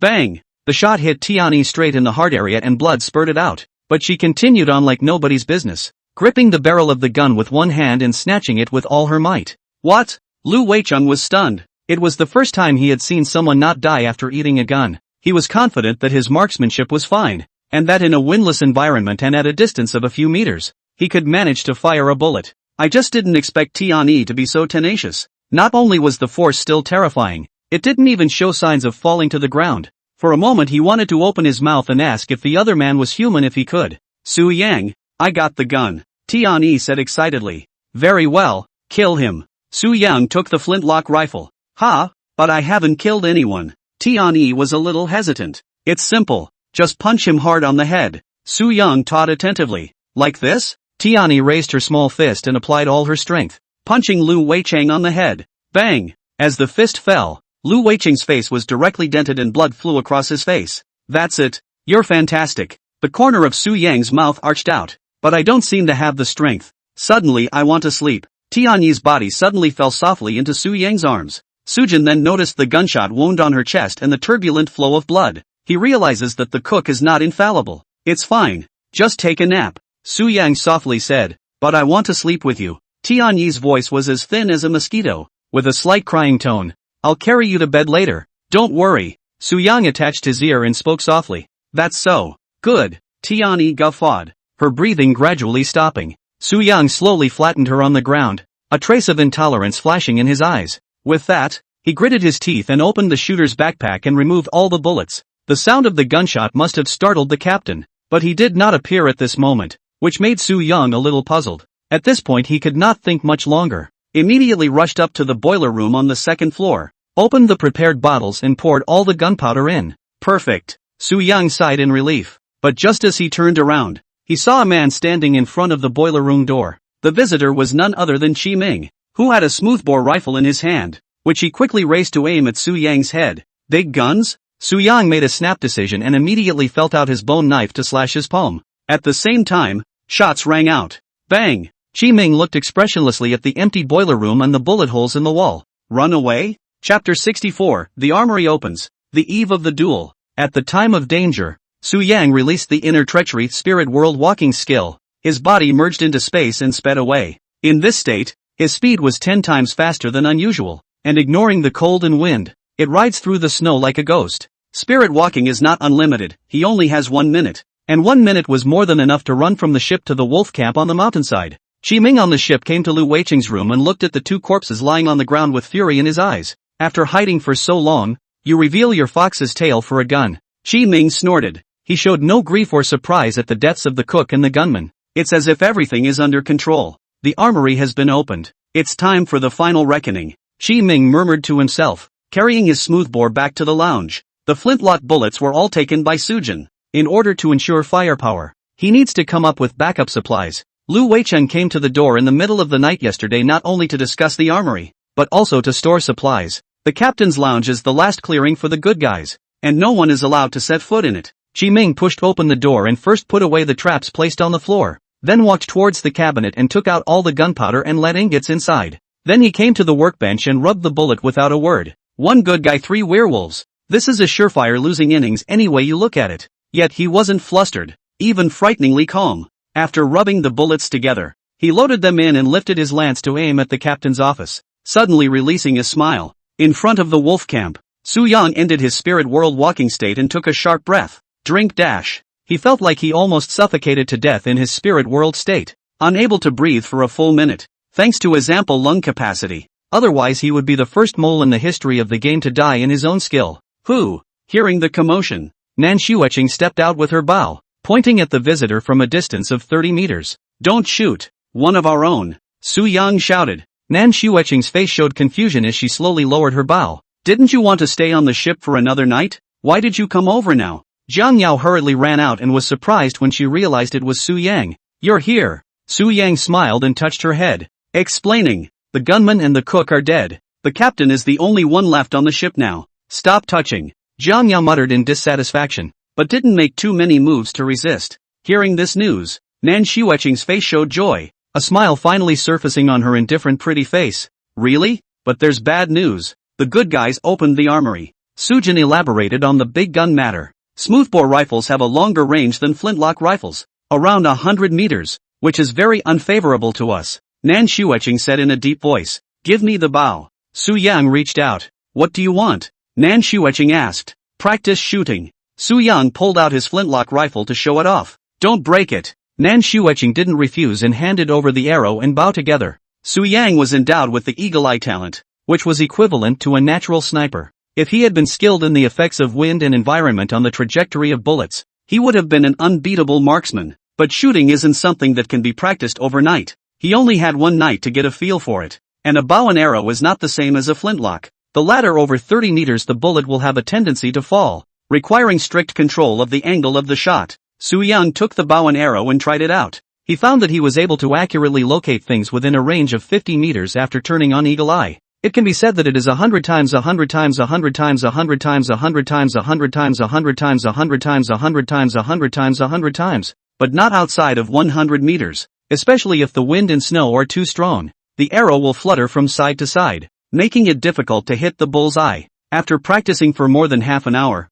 Su Yang felt that it was almost time. He took out his flintlock rifle and loaded a bullet, came to the cliff and aimed at the bottle at 50 meters against the snow. Bang! The sound of gunfire echoed between the mountains, resounding in a square circle. The bottle was seen to be motionless, and the bullet hit the snow 10 centimeters away to the left. The bullet holes were instantly covered with snow. Still can't do it? Su Yang frowned. Nan Shueching, who heard the gunshot, approached. How was it? How was the result of the practice? Not quite. The vision is in place. The accuracy is still much worse. Su Yang shook his head. Only 50 meters and you can't do it? Nan Shueching teased. You can do it. Su Yang handed out his gun. Nan Shueching took it directly and loaded the bullet to aim at the bottle and pulled the trigger. The movements were done in a single motion, with no lag in the middle. A shot rang out and the bottle shattered in response. Young man, you still have to practice. Nan Shueching returned the gun to Su Yang and returned to the tent with a word. So accurate? Su Yang was suddenly a bit skeptical of life.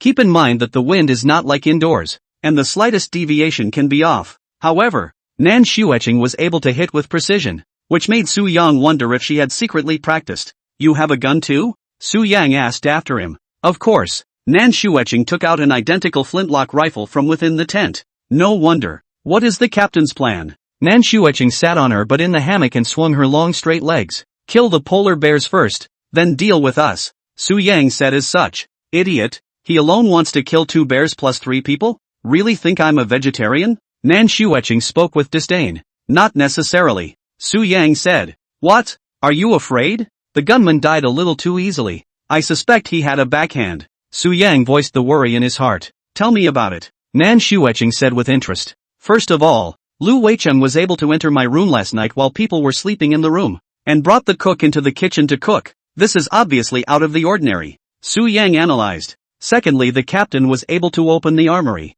but his claim was that he hadn't found the last code, enough to see that they were all on my defense. So with advanced precautions, how could the shooter be lying obediently in his room waiting for me to come to his door to kill him? Nan Shueching listened down and detected something odd. You suspect that it was not the gunman who killed, but a certain puppet? Puppets don't bleed. Su Yang recalled the scene he had witnessed. Could it be resurrection? It can't be. If it's a resurrection, that doesn't explain a person being able to walk around outside while sleeping in their room. Jiang Yao listened on the sidelines for a long time and seemed to understand. Why are you guys so stupid? Split ah. As soon as the words left his mouth, the 2 men snapped their heads up and locked eyes. If it's an alter ego, then his main body definitely hid in the first place. Su Yang spoke indistinctly. Captain's lounge? The 2 men said in unison. That's right. That explains it. The doppelganger slept in his room and the main body hid in the captain's lounge. That's why he was able to sleep in his bed unguarded and keep his flintlock rifle hidden on his person. Its purpose? To blow up the hidden wolf.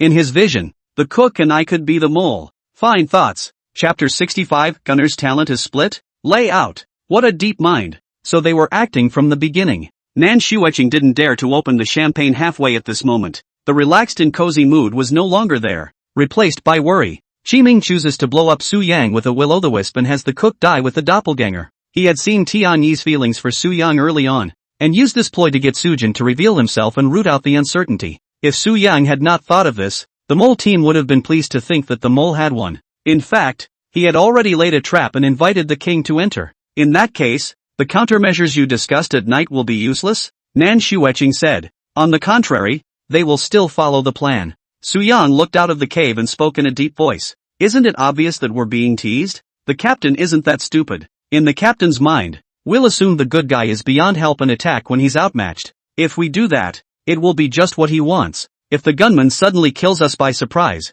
we can only escape in the spirit world. And if we both run, what about her? Su Yang asked, pointing at the doctor. Then we know that the gunman is still alive, so we don't have to accompany him in this drama. Nan Shueching was still puzzled. You've overlooked the most important point. Su Yang held out a finger. The captain's talent is unknown. Nan Shueching still wanted to argue with reason, but steeply realized the seriousness of the problem. The mole team bottoms have been seen through, but not only do the good guys have big guns on their side, the captain's talent is still unknown. It's extremely easy to fall head over heels in a hurry. Nan Shueching firstly had to save her own life, and secondly, she couldn't let Jiang Yao die from environmental killing. Tell me about your plan. Nan Shueching took a deep breath. They will definitely proceed as planned. The gunman won't show up first. Su Yang reasoned Qiming's plan. You mean captain is trying to cheat us out of our skills? Even if a werewolf rubs more totems, the blue amount needs a lot of time to accumulate. It takes at least 2 hours to go from 0 to 1. Su Yang nodded and continued. The good guys are known to have big guns, and to kill the captain you have to turn on the fog because of the unequal range of the guns on both sides. Furthermore, with the fog on the mole's vision is similarly obstructed, and to get close to the captain you'd have to synchronize the release of the summon ogre skill, just like in that morning fight. In that case, if the captain suddenly shows a talent unfavorable to us, and the gunmen who have ambushed us in advance kill us, we will surely die. After hearing him analyze so much, Nan Xueqing suddenly felt that she had no chance of winning at all. From 100% win rate straight down to 0%. So we're bound to lose? Nan Xueqing stood up violently, her voice trembling a little. Su Yang could tell that not only did she not want to lose, but she wanted to win beautifully. It's simple. Don't do anything to stop them while they're on the mountain and let them kill the polar bears, Su Yang said. Ha? Is this giving up? Jiang Yao said miserably. Nan Xueqing also didn't understand why he should let go of such a good interception opportunity. Listening from Su Yang's tone,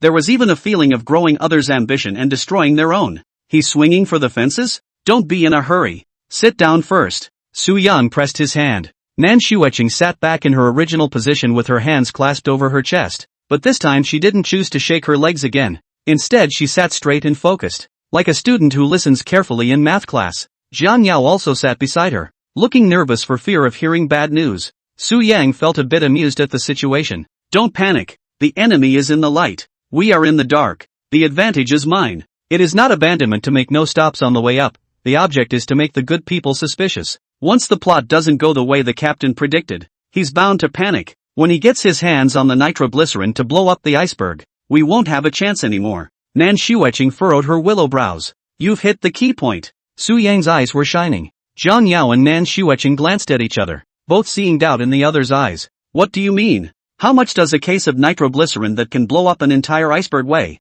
Su Yang threw out the question. I don't know, but it's definitely heavier than a backpack full of supplies. Assuming this thing is 50 kilograms, how strong would a person have to be to move glycerin with one hand and fire a big gun with the other? Su Yang had a smirk on his lips. The words snapped out of their mouths, and the two men snapped out of it, their thoughts clearing at once. Jiang Yao said excitedly, you're trying to get him to do it while moving the glycerin. What a smart head. Su Yang gave a thumbs up. Jiang Yao smiled shyly. The captain is at his most vulnerable when he's moving glycerin, and the gunman will surely not be able to resist showing up to guard it. Nan Xueqing spotted the Chinese point. Nitroglycerin is extremely unstable chemically. It may explode if it is slightly bumped. Then it is the best time to release the skill. Su Yang nodded his head. Nan Xueqing's eyes lit up. She didn't think that there was actually this trick. At that thought, she couldn't help but look in the direction of the ship with a bit of pity in her eyes. How bad does it have to be for the good guys to run into such a devious and cunning mole? Qiming fancies himself a chess player and is in control of the situation.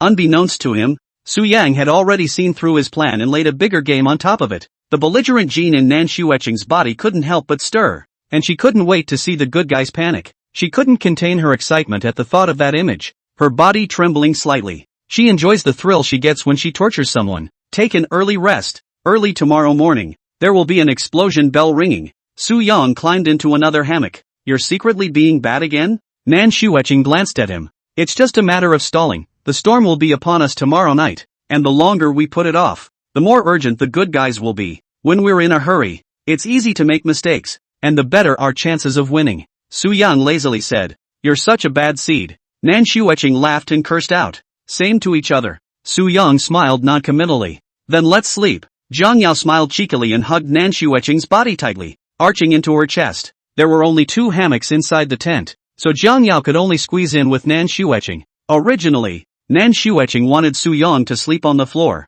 but after hearing his plan tonight, she suddenly felt a strong scorn for this man. If he offended Su Yang, there was no guarantee that he would come up with a more sinister and poisonous plot against himself tomorrow. As a result, Nan Xueqing could only squeeze into a hammock with Jiang Yao to rest. Even though his heart was full of reluctance, he could only accept it through gritted teeth. Su Yang put his hands behind his head as his thoughts drifted. He didn't give away all his plans and hide something a little. Everyone has their own agenda, so how can there be any such thing as solid gold? Whoever is ruthless enough will survive to the end. A big gun? It's just a toy. Su Yang snorted. Chapter 66 The Game Before the Storm Falls. Don't hide. Come out. Early the next morning, the snow and wind descended like a blizzard, and the whole world seemed to be covered by a white canopy. Boom! As a loud explosion rang out, the ships at the bottom of the hill shuddered and billowed black smoke. Hearing the commotion, Su Yang immediately woke up. turned over and put on his clothes and ran to the outside of the cave and bent down to check, only to see a ball of fire rising up to the sky,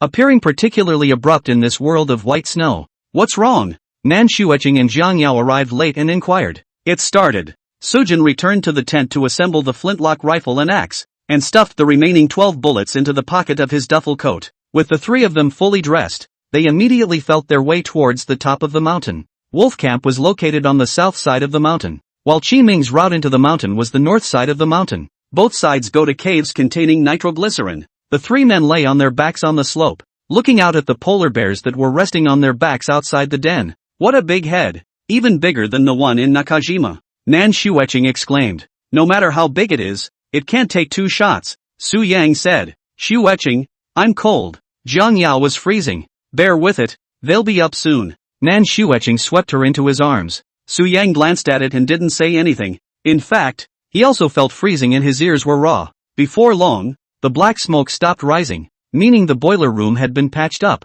Pop! Su Yang opened his eagle eyes and looked down the mountain, only to see a silhouette climbing down the rope ladder, carrying a lance towards the road up the mountain. Zimmer moved. That fast? Nan Xueqing was surprised. There is absolutely no way that one person alone could have repaired the ship in just this short amount of time. So he guessed right. The shooter is still alive. Then his eyes fell on the mountainside, where a huge polar bear was still lying on its back, munching on a seal. This would be the first difficult hurdle Qi Ming would encounter on his way up the mountain. We're really not doing anything? Nan Xueqing inquired. Let him go up the mountain. Su Yang nodded. Nan Xueqing struggled inwardly for a moment, forcibly resisting the urge to strike. I'll believe you once. Su Yang turned his head to look at her, looking into those clear eyes. You can only choose to believe me. If anything goes wrong, then I'll die too. Nan Xueqing heard no more words. The three of them were now grasshoppers on a rope and had to work together, or no one would be able to get through alive. It's too cold. I want to roast the fire.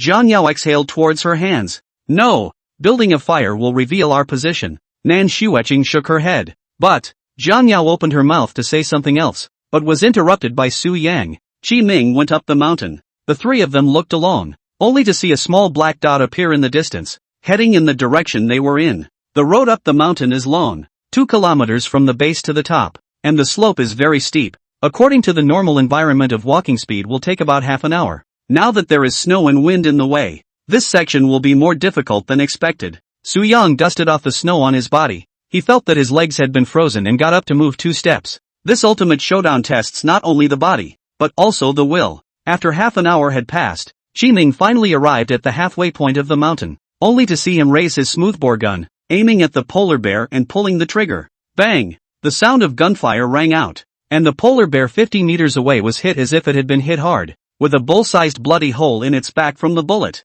Roar! The roar resounded through the sky as the polar bear turned around and charged towards Qi Ming, its huge body tigerish and oppressive. Qi Ming saw the beast running, not slowing down to load and aim and shoot in one go. Bang! Another shot rang out. This time the bullet didn't miss its place and hit the polar bear square in the head. Boom! The large body fell helplessly to the ground, slid several meters toward the front of the slope due to inertia, and eventually died. Qi Ming, who had accomplished all of this, seemed to have done a trivial thing, and his face did not change much. A human with a gun is at the top of the world's food chain. Qi Ming had enough confidence that no matter how many polar bears came, as long as he had enough ammunition, he would be able to kill them all the same. The traitor hasn't made his move yet? Qi Ming looked up in the direction of the mountain with a suspicious expression on his face. According to his understanding of Su Yang, the other party was not someone who would miss an opportunity. On the contrary, he's extremely good at timing, and he shouldn't be allowed to be so smooth. Is it hard to wait for me at the top of the mountain? Qi Ming guessed. He thought this was highly probable, and the top of the hill was easily defensible from a topographical point of view. The insiders are outnumbered and have the skills to assist them, and they won't let the good guys get their hands on the glycerin so easily. With this in mind, Qi Ming did not choose to continue up the mountain. Instead, a fire was built in place. A campfire appeared slowly, and Qi Ming sat on his butt in the snow, not slowing down to eat the shade-dried seal meat to replenish his energy. He stopped. Su Yang frowned. Why? Nan Xueqing's eyes widened as she looked away, but she didn't have the same vision as eagle eyes and couldn't peer into the distance. All that could be seen was a small flame. Maybe it's trying to wear us out. Su Yang spoke in a deep voice. The enemy is in the light. I am in the dark. Qi Ming made a fire in a dignified manner, not only provoking, but also trying to force their position out. So what now? Nan Shueching looked at Su Yang and asked. Unconsciously, she had taken to asking the other person's opinion before acting. Su Yang pondered for a moment and spoke. I don't care about him. Keep waiting. You're afraid of revealing your position? Once the location is exposed, we lose the initiative. Su Yang nodded. To keep the program on track, they had no choice but to sacrifice. Never retreat, even if it is cold. Otherwise Lu Weicheng, who is hidden in the dark, is likely to appear early, in which case they will not only miss the first opportunity, and is forced to use the inner traitor skill early. This game is all about patience. After roasting for a long time, Qi Ming looked up and murmured, still not showing up? He was well aware of Su Yang's ability to keep his whereabouts in hand while possessing the eagle eye talent. Therefore, this delay was taken precisely to force him to appear. Now that the plan was unsuccessful, Qi Ming did not intend to waste any time. The longer it dragged on, the more likely it was that the storm would come before the icebergs were blown off. The captain is here. Su Yang glanced over. You guessed it. It really is a test. Nan Shueching said gruffly. This time the game was won by the traitor camp, and Qi Ming could not help but advance the degree after all. After another half hour, the captain finally made it to the top. In the face of a terrifying beast that was as tall as 4 meters, his approach remained glib. Fire one shot, load and fire another. The 2 shots ended with the polar bear falling to the ground with a thud. Qi Ming looked up and saw that the cave behind the polar bear's body was hiding the most important prop in this game, nitroglycerin. He didn't hurry to enter, but looked around and said aloud, Su Yang, I know you're nearby. Stop hiding and come out. Chapter 67, Separation and Excitement. The duel begins. The gunman appears. Qi Ming said, but the smoothbore gun was never lowered. He concentrated on catching movement at every corner of the mountaintop. The 3 people hiding on the reverse slope were as motionless as dead corpses through the cover of wind and snow. The slightest breeze will stimulate a flush. The distance between the 2 was only 30 meters, which was well within the range of a smoothbore. With Weicheng Lu yet to show up, the 3-on-1 looks like a crushing matchup. And the mole has 2 guns, which is an advantage any way you look at it. But no one dares to bet on it, and no one wants to bet on it. Kill one and replace it with another, in case it's you who gets replaced. Nan Shueching covered Zhang Yao's mouth as her body tensed up. She was incredibly nervous now, her heart about to beat out of her chest. Adrenaline was secreting like crazy, and his body even had a few moments of dryness in this icy environment. Su Yang gripped his flintlock rifle tightly, ready to deal with any accidents that might occur. Still not coming out? I'm alone. What are you guys afraid of? Qi Ming exclaimed. At that moment, a head suddenly sprang out of the snow not far away. Bang! Qi Ming was quick on his feet and didn't even consider that the person who appeared might be Zhang Yao, who possessed the rebound talent, and directly fired. However, after firing the gun he realized that the outcropping was actually just a snowshoe hare. The body was beaten to a pulp, blood mixed with internal organs scattered all over the place. The 3 men who heard the gunshot shuddered in unison. The bullet was only 3 meters away from Su Yang's head, scaring the hell out of him and sending chills down his spine. For a moment, I thought I was exposed. Well, Zhang Yao was even more frightened, her pretty face pale. Shoo! Nan Shueching shook her head at her with a grave expression, signaling to keep quiet. Qi Ming loaded his bullets with great speed and continued to aim ahead. Su Yang, is that all the guts you have? Come out and face me. Hunter and Doc are there too, right? You guys have to watch out for Pilot. He'll do anything to win. If you don't believe me, ask how the cook died. Tian-e? Nan Shueching cast a curious gaze towards Su Yang. When they conferred last night Sujin didn't mention the circumstances leading up to the chef's death. Just know that she died with the shooter. Facing Nan Shueching's eyes, Su Yang chose to ignore them. There's nothing to explain about this kind of thing. It's only natural for a mole to deal with a good guy. Let me tell you, Tian-e had a crush on Su Yang and was toyed with by him using this feeling, and never suspected his identity even before she died. Do you dare to believe what this inhuman fellow says? If he can backstab the cook today, he can backstab you tomorrow. Don't forget that this is likely to be the last death game before the settlement, and while he's ranked high, there's no guarantee that he'll be able to secure a spot in the top 100. So, even if you are his traitorous teammate, you will end up dying at his hands. Qi Ming said aloud. Low-level agitation and dissociation. Naturally, Su Yang would not fall for it and rush out to fight with him one-on-one like a dilettante with a broken defense. However, Nan Shueching beside her thought differently, only to see a touch of scorn emerge in her eyes. In her opinion, Su Yang's strategy and boldness were terrifying. This kind of person would be the best as a teammate, of course, but she still had to consider the final score and the number of achievements to unlock. As Qi Ming had said, Su Yang was temporarily ranked 9th, and there were still more than 500 people with the same points. He wants to hold on to the top 100. He has to get as many points as possible in this game. And no survivors is a hidden achievement. Therefore, she looked at this impenetrable man with a vague worry in her heart. When Qiming saw that there was still no movement, he couldn't help but wonder if they had sneaked onto the ship to cause havoc. Now it was getting late and the sun was setting. He had to grab the iceberg and blow it up. Today the good guys are just one glycerin away from victory. If the mole never showed up, he couldn't be so dry. Thinking for a moment, Qiming gritted his teeth and walked into the cave, and kept an eye on the surrounding movements. Su Yang heard the footsteps fading away and breathed a long sigh of relief. The plan is to proceed as usual. Wait for him to walk halfway up the mountain and then strike. Nan Shueching looked at him with burning eyes and said, "The cook likes you?" Su Yang froze. "Does it matter? It's fine. I'm just asking." Nan Shueching brushed the ends of her hair and twisted her head. "You're not buying into the captain's bull asterisk asterisk asterisk asterisk, are you? You have to remember that we are on the same boat," Su Yang admonished. "I know." Nan Shueching nodded slightly, her gaze flickering with suspicion. Soon after, Qiming was able to carry out a box of items from inside the cave, which consisted of a hay-lined bottom with several bottles filled with a brownish-red liquid, nitroglycerin. Su Yan looked at Qiming's careful and strained appearance as he moved the glycerin and resisted the urge to strike. Now is not the best time. Because of the extremely unstable nature of nitroglycerin, a slightly more violent collision can lead to an explosion. Moreover, the explosion was extremely rapid, and he wasn't sure that he could open the spirit realm evasion the instant he struck Qiming. He went down the mountain. Nan Shueching said, "Lu Weicheng must be hiding somewhere to receive it. Don't rush." Su Yan nodded. "How are the skills organized?" "The usual. I turn on the fog. You call the ghost. Kill the captain or the gunman first. Kill whoever you can. And don't skimp on the bullets." Good. The plan was simply finalized. And Sujin couldn't guarantee that every aspect of the rapidly changing battlefield would go his way.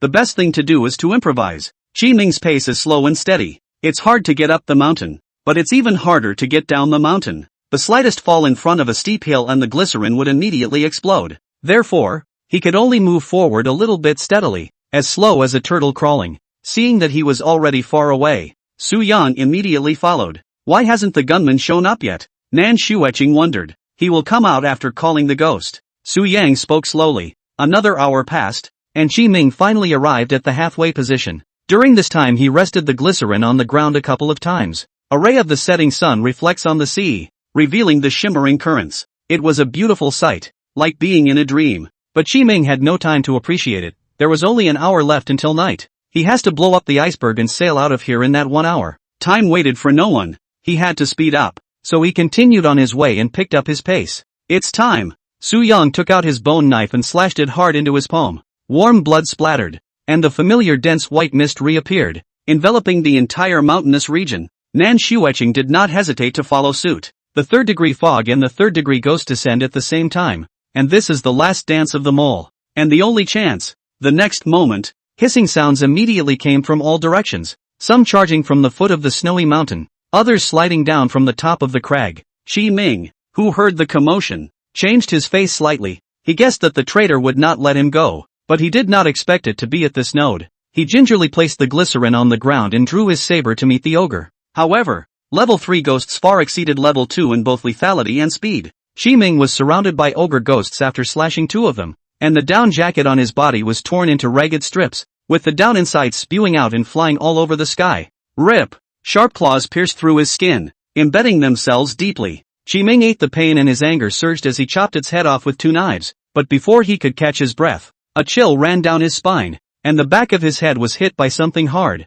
and his body stumbled, nearly falling to his knees. Turning his head, he realized that this ogre was actually stoning him. Forced to do so, Qiming could only pull out his smoothbore gun to finish off this ogre. But just as he went up to the bomb, 5 ogres swarmed over him and tackled him to the ground. A foul odor came from the bloody mouth, which made people dizzy. Qiming fought to struggle and couldn't help but yell, "Help catch the ghost!" Bang! As soon as the words fell, a silhouette steeply stepped out from the fork in the road, also armed with a smoothbore rifle, and shot the 2 ogres in the face. Under the watchful eye of the eagle, Lu Weicheng, who was hiding in the blind corner of the field of vision, walked out. Sure enough, it's still alive. Su Yang's eyes narrowed as he raised his flintlock rifle to aim at the gunman and pulled the trigger. Chapter 68, Killing in the Mist. 2 gunmen? The bullet slides out and hits the gunman 40 meters away. Flintlock shots are not as loud as smoothbore shots and are extremely easy to distinguish. Almost the instant he heard the sound of the gunshot, Lu Weicheng reacted and slightly sidestepped his body in an attempt to dodge the bullet.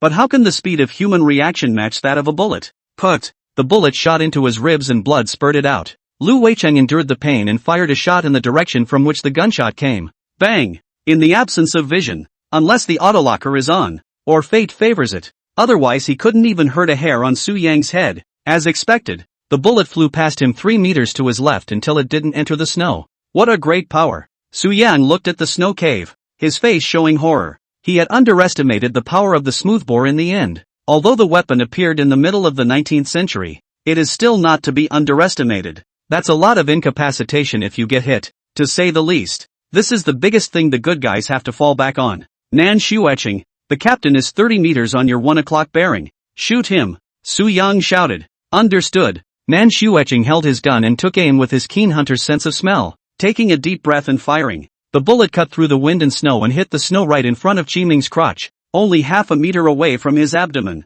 Su Yang can see our position? Qi Ming was shocked in his heart and could not help but feel a gust of panic. He killed the last ogre with his saber and ran backwards without looking back, not even caring about the glycerin. Raise the muzzle 5 centimeters up. Su Yang spoke. Nan Shuecheng did as she was told, loaded the bullets and fired again. However, the bullet still didn't land where it was supposed to. And Su Yang was surprised by Qi Ming's amazing potential that erupted in the moment of crisis. At this time, he wasn't idle. While the effect of the white mist barrier skill was activated, he had to take advantage of the eagle eyes and kill them all, then aim at the wounded gunman who was having trouble moving. Bang! The bullet hit his head squarely. Lu Weicheng's eyes were rounded and he fell backward to the ground. The gunman is dead. Chase! Su Yang immediately rushed out. The tertiary fog lasted a full 10 minutes. He must use this time well. Just as Su Yang was chasing after him, Nan Shuecheng actually changed her direction and ran towards the direction of the gunman's body. What is she doing? Su Yang froze. Only Nan Shuecheng leaned down to pick up the smoothbore gun and scavenged all the bullets with great speed. Su Yang gasped and laughed. I didn't think that she would have the leisure to pick up equipment at this time. Stay close. Nan Shuecheng pulled Jiang Yao in pursuit. The militant gene in her body was completely energized, and she felt that victory was just around the corner and no longer had a care in the world. In contrast, Qi Ming looked much more wretched. He was attacked by a level 3 ogre and suffered wounds all over his body. The skin was widely exposed to the wind and snow, freezing so that his body shivered constantly and his lips were bruised. And a lot of energy was wasted in moving the glycerin, and the speed was sharply reduced by the constant trembling of the legs. If you run on, you have a chance. Su Yang, do you think you're going to win just because you killed the gunman? Qi Ming exclaimed. Over there. Nan Shuecheng discerned the location from the direction the voice came from. 2 against 1. Do you still have the possibility of flipping? Su Yang teased out. You're too arrogant. Smart people often have a problem. They all think that the world is drunk and I'm alone. Qi Ming suddenly laughed. When you were counting on me, did you ever think of this day? Su Yang's eagle eyes continued to turn on. Anything under the eyes had nothing to hide. Only Qi Ming moved forward with hobbling steps, his body getting weaker and weaker. Even if he didn't do it, he wouldn't make it back to the ship alive. Do you think I'm the only one left in the good guy camp? Qi Ming spoke. So much bull asterisk asterisk asterisk asterisk. Nan Shuecheng came through the fog to Qi Ming. The smoothbore gun pointed straight at his head and pulled the trigger directly. Bang! In an instant, Qi Ming's figure became illusory, and the bullet actually traveled through him. What? Nan Shuecheng froze, not thinking much about immediately changing the ammunition. I had counted on you to make a move when I was moving the glycerin, and you did just that. Qi Ming grinned, his smile filled with sarcasm. Suddenly, a silhouette steeply stepped out behind Qi Ming. Nan Shuecheng's body trembled violently at the sight of the visitor, and her brain appeared to go down for a moment. Isn't the shooter dead? How? She had just confirmed it when she ran to pick up the gun. The shooter had been shot in the head and was dead as a doornail. But now she actually saw this exact same face again. Is it hard to believe that he has 3 lives? You lost. Qi Ming slowly spoke. His talent had never been shown, waiting for the time when the mole would get complacent and careless. Apparently, Nan Shuecheng took the bait. Desperate for a kill, she charged recklessly, exposing her form completely. One mistake and you're buried. The resurrected Lu Weicheng's face flashed with a touch of coldness as he fiercely fired. In the heat of the moment, Nan Shuecheng acted almost subconsciously, pulling Jiang Yao, who was beside her, in front of her to block the gun. Ah! Jiang Yao let out a roar of pain, her shoulder blades instantly shattered by the bullet, her features hideously twisted together. The bounce talent was unleashed and Lu Weicheng stifled a grunt as his right shoulder took the same amount of damage. The binding talent was also unleashed, and although Nan Shueching escaped the fatal wound, her body was still unavoidably affected. What a ruthless woman. Shi Ming's voiding talent duration ended, only to see him raise his smoothbore rifle. Die together. Nan Shueching's eyes were filled with despair, and she was now extremely regretful, regretting why he had been so impulsive, why he had bothered to waste his efforts picking up the gun. If it wasn't for the little bit of time it took, she could have forced out Shi Ming's talent much earlier so that she wouldn't have to be caught in a trap. Save me, Nan Shueching prayed in her heart. Suddenly, an axe swept in with great speed and violently severed his arm. The smoothbore gun fell to the ground. Shi Ming's face was bruised and he roared in pain. Su Yang! In the next moment, the fog all dispersed, only to see Su Yang standing at 10 meters, holding a flintlock rifle with a smile on his lips. You pride yourself on being calculated, but you missed a trick, said the man, shooting and killing the gunman who was still reloading. You had no problem during the period from entering the mountain until you carried the glycerin down the mountain, but the first thing you did when picking up the ghost was even to take the saber instead of the big gun which has a much longer attacking distance. Su Yang stepped closer and, this is one of its breaks, you faked the injury in order to create the idea for the traitor to ride out the attack. Nan Shueching looked at this man with a smile at the corner of his mouth, and a trace of a strange luster surfaced in his eyes. In his heart, he was even more thankful for the aftermath of the robbery.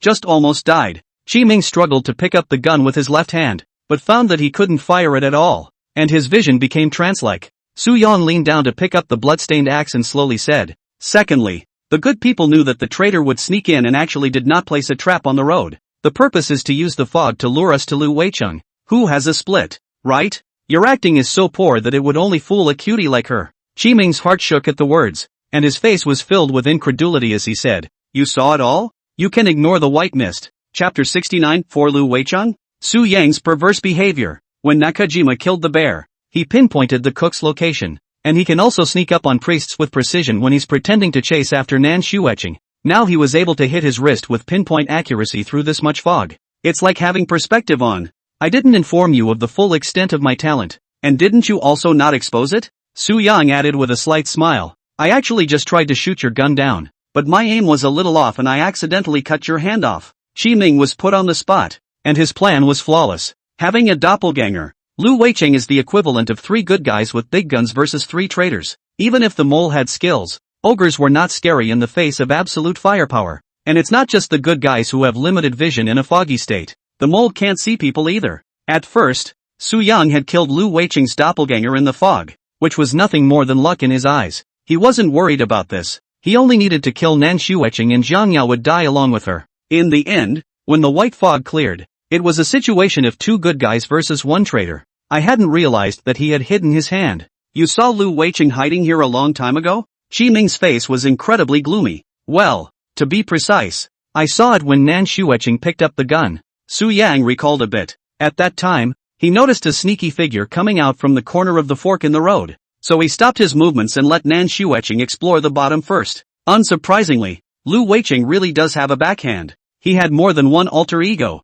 The talent has a cooldown time. I think he must have used it more than once in these 3 days. And his doppelganger entered my room that night. You know that, right? Su Yang asked. Without waiting for Qi Ming to reply, he said indistinctly, oh, I forgot. He's mute. There's no way he can talk to you. You even know about bilocation? Qi Ming's pupils suddenly shrunk. He didn't expect Su Yang to have so much information on the good guys. This includes the cook's sleepwalking and the gunman splitting. The gunman died too easily yesterday. It was like he was rushing up to give away his gun. His acting skills were as bad as yours. Su Yang shook his head. Ha ha ha. Qi Ming suddenly laughed out in a fierce manner. Then guess how many bilocations he actually has? As soon as the words fell, a figure reappeared at the corner of the fork in the road. Su Yang immediately raised his gun and took aim, only to see another Lu Weicheng appear. For Lu Weicheng's? Su Yang frowned. Killed 1 yesterday. Just killed 2. And now there's another one? It seems to be a constant stream of cell division. And the same big gun in his hand.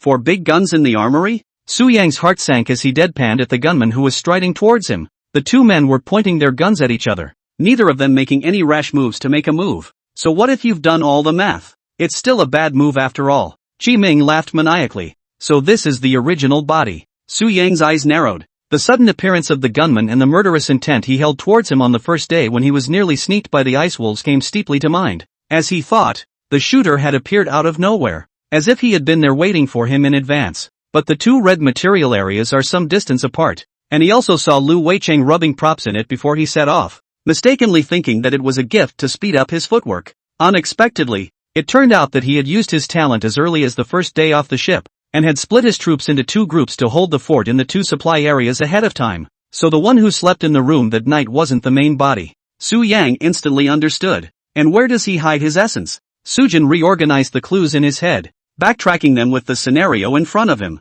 A series of clues fit together like a jigsaw puzzle. At that moment, Su Yang's mind flashed as he recalled what Tianyi had said. I only thought of the most superficial possibilities, and it turns out that it's not simply about debating the armory, but about delivering food to the main body. No wonder he brought Tianyi to the kitchen. He needs food too. Su Yang frowned. The cook cooking in the middle of the night would have been weird, but instead of stopping it, Lu Weicheng gave her permission to do so. The main body hides in the room and the source creates a constant stream of altars. Last night's death was just a bait to test the waters. As far as he was concerned, the death of a doppelganger was harmless and didn't affect the end of the good guy pass. All this confidence comes from the armory. Shoot him. Kill him. Qi Ming urged and yelled. Lu Weicheng's face was incomparably grave, and now he was the only one in the good guy's camp who still had fighting strength. And on the side of the mole, there was likewise only one person. Sujin. The difference is that seeing the sun go down. Stormy night, coming up. What are you waiting for? We'll lose if we don't shoot.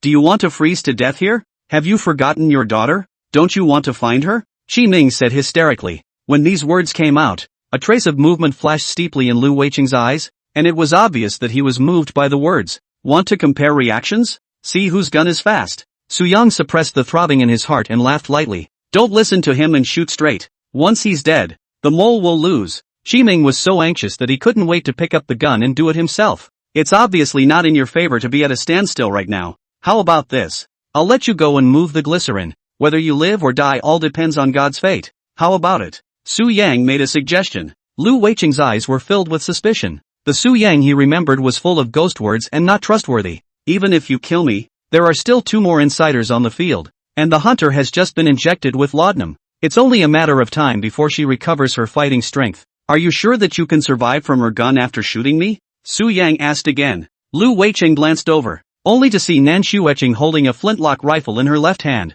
its muzzle pointed straight at him. An injury to her right shoulder prevented her from using her big gun, but it didn't prevent her from shooting left-handed at all. As Su Yang had said, Jiang Yao had secretly injected her and herself with laudanum, and her injuries were healing rapidly. Lu Weicheng can only kill one person at most when he shoots, and the gap between bullet changes is the most vulnerable time. Tell you what, I'll show you my sincerity first. Without looking back, Su Yang shattered the head of the screaming Qi Ming with a single shot, then raised his flintlock pistol and, I'm out of bullets. As soon as the words fell, Nan Shuecheng got up with Jiang Yao in her arms and walked to Su Yang's side with a wary look on her face. Lu Weicheng's heart was in a heavenly battle, incomparably entangled. Nan Shuecheng had been putting Jiang Yao in front of him as a human shield, and if he wanted to kill the hunter, he could only kill the doctor first. But once the rebound was unleashed, he had to die as well. Taking a step back, even if you can kill all the mole, it doesn't mean you can win the game outright, because the nice guy's clearance is to sail to the finish line.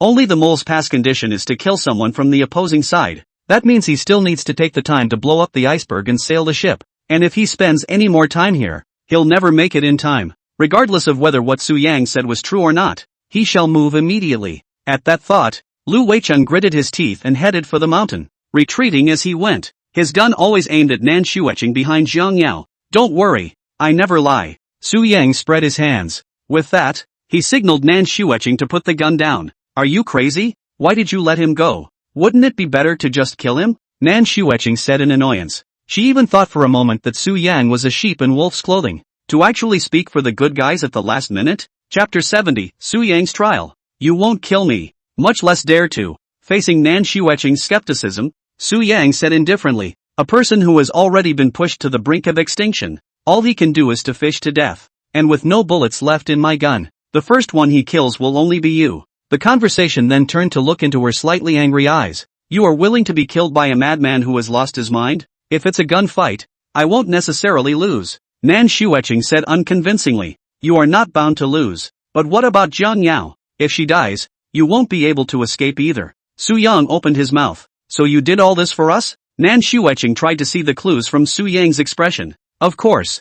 Su Yang smiled and nodded. In fact, he was worried that Lu Weicheng had pushed him to kill him. In a situation where it was a dead end anyway, he didn't think that Lu Weicheng would die with Nan Shuecheng, handing over victory to a mole who had repeatedly broken the plan. At the same time, there is a more important reason, though. It was a test run, but if you let him go, won't the good guys win? Nan Shuecheng pursued. It won't be in time. The storm is still half an hour away from descending at the most, and it'll take him at least 20 minutes to blow the icebergs off. How can someone who doesn't know how to drive a boat with zero fuel to the finish line in 10 minutes? Su Yang asked rhetorically. You thought of that already? That's why you killed the captain. Nan Shuecheng's eyes lit up. A man full of obsession, who will not stop until he achieves his goal. Death is nothing in his eyes. All he wants is to find his daughter. Su Yang recalled the words Qi Ming said before he died. If killing people was a pass, he would have killed everyone on the first day. Never leave anyone alive, good or bad. If it wasn't for the restrictions of the past conditions,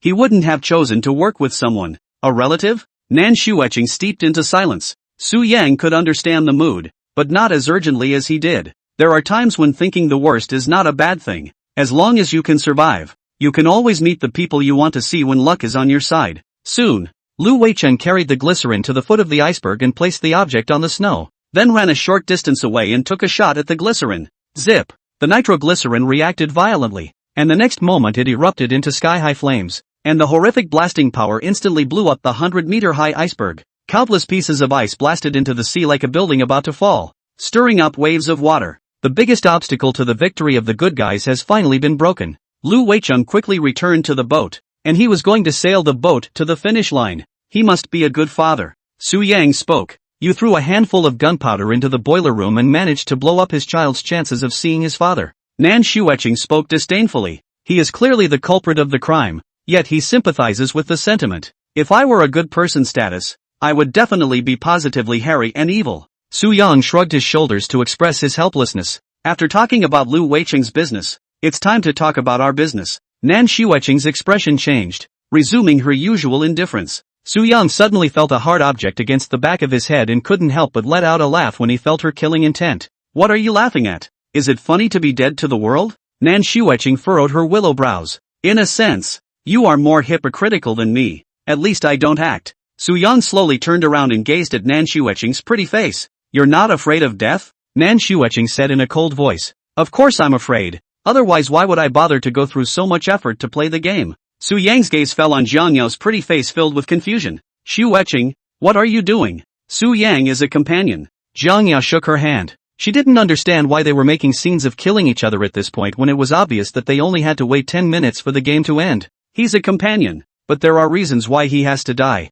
Nan Shuecheng did not hide the killing intent in her eyes. Why? Jiang Yao was confused. Su Yang answered. Let me tell you, she can only get one more achievement if she kills everyone. Ha! Jiang Yao instantly lost her color, because in this everyone, she was also included. Shuecheng, is this true? Nan Shuecheng did not explain this, but the silence had given an answer. Jiang Yao was struck by lightning at the sight, her face full of disbelief. She couldn't imagine that her most trusted friend would actually give her a head start just as the game was about to pass. From Nan Shuecheng's gloomy face, it was easy to see that this indiscriminate killing had to be carried out. Only to see her looking at the earthy-faced Jiang Yao, she sincerely said, You know, Yao, I'm only 200 short of the top 100. As long as I get 10 more points, I'll definitely survive. You're ranked in the bottom 1,000 points. You don't stand a chance anymore, so why don't you fulfill me, okay? This is the words of the heart, but in the years of Jiang Yao, but it is no less betrayal.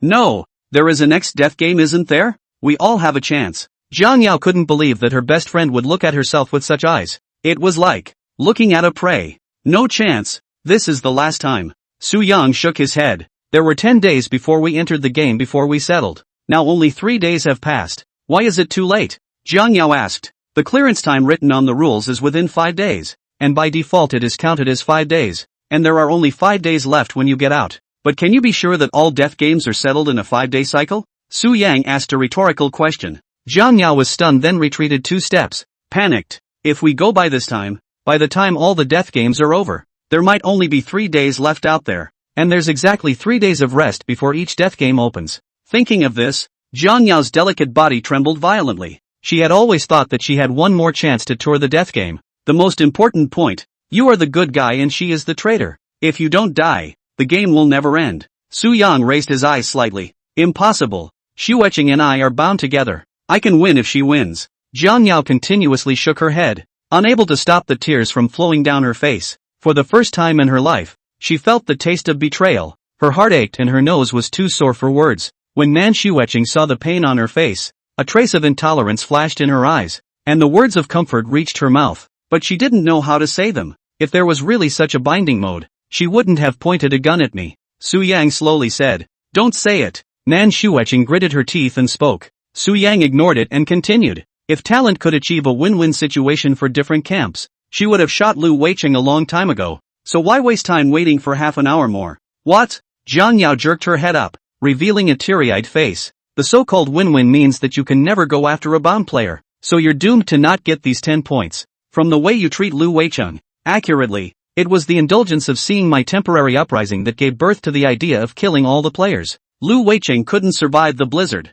And likewise there's no way for Jiang Yao to survive without the spirit world. An inside job is a surefire victory ending. As Jiang Yao is being tortured in the blizzard, your life will also step into the end a little bit. This is the drawback that comes with the gift. So, you're greedy and want to not only get an S rating, but also get the hidden achievement and exit without injury. And I'm a crucial part of the plan, and the only pawn you have to get rid of the side effects of binding. Su Yang's eyes revealed a brilliant light that seemed to penetrate hearts. You won't kill me, much less dare to. Chapter 71, The Drawbacks of Binding. Breaking through Nan Xueqing's psychological defense. Have you always been so confident? Nan Xueqing's gun advanced a few points and pressed against Su Yang's forehead. With a slight force, an indentation mark immediately appeared above his brow. Su Yang looked at her colorful appearance and spread his hands. Confidence is not a bad thing. Besides, if you think what I'm saying is bull ********,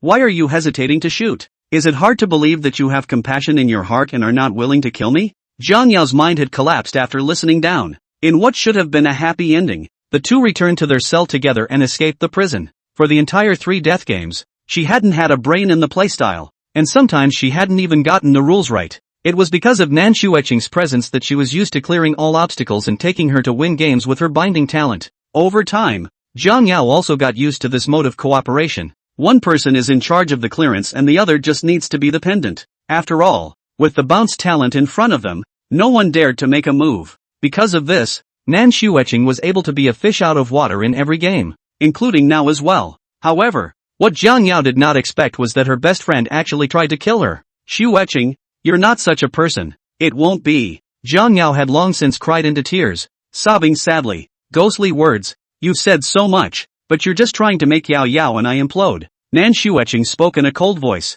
Really? Then why don't we wait for a few minutes and see if the game can end after Lu Weiqing's death? Su Yang had a confident smile on his lips. There it is again. What Nan Xueqing hated the most was Su Yang's appearance of seeming to be in control of the whole situation. It was as if everything was in his favor. You have refused to admit that you are hypocritical until now. Let me guess. Su Yang pretended to be contemplative and slowly said, can't get over your conscience? Or maybe you can't lay your hands on it. Since you can't lay your hands on me, give me the gun, and I'll do what you're afraid to do. Don't you dare. Nan Xueqing shouted in a deep voice. Looking at the vigilance and suspicion flickering in her eyes, Su Yang instantly understood. I see. So you're afraid that you'll turn the gun on you after handing it over to me. Don't worry. I'm a man of my word and I do what I say. I'll kill whoever you say. No, don't, begged Jiang Yao bitterly. Nan Xueqing wanted to unlock the last man alive achievement, and Jiang Yao was the biggest obstacle, because binding has in a sense been lost with it. Jiang Yao dies equals she dies. In order to get into the top 100, she had to jam a moment. At the moment of Lu Weiqing's death, it was Su Yang who shot Jiang Yao to death. The moment the good guys die off, the victory of the traitor is declared. Of course, it was a big gamble, and she didn't know if the binding talent would still be in effect after the game was over. When it came down to it, she had no choice but to take the gamble, and Su Yang was her hand-picked executioner. Once the rebound took effect, Jiang Yao and Su Yang died at the same time. She's the only one still alive on the field. Game over. Nan Xueqing's calculations were wonderful, but it was a pity that Su Yang had gained insight into her thoughts as early as when Qi Ming said those words at the entrance of the cave. So in the name of trial and error, he let Lu Weiqing go. By the way, the purpose had been achieved, and Nan Xueqing had been pushed to the brink of extinction. She couldn't force the player to commit suicide. The game was dead in the water by now. That's why she was slow to make her move. Oh, at that moment, A loud and clear ship's whistle sounded in the square. The ship finally moved. A little. Toward the shattered iceberg. This sight was seen by the three of them, and their eyes glittered with different meanings. I can't imagine that the gunman actually took the ship. Su Yang sked in admiration. He had underestimated the power of restraints after all. Is this what you call a sure thing? Nan Shueching furrowed her willow brows. What's the hurry? A kilometer's journey. How can we arrive in 3 minutes? Su Yang said. What makes you so sure that a blizzard must fall at night? Did you see it on the rules? Nan Shueching asked. I made that up. Su Yang laughed. You? Nan Shueching's eyes glared. It's a game of death. It's not like it's a regular recreation. How can you make a joke out of something so important? When I said on the first day that a blizzard descended on the third day, didn't you all believe me? Su Yang opened his mouth. What does that tell you? If you believe in it can come true. After the words were spoken, Su Yang looked at the light of the slanting sun near night and couldn't help but take a deep breath. The scenery here is really beautiful. If only it wasn't so cold. What nonsense are you talking about? What do you mean believing makes it true? Nan Shueching said impatiently. Look, the snow has gotten bigger. Su Yang reached out and caught a snowflake, feeling the terrifying coldness coming from his palm. His cold hairs stood up. Nan Shueching's face changed as she felt the steeply plummeting temperature. The blizzard is really coming? She was still pondering what exactly Su Yang meant by that even now. Why does believing make it true? And where did he find out when the storm was coming? Obviously the time limit for passing this death game is 5 days. It was logical that the storm would come down at the end of the time limit. And now it's ahead of schedule. Without waiting for her to open her mouth, Su Yang snatched the first words. You now have 1 minute to make a decision. To kill, or not to kill. Don't you force me. Nan Shueching subconsciously took a step back. Now you're the one pointing a gun at me. Figure out your role. Su Yang stepped forward. His forehead pressed against the barrel of the gun. His eyes burning. If you don't kill you'll die. If you do you'll have a chance to live. Anyway, she's ranked at the back of the list and has no chance left. Kill her and you'll be able to break into the top 100 and escape the prison. As a best friend, shouldn't you sacrifice when it counts? She won't blame you, and you'll be able to live with that hope of hers. The shooter wants to see his daughter. Don't you have anyone you want to see? Think about your mom and dad. Think about your future. Instead of 2 people dying together, let's make 1 person whole. You're still thinking about the so-called bromance? You still think this is the old world? You still fantasize about leaving together? Don't dream. Su Yang's voice grew higher and higher, pressing step by step. Each sentence was like a sharp knife stabbing into Nan Shueching's heart. The barrage of questions sounded like a nightmare to her, and she was on the verge of a nervous breakdown. To kill, or not to kill? Su Yang exclaimed. Don't force me. Nan Shueching couldn't take it anymore and gritted her teeth and pulled the trigger. Bang! The bullet grazed the corner of Su Yang's eye, bringing out a streak of blood. Don't force me. Don't force me. Anymore. Nan Shueching was suffering and murmured. Su Yang touched the corners of his eyes, looked at the blood on his fingertips, and let out a light laugh. After all, I still don't dare to gamble. You lose. Happy New Year to all my friends and all the best for the new year. Chapter 72. The storm descends. Doomsday is coming. Vajra unbreakable body. Nan Shueching had no way out of the deadlock. Su Yang's repeated questioning gradually broke through her mental defenses. The choice between BFF and victory is clearly more important for the latter. But she didn't trust Sujin, much less dare to hand over a flintlock to a man with an extremely deep heart. It's done. Points and all that don't matter anymore. Nan Shueching's mind was a mess and her heart ached. She had thought she was a person who would do anything to win. But in the end, emotion had won out over reason. Jiang Yao didn't do anything wrong. And she's not wrong. What's wrong is this game and what's wrong is the so-called rankings. If a pass would solve all her troubles, she would rather never use her talent. Leave it to Jiang Yao to break in. Because it was the only way she could grow up and get out of her naive world. Instead, she's always the one who gets the job done and carries a drag with her everywhere she goes. When Jiang Yao saw the choice Nan Shueching made, she jumped into her arms and lost her voice and cried, It's okay, it's all over. Nan Shueching stroked her head as usual and smiled miserably. I don't blame you. I've never blamed you. Jiang Yao opened her mouth. As an onlooker, Su Yang had to say that the image had touched him greatly. I can't help but think of Tianyi's simple smile. If the game hadn't been so cruel, she would have been able to laugh her way to the end, right? Su Yang sighed helplessly. Without realizing it, his mindset had undergone a huge shift. From a state of mind that would make me sick to my stomach at sight of a headshot scene to this, dragon slayers end up as evil dragons. Who dash? As soon as the sky darkened, the howling wind and snow suddenly appeared, and the horrible coldness crawled all over every corner of the body like a maggot attached to the bone. The already difficult winter is now becoming more and more severe. Almost instantly, Su Yang felt that his hands and feet were frozen, and the exhaled gas immediately turned into ice. The approaching storm signaled death and the end. "Don't leave me behind, please," Jiang Yao begged. "Forgive me, I want to try." Nan Xueqing pushed her away with a hand. Determination and intolerance flashed in his eyes. Then, at the same time as Su Yang, he offered his bone knife and slashed it across his palm. "Spiritual walking, don't go." Jiang Yao reached out to grab it, but she pounced. The eyes watched as the two disappeared together. "Why did you leave me alone?" Jiang Yao's pathetic face was filled with sorrow. The two people in the spirit world looked at Jiang Yao, who was crouching on the ground with a helpless face, and thought a lot. Nan Xueqing was heartbroken, but she still wanted to try. "If you can," as Sujin said, "take that hope of hers and live." Soon, the wind and snow immediately covered Jiang Yao, and her vitality gradually dissipated. Su Yang saw the gunman at the helm of the ship when he turned on his eagle eye state. At this point he was still charging forward against the storm, and saw the end in sight, and on the threshold the ship stopped forever. And like a statue, his body was frosted and still. This stop is eternity. It's like the end of the world, and as far as the eye can see there is dead silence. No living creature can escape from this holocaust, except for the two in the spirit world. "I'm not dead?" Nan Xueqing touched her face and realized that there was no imagined chill. Su Yang cast a puzzled look, thinking that it was hard to believe that Jiang Yao was still alive. "No, bind is shared damage, but she doesn't show any signs of frostbite. Is there a bug in the game?" Su Yang shook his head to dismiss this absurd possibility. The results were clearly unsatisfactory. He thought that once Jiang Yao died, Nan Xueqing would also die at the same time. That way, he could be the sole survivor. But today, there is a change. Interesting. Su Yang was suddenly curious. The minute ended quickly, and when the spirit world state ended, the storm instantly subsided. The moonlight poured over the snow-covered ground, reflecting a silver glow. "Drink dash." The two men inhaled sharply, freezing as the chill went down their throats and straight into their lungs. "Yao Yao." Nan Xueqing quickly peeled away the snow around the humanoid snowman after recovering.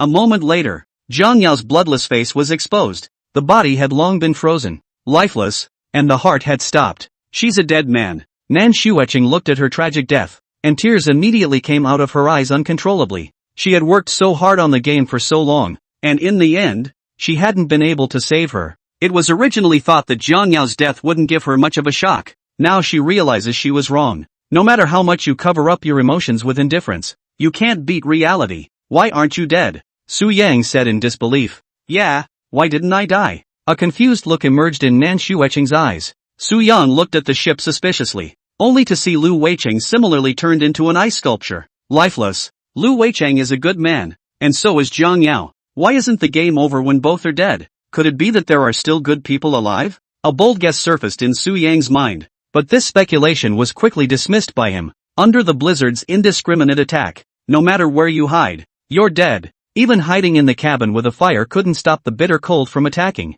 Ruling out that the good guys aren't dead. Then, Su Yang could not help but drop his gaze on Nan Xueqing. "She's the key to the problem. Don't move." Suddenly, Nan Xueqing raised her flintlock rifle and pointed it at Su Yang again. As she wailed and cried out, she quietly loaded her flintlock pistol. It was also the last bullet she had saved. "You can't kill me. I'm Vajra Unbreakable," Su Yang said indifferently. "Fraud talent activated successfully. You gained Vajra's unbreakable body." Su Yang guessed that the key point was on Nan Xueqing. Binding is not a one-way cast. The spirit world just evaded the backlash, resulting in her not taking equal damage. In reality, Jiang Yao is dead, but in the rules, the fact that Nan Xueqing still survived was a tacit admission that Jiang Yao wasn't dead. There are still good guys surviving and the game continues. "Do you take me for a 3-year-old? Nan Xueqing was well versed in Su Yang's skillful tongue and did not intend to give him a chance to counterattack, so the trigger was pulled instantly. Bang! Sparks flashed as the bullet struck his forehead with unerring precision,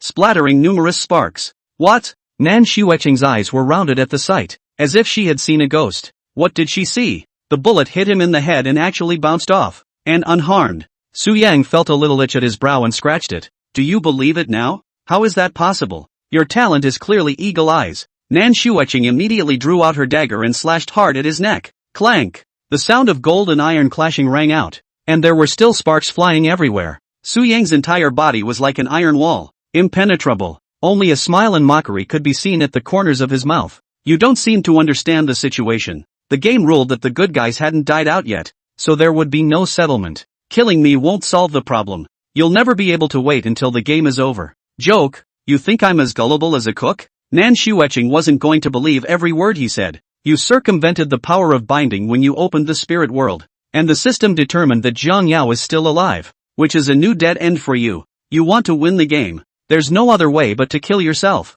I know you can't kill yourself, and you wouldn't dare. So, Su Yang slowly picked up the axe, a flash of rich killing intent in his eyes. It's up to me to give you a ride. Chapter 73, Game Over. The game is fake, but love is real. Nan Shueching was stunned, then retreated several steps, her eyes filled with panic. She's confident that solo fighting can make up for the strength gap and skill, but Su Yang's current state was too weird. That cast iron body couldn't even penetrate bullets. Why can't I kill right? Su Yang raised his axe and pressed on. Have you ever heard of the words follow the law? Nan Shueching kept retreating until she could retreat no further and leaned against the mountain wall. Watching Su Yang walking with his axe, a feeling of powerlessness suddenly grew in her heart, like a pet being played with. From Su Yang counting on the good guys to now, every step has been taken in places she didn't expect, and can calculate her next step with precision. It's like he can foretell the future. Predictable futures are obviously not indestructible. What you say out loud can come true,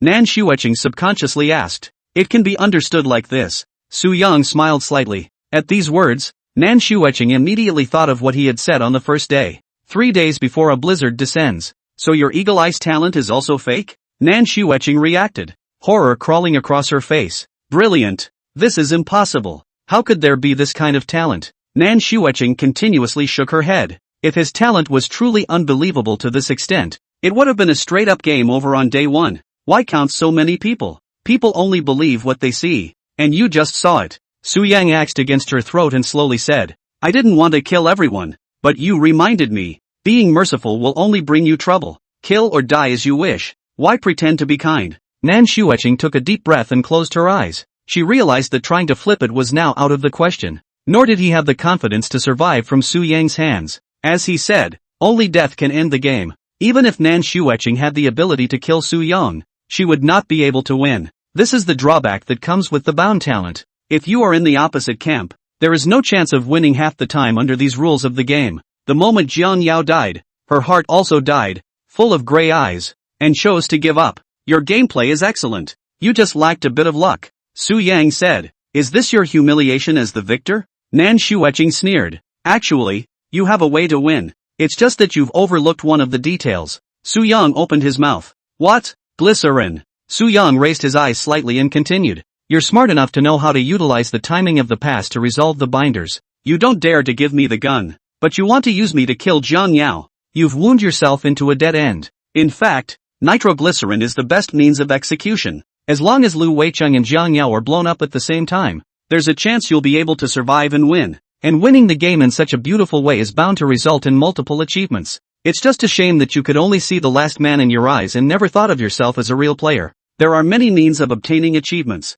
and you actually picked the stupidest way. Is there any point in you saying this now? Nan Shueching smiled to herself. Of course it makes sense. By reviewing the whole situation and providing you with ideas, I am likewise increasing the possibility of unlocking new achievements for me. Su Yang opened his mouth. You are as greedy as ever. Nan Shueching looked at Su Yang's handsome face. Her heart was no longer in a state of contention. Losing to him didn't cause much frustration in his mind. There was even a thrill of relief. Constantly erring on the side of the death game. She was tired of it. Farewell. Put. Su Yang's hand rose and fell with his axe, and the game was officially declared over. The ice sculpture behind him suddenly made a click sound, only to see a frozen head abruptly fall to the ground. The gift that belonged to Nan Shueching was still glowing with afterglow until his death. It's over. Su Yang's taut heartstrings finally loosened up, like a tidal wave of fatigue surging in. He laid out the most important piece of the storm at the very beginning of the game, and it ended up working wonders. The game went alright, except for the gunman's swing at the end.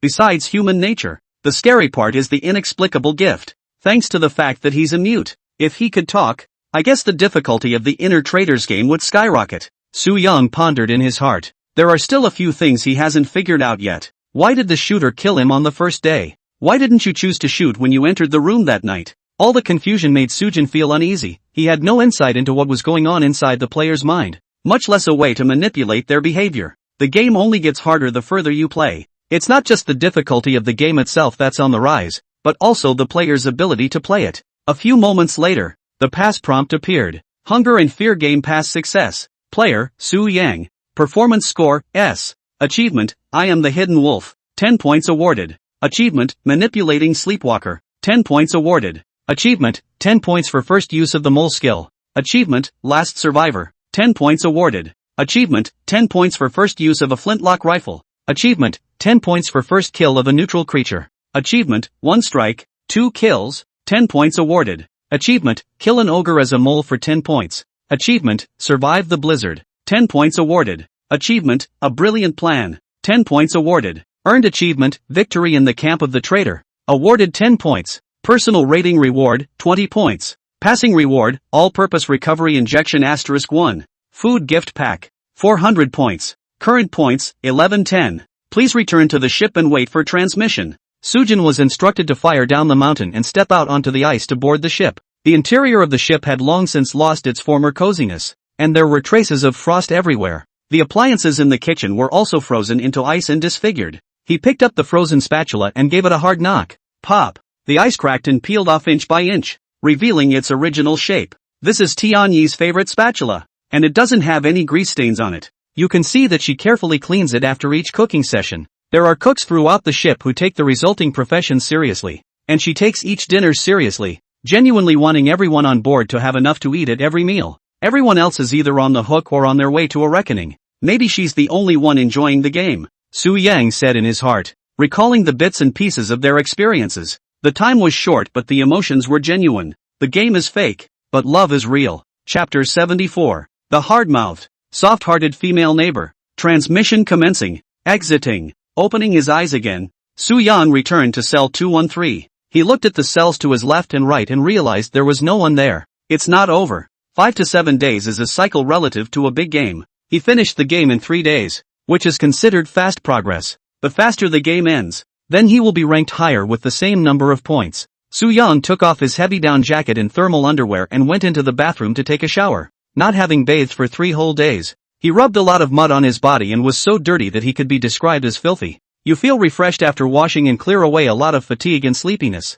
With the high intensity of the tour and the mental pressure, Sujin didn't have a good day's sleep, so after a simple meal of bread and canned food he fell into bed and slept himself to death. In his dream, he once again saw the cannon fire. Familiar images became extraordinarily clear, and otherwise hazy faces materialized. What the hell? Wasn't I sleeping? Su Yan looked down at the automatic rifle in his hand with a confused expression. At this time, a sudden urge came from the front. Su Yang, what are you still waiting for? Quickly follow me to break out. He only saw Lin Yang waving at him and turned around to rush into the battlefield of gunfire. In just a moment, his arm was blown off by the grenade, and blood shot out. Stop gawking and cover me. Su Yang snapped back to his senses and subconsciously rushed up to drag Lin Yang back. But just as he grabbed the other man's collar, a rocket flew at him. Boom! The rocket exploded instantly, taking him and Lin Yang with it and blowing them to smithereens. No! Su Yang abruptly woke up from his sleep, breathing heavily. Looking at the familiar cell, he mentally wiped the cold sweat from his forehead. For the second time, Su Yang felt that the dream became more and more real, like another him in a parallel universe. Whether it was the gun or the touch, it gave him a sense of being in reality. The last time I had a dream like this was the day the second Death Game came out. How could Lin Yang appear in my dream? It's really absurd. Su Yan laughed bitterly and shook his head. He thought to himself that he guessed it was due to stress. After all, he had played a few death games. What's not crazy? Those who can maintain their original mindset are either mentally ill or superheroes. Su Yan looked at the time on the screen and realized that there were still 6 days left to settle. In other words, he slept the whole day. Throughout the second floor of the cell, few players have returned. Are there still many people who haven't finished? Su Yan nibbled on his bread and analyzed the points ranking. According to past records, the top 500 players had the same points, and only the rankings had sequential differences. That means there is a cap on the number of achievements each player can unlock in the game. In the case of having a point acquisition limit, the player who ends the game quickly will be safer.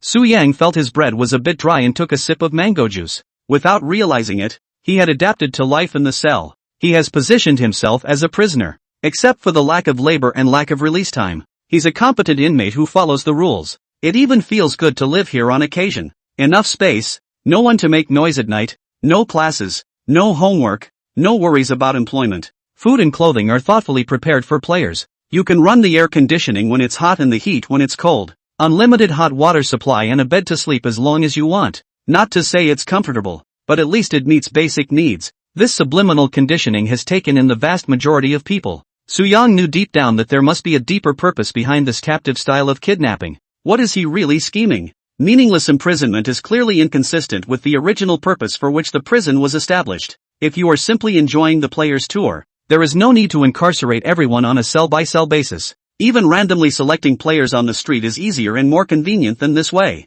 Soo-young didn't read the thoughts of the man behind the curtain for the time being. After settlement, he looked at the only door to this prison cell, pondering, after kidnapping people from all over the world to this point, would they let people go just because they played a few games? Soo-jin thought so at first, but as time pushed on, he realized that things were far from simple. Maybe it's a smokescreen put out to deliberately dangle players' motivation? Soo-young frowned. The possibility was high, and so far, he didn't know whether the manipulator behind it was a person or a ghost. And the most important thing of all, talent. Throughout several games it can be seen that this transcendence is clearly not a power that should belong to a carbon-based creature. In itself, fraud is a concept, and is the definition that humans have given to the term. Then include Guo Xiaoyan's free stretching, you use eye of true vision, Lu Weiqing's split body. Truly taking a moment to think about it, Soo-young realized that the entire prison cell was a game in itself. Each player in the cell is a character available for selection. You can become a representative to participate in the game if you choose to do so.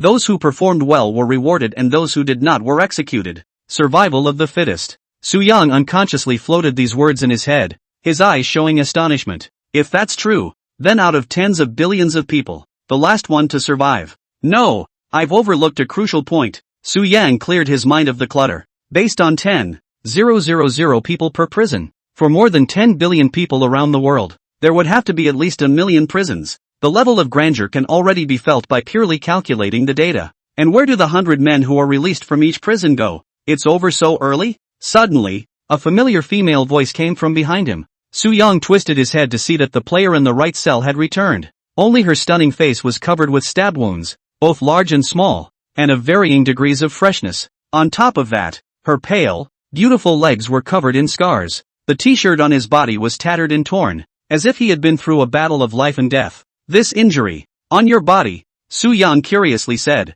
is there a problem with killing a few people? The girl opened her mouth in a clear and cold manner. Killing is not hard to understand. It just seems that her statement can be interpreted in many ways. It's the total number of kills in a game. Or is it one-on-one? Killing several people at once? No problem. Soo-young shrugged. That guy hasn't come back yet? The girl didn't say much on the issue of injuries, but turned her head to care about Lin Yang. Soo-young followed her gaze and said, it's estimated to take 2 more days. You're so confident in him? You care so much about him? The girl choked on the comment and grunted softly. Who cares about him? It's not surprising that an indecisive person like him would die. When she finished, she turned and walked straight into the bathroom, followed by the sound of water. What a hard mouth. Soo-young let out a light laugh. Chapter 75, Brain Circuit Clear. A contest belonging to men. After these days together, Soo-young could roughly feel out the character of the two neighbors. Lin Yang is a typical sunny boy with a heart of gold, but not much. The girl on the right, who wishes to remain anonymous,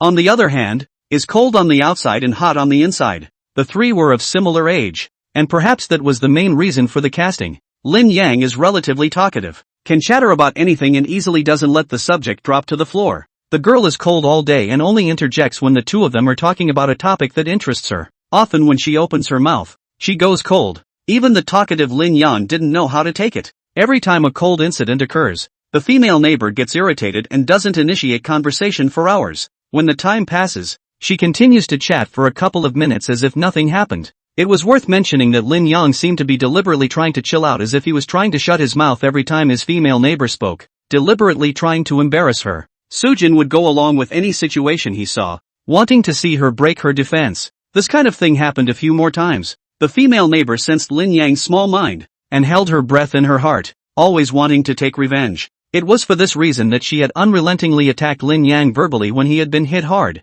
ostensibly aggressive. The words were all about teaching him how to overcome mental obstacles. That's why Soo-young would hang a cold on the outside, hot on the inside label on her. There is true love on earth, Soo-young secretly said. Without a conflict of interest, there is no tussle. It's amazing how people are sometimes. And cuddling up seems to be the first choice most people make in unfamiliar situations. A stable relationship on one side is far safer than a feud. Except, of course, for psychopaths and superheroes. When the female neighbor finished her shower and came out of the bathroom, she didn't even treat the wound and went straight to the bed, leaving it back to Su Yang. It seemed to still be haunted by the conversation that had just taken place. "What game did you play? How did you come back so careless with an injury?" Su Yang asked. The female neighbor was silent for a long time, turned to look at Su Yang. Her lips moved slightly. "Police catching thieves. You're a thief?" Su Yang was instantly curious. She shook her head. "I'm the cop who stole it." "Ha?" Su Yang froze for a moment.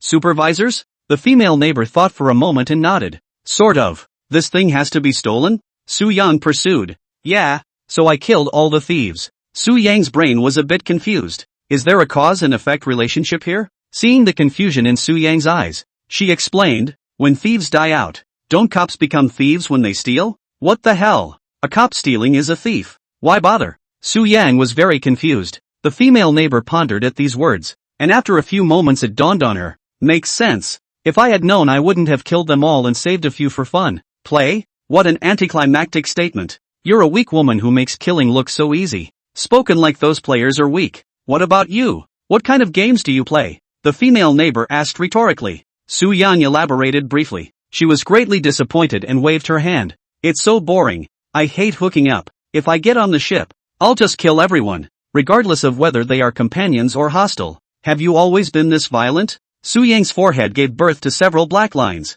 "It's simple, fast and effective, saves time and effort, and it's exhausting to use so many crooked brains. That's quite a life." Su Yang couldn't help but give her a thumbs up. Never before had I inquired about the female neighbor's clearance habits. Would have thought all players used their brains to get through the game like he did. In hindsight, he was wrong. It's so wrong. Turns out there's a fist fight to get through the level. In that case, it's not surprising that there are always simple-minded four-legged people who survive to the end. She is typical. "What will you do if a level that tests your intelligence appears?" Su Yang curiously said. "Then kill the person who made the question," the girl said bluntly. "Nice guy." Su Yang was dumbfounded and had to admire these gifted players. The brain circuit is clear. Just as the two of them were chatting without a word, there was an "you" from the left, and a figure fell heavily to the ground. Turning his head, it was none other than Lin Yang. Only a piece of his face was blue and purple, swollen like a pig's head. T-shirts like rags hang from the body one by one, as if they had suffered a terrible abuse.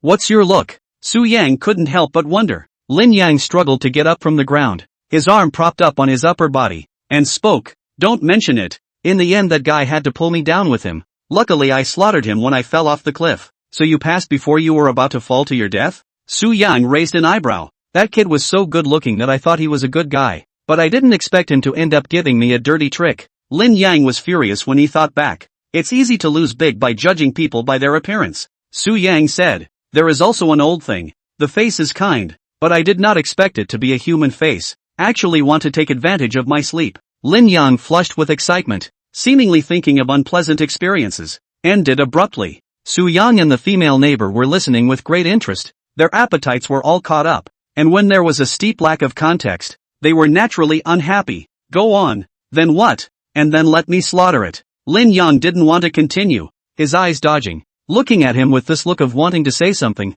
Su Yang felt amused all of a sudden. "It wouldn't be because I want to have a fight with you that belongs between men, right? I no more." Pissed off old me. Lin Yang opened a bottle of energy drink and directly poured it into his mouth. It seemed to be trying to douse the fire of anger in his heart. "Don't you respect the old and love the young? How could you do that?" the female neighbor teased. "After a few mentions from you guys and my encounter this time, I plan to be a 5-star good citizen in the future." Lin Yang winced at the thought of that disgusting image. Su Yang and the female neighbor exchanged glances, both seeing gloating in each other's eyes. "Say, how did you guys get out so fast? I thought I was the fastest through the barrier." Lin Yang was curious. "Of the three of us, Sujin returned the earliest and I was second," the female neighbor said. "The game process is relatively short," Su Yang explained. "You didn't get an S rating again, did you?" Lin Yang's eyes widened. "A fluke." Su Yang nodded slightly. Lin Yang was shocked and celebrated. "I got an A this time, but I've unlocked quite a few achievements,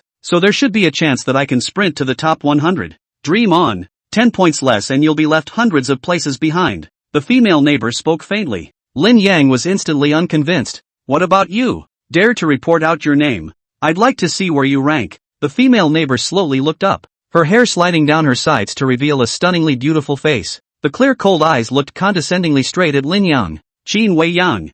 Chapter 76, Qin Weiyang, first in the points table. Things always had to look on the bright side. Qin Weiyang. Su Yang mumbled several times in his heart, feeling like he had seen it somewhere before. Lin Yang also felt quite familiar. He had definitely seen it on the leaderboards, and sure enough not far from their own rankings. Wait, I'll find your last ranking first. Lin Yang opened his mouth. Be my guest. Qin Weiyang clutched her chest, looking self-conscious. Ranking. Su Yang woke up with a jolt, his eyes staring straight at the name on the top of the scoreboard. Qin Weiyang. It's her? Su Yang twisted his head to look at her stunning side face. His heart shook. The possibility of a renaming could not be ruled out, but from this expression on her face, it seemed that she was very much looking forward to the scene where Lin Yang would be punched in the face after discovering the truth. Lin Yang searched through the 1,000 to 2,000 names, but was never able to find them. Strange. Where is everyone? Look upwards. Su Yang pointed to the first 10 directions. How can it be so high? Snorted Lin Yang,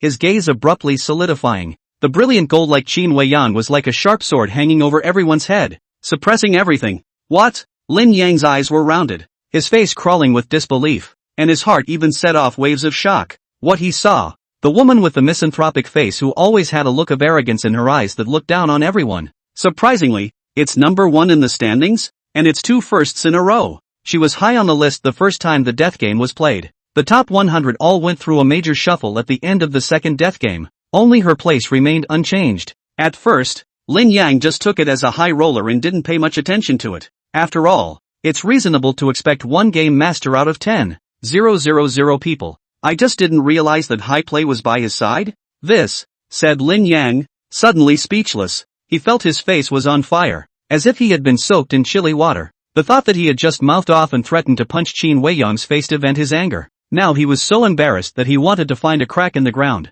Did you find it? Qin Weiyang asked with interest as she looked at his red warm appearance. Found it. Lin Yang didn't even dare to look at her eyes for fear of another blow. After seeing the rankings he finally understood why Qin Weiyang could judge his gaming style so arrogantly. There's nothing you want to say? Qin Weiyang was greatly pained and finally got out a mouthful of bad anger. On weekdays Lin Yang was often shady to her and had many ideas to mess with her. With 2 glass walls between them, trying to solve the problem with their fists was clearly impossible. Therefore, Qin Weiyang had been holding her breath until now. Count on you. Lin Yang gritted his teeth and spoke out. Nothing? Qin Weiyang frowned, not satisfied with the result. Or do you want me to bow 3 times, and then shout to the outside world that Qin Weiyang is a god? Lin Yang glared. Qin Weiyang thought carefully for a moment and nodded. This method is good. Lin Yang. He grunted softly and copped 2 pieces of clothing before heading into the bathroom. Don't want to talk to you 2 perverts. It's no fun. Su Yang laughed. Wash faster. Old grandpa's not done talking yet. Asterisk asterisk asterisk asterisk off. Curses came from the bathroom. Su Yang's afterglow glimpsed that Qin Weiyang was covering her mouth and snickering. Noticing the gaze cast, she immediately resumed her original cool appearance, as if being seen laughing was something to be ashamed of. You have a nice smile. You should smile more. Su Yang said. Who can laugh when locked in a cell? Qin Weiyang said in a cold voice. If your personal freedom is restricted anyway, you might as well make yourself happy. It's a day to be sad and a day to be happy and joyful, don't you think? Su Yang asked. Qin Weiyang didn't look away, once again lying on her side leaving him with a back shadow. I'm not as heartless as you. I just want to escape. Escape? Su Yang raised an eyebrow. The vocabulary she used was always so peculiar. Escaping from this prison is nothing more than entering a bigger prison. Su Yang slowly said. Qin Weiyang's side was silent for a moment and spoke. Why? Haven't you noticed? The prison itself is a giant game of death. But there's never a hint of a pass condition. Su Yang opened his mouth.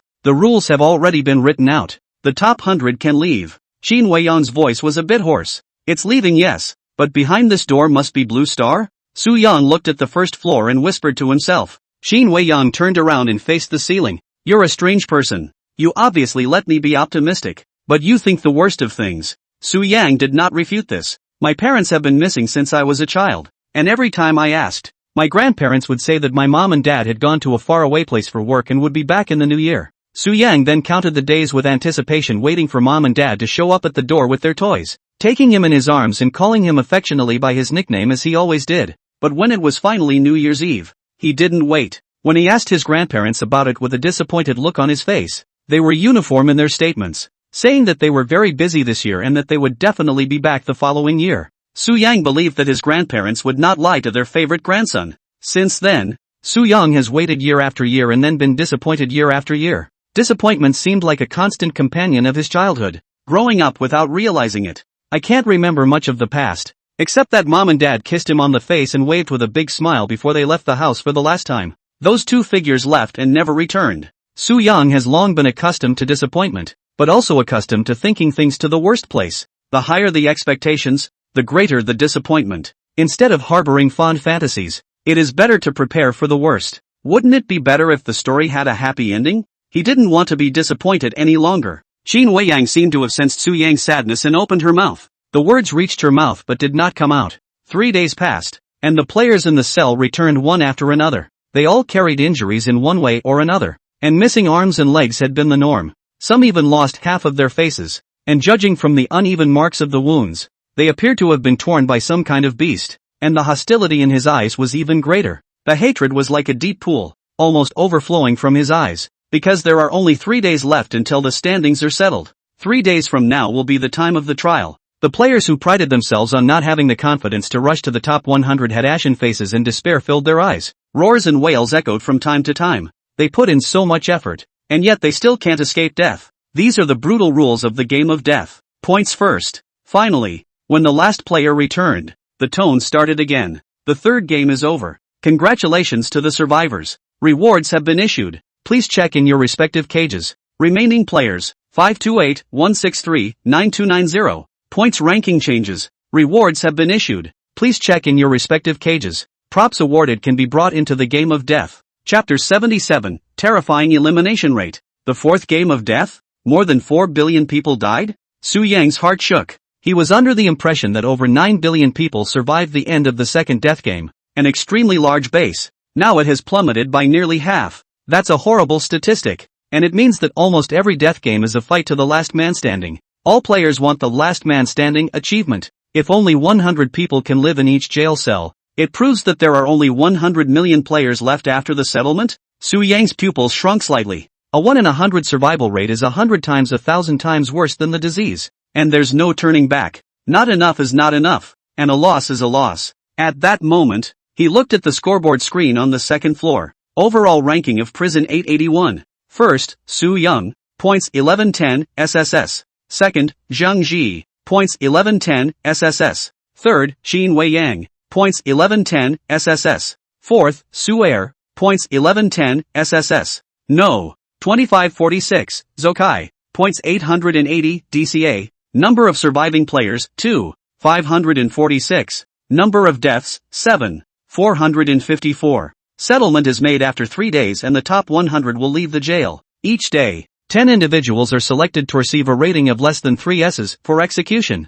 Number 1. There wasn't much joy in Su Yang's heart. There is no difference between being ranked 100th and first in his opinion. All get out of jail. On top of that, he saw that the number of survivors was down to just over 2,000 and that the rules of execution had changed. Originally it was a double S that would have spared a death, but now it takes 3 S. In other words, no amount of subsequent effort on the part of the players will get them out of being extracted. It was a temporary addition to the rules, and while it was extremely unreasonable, protests were invalid. But with the settlement that would have taken place, it no longer mattered whether the execution took place or not. What's the difference between a little earlier and a little later if you're going to die anyway? Those who are a little later will get nothing more than a little more air in this iron coffin. Congratulations. First place. Qin Weiyang sent her congratulations. You've been sitting in this position for so long. What's it like to be replaced? Su Yang was curious. Qin Weiyang's heart did not ripple at his offensive question. No feeling. Su Yang was not surprised to hear this answer.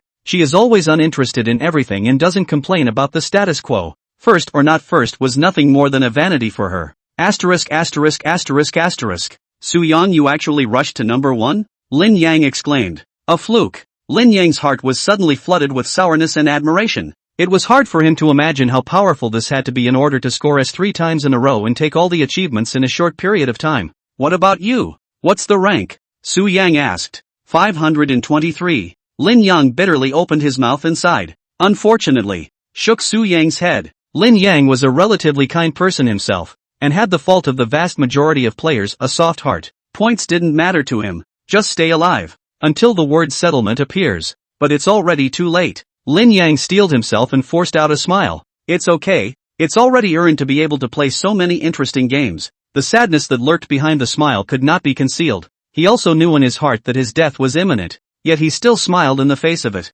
Su Yang had no intention of comforting. There was no point in saying more to a death row inmate. The extraction of players begins. Suddenly, an announcement resounded through the jail cell. The atmosphere steeply became as silent as death. A puzzled look appeared in everyone's eyes. What's the point of pumping players now when they'll be dead in 3 days? Is it fun? What's the point of leaving us here counting the minutes and waiting to die when you have the ability to just smoke the old man out? Smoke me. Smoke me. A stone stirred up 1,000 waves, and the players angrily slapped the iron pillars and shouted to their deaths. It was torture enough for them to play these death games. I didn't realize that in the last moments of my life, I would have to be ravaged like a toy, trampling their dignity into the mud. 5,123, 8,912, 189. The named players laughed freely, their laughter filled with helplessness and relief. Within moments, the administrator took them from their cells to the central area of the first floor to wring the heads of the 10 men. The familiar bloody scene Su Yang has long been accustomed to.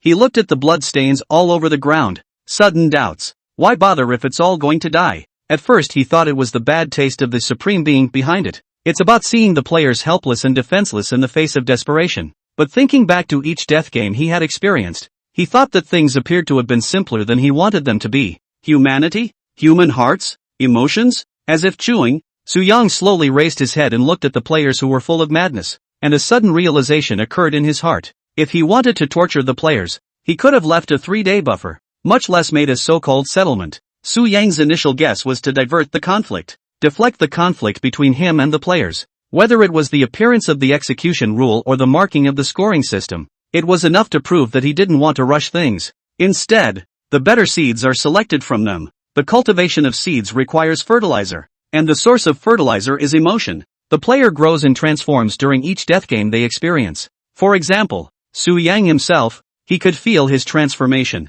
Execution and settlement are contradictory. What does he really want? Su Yang pondered in his heart. Extrapolating from the time, a 3-day buffer will result in a death game when it's over. There are only 3 days left after this death game is all over. Right on time with the settlement. If he needed emotions, he wouldn't have directly executed the 4 billion or so people whose rankings didn't meet the standard. Su Yang smelled a hint of something wrong. Put another way, if he is the supreme being behind it, then every seed has value and use. At least it won't be so wasteful. At this time, Qin Weiyang turned her head to look at Su Yang's contemplative appearance and spoke. Do you think they will all die after the settlement? You don't feel right either? Su Yang asked. Qin Weiyang nodded slightly. The rules only state that the first 100 will be able to leave the prison, but it doesn't say what will happen to the rest. Besides, it's strange to extract people for execution. Why not a third of them a day until the end of 3 days? Then what do you think? What will he do? A brilliant light flashed in Su Yang's eyes. Qin Weiyang pondered a little. Engage in another death game to give them hope of survival. A game of death with over 2,000 participants? Well, that makes sense to continue the execution rules. Qin Weiyang nodded. Su Yang's heart stirred as he listened. This possibility was not unheard of. It's just a death game for 2,000 people. What should I set up? Just then, the radio suddenly sounded. The 4th game of death will open in 1 day. So please prepare yourselves. Chapter 78, The Last Straw. Complete madness. Lin Yang's face as if he had died suddenly blossomed with hope. As if he had found a life-saving straw. There's a 4th time. There's still hope. Lin Yang clenched his fists in excitement. Then he turned his head and cheered up. Su Yang, did you hear that? I can still continue to play the game. I still have a chance to live. Su Yang frowned. This wasn't fair to the top 100 players on the scoreboard. They've come from one game at a time through thick and thin, exhausting every available resource to get to this point. Just wait for the settlement to leave the jail cell. Now all of a sudden there is a whole new death game, which means the outcome is undecided and anyone can be the escapee. For the 4th time, is the buffer only given for 1 day? Su Yang rubbed the corner of his eyebrows. What do you think? Qin Weiyang asked. You guessed right. He doesn't want to waste any of the seeds. Su Yang said. That's why this time, the game of death will only last for 2 days. Qin Weiyang spoke. Su Yang turned to look at the extra food hall and a silver armory case in the cell. The food is more varied, with more milk curries and quick steaks, and the bread tastes more savory. In addition, there are many cupcakes, such as durian lasagna and tiramisu, which are common outside. It's worth noting that both instant steaks and cakes have a shelf life of only 1 day. Breakfast? Su Yang unwrapped the package and took a big bite of the steak. Finding that the cooking concoction tasted great and juicy, this was followed by a bite of the cake, which was soft, sweet and moderately sweet. Su Yang poured a mouthful of mineral water, chewed hard a few times and swallowed it into his stomach. He couldn't eat anything right now, and had no time to savor the taste of food. He behind the scenes thinks one thing and throws a surprise out in the cold to keep people off guard. If it's a death game with 2,000 participants, how should I utilize my talent? Su Yang worried. More than half believe in order to come true. It's hard to control a crowd of more than 10 people, let alone thousands. Asterisk. Su Yang easily did not explode, but after this backstabbing he couldn't help it. That was when he noticed Qin Wei Yang open the arms case and take out a 10-centimeter long injection from it. What is this? Su Yang was curious. He also got this reward. All-purpose recovery injection. Just try it. Saying that, Qin Wei Yang forcefully inserted the needle into her arm, pressed the end, and entered the transparent liquid inside into her body. In a short while, the wounds and scars on her body actually healed and disappeared at a speed visible to the naked eye. In just 2 minutes, all the densely packed wounds dissipated and returned to their original whiteness and smoothness, like they've never been hurt before. So magical? Su Yang was slightly stunned. Qin Wei Yang was also slightly surprised and subconsciously touched her ears. The tinnitus is also gone. Besides curing injuries, it can also cure diseases? Su Yang raised his eyebrows. It occurred to him that every one of those remaining 5 billion or so people carried some disease in them at one time or another. Examples include cancer patients, HIV carriers, paralyzed players, even missing arms and legs. This injection might even be able to restore them to their original form. This reward can be a miracle drug, but not all players could have it. Su Yang observed that he and Qin Wei Yang had the injections, but Lin Yang did not. There weren't many other players who had them, and he guessed that the only way to qualify for them was to get an S rating on the third death game. With that, he opened the arms box and looked at the injection lying inside. Su Yang took it in his hand and examined it. The styling is very sophisticated and the material design is filled with technology. I just don't know what the clear liquid in this is actually made of. You want to inject? Qin Wei Yang asked at the sight. I've got a couple of frostbite sores, Su Yang said. The frostbite hurt, but it didn't affect his mobility. Just as he was deliberating, he suddenly had a flash of insight. The reward seemed to be able to be brought directly into the game. Su Yang's heart darkened. Don't think too much. Just stick it straight down. Qin Wei Yang saw that Su Yang was hesitant to move, thinking that he was fainting from the needle. Su Yang rubbed it for a moment and eventually chose to put it back. A divine medicine that could bring back a severed limb. It would be a waste to use it up now just for a few frostbite. A few moments later, the radio sounded again. The rules for the fourth death game, Song of Blood and Fire, are as follows. The top 100 players on the scoreboard rankings entered the armory half an hour earlier to choose their weapons and equipment, and subsequently chose their descent location. The rest of the players will take a plane to the island in 1 hour to pick a jump point. Killing any of the top 100 players will replace their rankings, and the game will end in 2 days. Poisonous fog attacks occur during the game and shrink randomly every hour. Drop boxes are dropped at irregular intervals to supply equipment and there is a probability of random bombing events. Total number of participants in the game, 546. Once the rules and contents were promulgated, the jail cell exploded. Kill me to take my place? That's a ING game. How are we going to play with over 2,000 people against 100? Is this how the top 100 players are treated by you?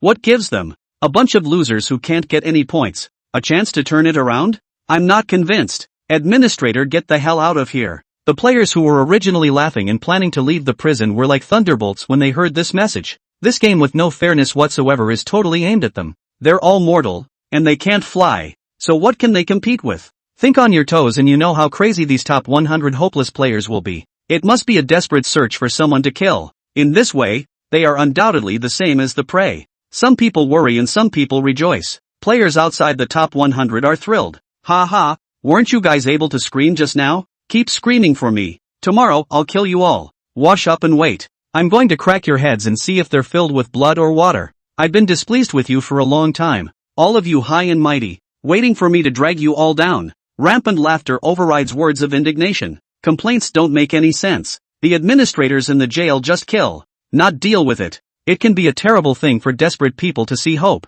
At least for Su Yang and the others. This was an extremely crazy hunt. We'll be rivals tomorrow. Lin Yang suddenly spoke. Don't worry, I won't be soft. Su Yang nodded. Lin Yang abruptly stared intently at Su Yang's side face. I want to give you this sentence as well. The atmosphere between the two men was suddenly tense with swords. Su Yang was clear that the two could only talk and laugh when there was no conflict of interest. To relieve loneliness, to each his own. Now that they were about to become hostile, Soo-young naturally had no need to care about face and old feelings. Number 1 on the scoreboard. I'd like to see what you're capable of. Lin Yang's eyes showed viciousness. Chapter 79 Battle Preparation Time. Qin Weiyon's strange behavior. At night, the janitor patrols as usual. It was quiet as usual, but you could feel the restlessness lingering in the air. Every player was holding their breath in their hearts and sleeping. Tomorrow is the last chance to flip the script, and some players are even doing workouts in the middle of the night. By the count of days, what should have been a rewarding moment of masturbation,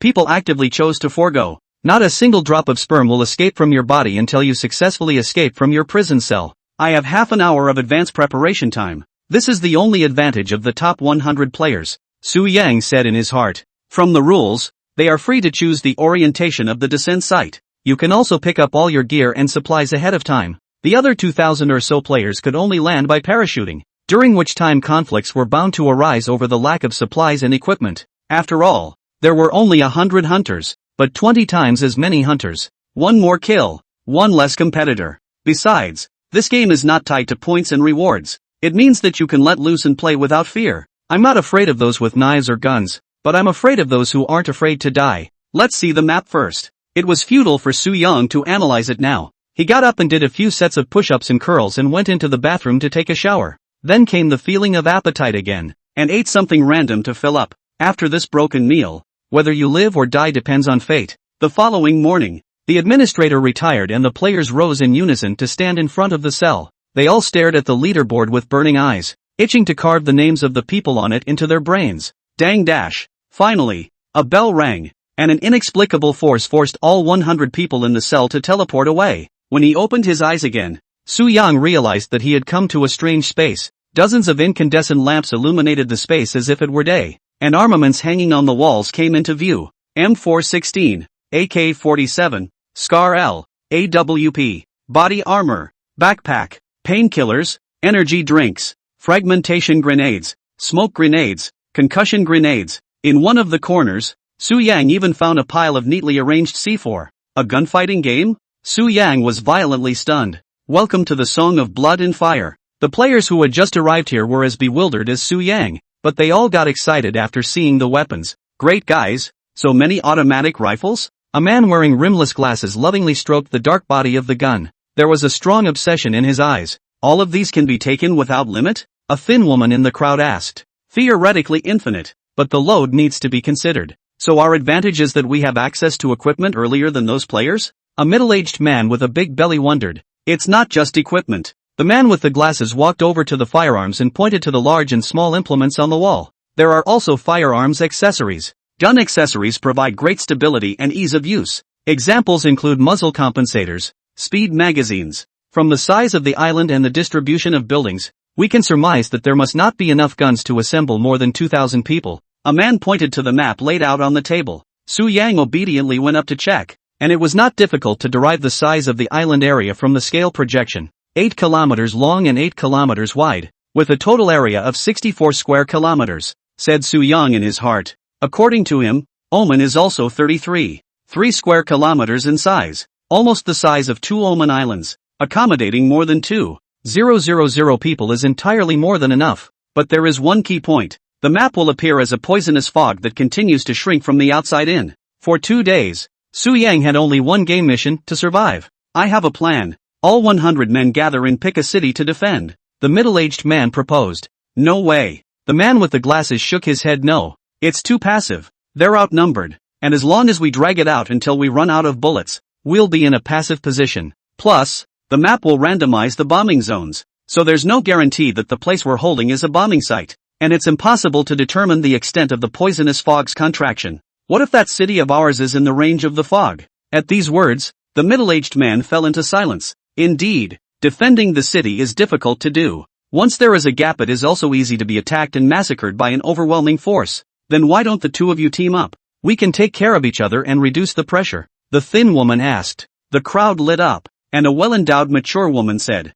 or a threesome, a foursome. It's human nature to hold on to the warmth of a group, and with the crisis known, it's just a matter of deploying a plan to make it through the next 2 days. How about teaming up on your own? The man with the glasses scanned the room. The mature woman stared straight at Su Yang and said flirtatiously, "Handsome guy, are you willing to team up with me?" As soon as the words fell, the gazes of the crowd fell onto Su Yang's face in unison, all with a scrutinizing meaning in their eyes. Apparently, people don't know each other, and she made a grand gesture of inviting them. It had to be assumed that Su Yan was acquainted with this woman and had a great relationship. Neighbors? People guessed. Without waiting for Su Yan to respond, a slender young woman walked out of the crowd, her stunningly beautiful face brightening people's eyes. Although her body was not proud, her temperament was outstanding, especially the coolness in the eyes that fairly scorned all. Team up with him, you have to be prepared to be sold. Qin Weiyang walked over to the map and wrote down the directions of the dense cluster of buildings. The mature woman was unconcerned about the admonishment and giggled.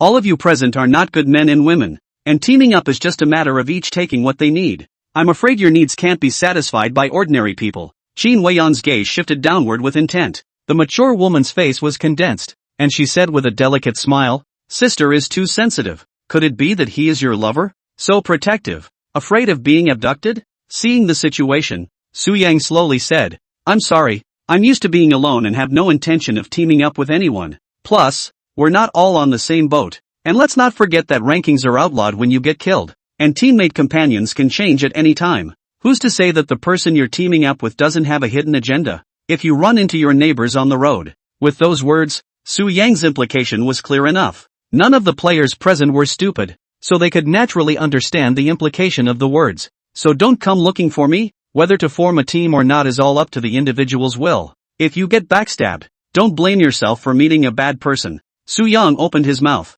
Instead of caring, the mature woman sniffed, but her desire to team up became even stronger. "Why don't you try it with me? I'll make you satisfied." With that, she stuck out her crimson tongue and licked it, meaningfully. "Just die of this heart." Su Yang is not someone you can seduce by showing two pieces of meat. Qin Weiyang suddenly revealed a look of disgust. It wasn't so much jealousy as it was a dislike of her doggy style. "Su Yang? You're Su Yang?" The crowd was shocked. The top player on the scoreboard, and a rising star who has killed his way through many of the game's best players. Previously, at the end of the second death game, he was only ranked 9th. Su Yang gave Qin Weiyang a dissatisfied look and whispered, "What do you mean by that?" A flash of imperceptible cunning flashed through Qin Weiyang's eyes. "Don't you like to be in the limelight? Satisfy you?" Su Yang shook his head helplessly. "I didn't expect you to have such a small heart. You're still not happy about being favored by a great beauty." Qin Weiyang glanced at it. "How can she be as beautiful as you? If I can, I would prefer to team up with you." The corner of Su Yang's mouth rose slightly.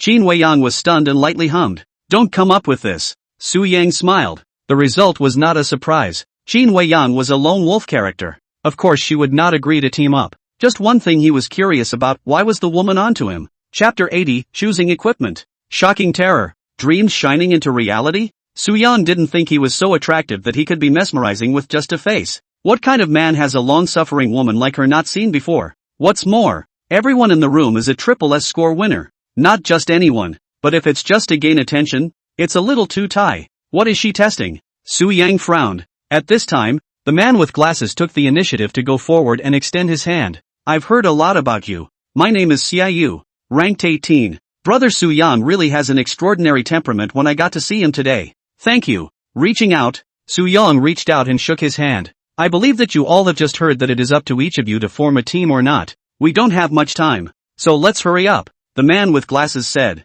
"Are you really not going to think about me?" The mature woman wasn't about to give up. Su Yan looked at her dainty eyes without a word, her attitude clear. "Fine." The mature woman was greatly disappointed, and she immediately turned her head to the other players. While she was negotiating with the others, Qin Weiyang approached and said, "She has a problem." "How?" Su Yang raised an eyebrow. "We're the prey in this game, and teaming up will only expose us faster and put us in more danger." She won't fail to understand that. Seeing that there were already 2 male players who had been persuaded by her, Su Yang bumbled along, and the 3 of them dug into the locker room together. Who's the prey and who's the hunter? It's still too early to make a judgment. Su Yang smiled faintly. "You want to hunt players?" Qin Weiyang revealed a surprised look. "No." Su Yang pointed in the direction of the locker room. "Just now I saw a player touching his nose, presumably secretly using a talent." Qin Weiyang looked along and said softly, "What does it mean?" "The so-called teammates are nothing more than objects to be utilized." Su Yang surveyed the other players who were intent on teaming up and continued. "Besides, who's to say that the players you team up with are necessarily prey?" As soon as these words came out, The pupils of Qin Weiyang's eyes condensed and she said in a cold voice, "Someone ranked in the bottom 100 has mixed in here?" Su Yang smiled without saying anything. This was just his guess. After seeing the binding talent, he had more things to be wary of, though he had counted the number of people when he first came in and found that it was indeed 100 without error. But the prison itself is a game, so the talent can be used as usual. There's no guarantee that someone will sneak in and blend in to find a teammate and backstab in the dark. From the time the rules were enacted, the game had begun. Immediately, Su Yang came to the equipment area to first pick a firearm. The wide range of models is overwhelming. And for men, it's a romance in itself. He first manipulated one of the most classic M416s and put it in front of his eyes to scrutinize it. The black body of the gun is like a work of art, and you can be mesmerized by just one look. This gun is an assault rifle developed by Heckler & Koch of Germany. Adoption of short-stroke piston air guide system for excellent stability. Su Yang weighed it, and it weighed about 3 kilograms. Then picked up the Scar assault rifle again to check it out and found it weighed about the same with the gun empty. The AK-47 and M762 are a bit less weighty. This, coupled with the weight of the bullet, was clearly not applicable to the role Su Yang was now playing. What he was trying to do was survive, not hunt. Carrying a heavy load all over the map is obviously not a smart move. It's still the M416. Su Yang made his choice. For accessories he chose the usual rifle silencer and triangular grip and tactical stock. This is done not only to increase stability, but to reduce recoil. There is a tremendous muscle soreness after effect of emptying a pike without long training. Also, for the sights piece he chose quadruple and side sights. Bullets Su Yang did not bring too much. Only loaded 150 rounds of spare ammunition. Bring 3 bottles each of painkillers and energy drinks. Take 2 first aid kits. And pack 2 bundles of bandages. Adrenaline either? Su Yang thought for a moment, but chose to bring a tube just in case. Took 2 fragmentation grenades, 1 smoke grenade, and 1 concussion grenade. Once he was outfitted, he grabbed his body armor and dress pants and went into the locker room to change. When he came out Su Yang felt like he had the look of a special warrior soldier. Camouflage plus pants, a pair of special operations boots, plus a bulletproof helmet. Standing in front of his full body mirror with his M416 in hand, he felt like he could charge into battle at any time. It fits you quite well. Qin Weiyang also changed her clothes. Su Yang couldn't help but cast his gaze, only to see the familiar beauty suddenly change drastically. She is used to wearing her hair in a ponytail this time, and after changing into camouflage clothes she reveals a valiant temperament all over her body. I can't help but think of the phrase, "the woman is a woman." The slender figure was outlined to the fullest, and Su Yang couldn't help but flash a look of amazement in his eyes. "You're also very suitable." Qin Weiyang was satisfied when she saw the look in Su Yang's eyes and put the bulletproof helmet on with a toss of her long hair. To be honest, after getting used to her misanthropic expression, now that he looked again, he realized that he had still underestimated Qin Weiyang's face value. Sometimes godliness does add up. At that moment, the mature woman and the 2 players also came out of the locker room. Camouflage is a different style on her. Highly erect breasts seem to be to hold the buttons open, raising their hands and feet with a flirtatious charm. This woman shook Su Yang's head helplessly. He really didn't know if the other guy was here to play the game or to walk the runway. The mature woman took the salivation and jealousy cast around her very well, and made her way to the warren without haste to pick out a weapon. Su Yang looked at the screen hanging on the wall, which was displaying the remaining time. 10 minutes, 34 seconds. It's time to pick the descent location. Su Yang came to the map and carefully surveyed it. The map depicts the various terrains with contour lines, along with a 3D view feature that allows the player to visualize the view of the selected location. Su Yang casually tapped the prison location and then pressed the 3D view. In the next moment, a full view of the prison suddenly appeared on the screen. He saw 3 large warehouses and 2 tall buildings of varying heights. The prison is surrounded by mountains on 3 sides, with a height difference of more than 50 meters, which is obviously not suitable as a descent site. Once you are surrounded, you will only end up as a target. Wait! Su Yang violently dragged his perspective closer and looked at the déjà vu scene, fiercely recalling 2 dream scenes. The first dream was filled with artillery fire, and endless numbers of men surrounded him, shooting from above. That dream was rather vague. Su Yang only remembered that he ended up dying a horrible death, his body being shot into a sieve. The second dream was the same familiar basin landscape, surrounded by mountains on 3 sides, but the only difference was that Lin Yang appeared in the dream. He was crippled by a grenade, and Su Yang was blown to smithereens by a bomb when he went to save him. The 2 dream deaths were different, and different characters appeared. Su Yang's breath caught, his pupils shrinking slightly, but the end is all death. Chapter 81, Su Yang's crazy moves. Fraud was unleashed. At first Su Yang did not take the 2 dreams seriously. After all, This dreaming stuff is all subconsciously created visions and nonsensical.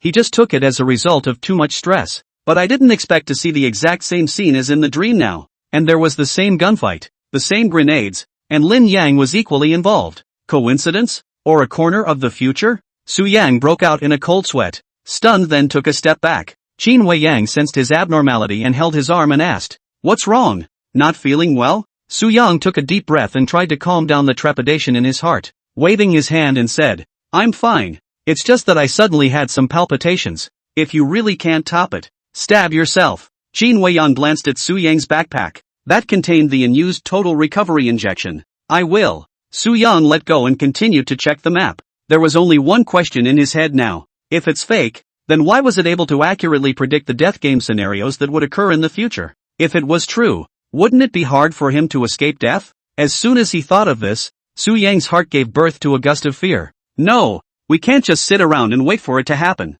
With an innings of over 2,000 people, the fraud talent was obviously extremely difficult to work. A lie told has to be believed by at least 1,300 players to be true. But how could anyone listen to his crap when he was now in prey status? Further, the players are all appearing in extremely scattered locations, and the lie makes it impractical for most people to hear. What to do? Su Yang felt that he had already stepped into a dead end before even playing. How do you get out of a nightmare with less talent? Unconsciously, Su Yang had become reliant on his talent, and he was more accustomed to thinking as a fraud. Right now the situation is not favorable to him. How to break the situation is the top priority. There are still 5 minutes left. So everyone hurry up and choose your descent position, Xiaoyu shouted. With that, the crowd immediately gathered around. P-Town seems to be the center of the island, and this location should land a lot of people. Big cities are their first choice. After all, the equipment needs to be picked up by themselves. There's actually a military base on the island? One person exclaimed.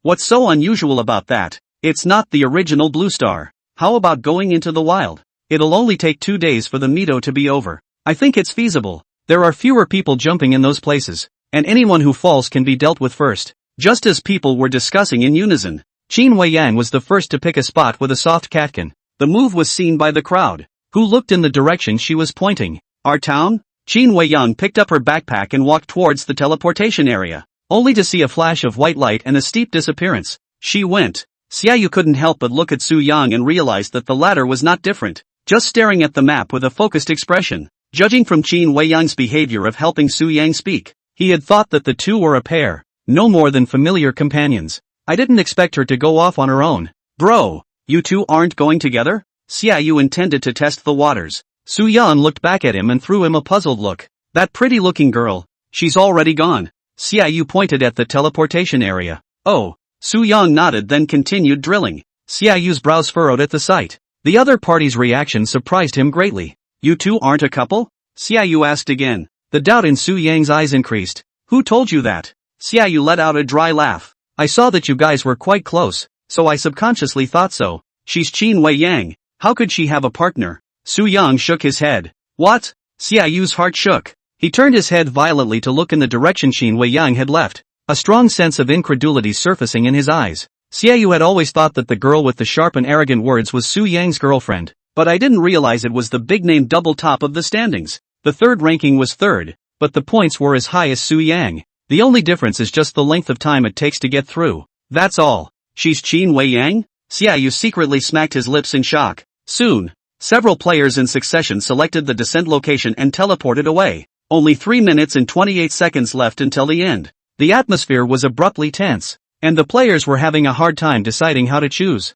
It's too hard to choose. Why don't you mark the locations where the poisonous fog refreshes in advance? Isn't that bull asterisk asterisk asterisk asterisk? How else are the others going to play if you're labeled? Damn, these losers want to take my ranking. I'd like to see what they're capable of. With that, a dozen more people picked their spots. Only 73 remain in the armory. Handsome, haven't you chosen yet? The mature woman attached herself to the table and propped herself up, shaking the tiredness in front of her. What's the hurry? Isn't it still time? Su Yang looked up. Why don't you join the three of us? We'll form a squad of 4, the mature woman suggested. You don't want to stop? The more anxious she was, the less anxious Su Yang was in turn. The squad is exempt. I don't have that fortune. Su Yang faintly said. Your little girlfriend has already left you behind and gone. She's so heartless, she might as well throw herself into her sister's arms. The mature woman laughed delicately. You should think fast. Oh, this place will be closed soon, and then you'll just die here. Su Yang was impatient and was just about to scold her when he steeply captured a few keywords. Here. Su Yang looked up at the gradually departing players and then at the map. A bold idea came to mind. It's been tested in a prison cell before, and lying needs to be built into a restricted area. Su Yang's mind worked frantically. Since it's difficult to use it when entering the island, why not use it right here? Thinking of this, Su Yang slammed the table with force, pulling the crowd's attention over. Gentlemen, I have a plan that will minimize your risk factor. Su Yang's ranking has long been publicized, and his words carry a lot of weight to a certain extent. Tell me about it. One came to be interested. My talent is illusion. I can construct the illusion I want. You can spread the virtual world I constructed to other players through your eyes. Su Yang opened his mouth. Xiaoyu thought for a moment and asked, You mean, they will see what you want to see? To be precise, the construction of the illusion is just the foundation, on which they will see things that are more inclined to what they want to see. Su Yang explained. The crowd looked at each other in disbelief, and the mature woman spoke up. And then what? Then it's very simple. The poisonous fog shrinks every hour. Most people can't avoid running the map. During that time you guys will surely encounter the hunters, and you can use it to save your lives at that time. Su Yang said. Nice approach indeed. The illusion from being able to create a false impression for the player. With the illusion, they can get away with it. Even slaughter. But, you and I are not even companions, and you would be so kind as to help us? A man laughed coldly. It's up to you to decide whether you believe it or not. I'm just providing a strategy. Su Yang's heart was greatly determined when he saw this. He doesn't need the players to believe in his good intentions. All that is needed is for them to believe that their gift is illusion. The fraud talent was successfully activated, and you have gained the new talent illusion. Illusion, construct an illusionary world. Transmit illusion through eyes. Duration 30 minutes. Cooldown 30 minutes. Launch condition, snap fingers. Chapter 82, Lies born to reverse a deadly situation. Bird hunting begins. Don't be so sympathetic here. You're just trying to borrow our hands to help you draw fire. A man sneered. Su Yang did intend to do so, and it had to be said that some players had a very keen sense of smell. Even if we know the purpose, what can we do? Pop. Su Yang snapped his fingers, gazing straight at the person who spoke and smiled. Correct. But you and I don't have a conflict of interest, and I would prefer to work with you now than the player who came later. Illusion was unleashed. Only Tang Yishuan's eyes steeply flashed a deep blue. In his field of vision, Su Yang actually stripped off his equipment and ran to the armament area to get a Mosin Nagin sniper rifle. You said you didn't want to form a team, but now you're offering to cooperate. Do you really think we're cuties? Up? Tang Yishuan spoke in a deep voice. Obviously, he didn't trust Su Yang. Not only him, but the players present were equally skeptical. For no other reason than it was too deliberate to go against the grain with only 2 minutes left in the countdown. Xiaoyu pondered for a moment, looking at Su Yang's strange behavior, and asked, What are you doing changing guns now? His eyes fell on his face, only to see the same deep blue light flashing through Xiaoyu's eyes. Not only him, but the others were also affected by the illusion and fell deeply into it. The visions transmitted through the eyes are more terrifying than the speed at which the plague rages. Sure enough, Su Yang was able to find out through the change in eye pupil color that the infectious illusion would refresh the duration. For example, Tang Yishuan was the first infected at the beginning, and the blue color in his eyes faded a little after a minute. However, after infecting Xiaoyu, the deep blue in the latter's eyes shone as brightly as it did in the beginning. This is certainly good news. After all, half an hour duration is just too short. Plus, after leaving the armory and entering the island, Su Yang's illusion would disappear due to the increase in the number base. Instead, the illusion of fait accompli continues by default as the lie becomes true until the infected dies or the duration ends. This was the first chess piece laid by Su Yang, and a lie made to reverse a deadly situation. Besides, the blue light was visible only to him. It doesn't matter if you don't believe me, then the island will see the truth. Saying that, Su Yang slapped his palm on the screen and selected the desired descent location. With that, he grabbed his gear and backpack and stepped into the teleportation area. As the light flashed by, the scene before Su Yang's eyes suddenly changed drastically. Steep from the tech-filled armory to a lush, flat area, surrounded by large trees,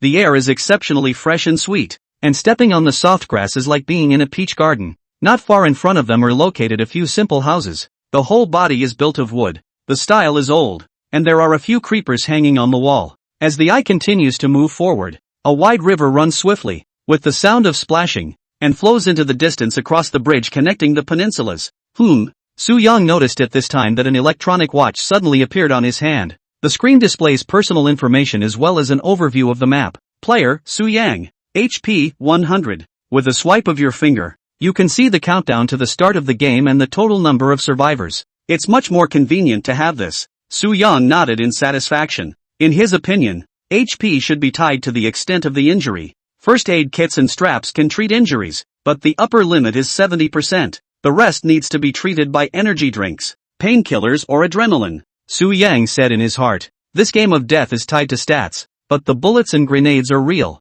Once seriously injured, perhaps there was not even a chance to save himself, but only to watch the blood drain away. So, living is not an easy thing. Su Yang casually found a house and opened the door to enter. The first thing that met his eyes was a dilapidated living room. The furniture and walls had long since deteriorated. The siding was peeling off, and a musty smell emanated from everywhere. The bathroom was also dirty, as was the bed in the bedroom. Seeing this, Su Yang couldn't help but frown. It wasn't that he resented the filth, but he didn't find food or water in it. Why would there be no food? Su Yang wondered. At the same time, he saw several wooden boxes in various corners of the house. Opening it up revealed that it contained a UMP-9 submachine gun and 3 boxes of 9mm ammunition. The energy drink also yielded a can, which he opened and took a painful swig. Tastes exactly like Red Bull. Su Yang smacked his lips. Drip! A few moments later, the watch suddenly beeped sharply, only to see the game officially begin and the countdown change to 47 hours,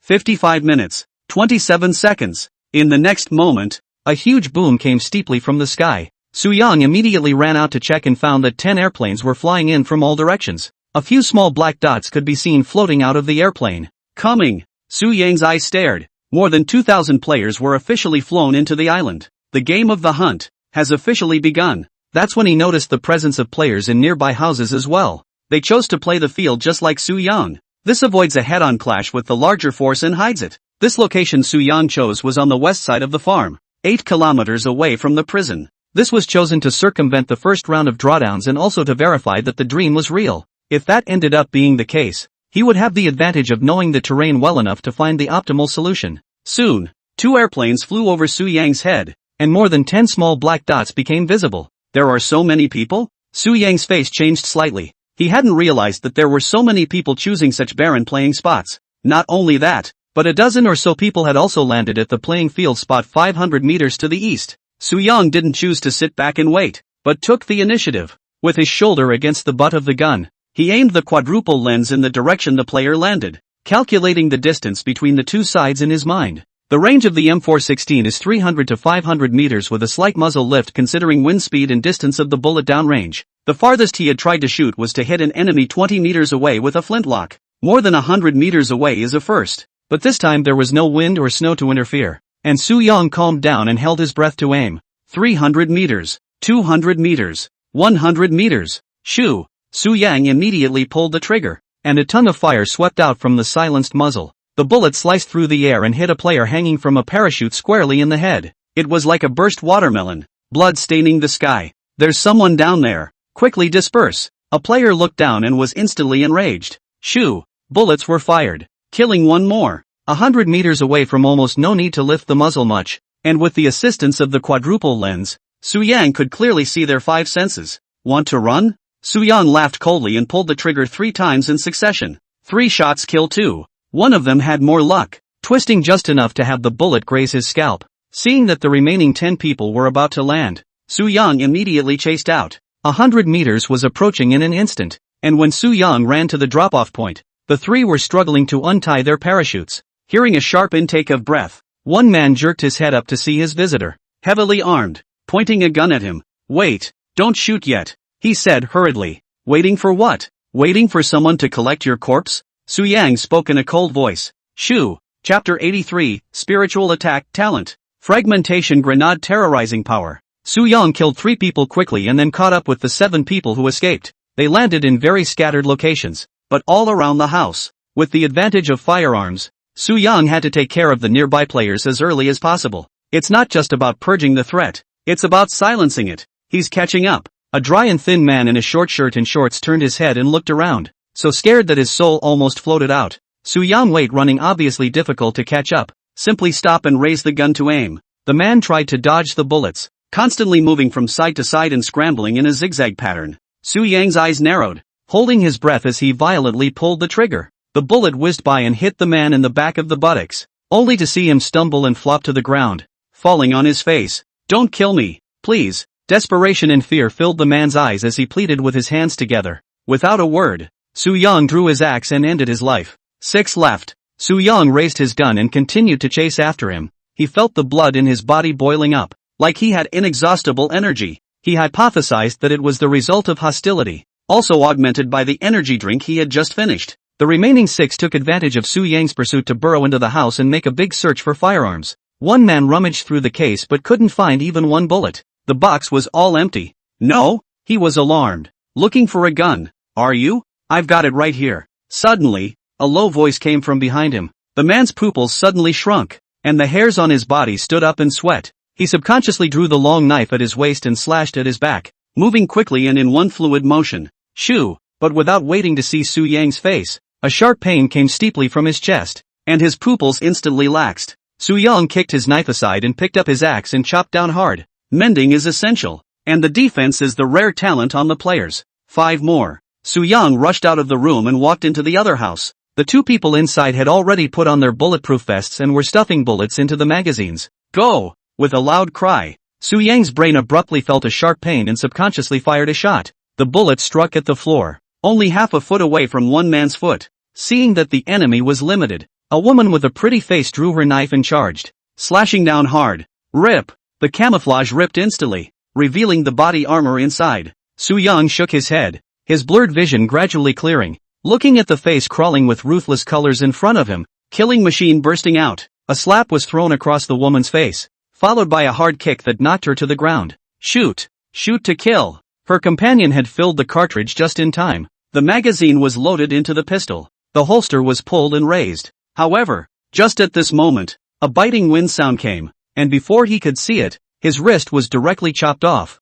"Ah! My hand!" The wails resounded with chilling poignancy. Su Yang slowly picked up the pistol on the ground, aimed it at his head and fired a shot. Bang! Unlike automatic rifles fitted with silencers, the sound of the P-92's gunshot was loud and traveled in a square circle. Su Yang shook his head, which was still a little sore, and the hostility in his eyes increased. He had ultimately underestimated the cunningness of this group of people, and coldly ate a spirit attack. If he hadn't been far enough away from the 2 men, the blade would have landed on his neck. "Did you reach a teaming agreement on the airplane?" Su Yang frowned. They are clearly more united than the highly suspicious top 100 players, and this will intensify over time. There are only 3 left. Su Yang's gaze moved to the last house. The weapons in the last house had long since been hidden from him, leaving only insignificant gun accessories. But Su Yang did not dare to take it lightly, and went out from the direction of the entrance door and quietly touched the back of the house. The sound of gunfire was bound to stir up the trio, and he needed to be extra careful. Suddenly, a sound of fine footsteps came from the left side. Su Yang's heart moved and did not show up. It was likely a fishing plot to deliberately reveal his location to entice him to show his face. As expected, the footsteps sounded and then subsided without further movement. Then patience? Su Yang sneered in his heart. The more time drags on, the better his chances of winning. Without a gun, every second is torture for them. No one knew in which direction Su Yang would suddenly appear. 5 minutes passed and Su Yang had touched the side of the house, catching a head through the light reflected on the window glass. The man was seen to be staring nervously in the direction of the window and the door with his dagger raised. Beads of sweat fell down his cheeks, splashing the ground and stirring up shovelfuls of dust. "Where are the others?" The man squatting in the toilet lowered his voice. "Must still be out there. Don't make a sound." The player lying under the bed in the bedroom whispered in response. "Don't be afraid. My talent can blind him for a short period of time. Take advantage of this opportunity then." The man hiding by the window was halfway through his sentence when the window glass suddenly shattered and a round green object fell at his feet.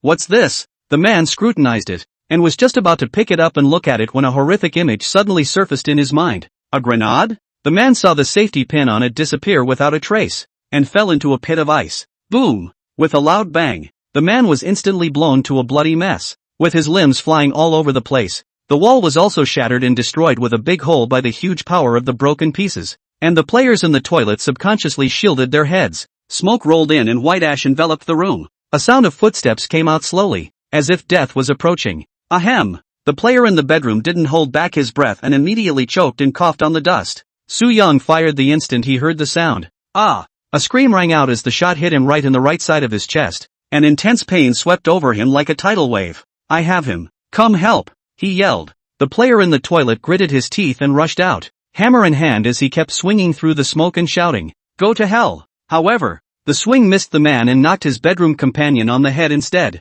Only the skull was dented and the head was tilted, completely dead. "I didn't mean to." A look of guilt flashed in the man's eyes. He clearly wanted to kill Su-young, but he accidentally hurt his teammate. "It's because of the smoke. I can't see anyone. TSK, TSK, that was a hard hit." The unfamiliar voice came from the back. "Get the out. Drop the gun and fight one-on-one if you can." The man roared out. Pop. When he finished speaking, a pistol was suddenly flung at his side. The man was overjoyed at the sight, thinking that this person is so stupid that there is no limit. He is just a simple provocation has really provoked him out. So a donkey roll picked the gun up, but without waiting to get up, a cold sound suddenly came from in front of him. "Found you." Shoo. The bullet hit him squarely in the center of the eyebrow and he died completely with a muffled grunt. The next moment, a silhouette walked out of the smoke, his handsome face covered in coldness, looking down on the corpse and speaking indifferently. Stupid. Chapter 84, The First Shrinking Circle. The airdrop appeared, clearing out all the players around him. Su-young came to the second room and opened the chest hidden under the floor. It was loaded with a UMP-9 submachine gun, an AKM assault rifle and Win-94 light sniper rifle, and a number of bullets. In addition to this, there are 2 fragmentation grenades with a smoke grenade, the energy drink he'd already drank up, and the rest of the bandage wasn't going to be removed. He needed to lighten the load on his body or he'd be tired and panting with his tongue out like a dog before he'd taken 2 steps. Grenades are good. Gotta get more. Su-young put 2 fragmentation grenades into the pockets of his body armor. Then he walked out of the room to the body. They were all seen wearing the same style of t-shirt given by the jailer, and a quick search didn't reveal anything of value. Su-young looked at the 3 corpses under the tree and ran to the room to check the 2 dead bodies, finding that they all have one thing in common: lack of electronic watches. "In this case, it seems that the mark of the prey is the watch," said Su-young heart darkly. He flipped his wrist and didn't find the clasp, then tried to pull it off with force, only to find that the watch appeared to be stuck to the flesh, and no amount of effort could dislodge it. Forced binding until death? Su-young frowned. Had this been the prey logo, it would have been very easy to recognize. At least the prey knew exactly what they were aiming for. At this time, Su-young noticed a figure walking out of a house not far away. Only his face was covered in bruises and blood, and his left arm, broken flush, had been wrapped in bandages, dragging a Uzi submachine gun on his right arm. He craned his head to look at it with a cold stare. The 2 stared at each other across the air, and a cold smile curved the corners of the man's mouth as he raised his gun and headed in a northerly direction. Changed? Su-young's face was puzzled. He remembered that the player who had descended upon the neighborhood was a rather handsome-looking fellow, and the 2 had chatted a bit in the armory. "I didn't realize that he died at the hands of Hunter and was banned from the rankings." The cruelty was even greater than Su-young had imagined, and this smoke-filled death game was destined to bury 1,000 people. "Time is almost up," said Su-young as he looked at the time on his watch. Only 3 minutes left before the shrinking circle. He immediately went back to his room and carefully searched it, leaving no corner untouched. But to his dismay, no food was found. By now he was experiencing hunger pangs and his stomach was rumbling. If there's no water or food in the house, those 2,000 people will have to tough it out for 2 days? Su-young frowned. Nothing to do with rules. This clearly doesn't follow the logic of the game. You can't fill up on energy drinks and painkillers. Drip. When the time is up, the watch sounds an alarm. Only a white circle suddenly appeared on the map, and a circle of green area gradually appeared in the area beyond the white circle, and at a very fast pace, they drew closer to the white circle. The white circle is the safe zone, so the players outside the poisonous fog will inevitably gather towards the center. Su-young analyzed. The northernmost part of the white circle lies in the center of S-town. The easternmost part is at C. The western part covers G-town, and the southern part separates the military bases. The circle shrinks once an hour, and it takes only 20 minutes for the toxic circle to finish shrinking. The military bases are inevitably the most heavily contested places, where people kill all the players and then have to run poison. So the bridge is a necessary place for players in the military base, and the position I'm in now is not unsafe. Su-young stroked his chin. He glanced down at his watch and realized that the number of survivors had plummeted to 1,713. More than 700 people died in just 1 hour. Gotta go. Realizing the seriousness of the problem, Su-young walked towards the east. In order to prevent detection, he did not take the highway, but groped along the river in an easterly direction. Boom! At that moment, there was a steep roar of an airplane engine overhead. Su-young looked up and saw the helicopter dangling a red and blue box flying in a northern direction. At the sight of this scene,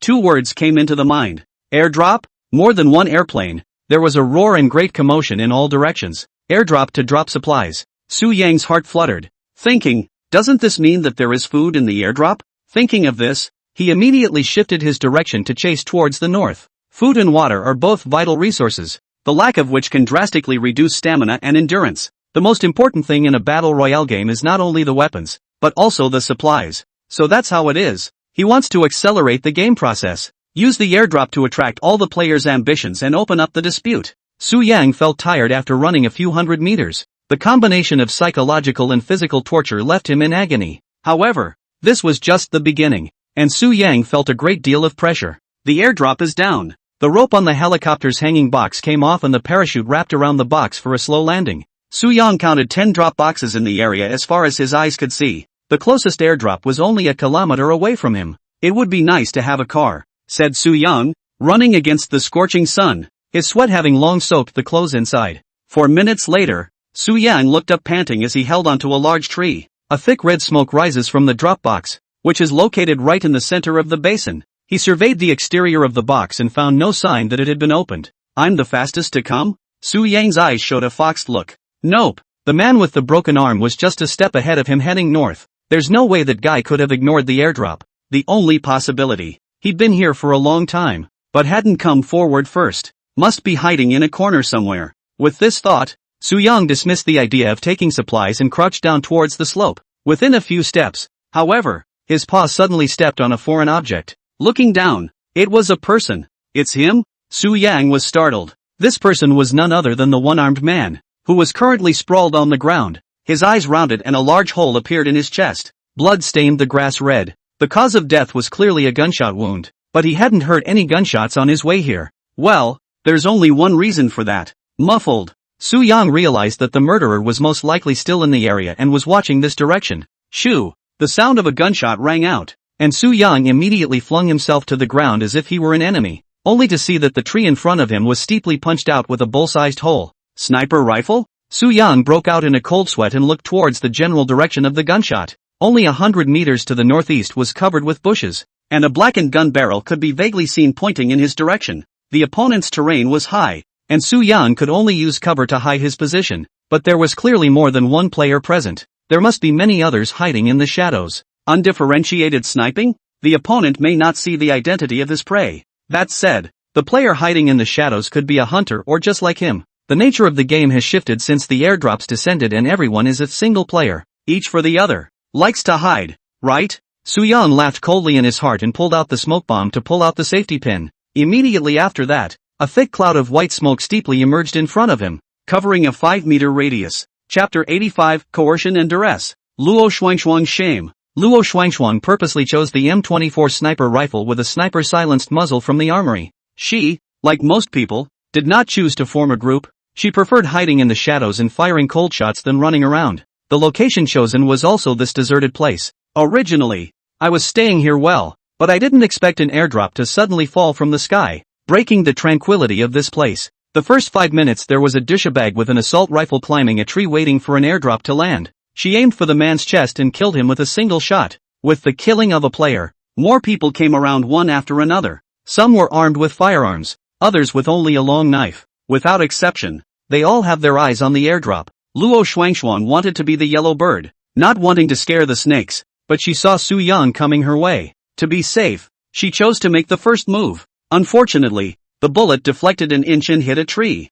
Luo Shuangshuang looked at the smoke-filled area and looked skeptical. Where is everyone? The white smoke was especially conspicuous in the lush surroundings, and immediately drew the attention of many players. It was awfully quiet around the drop, and no one moved hastily. Shortly afterward, the smoke cleared, leaving an empty smoke bomb casing. The shadow behind the tree disappeared, but Luo Shuangshuang didn't let down her guard, always keeping an eye on the wind around her. Suddenly, the sound of hurried footsteps came steeply from behind. The instant she heard the movement she turned back to slash with her knife, but before she could hit, her wrist was gripped by a huge force. A strong scent of maleness and sweat hit his face, followed by a low voice. Hush, don't make a sound. Su Yang tackled her hand that wanted to do something bad with one hand, and with the other hand, he held the pistol against her temple. Luo Shuangshuang was pressed underneath, her eyes full of panic, her delicate body taut and straight. When I ask you a question, You only need to nod or shake your head, and I'll collapse you if you dare to make a sound. Su Yan leaned down and whispered in her ear. Luo Xuanxuan nodded repeatedly, his mind full of doubts. When did he touch it? Why is there no movement? Did you kill the people? Su Yang asked the first question. Luo Xuanxuan nodded. Are you the first player to get here? Luo Xuanxuan nodded again. Have the contents of the drop box been touched yet? Luo Xuanxuan didn't hesitate and directly shook her head. Su Yang secretly sighed in relief at the sight. His biggest worry was to make a trip for nothing. If he pounced, he wouldn't have time to get to another drop point to deploy early. How many people are hiding nearby? You reach out and point and compare. The barrel of Su Yang's gun was slightly harder. Luo Xuanxuan's face was filled with grief and anger. She could clearly feel the movements of this man behind her, even friction from intimate contact. She wanted to slaughter this Su Yang, but chose to obey in the face of death. So slowly he stretched out 2 fingers. 20 people? Su Yang's face was grave. A drop box has caused so many players to fight over it. Su Yang looked down at her grief-stricken, pretty face and whispered, "Put away your little mind and talent. My bullets don't recognize people." As soon as Luo Xuanxuan heard this, her struggles abruptly weakened. The first thing Su Yang did was to pull the knife out of her hand and throw it down the slope. This action immediately attracted the attention of the crowd, and as they watched the knife roll down next to the drop box, killing intent surfaced in their eyes. Su Yang adjusted his lying position to make himself more comfortable, then tapped her shoulder. Shoot and kill anyone. Luo Xuanxuan had just felt the foreign sensation coming from her buttocks when she heard this ridiculous command. Then he twisted his head to cast a puzzled look. Break the stalemate, or else it will be so exhausting that no one will do anything until tomorrow morning. Su Yang elaborated. Luo Xuanxuan's beautiful eyes glared as if to say, "You're making me exposed?" Su Yang slapped her roundness and set off a wave. "Can't you see that I'm one with you? I can't run away if something happens to you." The shame and anger in Luo Xuanxuan's eyes increased, forcing him to aim at the player lying on the reverse slope and fire a shot. Shoo! The bullet broke through the air and hit the player squarely in the head, opening the flower immediately. Good accuracy. Su Yang appreciated. The field was agitated by the shot. You, treating me like I'm soft? The companion beside the dead man was so enraged at this that he immediately threw a grenade behind the rock in front of him. Boom! An explosion rang out, accompanied by 2 screams. The next moment, the 3 men hanging from the tree opened fire, aiming wild sweeps at the reverse slope. Bang! Bang! Bang! Loud gunshots echoed through the woods, and players hiding in the shadows moved in response. Some take pistols and shoot players 50 meters away. Some retaliated with sniper rifles. Others threw out shock bombs that blinded a few people, wailing and screaming as they were shot to pieces. The scene was a mess, and Su Yang occupied an elevated position to observe the players who had revealed themselves. 16 people, and there are still 4 hiding. Raised Su Yang's eyebrows. There are few who want to be fishers of men, and this shot came along to muddy the waters. Not everyone has a wonderful hiding place like Luo Xuanxuan. Therefore, Su Yang's purpose was simple, to force them to show themselves and to discount the enemy at the smallest possible cost. This trick is called throwback. Luo Xuanxuan looked at the players fighting below, but her mind was calculating how to get out. Obviously, she didn't think Su Yang, who had nearly taken a bullet, would let herself go. It's not killed now simply because there's still room to utilize it. It's human nature. I'm thirsty. Go down and bring up the water from the drop box. Su Yang snapped. Me? Going down? Luo Xuanxuan froze. She was going to walk through bullets flying around to get a bottle of water in a dignified manner and then come back pretending that nothing happened? Are you kidding? The corners of Luo Xuanxuan's mouth twitched viciously. Going or not? Su Yang pressed the safety and said in a cold voice. Luo Xuanxuan took a deep breath. You shoot. It's a dead end anyway. So hard-tempered? I like it. Su Yang's main focus is to convince people with virtue. Since she doesn't want to, we won't force her. So he pushed hard to strip down Luo Xuanxuan's camouflage pants. And just as he started to do so, he was blocked by something stiff and elastic. The elevation is so high? Su Yang's heart shook. What are you doing? Luo Xuanxuan's face was flushed red with shame and indignation, and she pulled on the waist of her pants with a deadly grip to prevent the other party from continuing his violence. Take off your pants. Su Yang said as such. Luo Xuanxuan was confused and dismayed. What did killing have to do with taking off one's pants? Su Yang willed her doubts and carefully explained. You don't want to live anyway. Why don't you dedicate yourself and give relief to those stressed out players? You. Luo Xuanxuan finally understood Su Yang's behavior. This guy doesn't even spare the dead. Don't take it off. I'll go. Luo Xuanxuan was nauseated at the thought of that image and rushed to speak. Su Yang stopped moving and looked at her with a smile. Go on. Move faster. And by the way, get me some more food. Chapter 86, The Terrifying Destructive Power of C4 Bombs. Creepy mature woman. Asterisk asterisk asterisk asterisk. Luo Shuangshuang spat in a small voice. What did you say? Besides water. Food. Do you want anything else? Luo Shuangshuang hurriedly asked. See what you can do. I don't mind things. Su Yang smiled. Luo Shuangshuang clenched her pink fists, itching to punch this evil face, letting off steam. If she hadn't made a mistake, would she have been taken by the throat? Thinking that, Luo Shuangshuang got up and took his gun. Slow down. Su Yang pressed his palm down. Drop the gun. How can I defend myself without a gun? Luo Shuangshuang said in dismay. Someone who isn't even afraid of death would actually take into account the safety and security? Su Yang's eyes were filled with mockery as he continued. The gun is so heavy. How can I run with it? I don't want to see you die. Hypocrisy. Luo Shuangshuang clenched his teeth and put down his sniper rifle to run wildly all the way down the slope. The scene was nearing its end. Dead and wounded. And the projectiles and bullets had been pretty much expended. Of the 16 exposed, 7 were dead and 9 seriously injured. There was no lack of top 100 ranked players among these people, and there was a blue light in their eyes. These were the people affected by the illusion, and Su Yang had only just learned about it, and had not constructed the illusion for them. Ordering Luo Shuangshuang to get supplies wasn't just because Su Yang was hungry. The more important reason is trial and error. Dig up the hidden four and force her to use her gift. Luo Shuangshuang, who had no knife or gun, was powerless, and Su Yang had already raised her M24 sniper rifle to aim. The slightest movement and he won't hesitate to pull the trigger.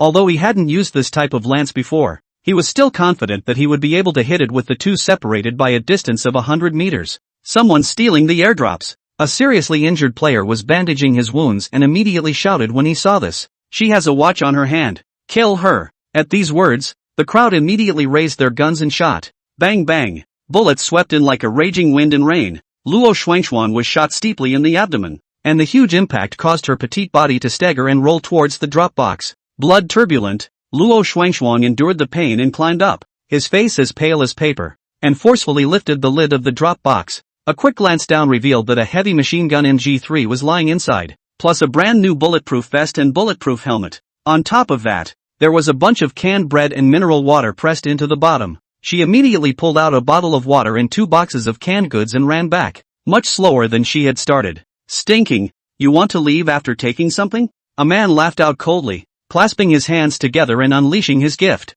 Only 2 hands suddenly grew on either side of his ribs, holding the gun of his dead companion and firing wildly. 1 person and 2 guns. The bullets as if conscious straight to Luo Shuangshuang body. In just a moment, she was shot 7 or 8 times, blood splattering as her body collapsed helplessly. Dead? Su Yang frowned. That easy? She's at least a top 100 ranked player and she's that fragile? The talent was never activated from start to finish, which was clearly not normal. Su Yang didn't believe that there was really a player who had lived until now who wasn't afraid of death. But why? Kill the people hiding in the shadows first. Su Yang identified one of the 4 people hiding in the shadows. The sniper rifle scope aimed and fired. Shoo! The bullet broke through and instantly pierced his neck. Drip! Suddenly, a familiar ringing sound appeared, and Su Yang subconsciously looked down at his watch. It was discovered that the sound was not coming from the watch. The players hiding behind cover were equally confused, the alarm clock-like sound being particularly abrupt. It's like, countdown? What's rattling? Su Yang suspiciously looked toward the front, only to see a familiar flirtatious round face steeply revealed from behind the slope, staring straight at Su Yang and licking her red lips, a pair of beautiful eyes filled with aggression. She's here too? Su Yang subconsciously aimed and fired, but the mature woman abruptly disappeared. The next moment, a dark thing landed next to the drop box, with a tiny screen hanging from the center. The red and blue threads are twisted around each other like a bomb. C4? Su Yang saw this and ran into the distance without looking back. His heart was horrified and set off monstrous waves. Why is the mature woman here? How is it that she is able to find her place with such precision? Coincidence? Or, without much time to think, Su Yang threw the sniper rifle aside and fiercely stabbed an adrenaline to his heart. The sharp pain came, followed closely by an inexhaustible force. He was like a flying man in disguise, weaving through the dense forest with a strange speed that pushed the limits of human beings. The dripping sound became more and more urgent, as if it were an alarm bell urging for life. Unsuspecting players thought it was some sort of toy at first, but on second thought it was ridiculous. Where's a big box store on the island? By the time they reacted and tried to run, it was too late. Rumble. A small mushroom cloud rose as a shocking explosion boomed, terrifying destructive power like a mountain raging in all directions. Wherever it passed, no one was spared. all of them are overthrown. Although Su Yang ran fast enough, he was still hit by the impact from the explosion and stumbled out, crashing heavily into a tree. Whoa! Su Yang spat out a mouthful of blood. His 5 organs seemed to be shifted, and severe pain swept through his entire body. It's a good thing I zapped the adrenaline ahead of time and slowed down the recovery of my injuries and functions. He glanced at his electronic watch. HP, 54. The blast almost lost half of his blood. Now he was no different from being seriously injured. Almost died, said Su Yang in hindsight. He didn't expect the mature woman to be so bold as to throw the C4 straight out. She's not afraid she'll get blown up too? Furthermore, she showed great initiative to team up with herself when she was at the armory. Su Yang at that time just felt that she had other plans. The specific what is unknown, now reappearing with the dreaded C4 bomb. That look Su Yang remembered vividly. What she wanted was her life. Handsome boy. Found you. At that moment, a woman with a voluptuous figure walked not far away. With light steps she came in a graceful manner, her gaze always fixed on him, the aggression in her eyes disappearing. In its place is appetite. Shoo! Su Yang did not hesitate to shoot. Several bullets hit the bulletproof vest was blocked some impact. Still, it embedded itself in her torso without hindrance. But the next scene was bizarre in the extreme. The mature woman did not bleed from her wounds. What? Su Yang's face showed shock as he held the trigger in a deadly grip and fired frantically. More than 20 rounds were instantly emptied, half of which landed on her head. Oddly enough, the mature woman's entire face was smashed, yet she still moved freely, and no blood. Like it's nothing. What kind of talent is this? Su Yang's heart was shaken. Are you seeing a ghost in the middle of the day? It's amazing that someone isn't afraid of bullets. He didn't even die when he ran out of pikes? Giggle. Why are you so excited to see me, handsome boy? It's spoiling this pretty face of mine. With that, the mature woman grasped the tattered face with both hands and violently tore it hard to the sides. Chapter 87, The Sickening Transformation. The real purpose of that mature woman. Rip. A shattered and battered face was instantly torn in half, revealing a male face. Su Yang's eyes widened violently, disbelief crawling on his face. What did he see? A big change? That wasn't all. However, as he continued to push along the gaping hole in the tear, and in one fell swoop the skin came off, revealing a naked, slim body. I only saw that this person had a yellow face, thin lips, drooping eyes, and a bean-sized black mole on his forehead. His body revealed a lewd aura, and he was a different person from before. You're a man? Su Yang exclaimed. Like it? Zhuang Weiluan smiled daintily, revealing a mouthful of large yellow teeth. Be as disgusting as you want. Su Yang was completely unable to associate this current face with the charming and moving image he had seen earlier. The thought that underneath the glamorous, plump skin was the man manipulating the man in front of him gave him the urge to vomit, for he had been shallowly moved with desire not long ago when faced with temptation. I've been looking for you for a long time. Why don't you want to team up with me? Zhuang Weiluan stepped forward and asked in a clipped voice.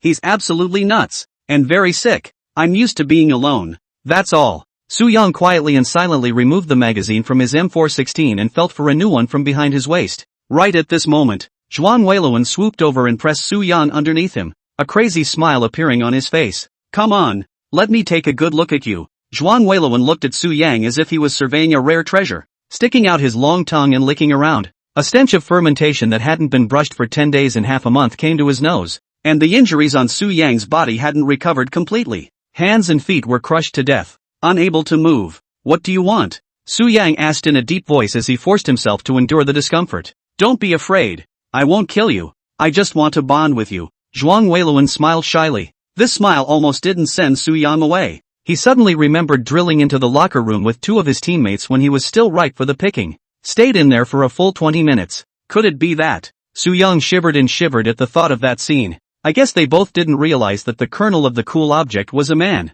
Where are your 2 teammates? They weren't with you? Su Yang asked. They, were all eaten by me. Zhuang Weiluan's eyes lifted upwards, as if recalling the flavor. He was seen smacking his lips in disgust. They're not good at all. They taste terrible. Su Yang raised an eyebrow. You can eat people? Of course, my talent is devouring, and I can inherit looks and voices along with the player's talent. When I saw you for the first time, my intuition told me that you are the most delicious. No matter its looks and talent, others are far from being able to compare. Zhuang Weiluan looked at Su Yang obsessively, his rough palm caressing his cheek. The movements were very light, as if they were afraid of damaging this perfect work of art. So you found me by smell? Su Yang winced. Yeah, the smell of your body just takes one sniff and you can't forget it in this lifetime. Zhuang Weilun attached himself to Su Yang's body and inhaled fiercely, his face full of intoxication. Su Yang had goosebumps all over his body. He had seen disgusting people, but I didn't realize there were masters. The word psycho was used to describe him. It even insults the word psycho. It's useless even if you eat me. My talent is a piece of. Su Yang's brain was running frantically, thinking about how to escape. He had thought wrong from the start. Zhuang Weilun is extremely ambitious. Not only does he want to win, he also wants to inherit everything from Su Yang. Fraud was the only talent, and was precious in terms of scarcity. Plus the extent of the fraud itself is counterintuitive. It's hard to imagine the explosion that would have been triggered if this pervert had taken it. He didn't want to die, much less be killed by this foul mouth. Don't struggle. My sense of smell doesn't lie. Zhuang Weilun licked Su Yang's neck with a look of impatience. Come on, bond with me. I'll treat this body of yours well. Zhuang Weilun flushed with excitement. Only a terrifying suction force came out as his mouth became huge. Su Yang's upper body was uncontrollably shoved into his mouth, and his pupils suddenly shrunk as he looked at the deep throat. Just then, out of the corner of his eye, he caught a glimpse of blue light. Illusions? Su Yang found a lifesaver and hurriedly shouted,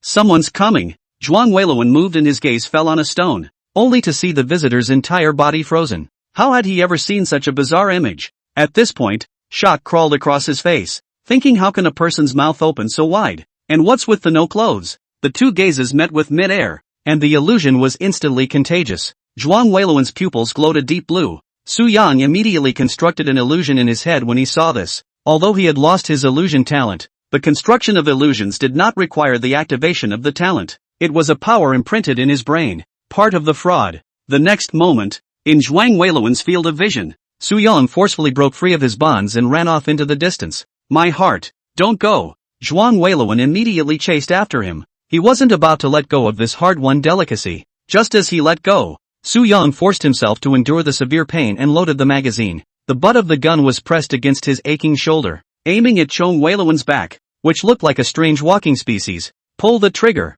Shoo! The bullet missed his chest and struck him through the heart, losing the shelter of his skin. He was no different from an ordinary man. It only took one shot to end his life. Zhuang Weilun's mouth continued to drip blood out, his eyes filled with confusion. He didn't figure out until he died why Su Yang, who was running in front of him, suddenly disappeared. Phew, breathed Su Yang, as if relieved. He was almost buried in the Taotia's huge mouth. This guy was disgusting to a realm. It was a pity that he was not able to kill him by 1,000 cuts. At the same time, this gave Su Yang a wake-up call. The top 100 players should never be underestimated, including the woman who was just held hostage. Su Yang looked up at the man who was still froze behind the stone. The other party seemed to be still not clear about the situation. How did Weilun Chong suddenly give up devouring and run out to chase the air? In one short minute, he saw scenes that an exhaustive lifetime of knowledge could not decipher. Shoo! While he was frozen, Su Yang killed him with a single shot. Although his opponent was also a player with an electronic watch, he wasn't going to let it go.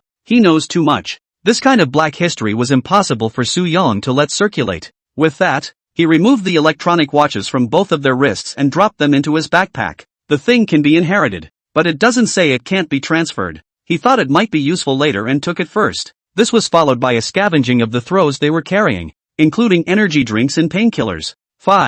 56 ammo also took 60 rounds. After completing everything, he looked up in the direction of the drop box, his eyes twinkling. Supplies. A few moments later, Su Yang carefully returned to the original place and found that the center of the basin had been smashed out into a huge crater. Scattered corpses were dotted around the area, all, without exception, victimized by C4. To his relief, the contents of the crate had not been destroyed by the C4, but only had a somewhat tattered appearance. However, just as Su Yang moved, he steeply realized that the position where the woman was originally lying was empty. Where's the body? Chapter 88, a brutal and decisive charge. Surprise bombing zone. Blood remained on the grass and pressed out a human form, but the body disappeared without a trace. Su Yang scanned around with a frown and realized that there was no familiar human head in the pile of broken arms and limbs. C4 is very powerful, but not so powerful as to blow people into powder. Su Yang sensed that something was wrong. He had seen the woman shot 7 or 8 times, her body armor in shreds.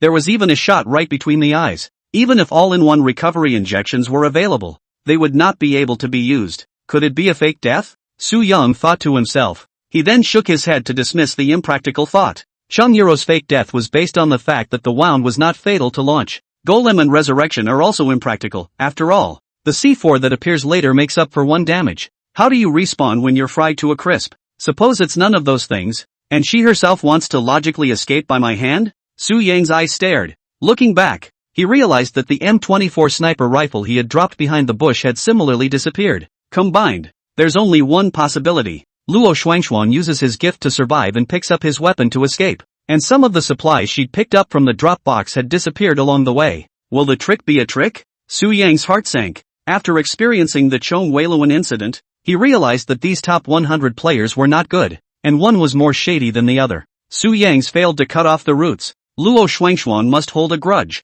God knows what nooks and crannies she'll be sneaking around in? Gotta be more careful, said Su Yang, planning to find a hidden place to stay once he had the supplies in hand. Survive the first day first. Then he went down the slope to the drop box and took 4 bottles of mineral water and 6 loaves of bread. The remaining 3 bottles of mineral water inside were all uncapped and poured out. Similarly, the food was opened and thrown on the ground and stomped on. Cutting off supplies is also a tactic of imperialism. After doing this, Su Yang continued to walk towards the east. The location he was in now was in the center of the farm's connection to P-Town, and he intended to look for houses away from the road. Su Yang ate the bread as he walked. The flavor could not be described as delicious, and it was even a bit bitter. It was rare enough to fill his stomach under these circumstances, and he didn't bother to think too much about it. Eating 3 pieces of bread barely filled him halfway, and he was going to save the remaining 3 for tomorrow. Grabbing the airdrop was a crisis, and he didn't want to expose himself to the enemy's view again. Just as Su Yang was drinking the mineral water,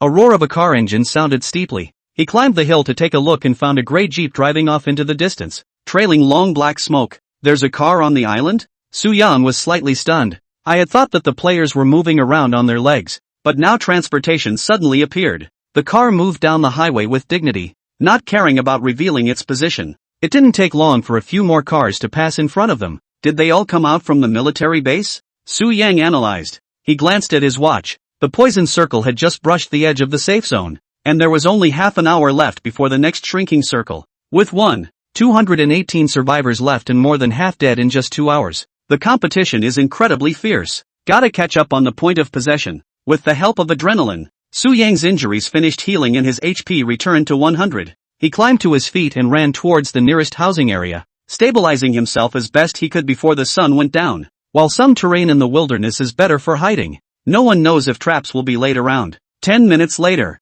he came near a double-story building, holding a gun and using a quadruple scope to observe the movement. There were no rut marks around the house fence and no one was in the house. Suyan fires a shot to the second floor wall. Shoo! The bullet embedded itself deeply, spattering a wisp of white ash. Waiting for a few moments, there was still no movement or response from the house. Is there no one? Su Yang didn't dare to take it lightly and fired a few shots one after another. After another 5 minutes, there was still no sign of anyone at the window. Seeing this, Su Yang planned to get closer and charge the housing area with a concussion bomb. Just as he was getting up, a jeep drove steeply towards the house, only to see the car stop outside the fence, open the door through the cover, and a man stepped down inside. The man was armed with an AKM assault rifle and carried an SKS sniper rifle behind him. His leg was wrapped in bandages and his camouflage uniform was red with blood, eyes haunted with murderous rage. There's no watch. Su Yang immediately stopped his body when he saw this. Rapid exposure will surely be taken as the primary target of attack. He intended to observe in secret, just so someone would go scouting and save him a lot of trouble. He was seen loading the clip, fumbling for a fragmentation grenade from his belt, pulling the safety pin and throwing it into the first floor. Boom! A loud sound was emitted, and the gate was suddenly blown to pieces. The man rushed right in, rifle in hand. So reckless? Su Yang raised an eyebrow. What's the difference between charging into a house without knowing if it's occupied or not, and sending someone to their death? As expected, it didn't take long for fierce gunfire to come from inside, like a concerto that was more than a little high. Bang! Suddenly, the glass of the second floor window burst unexpectedly, and an 11 or 12-year-old child fell down from above, collapsing heavily and spitting blood. Ah! Women screamed in a square circle as the gunfire intensified. After a long time, the gunfire stopped abruptly. Only 2 silhouettes appeared on the second floor, a man and a woman. Su Yang raised his sniper rifle to check and watched the woman keep pleading, but the man looked cold and took the knife and touched her neck and threw it out of the window altogether.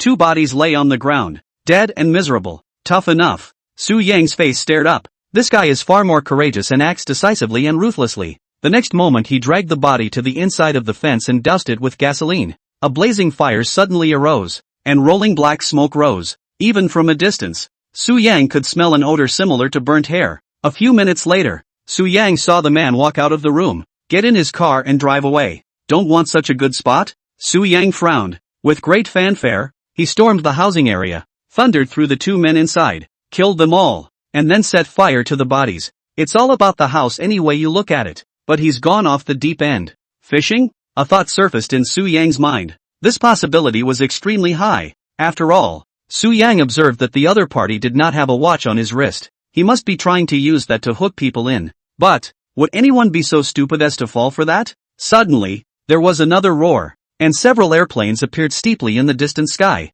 Airdrop? Su Yang raised his gun to check, but realized that there were no supplies underneath the plane. And from that neatly organized stance, it was clear that it wasn't as simple as just sailing. He glanced down at his watch and his pupils plummeted. Only a red circle appeared on the map, and he was in the center of it. It's bombing zone? Su Yang was like falling into an ice cave and broke out in a cold sweat. He snapped his head up to the housing area, the only hiding spot. He can predict the location of the bombing zone? Su Yang's face changed drastically. Chapter 89, A Coincidental Encounter with Lin Yang. Su Yang's suspicion. He's wrong. Wrong idea from the start. The man wasn't trying to take over the housing area, much less to kill. What he wanted was always a watch. Intentions are straightforward and unobtrusive. It's nakedly phallic. But, how did he know that a watch player was nearby? Su Yang was puzzled in his heart. Right now he didn't have time to think. The bombing zone was huge and there was no way to get out without transportation. The houses are the only safe zone. The only way to circumvent the bombardment is to go in.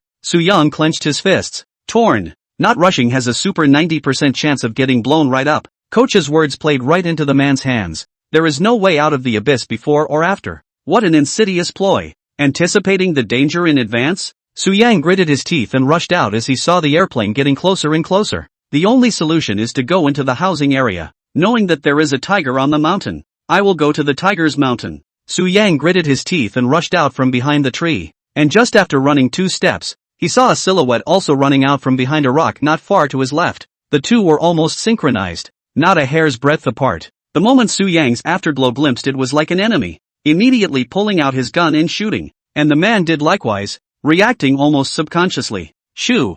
Bang! Su Yang stifled a grunt as a sharp pain steeply came from his abdomen. The man was hit in the shoulder by a bullet and stumbled, nearly falling to his knees. A flash of viciousness flashed in Su Yang's eyes, and the M416 was slightly tilted to the side, utilizing the side sight to aim at the man. But just as he turned his head, he froze. It's you? The two said in unison. The visitor had an inch head, a t-shirt underneath, body armor over, and a rusty bulletproof helmet, with a Thompson submachine gun in hand and a tattered backpack on his back. He was as gray as if he had fled the country. Instead, he had an electronic watch at his wrist. This made Su Yang extremely surprised. Su Yang, why are you here? The visitor was none other than Lin Yang, his face crawling with the excitement of meeting a deceased person, oblivious to the present situation. You're Lin Yang? Su Yang kept his gun in his hand, still aiming. He felt warm liquid coming out of his abdomen all the time, and a feeling of weakness came from his body. He immediately took a couple of painkillers and his pale face eased slightly.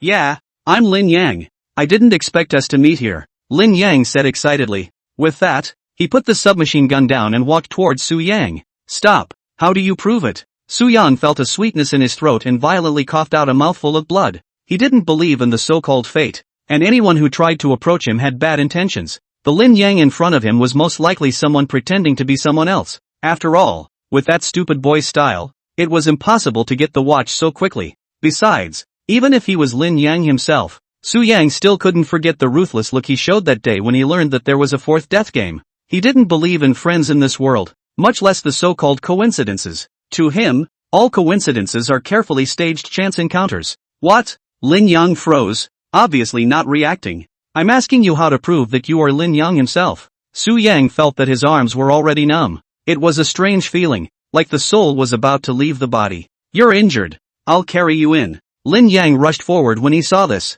Don't come over. Su Yang did not hesitate to pull the trigger, but found that his fingertips seemed to be filled with lead and could not move. What a time you're still fooling around. Lin Yang revealed a displeased look, ignoring the other party's resistance and forcibly carried Su Yang on his shoulders. Boom! The bombardment began and a small mushroom cloud appeared, shaking the earth. The shockwave snapped the trees, and Su Yang's face was scratched by the debris caused by the bombardment, and blood marks suddenly appeared. Lin Yang sprinted with a 75-kilogram adult on his back, his face reddened and his veins exposed. Su Yang's eyes were complicated when he saw this, and he suddenly couldn't figure it out. Couldn't figure out why Lin Yang was doing this. It was clear that they weren't even what you would call companionable, much less deeply bonded. He was perfectly capable of leaving himself where he was and going into the house by himself. What kind of person is stupid enough to risk getting blown up to save someone? It's not logical at all. Ha! Lin Yang dove headfirst into the house in the aftermath of the explosion, placing Su Yang on the ground and gasping for air.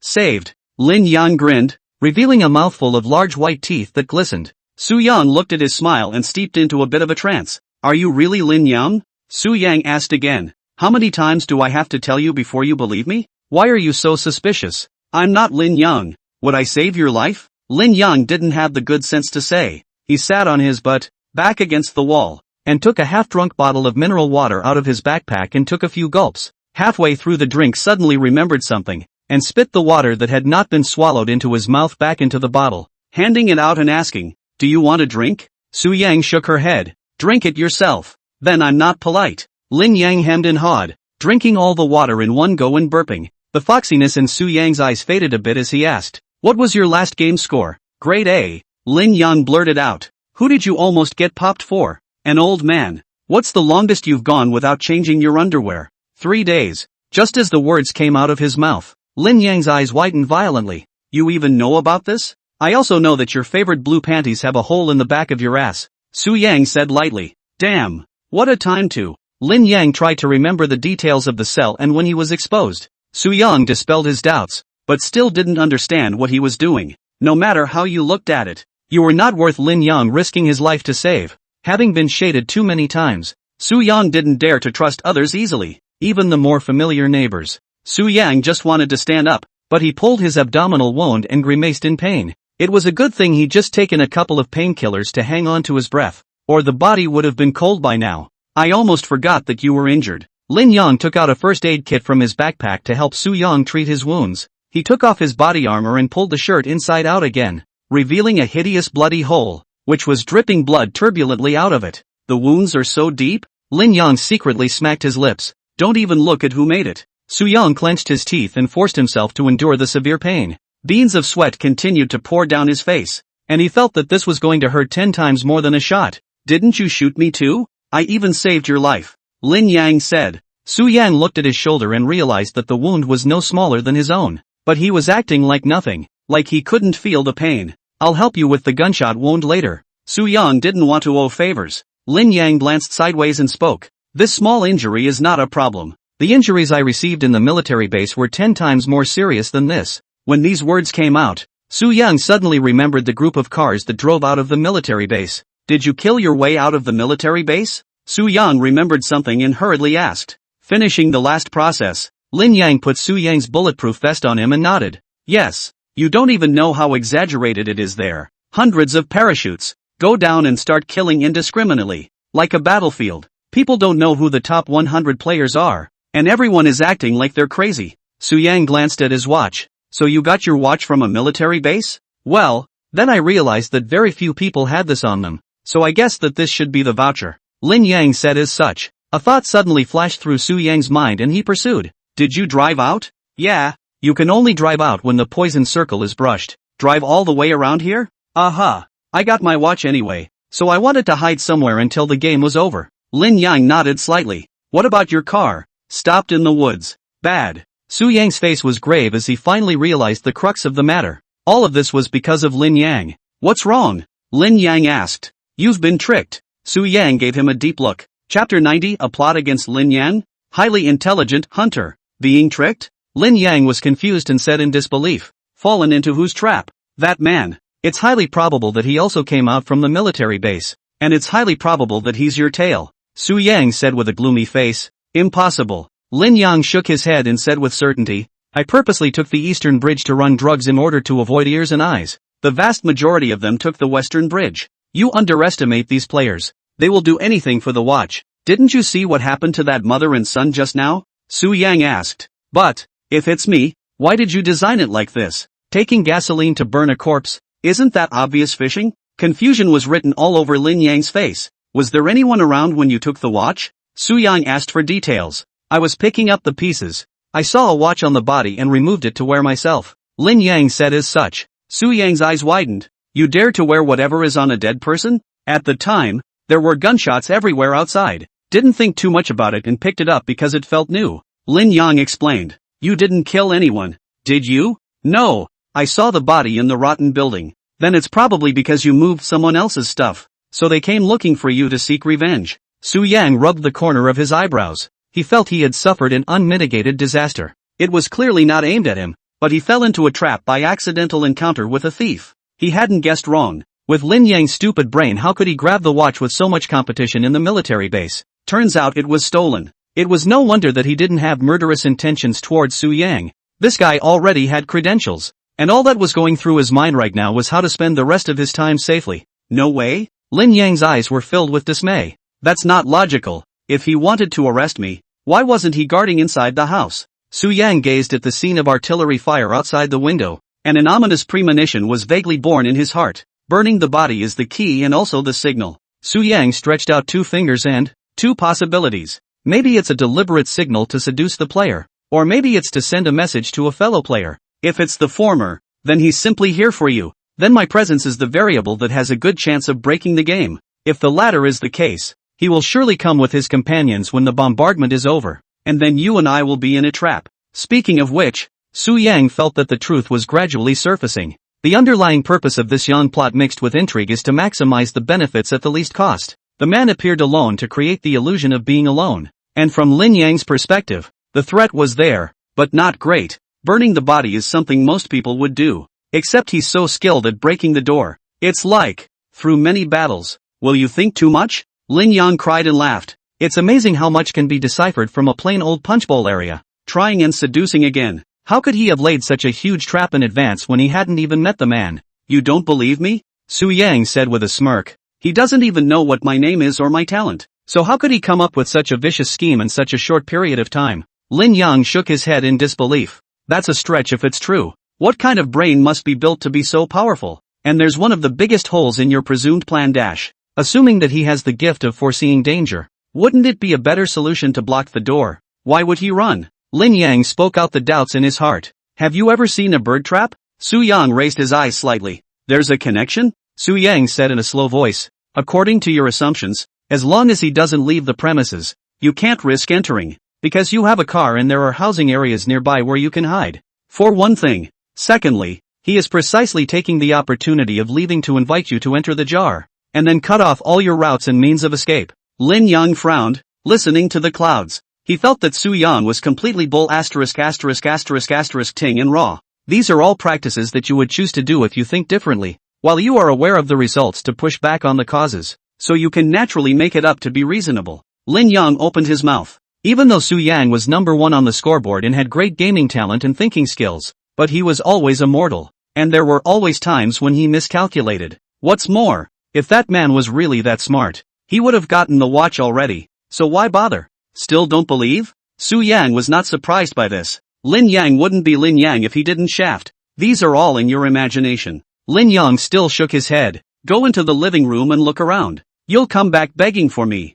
Su Yang spoke with a smile. Lin Yang touched into the living room in a skeptical manner and scanned around, looking at the dilapidated scenery left behind by the fragmentation grenades as well as the bullets that had swept through it, and couldn't help but mutter. What's so strange about pretending to be a Riddler? Su Yang braced himself and slowly stood up, and with the help of the first aid kit, the wound was almost healed. I have to say, the first aid stuff just beats the hell out of long-acting recovery agents like adrenaline. He leaned against the doorframe and watched the carefully pacing Lin Yang, suddenly feeling amused. What's to smile about? Wasn't it you who told me to look? Lin Yang didn't have the good sense to say. As if to confirm that his guess was correct, Lin Yang took a step forward. Look, what's wrong with the living room? You're just too paranoid about everything. Buzz. Suddenly a soft sound was emitted. Lin Yang felt as if his ankle had kicked into some kind of obstruction, and one step further would be an abyss of 10,000 feet. This moment was like falling into an ice cave. He swallowed his saliva with difficulty and trembled. Su Yang. No, brother, quickly help me see what the hell this is. Su Yan leaned over to his feet to scrutinize them and found a thin thread connecting the two ends. One end was tied to the leg of the table that had rolled to the floor, and the other end was tied backwards to the trigger of the Thompson submachine gun behind the bathroom door. Once you kick hard enough to move the thin wire, the force is split evenly between the table and the trigger of the submachine gun, but an even split is only ideal. And besides, how can a grown man walking with inertia pushing him kick the trigger, followed by having it shoot bullets in the direction in which it is standing? Coincidentally, Lin Yang's move caused the thin wire to tangle with the hinges on the door, causing the trigger to be pressed down slightly, and the bullet didn't go through the chamber. However, in Lin Yang's eyes, he thought he had stepped on a landmine and didn't dare to move as he cried out, "Please brother, save me, don't panic, it's just a little trap." Su Yang drew his axe to cut the line and picked up the submachine gun behind the bathroom door. "Is it that mother and son's weapon?" Su Yang said in his heart. The man was in the room for at least 5 minutes between the time he burned the body and the time he drove away. Su Yang didn't think that a murderer who killed like a man would take so long to lick the bag. Combining Lin Yang's encounters with all the strange phenomena one can guess, the men laid traps in the house, and in more than one place. It was just as well that Lin Yang didn't believe his guesses and pushed him out to corroborate the results. Su Yang shoved the magazine to Lin Yang, who was panting violently after the robbery, and gazed at the stairs leading to the second floor. A highly skilled hunter? Chapter 91, or calculation? Then let him use his body as bait. It is by no means an ordinary person who can set up such a trap. At least he has extremely high combat experience along with a strong sense of hunting. Such traps against beasts of prey were used in the house, obviously not treating them as human beings. Scared me to death. I thought I stepped on a landmine. Lin Yang palpitated as he wiped away his cold sweat, nearly peeing in fear. For a moment, he felt like he would be blown to pieces if he let go of his foot. It was thought that this was just that man simply looking for watch action. The alleged burning of the body was also a reasonable move. Everything was overinterpreted by Sujin. How could there be such a carefully laid out plot and scheme? Right now, after experiencing the trap, he realized it was wrong, taking things too literally. "Su Yang, what should we do next?" Lin Yang asked out loud as he stuffed the magazine into the pocket of his bulletproof vest. "Believe it now?" Su Yang said with a smirk. Lin Yang, who still had the idea of being clever and stubborn, hurriedly nodded his head. "You're my own brother. Help your younger brother. You tell me your talent first." A brilliant light flashed in Su Yang's eyes. When these words came out, Lin Yang opened his mouth to speak, and after thinking for a moment, he bowed his head in silence. "What? Don't dare to say?" Su Yang looked straight into his eyes. "My talent is a bit complicated, but I can clearly tell you that it's stripped right now." Lin Yang said as such. "Be specific. For example, if you hold a bottle in your hand, I can separate the cap from the bottle." Lin Yang gestured. Su Yang sniffed and pondered for a long time. "Can you strip the magazines?" "Could be. What about the already loaded bullets?"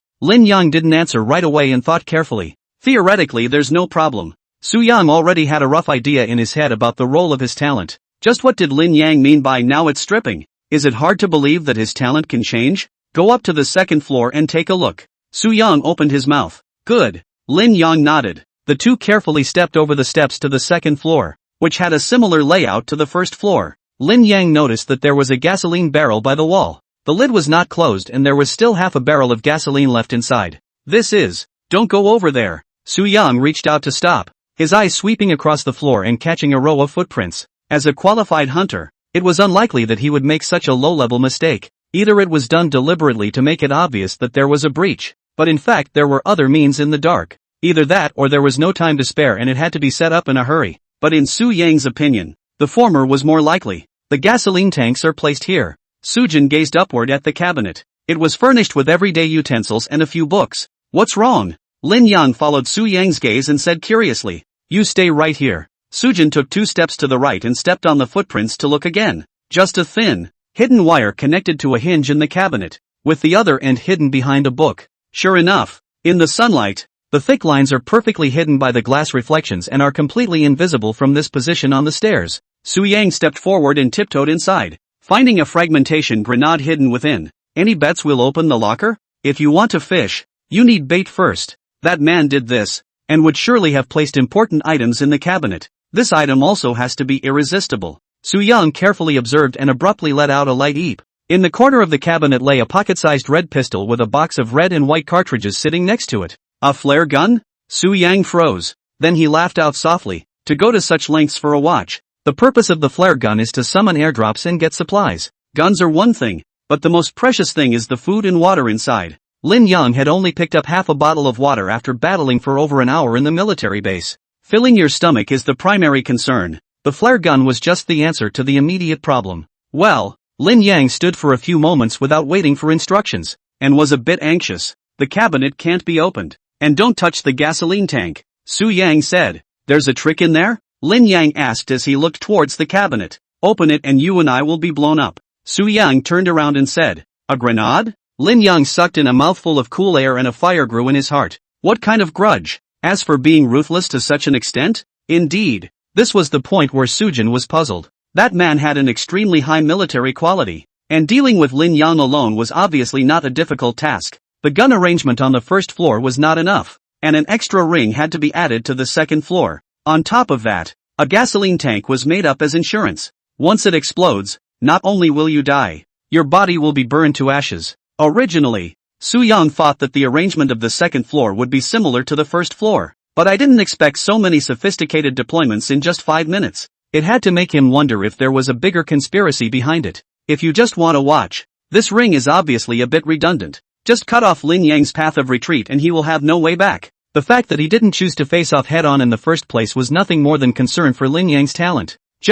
Is all this really just to target Lin Yang? Su Yang analyzed. At this moment, a bold idea steeped in the mind. Maybe, he is really targeting me? Su Yang frowned. Nope, he didn't realize that Lin Yang was acquainted with himself. Could it be that he was just worried that Lin Yang had an accomplice? So he was this careful? There are too many coincidences. Su Yang recalled today's encounter and found a few strange points. For one thing, Luo Xuanxuan happened to be nestled in the spot where the airdrop landed meticulously. Secondly, Wei Luansheng finds him by sniffing and blows up the players around the airdrop with his C4. Thirdly, several cars happen to drive past the highway next to Sujin's route of travel. There are no holes in any of the above things singled out, but the combination is deliberate. Wei Luansheng wants to inherit everything from me, and he doesn't want me blown up. So C4's role is just to clear the area and kill any witnesses. All gifts have limitations, whether it's fraud or devouring. Devouring is the main focus, with smell as a supplement. And the island is so large that even if he knew where I was teleporting to,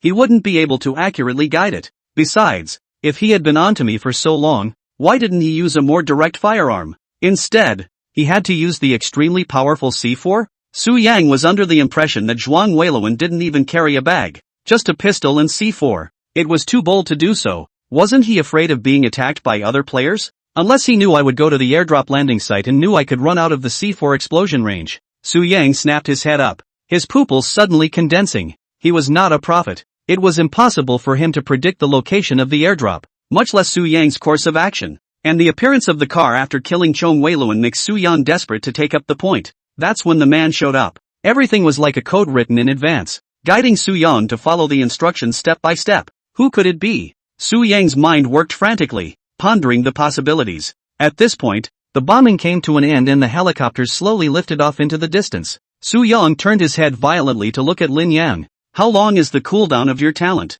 5 minutes. Enough. Instead of speculating about the man behind the curtain, we should wait for him to reveal himself. You'll strip the hinges off the bookcase later and detonate the grenade. Su Yang commanded. You mean? Lin Yang's eyes widened. That's right. Since he wants the watch, let him come and get it himself. The corner of Su Yang's mouth rose slightly. But, will that man fall for it? He will definitely come, Su Yang said with certainty. As soon as he steps through the door, these conjectures will be verified. It's not certain who is the hunter and who is the prey. Su Yang looked out the window at the devastated earth, his eyes flickering. Then let him. Use your body as bait. Chapter 92, Offset Talent. Mistakenly injuring friendly troops one after another. The bombardment finally subsided, and the devastated earth stretched out like a pimple on someone's face. Within a radius of 500 meters, all the players were blown to pieces, except for those in the housing area. Boom! A shocking explosion broke the brief calm. The second floor of a pink and white house burst into flames steeply,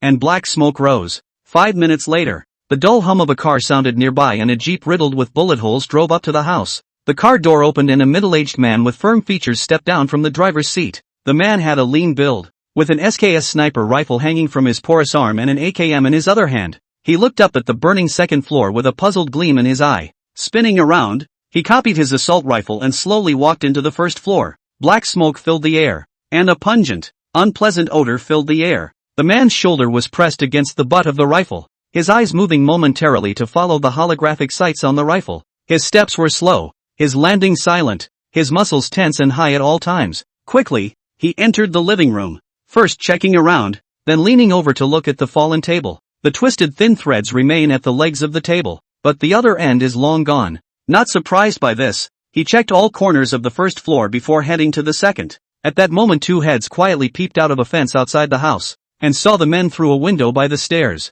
This guy really came. Lin Yang tightened his grip on his submachine gun and his face sank. He looked to Su Yang, who was expressionless on the side, and whispered, "Act according to the plan? Don't rush. See if he has any accomplices following him." Su Yang said. At this time, Lin Yang looked at the jeep on the side. "Why don't we just grab the car and run?" Su Yang sniffed and asked rhetorically, "Aren't you afraid that there are traps in the car as well?" Once these words came out, Lin Yang resentfully withdrew this thought. After observing the man's toned muscles up close, Lin Yang suddenly had the thought of running. Why fight to the death with a player who doesn't have a watch when you have one anyway? If you can't drive, then just run. Without waiting for Lin Yang to speak, Su Yang copied the M416 and hitched it to the gap in the fence, revealing a silenced muzzle and aiming at the man at the window.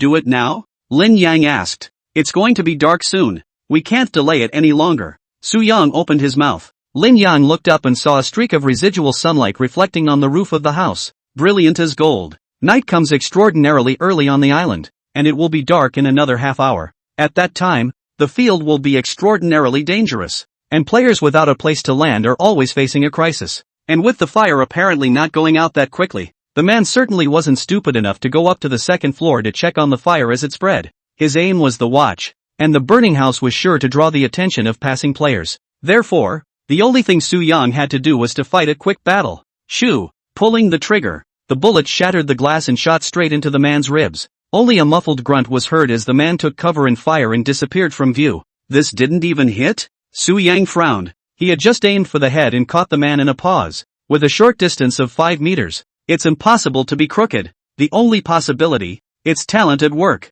He's hurt. Go! Su Yang pulled out a concussion bomb, pulled out the safety pin and threw it into the window gap. Without hesitation, Lin Yang, who had been instructed, flipped over the fence the moment the concussion bomb was thrown and rushed inside with his submachine gun in hand. Bang! A soft thud interspersed with a violent flash of light issued, and a scream came from inside. Sujin realized, the time has come. With that, he unloaded his backpack and M416, holding his pistol close behind him. When the two entered the room, they found no one in the living room. Split up and look, Su Yang said. Yes, the two of them cautiously felt their way forward, a wary look appearing in their eyes. The living room since no one was there, but he had to hide in the bathroom or his room. Sujin kicked open the door of the room and aimed his pistol in the direction of the bed, checking left and right after realizing no one was there. Not here. Su Yang's heart sank, immediately turned and ran out. Bang bang. Suddenly, the sound of gunshots resounded steeply. Su Yang's pupils suddenly condensed and hurriedly ran towards the bathroom,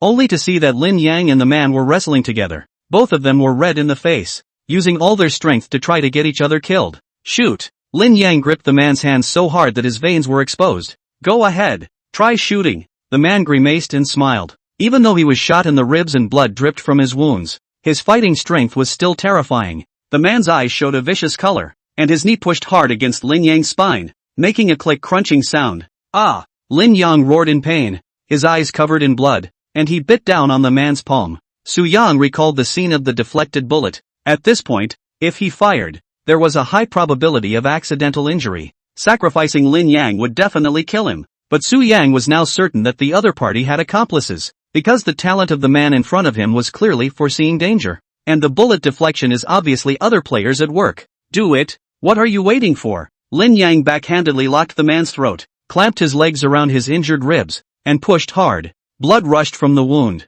and the man rolled his eyes as he struggled to breathe from the lock. Su Yang saw the opportunity to plunge his axe and chop down hard. Put! This axe did not cut on the man, but instead cut on Lin Yang's thigh. Can it even affect melee weapons? Su Yang was stunned.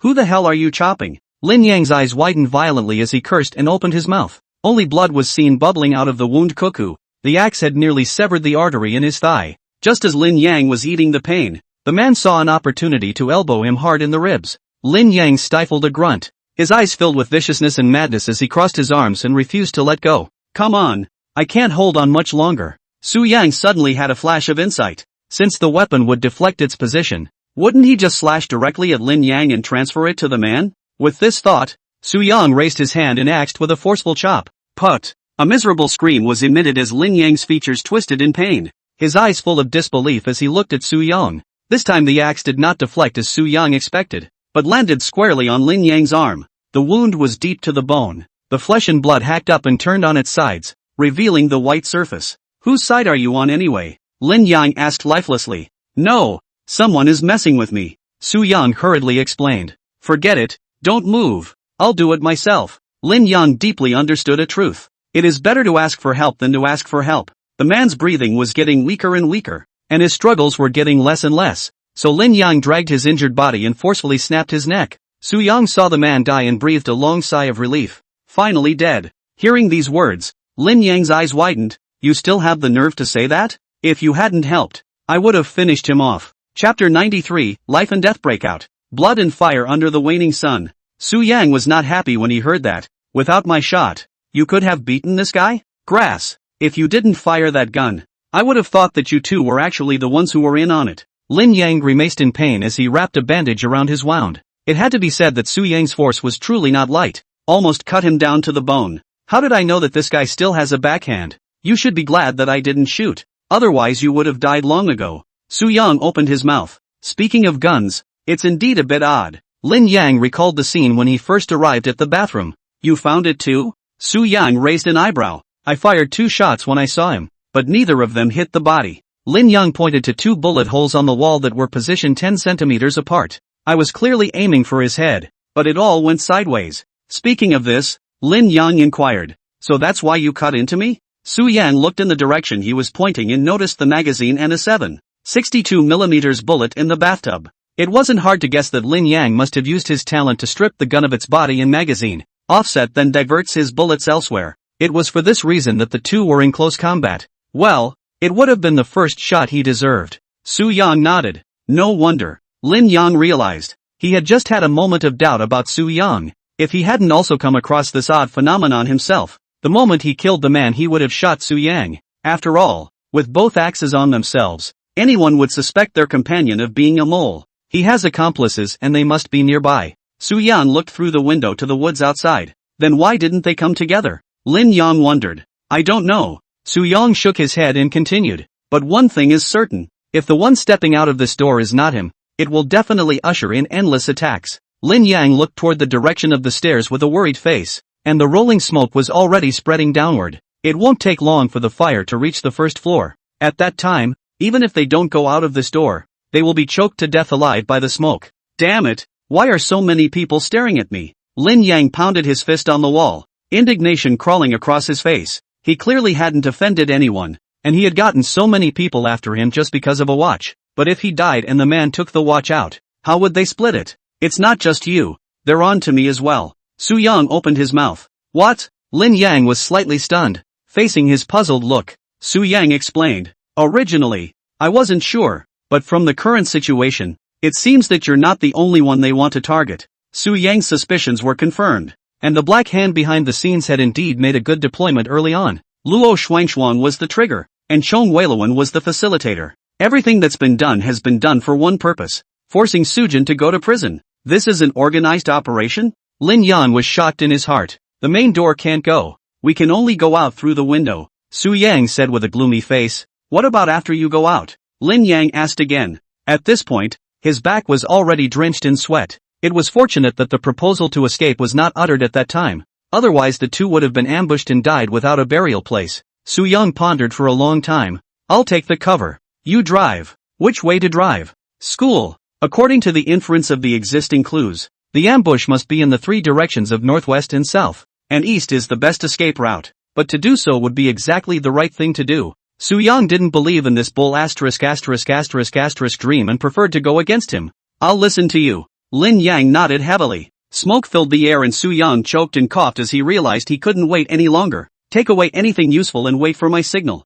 Su Yang spoke. Lin Yang immediately touched away the smoke grenades and grenades from the man's body, lying on the ground a little bit towards the window of the room. The fire grew so hot that even the air became scorching hot. It is not the flames that threaten the place on fire the most, but the horrible heat and smoke. Even in a fireproof suit, a heat wave of several hundred degrees is enough to cook a person. It's like a microwaved ingredient wrapped in tinfoil. As a result, Su Yang could only act in haste and had no time to deploy a plan. Ready? Su Yang spat out a mouthful of black phlegm. Aha! Remember, first clear the driver's seat and passenger's side where traps may appear, Su Yang admonished. With that, he pulled the safety pin on the smoke grenade and threw it in the direction of the door. White smoke mingled with black smoke, and in mere moments there were countless gunshots. Bang bang bang. Sure enough, Su Yang guessed where the ambush was exactly in the three directions of northwest and south. Clang! Lin Yang immediately broke the window and rolled down a few times to stick to the fence. The next moment, bullets came barreling toward him in smacking numbers.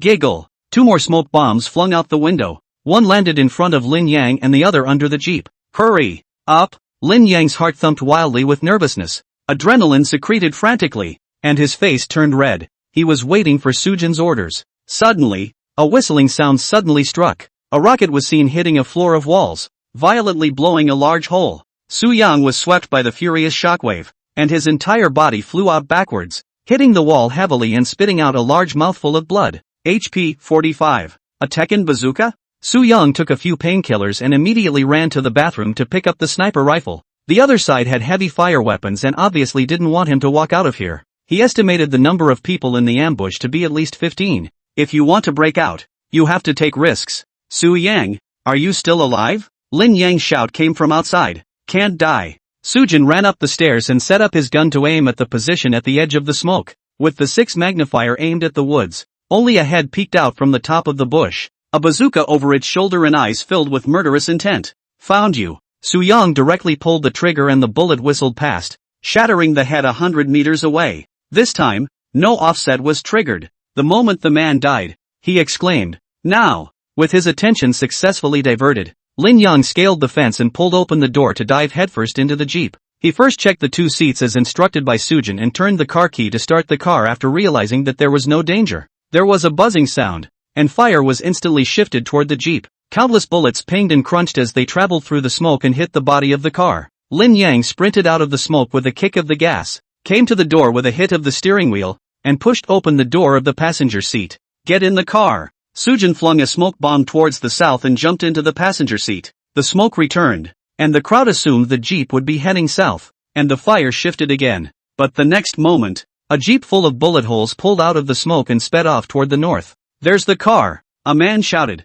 Su Yang and Lin Yang simultaneously adjusted their seats backward, and the two of them lay on their backs, dodging the bullets coming from 3 sides. Lin Yang didn't look at the directions at all, and directly stepped on the gas. The jeep barreled across the street, headlong into the north woods against the ammunition, violently knocking several people out of the ambush. Woohoo! Cool! Lin Yang laughed out loud, the color of madness filling his eyes. Your reward. Su Yang took out a fragmentation grenade from the pocket of his bulletproof vest, pulled out the safety pin and threw it out the window without looking back. A few seconds later, a roar wrapped in screams resounded through the square. The remaining sun was like blood, and the flames mixed with the blood, painting a bizarre picture. The crowd gave chase unsuccessfully, and could only watch with resignation as the jeep twisted and turned and sailed away. Chapter 94, The Scheming of the Man Behind the Curtain. You're such a genius. Ha ha ha ha. Awesome. That's what it feels like. Lin Yang slapped the steering wheel hard and laughed freely. Having been tortured by the rules and players of this damn game for a long time,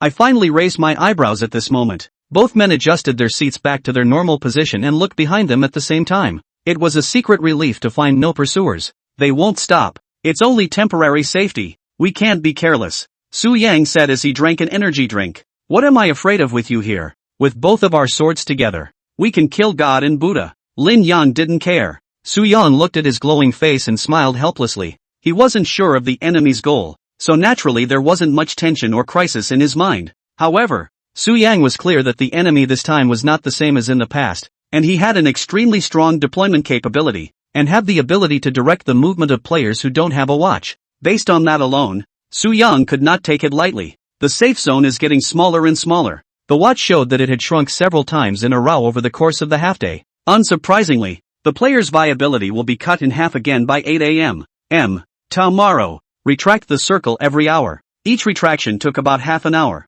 At this trend, will the last safe zone be in the prison? Su Yang frowned. The good news was that the safe zone was currently large enough that he had plenty of time to figure out his next plan. The bad news is that the safe zone is getting closer to the east. Right now the number of surviving players is down to 997. There are bound to be a lot of people inheriting top 100 rankings during this time. Lin Yang is a typical example. If the dream comes true, what exactly is the mastermind behind it plotting? Su Yang fell into deep thought. Sujin had never considered himself an important character. Also, all the players he played the game with are dead. There is no such thing as retaliation. Furthermore, he had only crossed paths with Lin Yang and Qin Weiyang in prison. The others hadn't met, much less climbed into conversation. And the only thing of value left in Su Yang, besides his talent, was the ranking. Trying to take my talent? Su Yang analyzed the first possibility. As in Devour, Chong Weiluan tries to inherit everything he has. Then he must be swallowed whole. It's a prerequisite.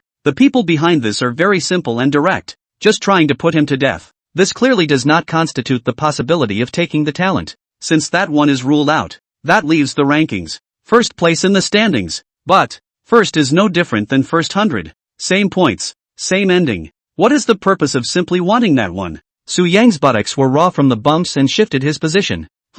Just then, he felt his hip come into contact with a hard object. What is it? Su Yang probed his hand in and grabbed out a watch. Lin Yang unintentionally turned his head to take a look and froze. Where did you get that watch? I felt it under the cushion. I guess it's owned by that man. Sujin said. Isn't the watch impossible to peel off? Lin Yang wondered. It can be stripped, provided it's not on your hand. So he has always had a watch. Then why? Lin Yang seems to have discovered a new continent, and his heart is greatly shocked. Obviously among the top 100. Yet he still wants to kill him.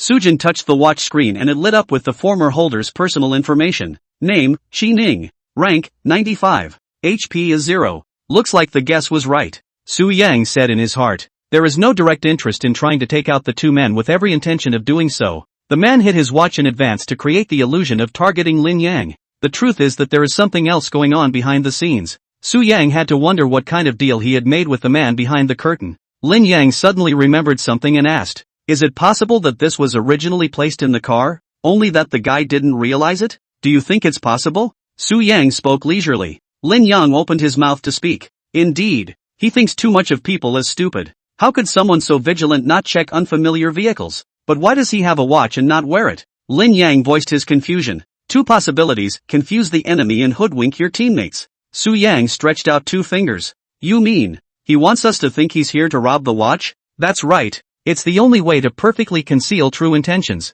Lin Yang smelled a hint of something wrong. Since he wasn't targeting the watch, that proves it has nothing to do with him. Sujin's previous statement about seeking revenge would not hold water. Thinking of this, Lin Yang immediately snapped. I see. Their real target is you. Without saying a word, Su Yang rubbed his watch screen, thinking, for S sake, I thought I was the one who implicated you, but it turned out to be me who was implicated. Lin Yang felt innocent all of a sudden. At first, he was somewhat apologetic to Su Yang. After all, it was his own actions that had even dragged the latter into the whirlwind. Now that the truth is revealed, dare he be the one implicated? You are also a part of the plan, Su Yang said slowly. I'm a pawn? Lin Yang was a bit offended. It can be interpreted that way. Asterisk.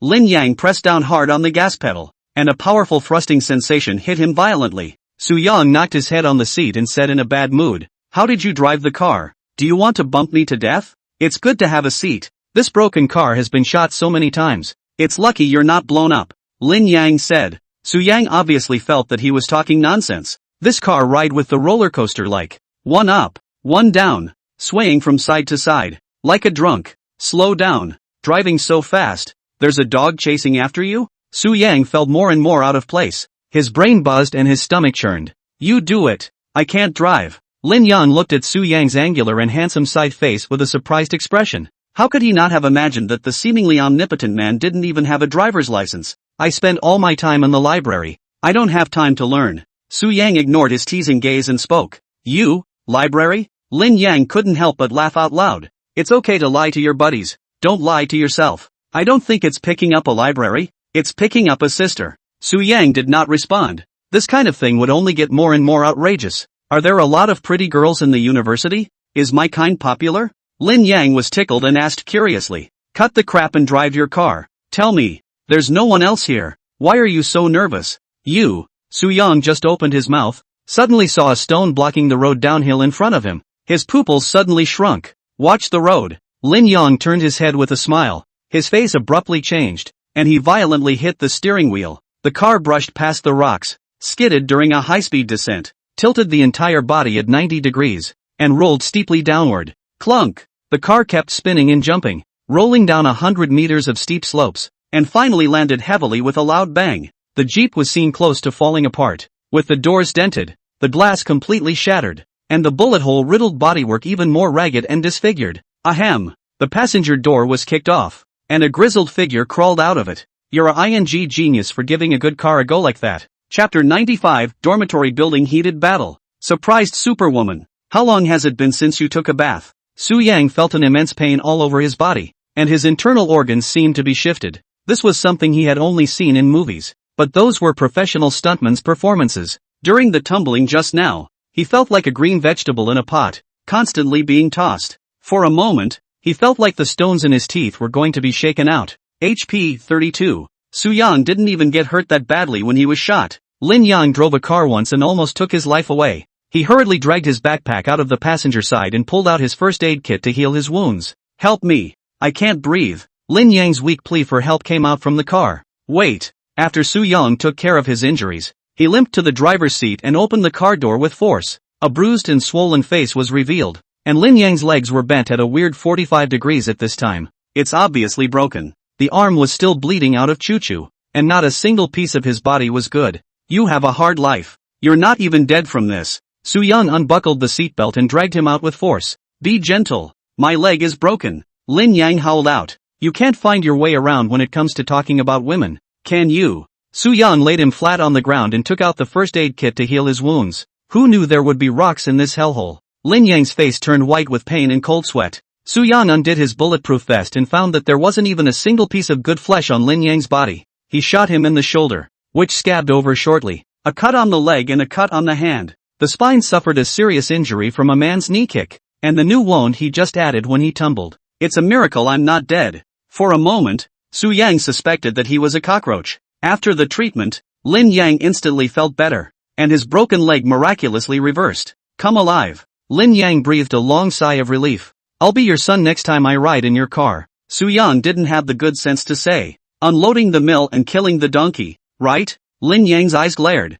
That's when he caught an afterimage of the tattered tire deflated with a couple of bullet holes in it. So it's a flat tire. No wonder the car is so unstable. Lin Yang muttered. The fact that the car was shot so many times and the tires still lasted a few miles shows the gold content of this Jeep. Su-yang took out a bottle of water from his backpack and dried most of it, throwing the remaining bit to Lin Yang. It's getting dark. We must find a landing spot as soon as possible. Su-yang looked at the darkening sky and said in a deep voice. Lin Yang looked down at the directions and pointed to the northwest. The school is just ahead. Bang bang. Just then, a fierce burst of gunfire came steeply. The two men looked at each other, both seeing the color of gravity in each other's eyes. Gunshots were heard from the direction of the school, which proved that the battle for the stronghold had begun. What to do? Lin Yang worried. The only means of transportation the two had was gone, and finding a car in the middle of nowhere was not practical. Su-yang pondered for a moment and spoke. Can you walk? No problem. Not to school. To the dormitory building.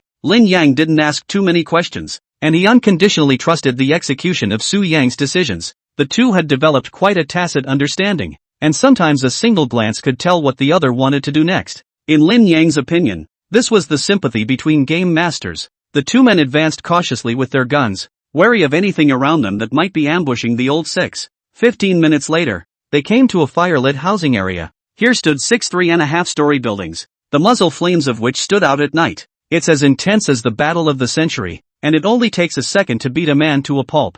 So many people? Lin Yang was surprised. He knew that this kind of high-floor housing area would be robbed by many people, but he didn't expect it to be this exaggerated. A rough estimate is that there are at least 30 people in each building. 6 buildings add up to 180 people, close to 1 in 5 surviving players. Seeing this, Lin Yang's heart immediately beat a retreat. He felt like he would be beaten to death as a roadside strip once he stepped within the confines of the dormitory building. Why don't we just find another place? Lin Yang swallowed hard. It's too late. Su-yang took a deep breath, poured out a few painkillers and took them down the energy drink. In the next moment, he felt that his body was filled with power, with inexhaustible strength. Spinning around, he rushed out with his gun, aiming straight for the nearest dormitory building. Lin Yang saw this and stabbed a root of adrenaline into his small arm and gritted his teeth to catch up. Grenade explosions mingled with gunfire in a toothsome symphony. Sujin touched the nearer point through the night and took out a concussion bomb and threw it at the door. A short while later, a few screams came steeply from inside.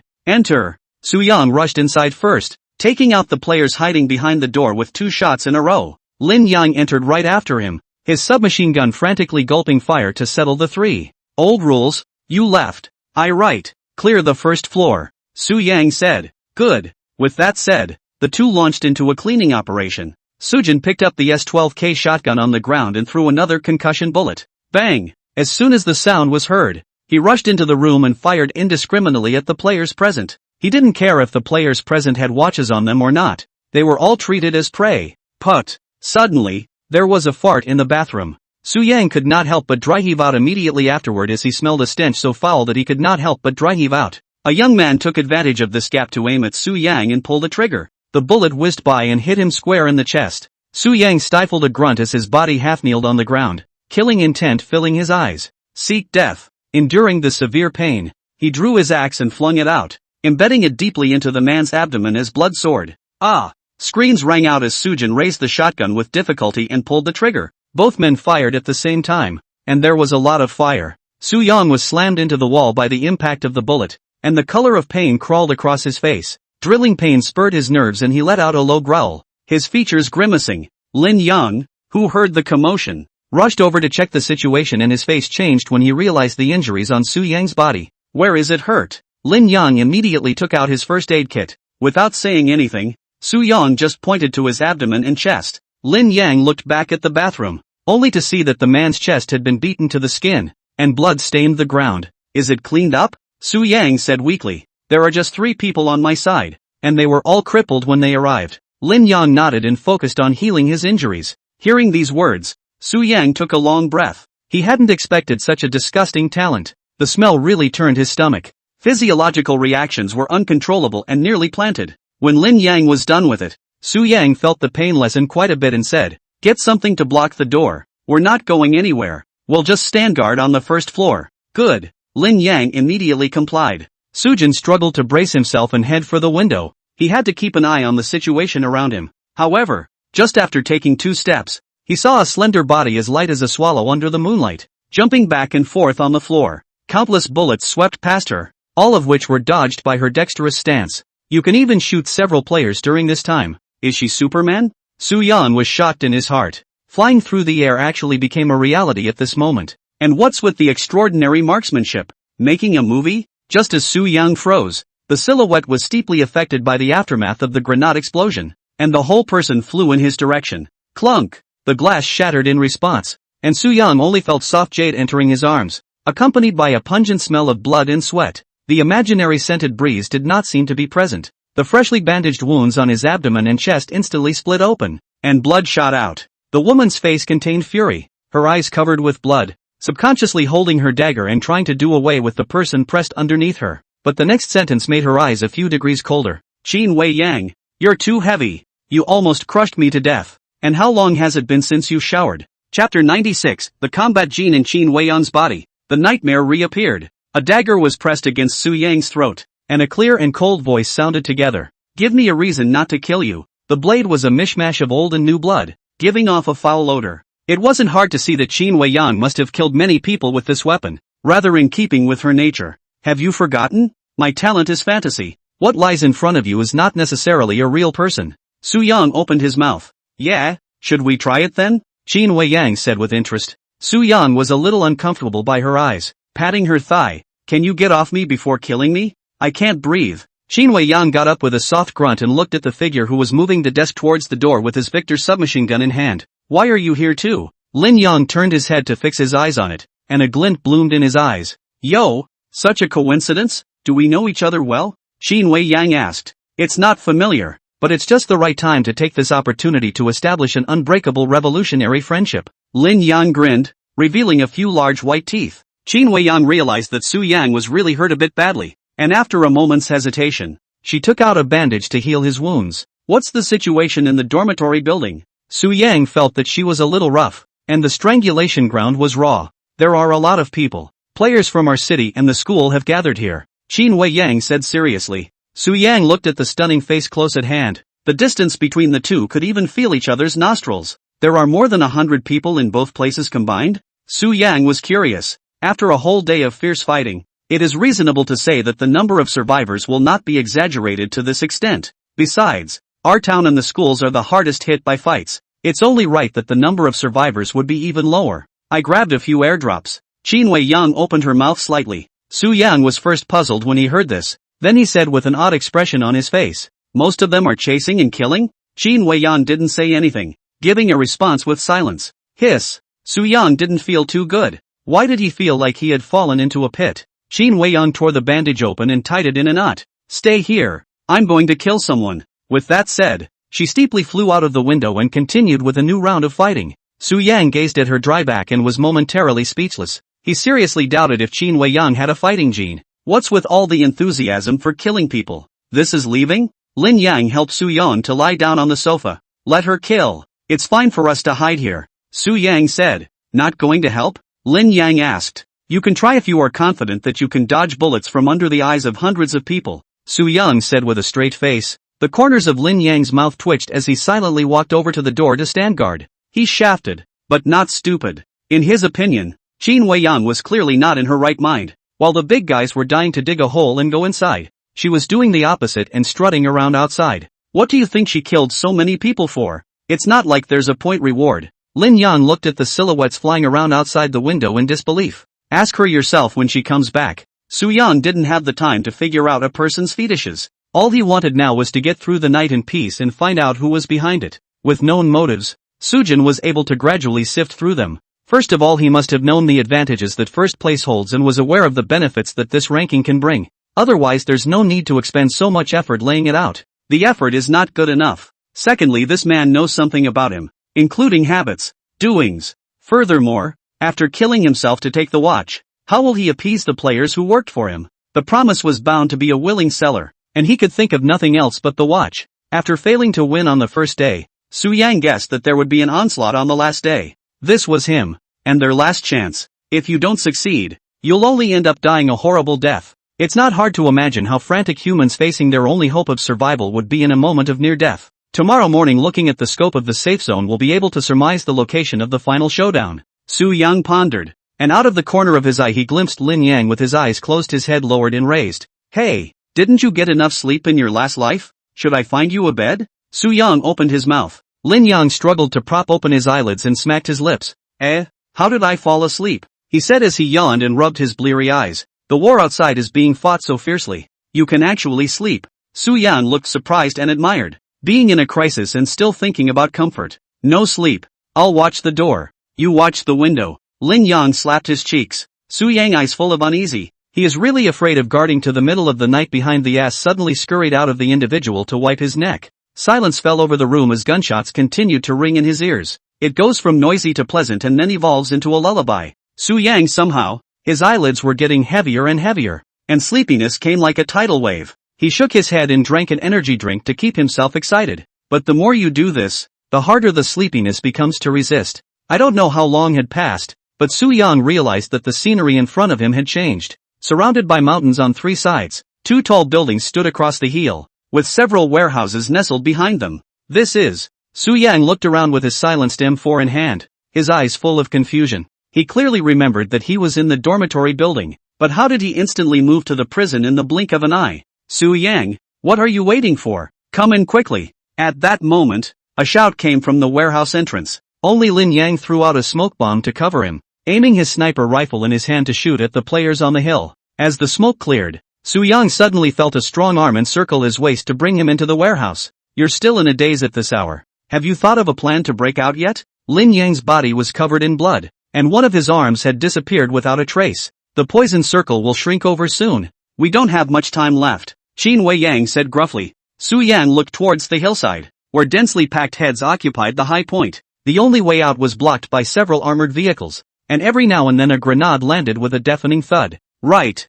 I need to find a way out. Su Yang slapped his head, his mind working frantically. Bang! A rocket exploded steeply at the entrance of the warehouse. and the enormous power immediately tore Lin Yang to pieces. When Su Yang saw this, his pupils suddenly shrunk. No! Why am I thinking of a way out? Why did they kill Lin Yang? Su Yang felt a splitting headache and pain filled his eyes. Lin Yang is dead. Are you satisfied now? Qin Weiyang looked at it with cold eyes. I didn't want him to die. I didn't do it. Su Yang kept shaking his head. You're the one who killed him. You're in league with them. Qin Weiyang pressed forward with her dagger in hand, killing intent bursting out. You are the murderer. Saying that, Qin Weiyang abruptly slapped him in the face. Su Yang jolted out of his sleep in a cold sweat, gasping for air. Qin Weiyang, who was beside the couch, looked at his reaction with a confused face and asked, awake? Su Yang looked around the familiar surroundings blankly and let out a long sigh of relief. Luckily it was a dream. Chapter 97, 3 Men in a Dream.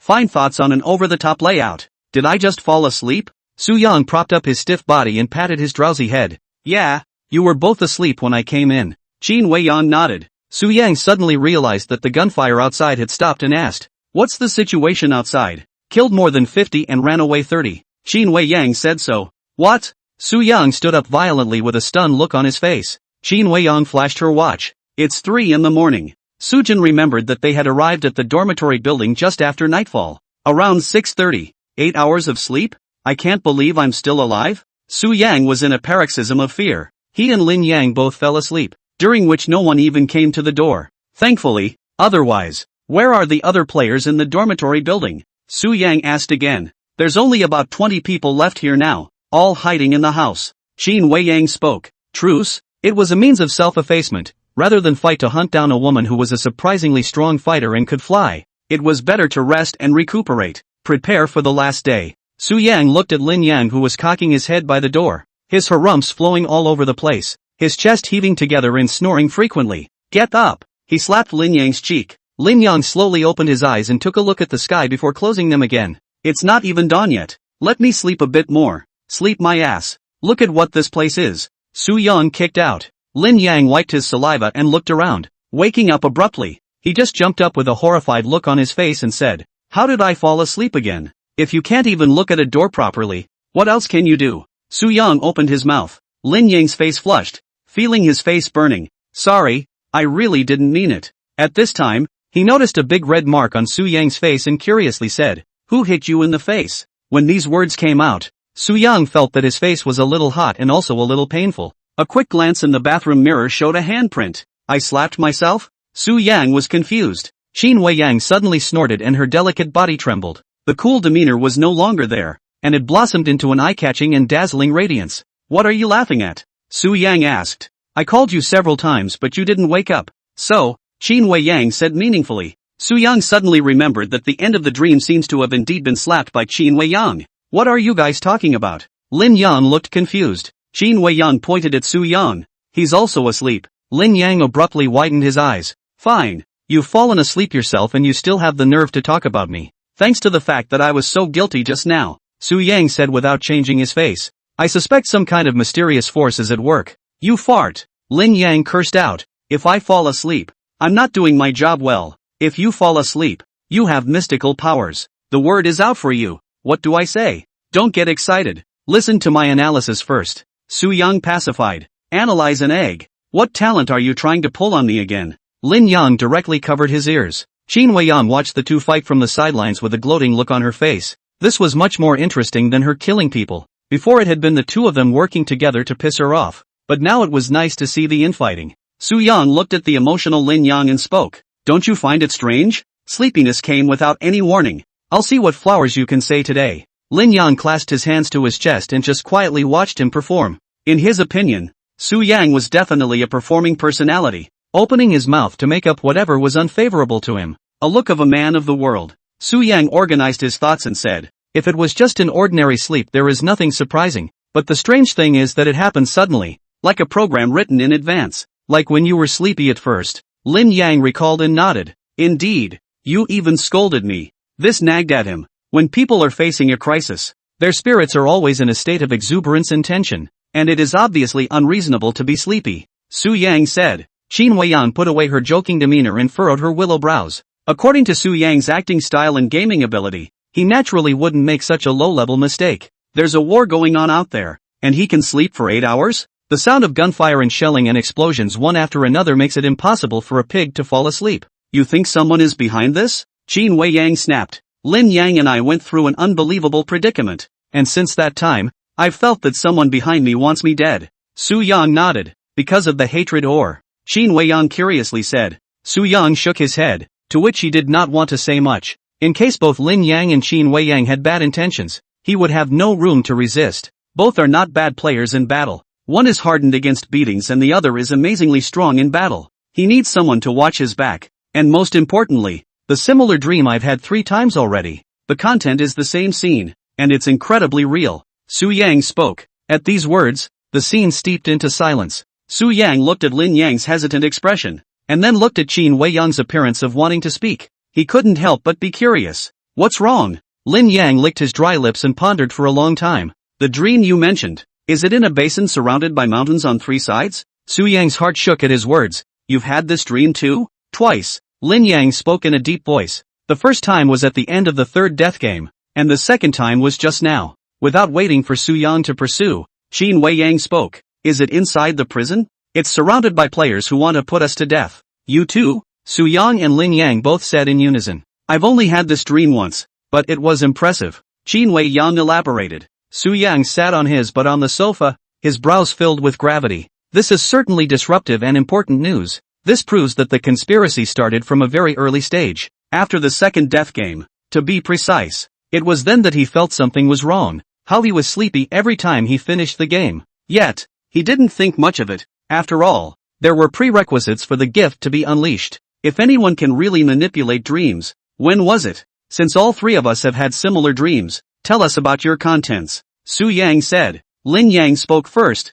In the dream you were shot once and blown up once by a grenade. Like, you were shot. Qin Wei Yang nodded. Is it me who will die? Su Yang could now be completely sure that the other party wanted his life. Following this logic forward, the man predicted the 4th death game a long time ago, foreseeing the future through dreams and laying out the dream content, which appears one after the other, makes the player subconsciously believe that this is something that will happen in the future. In this way, the player subconsciously avoids the scene where the dream takes place. Tricked. Su Yang's face changed. He desperately wanted to avoid the prison and purposely picked a northern orientation. It's all about going against the dream. Unexpectedly, I met Qin Wei Yang who had the same dream here. No, there's no way he can calculate everything. Su Yang took a deep breath and tried to calm his restless heart. Since meeting Luo Shuangshuang, run through it carefully from beginning to end. If she was also a dream victim, she must have picked a location that avoided the dangerous areas of the dream. If Shuang Weiluan was planning a ring, he would definitely have Su Yang's figure in his dreams and know that the other party's talent was very special and worth devouring. So Weilan Chang's so-called sense of smell is just a lie. The man behind the scenes doesn't want him to die so quickly, but to force him into prison. And then he meets Lin Yang. Then there are men who can foresee danger. Bombing zones, ambushes, rollovers, dormitory buildings. One by one, the clues weave a web in the mind like spider silk. After the first 2 encounters, it was inevitable that Lin Yang and I would meet. So how did Lin Yang get placed there? Recollections of Lin Yang's autobiography. Thinking of something? Lin Yang asked softly when he saw the distorted look of Su Yang's 5 senses. Su Yang slowly looked up, his lips moving slightly. The body. What did you say? Lin Yang pricked up his ears and came closer. The man had a watch, so he wasn't out for revenge, and not having it on him was just an illusion. From the viciousness of the 2 people fighting, killing Lin Yang is true. Su Yang snapped awake, and a flash of light appeared in his mind. Quick, let me see your ranking. Su Yang hurriedly held his wrist and touched the screen. Lin Yang was confused and was just about to inquire when he saw a pair of bloodshot eyes. With that, he dutifully did as he was told and swiped the screen. Su Yang stared at the numbers on the screen with a deadpan, and his whole body collapsed on the sofa as if he was relieved. So it's you. Chapter 98 Hidden Rewards for the Top 3? The world beyond the prison. Dreams are metaphysical things. For the vast majority of people, they tend to wake up and forget the dreams they had. Occasionally, it appears to be impressive, but often it doesn't last. Maybe it feels like déjà vu to do something one day, like you've experienced it somewhere before. Su Yang had suffered several similar situations, and he suspected that dreams could foresee the future. The probability is extremely low, having happened only 2 or 3 times in 20 years. Foreseeing the future through dreams. Is this his talent? Su Yang stroked his chin. Lin Yang couldn't help but ask, what did you think of? Tell me quickly. I thought wrong. The person behind the scenes doesn't just want my life. He wants to wipe out all 3 of us.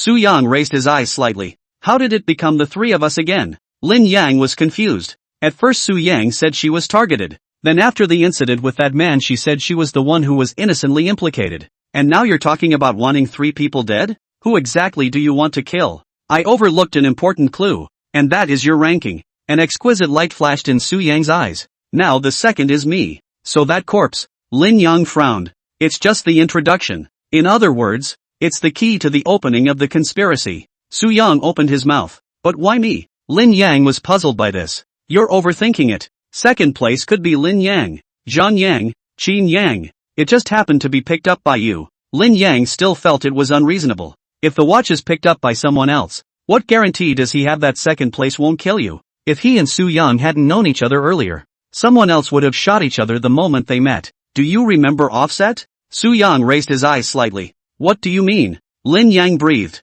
Once the second and I showed signs of killing each other, the Offset would appear. Following which we both had to head for the house to escape the bombardment. Sujin said. The purpose is to tie both the first and second place together? Lin Yang smelled a hint of intrigue. Besides me, the second and third place can be anyone. Su Yang lay on his side on the sofa, his head resting on the armrest of the sofa. Why? Lin Yang and Qin Wei Yang asked. Because he has been observing me for a long time. To be precise, he understood my habits and doings clearly in the dream world. If any other first place were to come, things would be beyond his control. Su Yang leisurely said. Lin Yang's back broke out in a cold sweat as he recalled the vicious hand that man had laid on him. Offset has always existed. You can't kill the man. And by the same token, he won't kill you. That's right. After replacing you, he will pair up with me and go to the dormitory building to meet the third on the points list, Qin Wei Yang. Su Yang nodded his head. After replacing it, it was tantamount to the man behind the curtain planting spies around him. Every move is in view.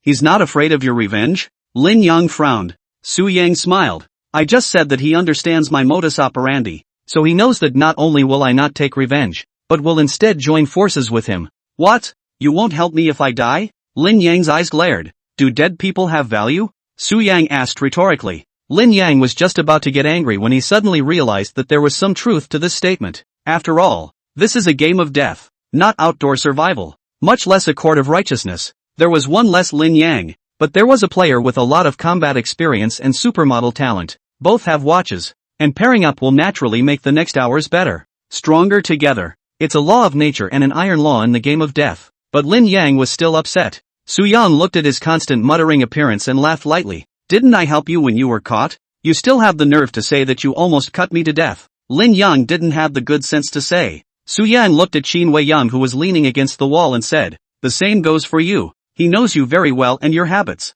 Tell me. Qin Wei Yang's eyes grew cold. It's simple. Your behavior of grabbing the airdrop fits your persona. So you take it for granted that you'll be ushered in for a chase. And you must not be able to swallow this breath and think about fighting back. Su Yang said. Just for the watch on my hand? Calling over 100 people over? Qin Wei Yang frowned. Don't underestimate any player. If I'm not wrong, his so-called promise must be the reward after leaving the prison. Su Yang raised his eyebrows. Top 3? Qin Wei Yang looked down at her watch. What's the difference between the top 3 and the 100th? The treatment is the same. Lin Yang asked. That's how most people understand it. Grabbing the watch is also to leave the prison cell. Su Yang nodded slightly. Then the words changed. But have you ever thought about where you will go after leaving the prison? Going home. Lin Yang rightfully said. Qin Wei Yang didn't answer right away, but pondered the possibilities. As Su Yang had said, the person behind the scenes had gone to great lengths to make so many layouts, and it was obviously unreasonable if the ultimate benefit was only to reward a few more chocolates.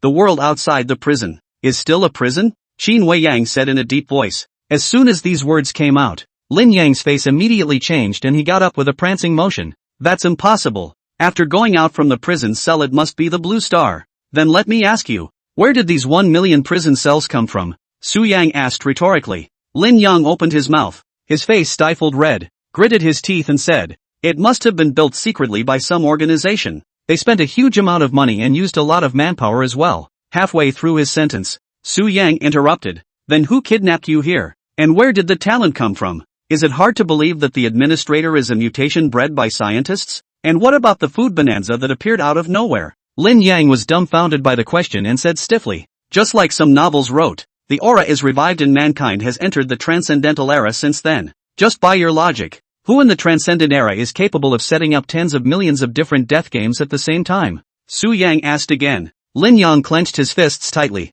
and after a few moments was as gloomy as a deflated leather ball. With a twist of his head, Su Yang asked, "What do you think? If the gift was bestowed by him, and the prison and the game of death were created by him, then the Most High could only be gods." Qin Wei Yang spat. Humanity has indeed entered the age of transcendence. Everyone has talent and everyone can gain points and win rankings through the game of death. Su Yang nodded. So outside the prison, there must be a bigger prison. The topic goes back to what I said initially, that the people behind the scenes want the top 3 rankings. The top 3 players will inevitably have rights or rewards that other players can't touch after leaving the prison. He glimpsed a glimpse of the future through a dream. And that's how and why everything was set up. Qin Wei Yang suddenly felt that her brain was not enough. She still preferred the simple and rough game mode. She looked at Su Yang's glowing appearance and her heart fluttered. Have you guessed who the mastermind is behind this? I don't dare to guarantee it 100%, but I already have someone in mind. Su Yang nodded slightly. Who? The two men were curious.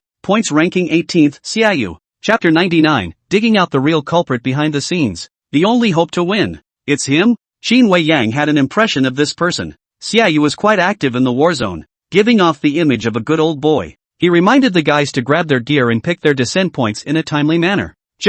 Why him? Qin Wei Yang inquired. First of all, players who can utilize their talent to glimpse the future will definitely be able to prepare themselves one step ahead of others, so the game scores and rankings won't be bad. Secondly, he's been acting rather oddly in the war zone. You remember, don't you? He was the one who responded most positively when someone suggested a team. Qin Wei Yang thought about it carefully and realized that this was indeed the case, but she still felt that Su Yang's speculated reasons were too forced. Being able to foresee the future isn't invincible, and he may not have great points acquisition and be ranked low. An encouraging grouping doesn't mean anything. Just because of these points? Lin Yang also felt far-fetched. Su Yang looked at Qin Wei Yang's confused expression and spoke. Remember when I first revealed my identity? Remember, he offered to come to you to shake your hand. Qin Wei Yang nodded. Then the realization snapped. Physical contact is a condition for activating the gift? It's not right, right? Then how can we explain the dreaming a few times before? Lin Yang shook his head. The activation of the Dream Realm talent is certainly not a simple handshake. Su Yang said. Just as Lin Yang had said earlier, the first place and the 100th place were treated the same. Everyone was rated 3S and had the same number of points. There is no such thing as high or low. Xiaoyu showed admiration when he learned of Su Yang's ranking, which was clearly abrupt. I know. Lin Yang suddenly slapped his head and said excitedly. It's deflection. He put the means on you at that time. Smart. Su Yang cast an appreciative look. Lin Yang finally guessed a ring, his eyes filled with pride. Since the prerequisites for a dream don't require physical contact, or even eye contact, then the offset doesn't necessarily have to be him, right? Qin Wei Yang voiced the doubt in his heart. Something else interesting happened after you left. Su Yang smiled slightly. What? Xiaoyu specifically asked if you were my girlfriend after seeing you teleport away. Su Yang opened his mouth. Qin Wei Yang was displeased to hear this. What's he asking for? Surprised to see that you and I didn't team up. Su Yang glanced at Lin Yang, who was still immersed in the compliments countryside, smiled and continued. It's not surprising if you think of him as an enthusiastic player. There's an explicit and implicit push for grouping. Don't you think it's overly enthusiastic? Combined with what happened to us, he must be the most suspicious person. Qin Wei Yang clarified the identity of the enemy, and a dense killing intent immediately flowed from his eyes. The temperature around them dropped a few degrees steeply. The person behind the scenes has been found out. What should we do next? Lin Yang asked. Unconsciously, Su Yang had become the backbone of the three-member squad. Lin Yang was even more accustomed to asking Su Yang's opinion before taking action. The usual, not going to prison, just staying in the dormitory building. Su Yang said, I'm afraid not. Lin Yang shook his head and said, how? This isn't a safe zone. You'll have to leave after shrinking the circle. Lin Yang opened his mouth. How do you know? Su Yang's eyes narrowed. A flash of hesitation flashed in Lin Yang's eyes, and he hesitated for a moment and whispered, I copied that man's talent. Copy? Su Yang seemed to have discovered a new continent as his heart fluttered. I'm only saying this because I'm treating you guys as friends. Don't tell anyone else. Lin Yang hurriedly spoke. Don't worry. The three of us will probably go our separate ways after this game. Maybe we won't even have a chance to meet up in the future. Su Yang said. At that time, you said that he could foresee danger, so I copied his talent when I touched the bag. Lin Yang explained. It's that time. No wonder Lin Yang used the word now to describe his talent when he introduced it earlier. Turns out he's gifted with the ability to be flexible. That's refreshing news. Unlimited copying? A flash of curiosity surfaced in Su Yang's eyes. It can only be activated on a dead person. The old talent is overwritten after copying the new one, and the copied talent disappears when the game ends. So it is. In a sense, copying is similar to fraud. Anything you acquire will disappear at the end of the game. We are now a community of destiny. We should have no reservations. Su Yang looked at Qin Weiyang with a meaningful meaning. My talent is light feather, which can make my body light. Qin Weiyang spoke bluntly. As far as she was concerned, talent had nothing to hide. Besides, both of them saw it, so even if they didn't say anything, they could surmise it. No wonder you can fly. Lin Yang nodded indistinctly, then asked, where's Su Yang? Illusion, as the name suggests, can create illusions for the player. Then why didn't you use it before? Lin Yang said suspiciously. In the face of skepticism, Su Yang said slowly, the prerequisites are too harsh and difficult to fulfill. Lying about giving birth to a child without an asshole. Lin Yang intended to use this to verify the truth. Su Yang glanced at him and slowly said, what kind of oath is this? If I lie, I shall die tomorrow. Hearing these words, Lin Yang then put his heart down. He wasn't worried about Qin Weiyang lying. It's just that Su Yang has too many hard eyes and is a bit insecure. You should have a plan, right? Qin Weiyang asked. As we can see from the range of existing safe zones, L City in the east, Y City in the north, Dormitory Building in the west, and M City in the south are the staging areas for most players. Su Yang checked the map on his watch. Lin Yang also said that the Dormitory Building is not a safe zone in the future. Plus Xiaoyu's talent can be determined. The final safe zone will be at the prison. We can't kill all the back 100 players with just the 3 of us. And we don't have the time or energy. Then there is only one way. Su Yang climbed up from the sofa and said in a slow voice, gather all the forces and fight him to the death. Just what I want. Qin Weiyang instantly became excited at the words, her eyes glowing. Wait, that's all there is to the plan, huh? Lin Yang was confused. I thought it was an unbelievable ploy, but I pulled a big one. You can propose a better program if you have one. Su Yang said. Lin Yang was speechless. What can he do? If he had a way, he wouldn't be here listening to Su Yang analyzing for half a day. The further back in time we move, the more players from all walks of life will move closer and closer to the prison. The number of top 100 players and non-top 100 players is not equal, and there is always a disparity in battle power. If we can't stick together, we're bound to be broken one by one, and then we'll surely be reduced to the end of the dream world. Where can I find it? Lin Yang was guilty of not being able to. Follow the circle and you'll find it. Su Yang glanced at the time and continued. Move when the poison circle is near the dormitory building. It was impossible for the top 100 players to be unaware of the disparity in power between the enemy and us. They were equally anxious and had to find their companions. Otherwise it would be extremely difficult to survive the siege with only a single force. The game might have been able to hide when it first started. After all, the map was big enough, but as the safety zone gets smaller and smaller, survival will be diminished. In reality, Su Yang had a deeper purpose for gathering forces.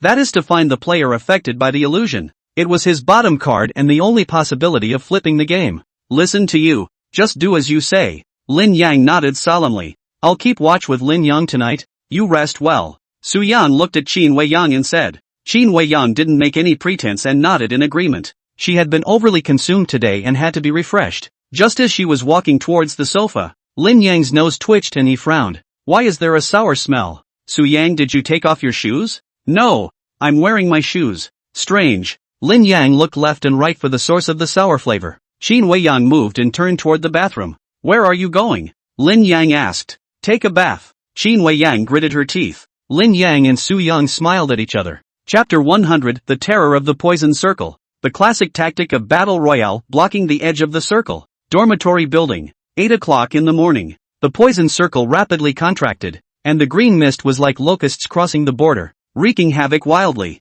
The grass and trees along the way withered and broke in a matter of seconds. If a player is infested with poison, it's not hard to imagine how difficult it would be to save themselves even with a first aid kit. Su Yang stood in front of the window looking at the raging green mist in the sky and said in a slow voice, "It's time." With that, he copied the M416 assault rifle, put on his backpack and said, "Let's go." Lin Yang refitted himself with great speed and nodded solemnly. Qin Weiyang's sleep was light, and she woke up at the first sound of the poisonous mist sweeping across the room. For her, the equipment didn't need to be much, just an assault rifle and enough bullets. Bring 1 bottle each of energy drinks and painkillers. You don't need to carry grenades, etc. Strength is the source of her confidence.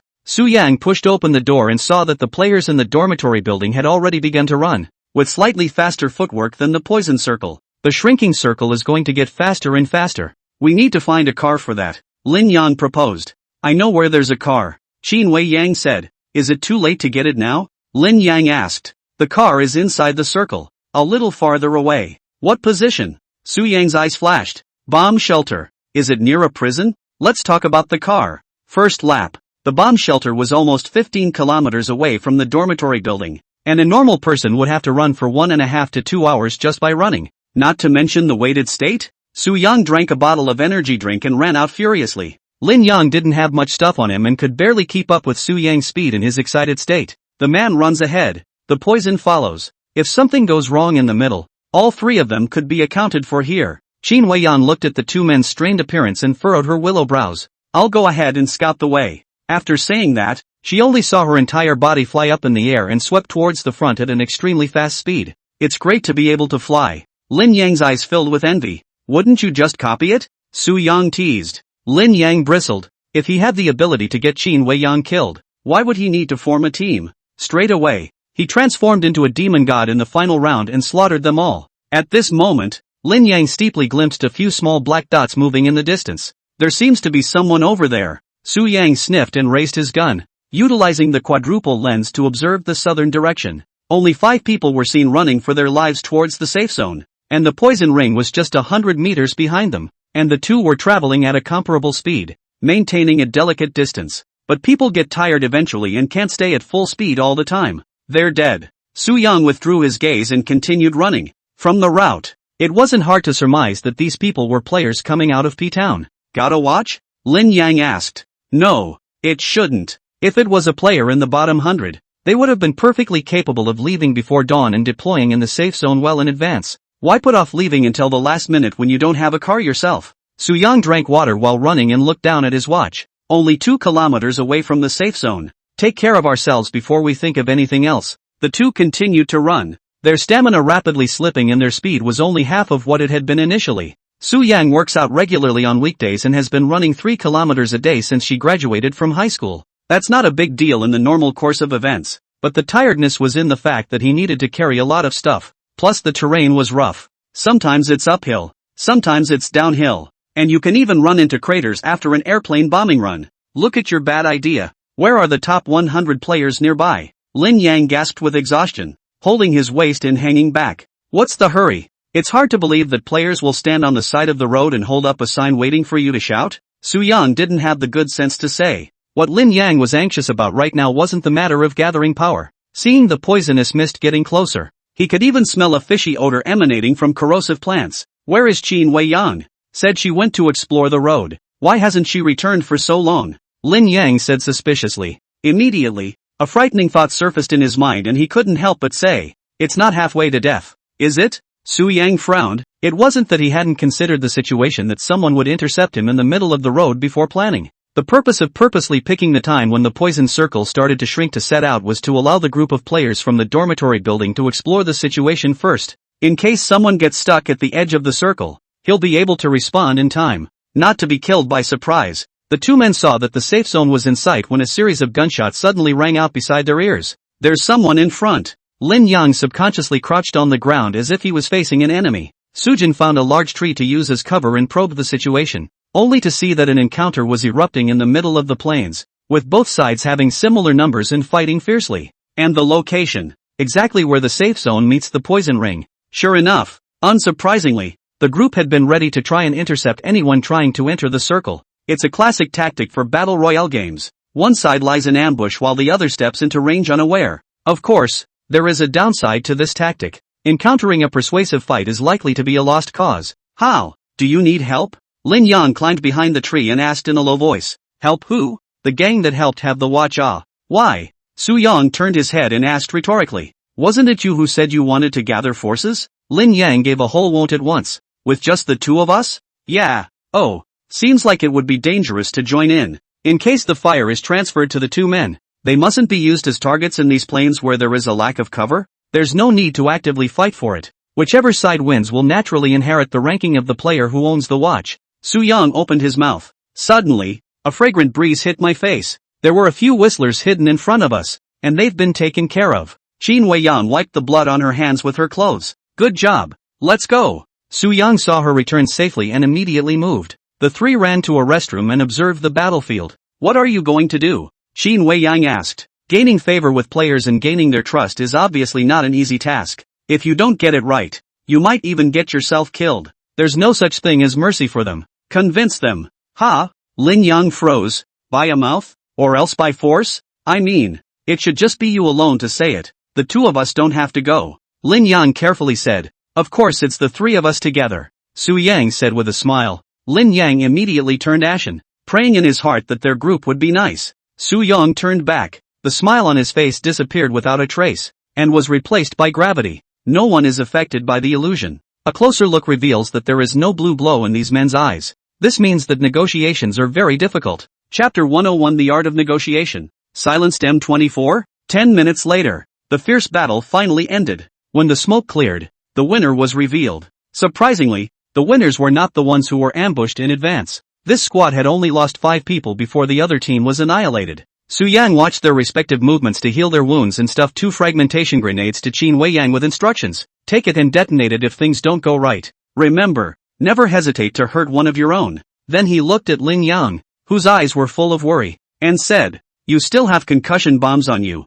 don't you? There are 2 more. Lin Yang nodded. Watch Qin Weiyan's movements later. If she moves, you move. Will it be too late? Qin Weiyan felt a little risky. Fragmentation grenades are close to 5 seconds to explode, and the other side is 10 people in size, and none of them are good. Obviously not stupid enough to let them have a chance to throw throws when there was no cover. They've all used their talents. The next few minutes are basically on cooldown. If it's really a war, remember to protect me first. Su Yang seriously said. What about me? Lin Yang was stunned. You have a hard life. Lin Yang was just about to spray a couple lines of nationalism when he saw that Su Yang had already moved off towards the plains. Qin Weiyan followed close behind, quietly stuffing the fragmentation grenade into his body armor pocket. In the direction of the plains, the team led by Lu Junxing is using first aid kits to treat injuries. This surprise attack killed them by surprise. If not for the fact that someone in the team possessed the killing intent perception talent, everyone would have to be buried here. Brother Shang, the inventory is done.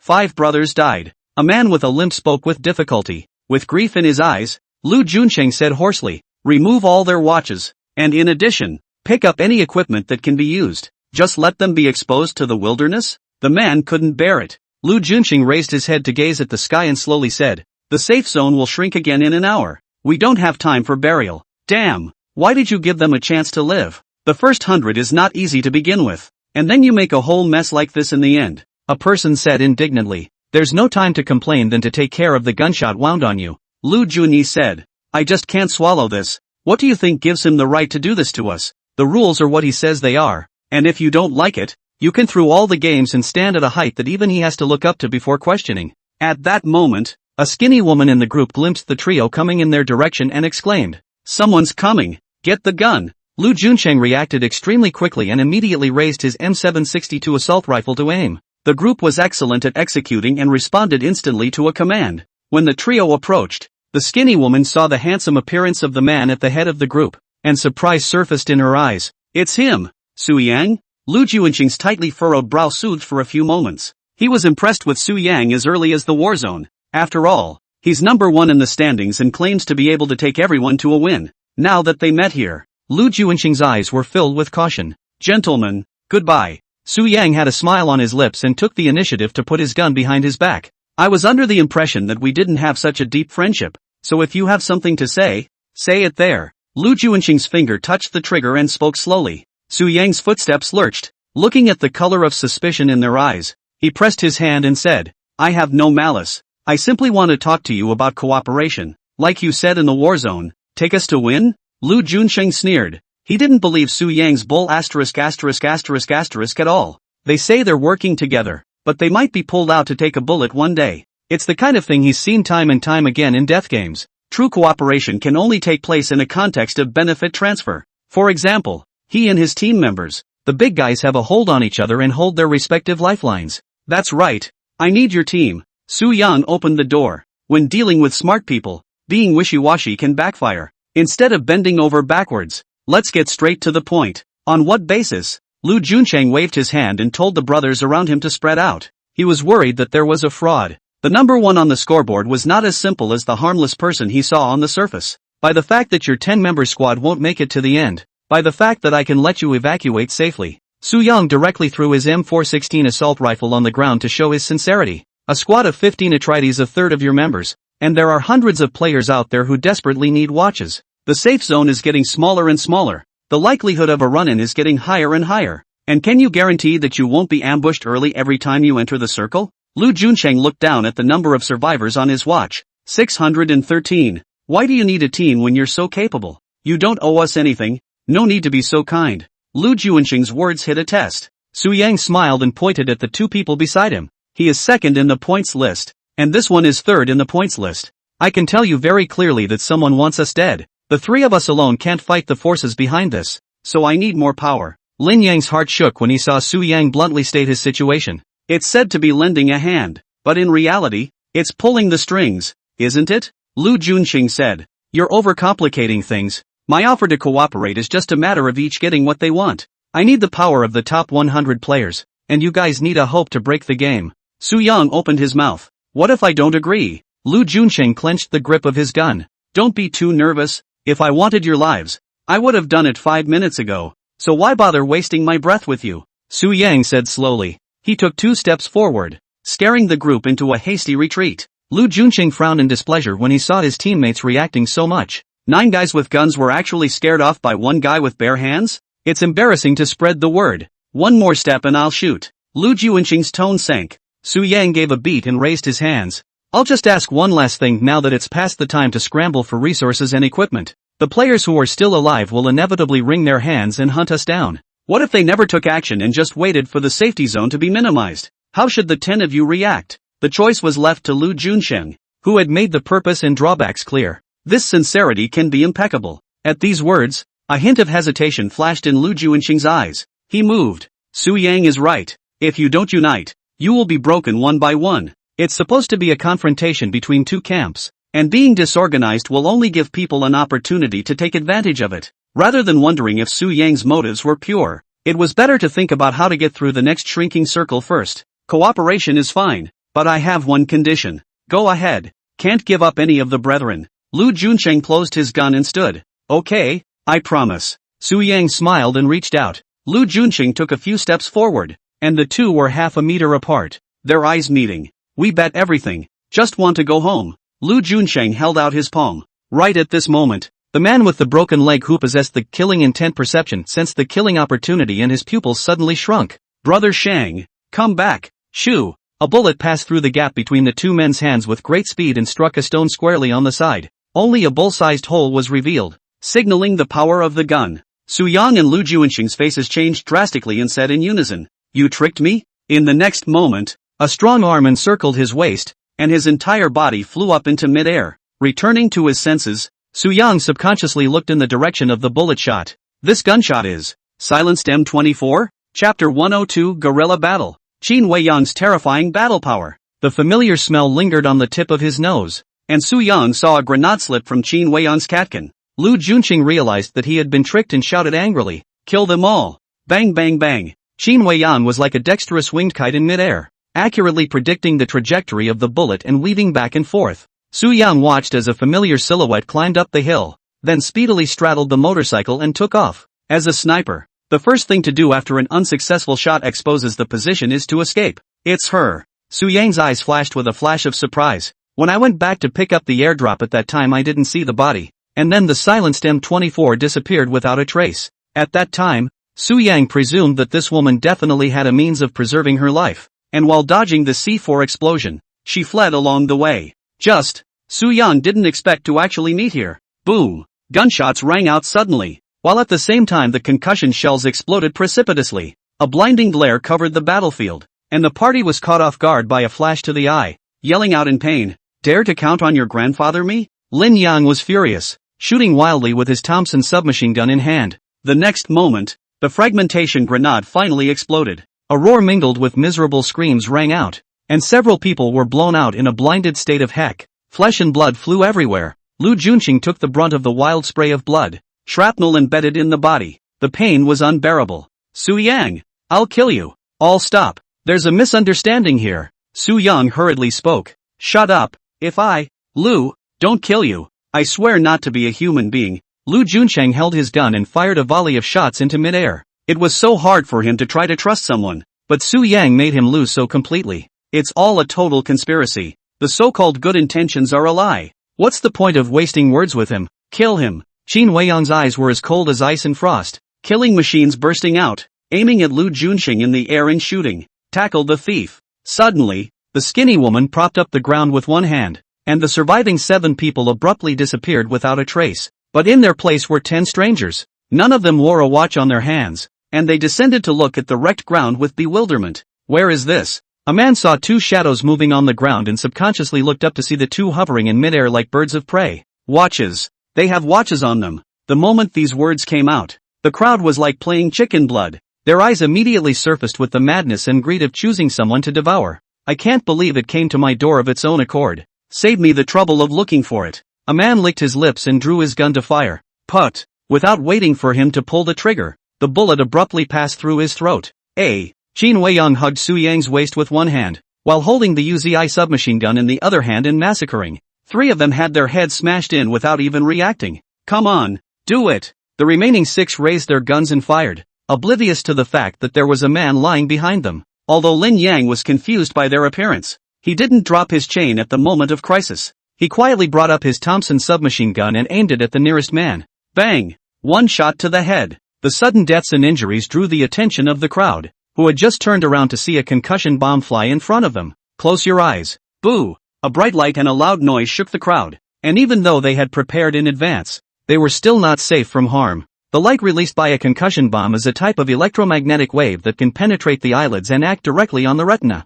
and the high decibel generated by the explosion instantly made several people's brains buzz, instantly losing their ability to resist. Qin Weiyang, who was located 10 meters in the air, saw the opportunity and shot the bullets straight into the air, killing 3 people one after another. The 3 of them can be extremely compatible with each other. Killed them off guard. Seeing this, Qin Weiyang shoved the submachine gun with an empty magazine into Su Yang's hand and landed sharply. The moment she landed, she first pushed Su Yang to the side, then faced the oncoming gun barrel with a crouching sweeping kick to knock the man down. Just as the man was in the process of descending, Qin Weiyang got up in the air and kicked him hard in the chest. Boom! A muffled sound interspersed with the shattering of blood and bone. The man flew out like a cannonball. His camouflage uniform cracked and his back bulged. Bleeding arrows shot from his mouth and nose. 1 more to go. Qin Weiyang swept out with a 3-meter step, her slender body containing an extremely strong explosive force. A punch landed hard on the face of the last man, hard enough to leave him hanging upside down in place with his teeth shattered and his nose cracked. Resolved,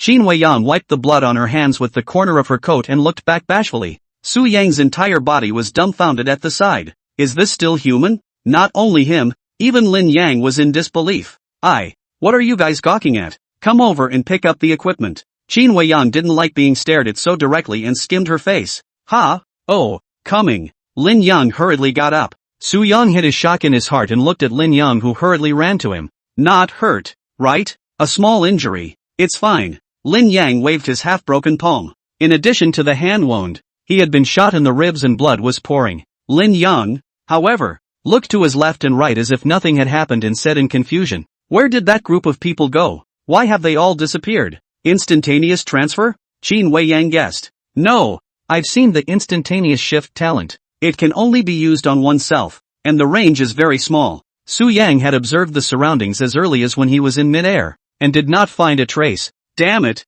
this is letting them get away. Lin Yang spoke indignantly. Lu Junsheng also left a backhand. Su Yang's heart sank. It's obviously impossible to build trust when you meet again in the future after a hard-to-negotiate cooperation has been interrupted. Lu Junsheng was already a small team, and fighting to come over would expand the team's territory and make the rest of the plan smoother. Right now they have nothing, and it's very time-consuming and labor-intensive to try to get the casuals again. Asterisk. Su Yang rubbed the corner of his brow, even though he didn't like to show his emotions with expletives, but at the moment it was a real no-brainer. Desperate for an outlet. What do you plan to do next? Qin Weiyang looked at Su Yang, who was filled with worry. Let's take one step at a time. Let's go find a car first. The next poison circle is coming. Su Yang looked at his watch and realized that there was only half an hour left before the shrinking circle. The 3 started licking their bags, pocketing what they could use. Su Yang didn't have much to take, so he mended 2 fragmentation grenades. At this time, Qin Weiyang suddenly remembered Su Yang's words about misunderstanding and approached to ask, "You know the person who shot the gun?" "I've seen one side. A little bit of a grudge." Su Yang nodded slightly. Lin Yang's movement slowed down a few moments as he sniffed, and he pricked up his ears to listen. "So she's not in league with Lu Junqing and the others?" Qin Weiyang frowned. Su Yang shook his head. Judging from Lu Junqing's reaction, he didn't know there was an ambush. Both parties were victimized and came close to being heavy. "Keep trying. It just doesn't work. There will only be 3 people to answer the battle." Worry surfaced in Su Yang's eyes. Chapter 103, Form a team of your own. Pushing the safe zone? The war has begun. There wasn't much time left for him. When Su Yang was still looking for a companion, Xiaoyu must have made thorough arrangements long ago, just waiting for the final round to show up. Invite the king in. As a result, the sense of urgency in Su Yang's heart was incomparably strong, and the whole person was agitated, with no place to spread his anger. He prides himself on being a calm person who doesn't sit around in frustration, whether it's a crook tavern with a gun pointed at his head, or the moment he watched Chung Yuro fake her death and awaken in the afterglow of the church. Then include fear and hunger. After seeing the gunman's 3 doppelgangers, he wasn't even as urgently worried as he was at the moment. There was even a hint of powerlessness mixed in. Could this also be a part of Xiaoyu's plan? Su Yang raised his head and gazed at the sky, his thoughts complicated. "Su Yang, our things are packed. Let's go," Lin Yang said as he picked up his backpack. Qin Weiyang noticed Su Yang's unusual condition and inquired, "What's wrong with you?" Su Yang looked back at the 2 men's concerned eyes. His heart moved. "If we are doomed to lose, what do you plan to do in the last few hours of your lives?" "Me?" Lin Yang was slightly stunned. This question hadn't really occurred to him. Thinking for a moment, he spoke. "I think I'll find a place to sit. Rather than wasting my energy, I'll enjoy the last of the silence." Hearing this answer, Su Yang was quite surprised. After all, Lin Yang was a lively and cheerful person in his impression. Didn't realize there was a quiet side lurking in the character? "What about you?" Su Yang looked at Qin Weiyang's cool and stunningly beautiful face. "I don't know. Never thought about it, and I won't," Qin Weiyang said bluntly. "Yeah, I don't know what to do either." Su Yang secretly shook his head. Lin Yang said with an odd expression, "What are you smoking? Why are you still sentimental? This is not like your style." "You think we'll lose?" Qin Weiyang asked. "I don't know. Who can say what hasn't happened yet?" Su Yang said in a slow voice. Qin Weiyang sensed Su Yang's low mood and said seriously, "We believe in you. Then please believe in us as well. We won't lose, and it's impossible for us to lose. Even if Xiaoyu is more capable, he's only ranked 18th on the scoreboard. And you are number 1. The sense of urgency in Su Yang's heart faded a few points when he heard these words that weren't exactly comforting, but were better than comforting. If you can't form a team, just don't. I still don't believe that he, a single Xiaoyu, can turn the world upside down. Lin Yang snorted coldly. What's the point of being afraid of him? If he dares to show up, I'll be the first to take his head. Qin Weiyang said with a face like frost. Right. I still don't believe it. Lin Yang stepped forward. Su Yang looked at the 2 men's eyes that were thick with warlike intent and was dumbfounded. Come on. I'm just asking. Don't take it too seriously. I'm not joking. Lin Yang opened his mouth. Don't worry. Whoever wants to touch you will have to go through me first. Qin Weiyang said with a straight face. She was seen pulling out a pair of metal finger tigers from her backpack and wearing them on her hands. Su Yang saw the 2 men's uplifted appearance and nodded his head in a spirited manner. You guys are right. There's no need to be afraid. He's also a mortal flesh. No harder than a bullet. It doesn't matter if you can't form a team. Fight him. Lin Yang said. No. The team still needs to be formed. A glint flashed in Su Yang's eyes. But, where can I find someone now? Lin Yang said in disbelief. Su Yang's gaze fell on the watches at the wrists of the several corpses on the ground, and the corner of his mouth rose slightly. If you can't find anyone, then form a team of your own. Lin Yang followed his gaze and realized that Lu Junqing and his group had not removed his companion's watch before they left. Just give the watch to the player. It means, Lin Yang breathed steeply, inherit the rankings and be in the top 100. Qin Weiyang's eyes flashed with a strange color. Su Yang picked up the watch and took out the 2 watches he had harvested earlier from his backpack. Recruiting 5 people is still not enough. Su Yang stroked his chin. I should have known to kill all of Lu Junyi's gang. Lin Yang slapped his thigh, his eyes full of remorse. You think of human nature too simply. You want people to do things for you just by giving them a watch? Su Yang shook his head and laughed, continuing. It's still true that kindness is not enough to pay for a life, but if there's enough profit, he can even disregard it. In the real world, you give me $100 to kill someone and I'll think you're crazy. If it's $1,000, I still scoff. But what if it's $1 billion?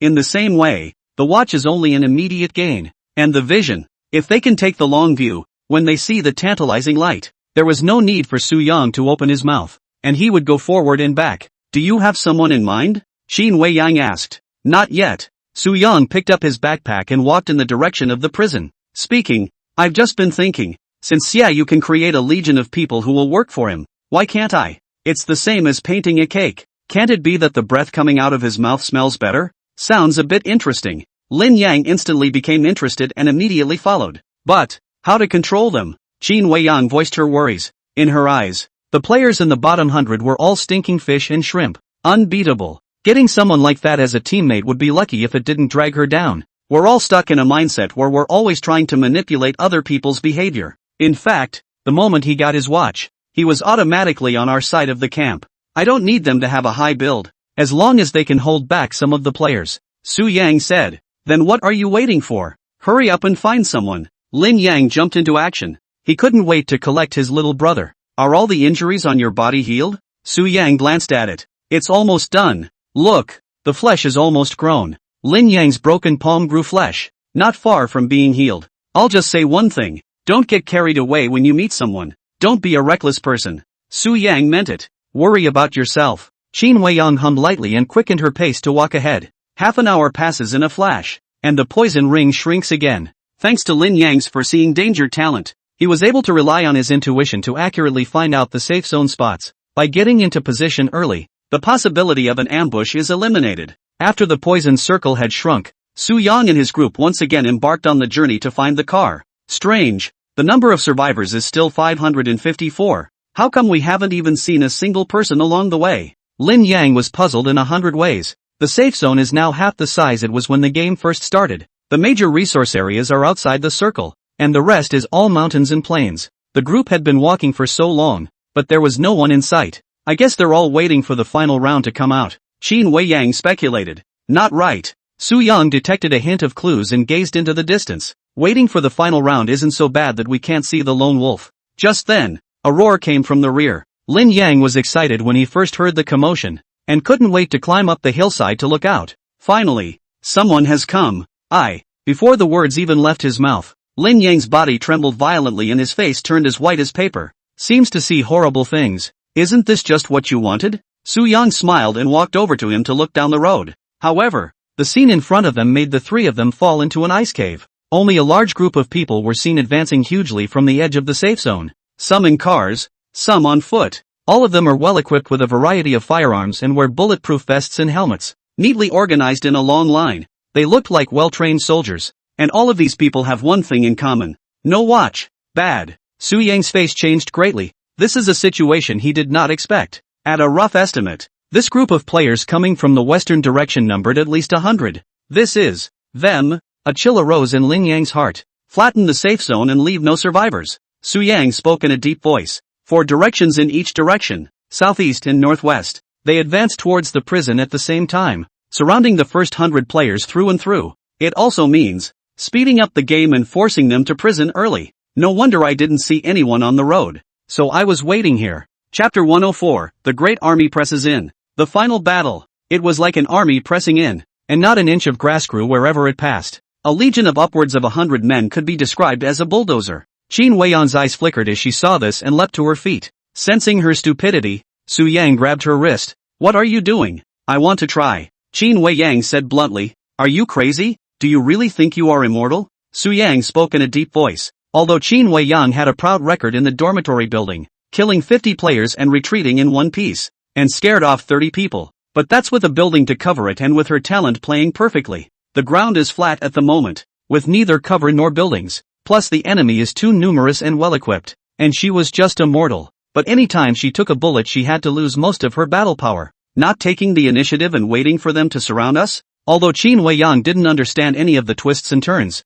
she was still able to distinguish the basic advantages and disadvantages. Lin Yang's eyelids jumped as he sniffed, and he hurriedly stopped them. Calm down. They have iron fist bazookas in their hands. Su Yang followed the sound. As expected, several of the players were carrying rocket launchers on their shoulders, their eyes like eagles as they scanned the surroundings. Qin Weiyang broke away from Su Yang's hand. clasped her hands to her chest, and spoke in a clear and cold voice, "Then tell me, what can we do?" Seeing that the safe zone was getting smaller and smaller, the progress of Su Yang's plan remained at zero. Qin Wei Yang gradually lost her patience. She was fed up with this feeling of being hunted. Su Yang didn't answer right away, pondering over the ploy. "They're coming over. Run first." Lin Yang spoke with difficulty. Su Yang saw that there was only a difference of 300 meters between the two sides, and he turned around and ran on the spot. Which direction? Lin Yang gave himself a shot of adrenaline. Air defense shelter. A brilliant light flashed in Su Yang's eyes. Just as the three of them retreated, there was a steep buzz from the sky.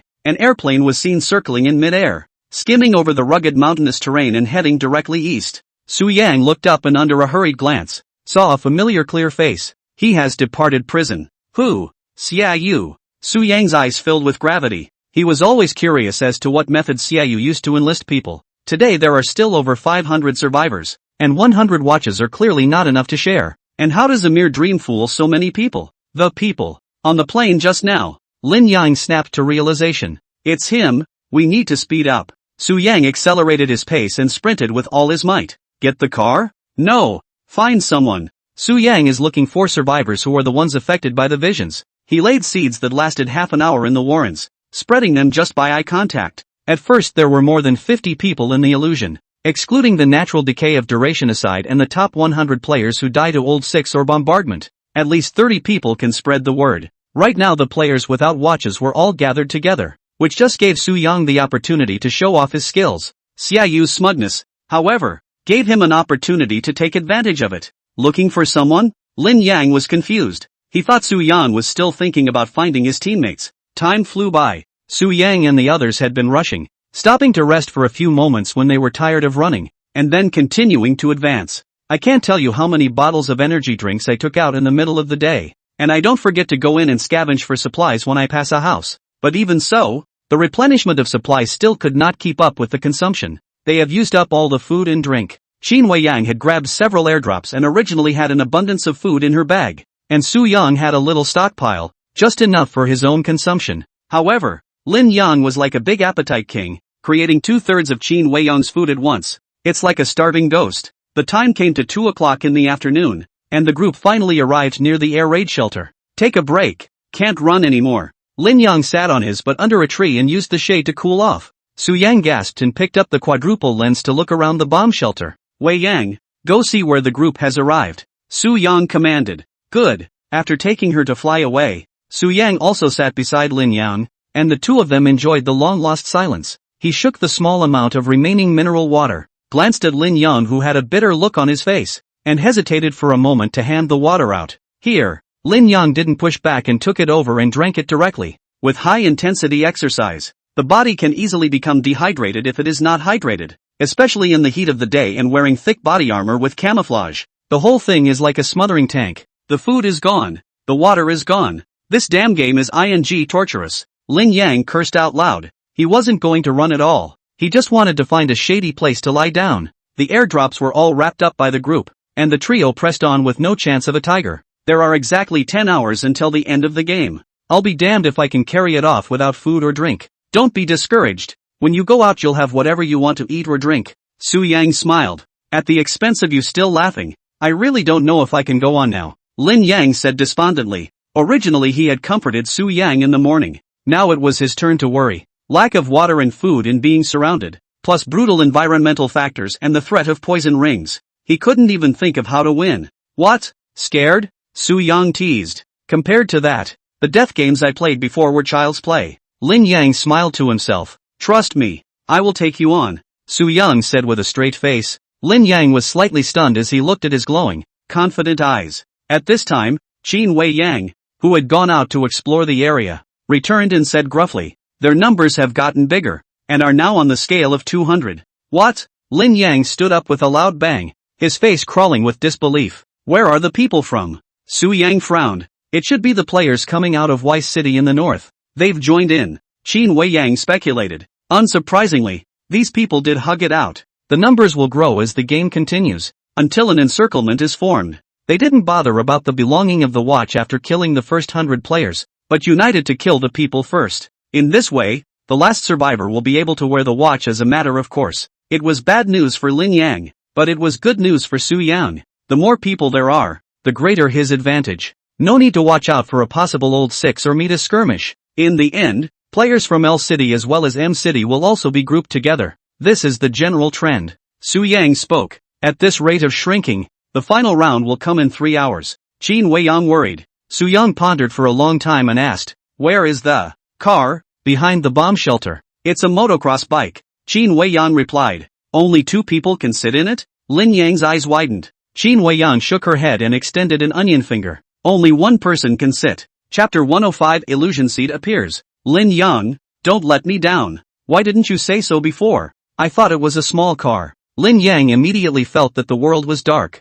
At this point in time, the last bit of hope was dashed. It's fine if you have a car. You take Lin Yang to get the car out. Su Yang was not surprised by this. Qin Weiyang was used to going it alone, and would certainly be talent-oriented in her choices. Motorcycles are lightweight and playable. Furthermore, a small sedan simply can't hide in this kind of flat terrain. If it had, it would have been driven away a long time ago. A moment later, Lin Yang pushed the motocross bike out from behind the bushes. He glanced at the gas gauge and realized there was still half left. 3 people, 1 motorcycle, how do we split it? Lin Yang snapped. You drive to the car and come back to get us when you find it. Su Yang said. When these words came out, Lin Yang felt that there was nothing wrong with them. Just a sudden feeling of isolation. Why should he be the one to find the car? The reacting Lin Yang didn't wait to ask a question when a roar of a car engine resounded steeply. I saw a motorcycle in the distance, followed by several jeeps. That woman has a watch. Get her. Bang bang. There were 3 people sitting in each car,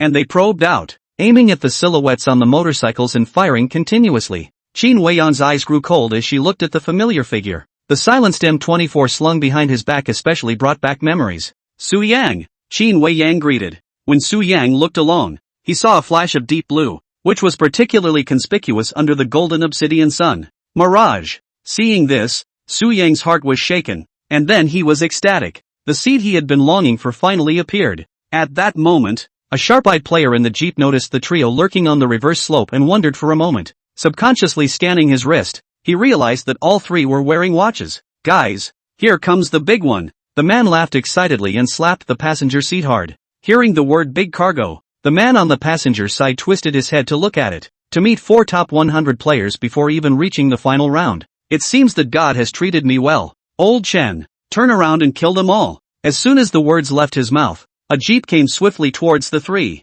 Horsepower pulled up to maximum and word. By the looks of it, it seemed like they were going to just run them over. Watch out. Su Yang's face changed, and immediately a donkey roll narrowly scraped past the car. The jeep came to a steep stop, then quickly backed up. At the same time, a head poked out of the car window, followed by an M249 machine gun. Bang bang. Tons of fire gulped madly, and bullets poured out like a raging storm. Qin Weiyang was the first to take Su Yang's arm and fly up into midair to the location of the blind spot of the shooting. That can fly. Get me my bazooka. The big man shouted. However, just as the car was adjusting its direction to find the angle of the shelling, Su Yang had already pulled out the grenade safety pin. Qin Weiyang understood, leaning forward and swept towards the jeep instead of retreating. As the 2 approached, the big man had just lifted the bazooka when he saw a handsome face that seemed to be smiling. It was only a foot away from the car door. Clunk! The grenade fell partially through the window of the car and landed at the feet of the 3 men in the back seat. At first,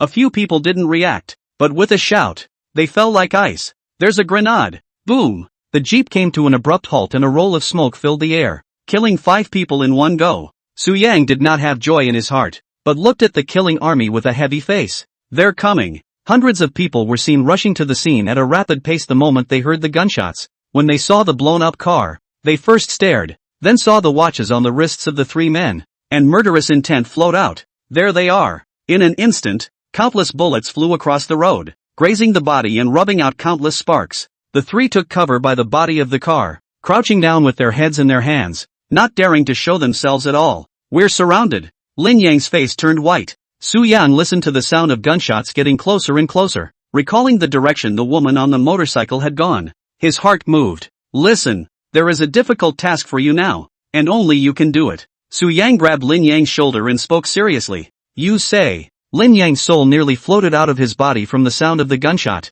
and he forced down his panic. Does the woman on the motorcycle just now ring a bell? Well, that's quite an ass. Pop. Su Yang gave him a slap and said in a deep voice, I'm not joking with you. Be serious. It's not. Lin Yang felt aggrieved. He honestly did not joke. What's wrong with memorizing a feature when you've only seen the back of it and not what it looks like? Why does it have to be me? Lin Yang rubbed his face. This mission is about whether or not we can win. As you can see, we are at an extreme disadvantage. As long as you can complete the mission, we can turn the tables and get Xiaoyu his ass. Su Yang opened his mouth. Hearing this, Lin Yang realized the seriousness of the problem. Say, what's the mission? Su Yang took a deep breath and spoke. Look at her eyes. And then what? That's it. Watch it and come back. Ha? Lin Yang was confused. What's the operation of looking at the eyes? Su Yang suddenly thought of something and added. If you can, bring the person back. She's trying to kill you. Why did she bring someone back? Lin Yang was puzzled. You tell her that if she's willing to join forces,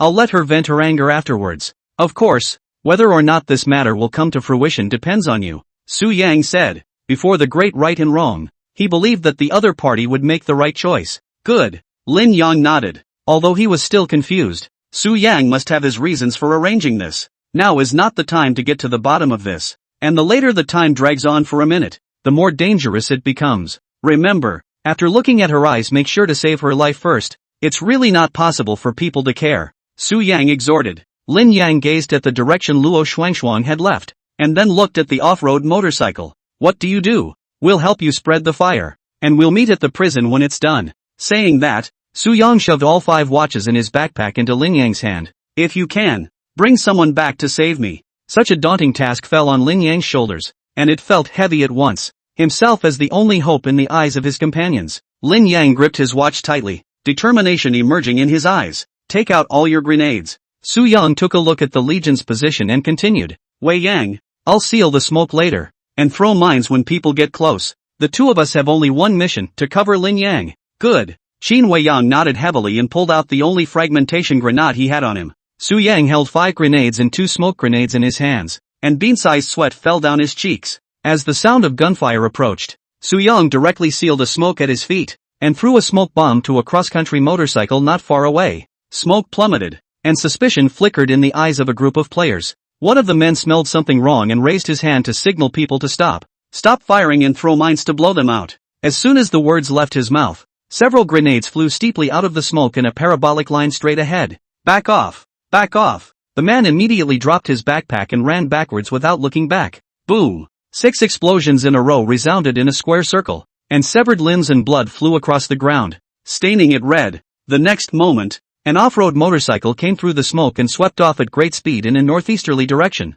Ahem! The man coughed heavily twice, feeling the sharp pain around his body, and couldn't help but bare his teeth and suck in cool air. Without waiting for him to reach for the first aid kit, he heard a swoosh and his eyes went dark, completely losing consciousness. Su Yang and Qin Wei Yang ran out of the smoke and ran straight toward the prison. He put all his hopes in Lin Yang. This gamble. It's not just human nature that's at stake. It's life. Lin Yang, don't let me down. Chapter 106, Life and Death. Top 3 secrets going public? A stormy attack descends. What happened in the dream seems to be confirmed at this moment. Cannon fire and bullets flying. A rocket came barreling in and exploded beside him. Su Yang flew backwards with a muffled grunt and crashed heavily into a container. HP 51. The fire is too fierce. How long will it take for your talent to cool down? Wei Yang? Su Yang rushed to get up after taking 2 painkillers. 3 minutes. Qin Wei Yang's stance was still athletic even if she didn't utilize her light feather talent. Like a cheetah in the forest. It cuts through all kinds of obstacles like nobody's business. But she wasn't immortal after all, and her petite body stumbled when she took a bullet in her thigh as she ran. Qin Wei Yang's beautiful eyes suddenly surfaced with annoyance as she turned back to shoot. Stop shooting and run first. Su Yang carried her up on his shoulder and ran for his life, holding the long and straight legs in her hands. Qin Wei Yang pressed against Su Yang's shoulder, and her cool face was full of killing intent, holding a gun and sweeping. The submachine gun had no more range than an assault rifle, but her accuracy was excellent. It seems to have opened the eagle's eye. 100 meters away from the enemy, a shot to kill. Su Yang specializes in running up mountain roads in order to avoid a drive-by chase, but he still underestimated the off-road jeep's climbing ability, and it didn't take long to catch up. Can you get off the ground? Su Yang felt exhausted after carrying it for a while. He wasn't Superman. Carrying 100 or so pounds for 200 meters is the limit. Wait a little longer, Qin Wei Yang said. Seeing the jeep coming from the flank, Su Yang gritted his teeth and spoke. Hold on tight. With that, he leapt from the top of the slope and slid all the way down the grass. In just a few moments his pants were cut by the stones on the slope, and a bloody gore immediately appeared on his thigh. Su Yang forced himself to endure the pain and deadlocked his arms around Qin Weiyang's waist. Boom! The rocket detonated on his side again, and the terrifying impact blew Su Yang out several meters. His body rolled uncontrollably, his body seemed to be falling apart, and his consciousness gradually blurred. Su Yang! Qin Weiyang lost her color at the sight and leaped up to grab him. The crowd that rushed over cheered at the sight. That kid can't run away from his serious injuries. Damn thing, killing so many of my brethren. I want you to be thwarted today. Hostility erupted like a volcano, and a group of people set up their guns at the top of the slope, aiming to shoot at Su Yang's head. In the nick of time, Qin Weiyang wrapped her arms around his shoulders and leapt up, her body like a light feather, flying straight up in mid-air. Grass! Jiang-Wen, get your ass over here, a man shouted. Soon, an inch-haired man came to the top of the slope, gazed at the figure drifting away, and folded his arms. Immediately afterward the man who had shouted climbed up his back with a machine gun in his hand. In the next moment, Jiang-Wen crouched down to store his strength, and his body flew out like a cannonball. Hands unfolded, legs together, the whole person as soaring paraglider. Speed as fast as a moving car. 100 meters distance will come in an instant. Talent, gliding. Qin Weiyang twisted her head to look, a cold smile spreading across the corners of her mouth, only to see her reversing her direction, changing her fleeing stance and heading straight for the two. Seek death. The man laughed hideously, not hesitating to pull the trigger, and the tongue of fire gulped madly. Qin Weiyang was shot 3 times and dove downward without saying a word. However, the man had just reversed the direction of his gun when a steep chill ran down his spine. When he looked back, he saw Qin Weiyang's face, which was shockingly beautiful, covered in frost, like a ghost in the daytime. When the man's face changed greatly, subconsciously touching to the back waist pistol, Qin Weiyang raised his Uzi submachine gun and directly shot 2 people.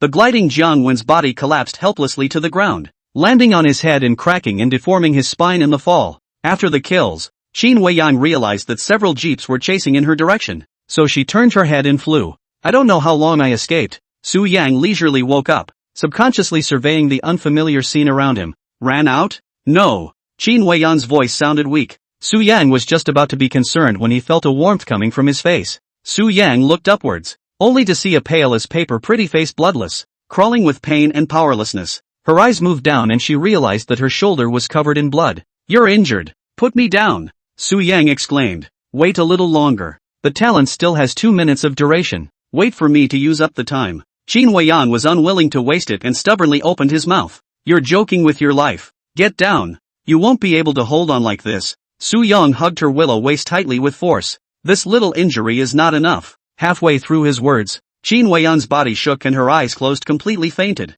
Due to unconsciousness caused by blood loss, the 2 men descended in flames from 3 meters in midair and smashed into the soft grass. Su Yang's just-in-time injury nearly collapsed, and he grimaced in pain. It was too late to grumble and hastily pull out the adrenaline and give her a shot. I wanted to treat it with a first aid kit, but time was running out. The group that wanted them dead wouldn't give time to heal. Su Yang threw the syringe aside and looked at the speeding 3-wheel desert terrain vehicle, his face dramatically changing. Soon, several cars surrounded him, blocking all avenues of retreat. Run! Try running one more for me. A man got off and kicked Su Yang in the chest. Without waiting for the foot to fall, Su Yang clenched his ankle and twisted it with force. The man lost his center of gravity and fell on his face. Asterisk asterisk asterisk asterisk in hell. Kill him. The man's face was lost and he was infuriated. Several guns were steeply aimed at Su Yang's head. However, right at this moment, one of them raised his hand to kill. Slow down. Let me ask a question first. Ask. My ass.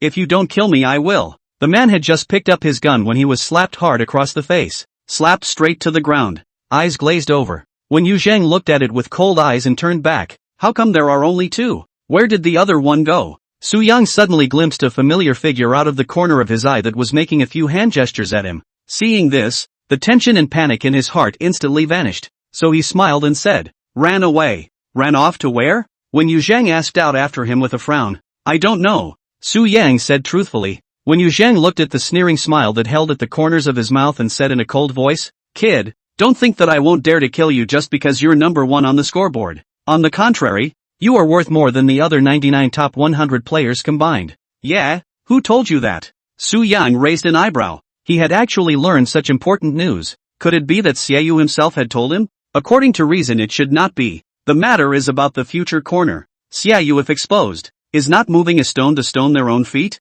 Aren't you afraid that your men will turn against you? When Yu Zhang sneered, it's not just me who knows. Almost everyone knows this secret. Now, you can only spare yourself the pain by telling the whereabouts of the third man, or I'll have you arrested and have all the brothers take it into their own hands to pick the flesh and bones out of you little by little and torture you until the last moment of the game. Think about the lesser of the two. It's not hard to surmise from between the lines that this person wants to keep the watch for himself. Since he already knew this secret, then his reckless pursuit could be explained. So it is. Su Yang finally realized at this moment why this group of people were willing to join forces to hunt them down. Chapter 107, The Might of the Tekken Bazooka. Talking about cooperation again. There is no such thing as unity. It is just a matter of each harboring evil intentions. Su Yang thought of Xiaoyu as too tall and holy. It had been thought that he had used his gift to gather the group together and dictate to them. I didn't think that was actually the reason. You're not as powerful as you thought. Overestimating you. Su Yang laughed. What are you laughing at? Is it funny to die on your deathbed?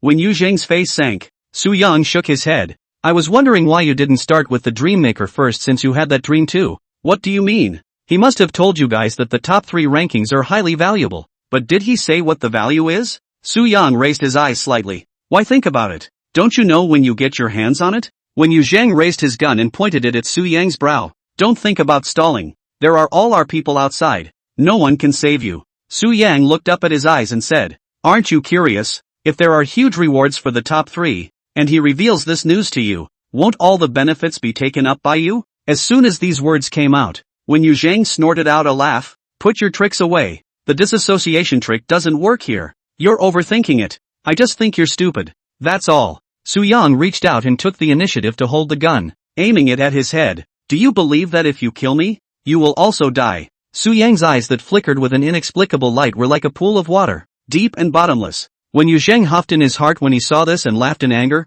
I'd like to see how I'll die. After saying that, he resolutely pulled the trigger. But at this very moment, a mysterious force steeply wrapped everyone present. The scene shifted, and when Yu Zhang realized that he had actually appeared inside a house, the brothers beside him appeared at the same time, all of them looking around with blank faces. Is it a dream again? When Yu Zhang was also wondering, but there was a sudden buzzing beside his ears. He rushed to the window and looked out, only to see a line of people getting into a bungee and taking off. Asterisk asterisk asterisk asterisk. When Yu Zhang looked at Su Yang's teasing face and became so angry that his lungs were about to explode, he raised his gun straight to aim and fired wildly. The fire snake that keeps gulping is like the anger in his heart, wantonly venting. How could he not realize that he had been tricked by someone who was at his wit's end? Not only that, but the other guy took the car. Strange shame. Su Yang, I will kill you. When Yu Zhang roared repeatedly, as soon as the words left his mouth, a rocket was shot at great speed. When Yu Zhang was stunned and watched as the warhead got closer and closer until,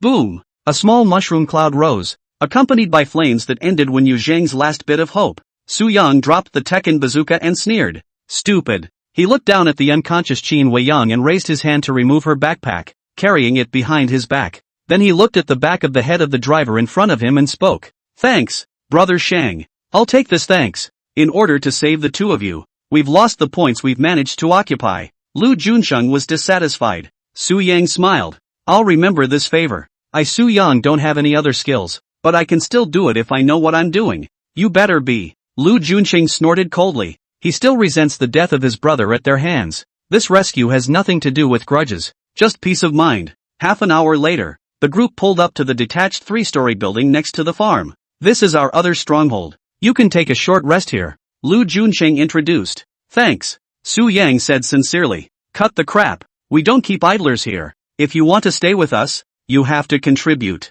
Lu Junsheng said without looking back. After entering the room, Su Yang saw a group of people sitting around the living room sofa. Seeing the visitors, the deep meaning hidden in their gazes varied. Some are indifferent, some are wary, and some are disgusted. The guys have all met before. There's no need for me to say more about his identity. Lu Junsheng pointed at Su Yang and the Qin Weiyang on his back. Nice to meet you. Su Yang smiled faintly. Brother Shang, why are you pulling him over? Have you forgotten who killed Sixth Son? The yellow-haired man on the sofa rose up in a flash. His words filled with complaints and dissatisfaction. That's right. Expending so much effort to save him and exposing our stronghold. The woman to the left of yellow hair spat. We've already discussed it and agreed on it. So let's leave this matter aside. It was supposed to be a misunderstanding. Saying that, Lu Junsheng looked at Su Yang and said, he also died a brother. so it counts as too clear. Su Yang froze for a moment, then reacted. Lin Yang wasn't there. He thought he was dead. Su Yang suddenly wanted to laugh, but the scene was quite serious, forcing down the upturned corners of his mouth. Anyway, I'll find you to liquidate after the game. Just you wait, Yellow Hair said with a single word. Any time. Su Yang was unimpressed. In his experience, people who like to talk tough tended not to have much to offer. It's the quiet, action-oriented kind that are ruthless. Therefore, the threat was not offensive in his eyes. Instead, he was labeled a douchebag. Let me introduce to you, Bo Jiliang, Yan Yuxuan, Tang Jun, and Bo Wanrue. From right to left, they were Yellow Hair, the woman beside him, the man with the broken leg from before, and the skinny woman who possessed the talent of shifting. Su Yang nodded his head to indicate that he took note of it, and curiously said, Brother Shang, you just said that what happened before was a misunderstanding. Is this thereby known? We've met Luo Shuangshuang and learned the truth from her that the whole thing was a misunderstanding. Lu Junsheng explained. The motorcycle girl? Why does that name sound familiar? Like I've heard it somewhere. However, regarding the matter of the misunderstanding being cleared up, Su Yang had already guessed it as early as when he saw Lu Junsheng gesticulating. I just didn't realize he had such a big pattern. It's a character. Su Yang recalled for a moment without thinking of a reason, and spoke. I'm also at fault in this matter. I shouldn't be so impulsive. No matter. You also lost a brother. If you really want to pull a high or low, you won't be able to sort it out until tomorrow. Lu Junsheng waved his hand. The death of a brother is certainly heartbreaking. But right now, several hundred people were joining forces to surround them, and if they didn't screw up, only more people would die. It was for the greater good that Lu Junsheng thought about saving Su Yang. Does what you promised before still work? Lu Junsheng asked. Of course. I need you guys. Su Yang nodded slightly. Hearing these words, Lu Junsheng's heart was satisfied, and he said with a straight face, From now on, I hope that both parties can disregard their former grudges and work together to pass the barrier. Go home together. When he finished speaking, he extended his right hand. Happy cooperation. Su Yang reached out and shook his hand. The two men looked at each other, and both saw the color of determination in each other's eyes. It is impossible to remove the grudge, but if Lu Junsheng is only concerned about the grudge regardless of anything else, that ends only in death. That was why Lu Junsheng was so forceful in lending a helping hand. Su Yang suddenly remembered something and inquired. I remember that there are 7 of you. Where are the other 2?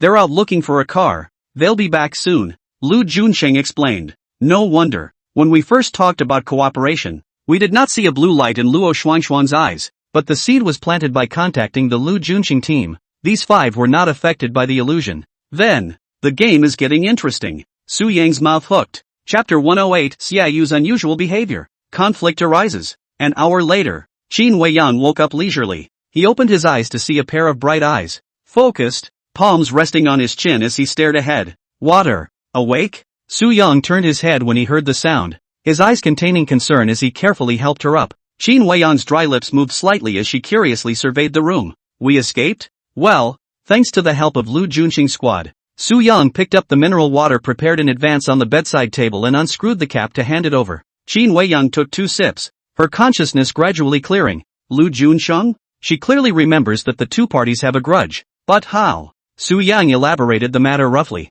including their encounter with Luo Shuangshuang. This love, it's not good to return it. Qin Weiyang worried. What they want is nothing more than a clearance. It's not hard to repay the favor. Su Yang smiled. Qin Weiyang took 2 more sips of water, glanced at the bottle, and hesitated for a moment to put it back on the nightstand. What were you just thinking? She guessed that Su Yang had been keeping watch beside her and must have been thinking about a way to break the situation during this time. I don't think this game is right, Su Yang said.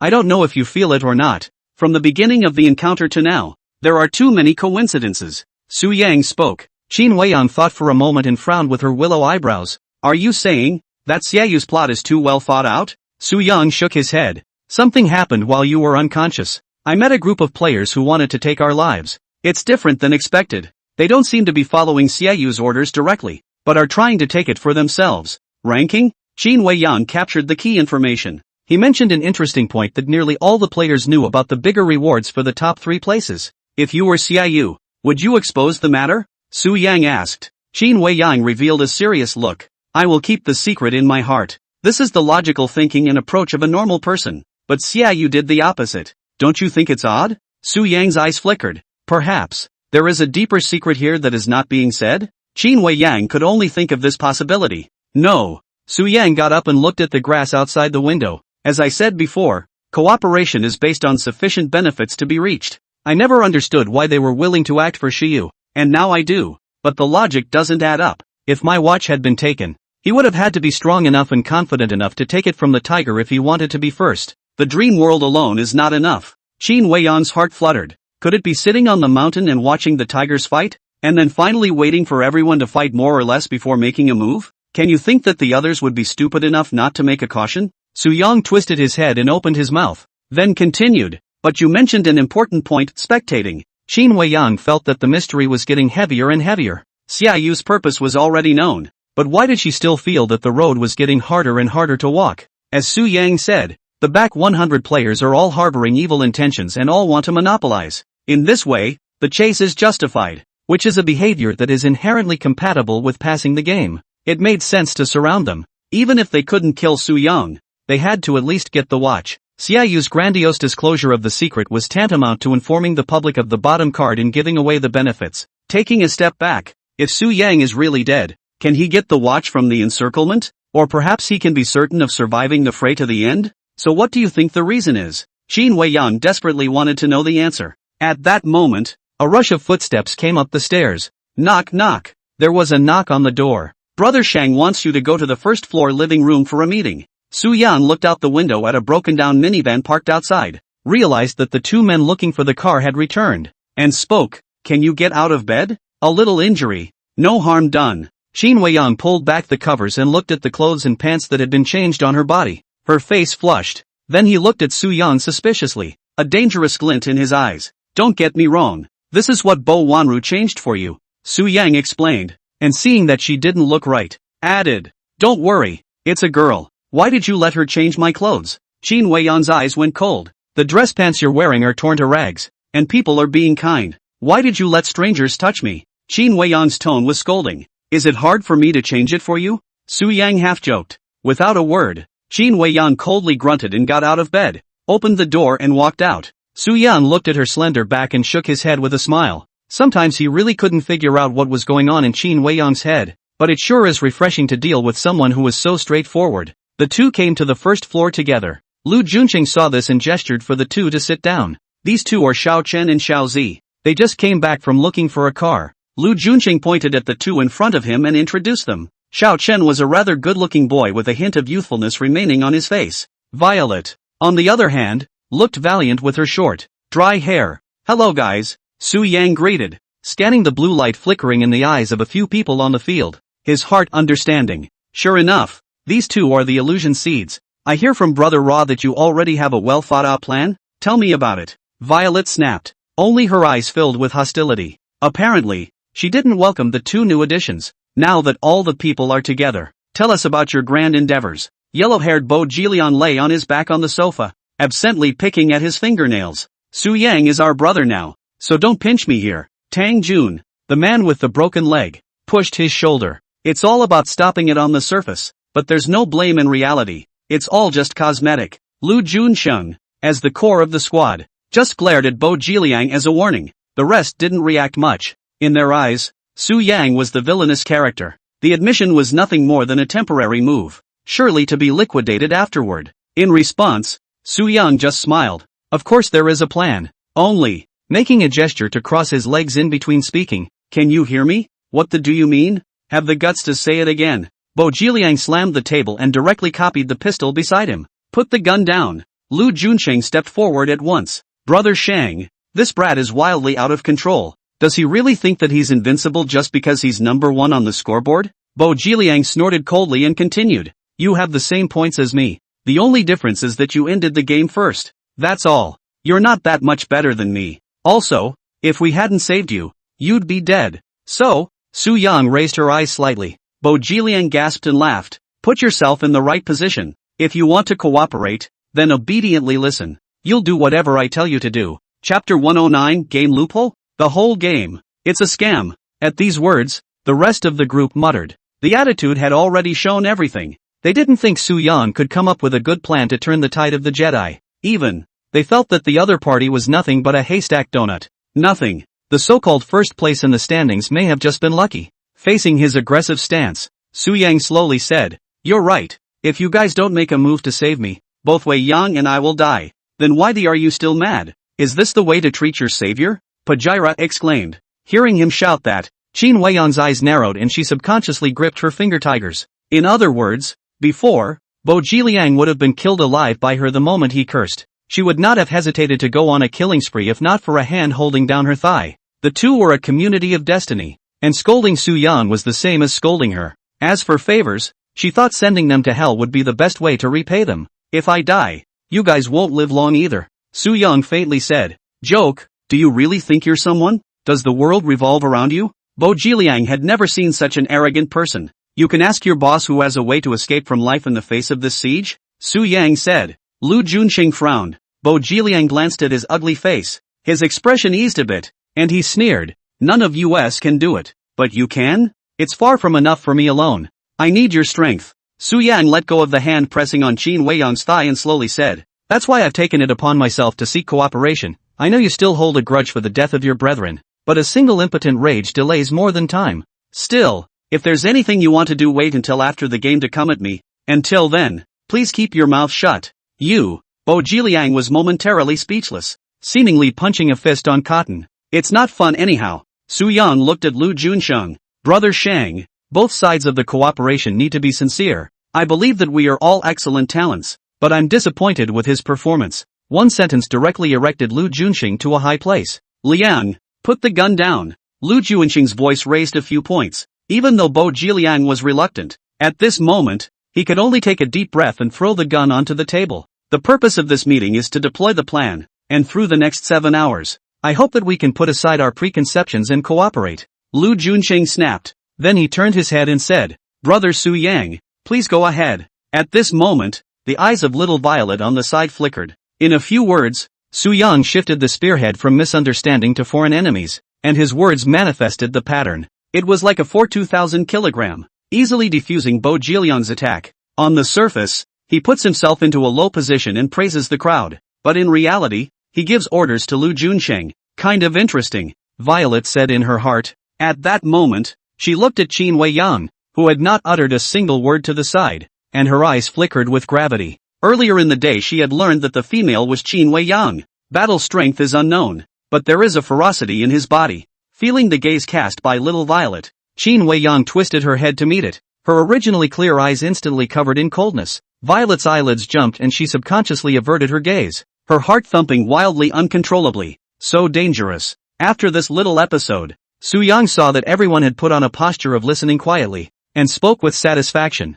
Before discussing the plan, "I wonder if you all have noticed something strange." The words landed on the crowd's head, not understanding what he was alluding to by saying it was strange. "Like what?" Chen was the first to ask. "Like guns, like the power of bullets, like pain." Su Yang listed 3 points. A few people looked at each other, a series of question marks surfacing on their heads. Xiao Chen stared at the pistol on the table, picked it up and scrutinized it carefully, and pulled the magazine out to check it, inquiring, "There's nothing wrong with it. It's a real gun. The bullets are no problem either. Exactly like what I saw on TV." Tang Ju nodded. "No problem with pain either. I've been shot twice," Violet said. "How many of you here have seen a real gun?" Su Yang said nonchalantly. "I used a pistol once in a death game, similar to the one I'm using now." Lu spoke up. Su Yang took out his own pistol. "The gun itself is fine. It's the recoil that's problematic." With that, he aimed at the window and fired a shot. Bang! The move startled Kashiwagi Ryu,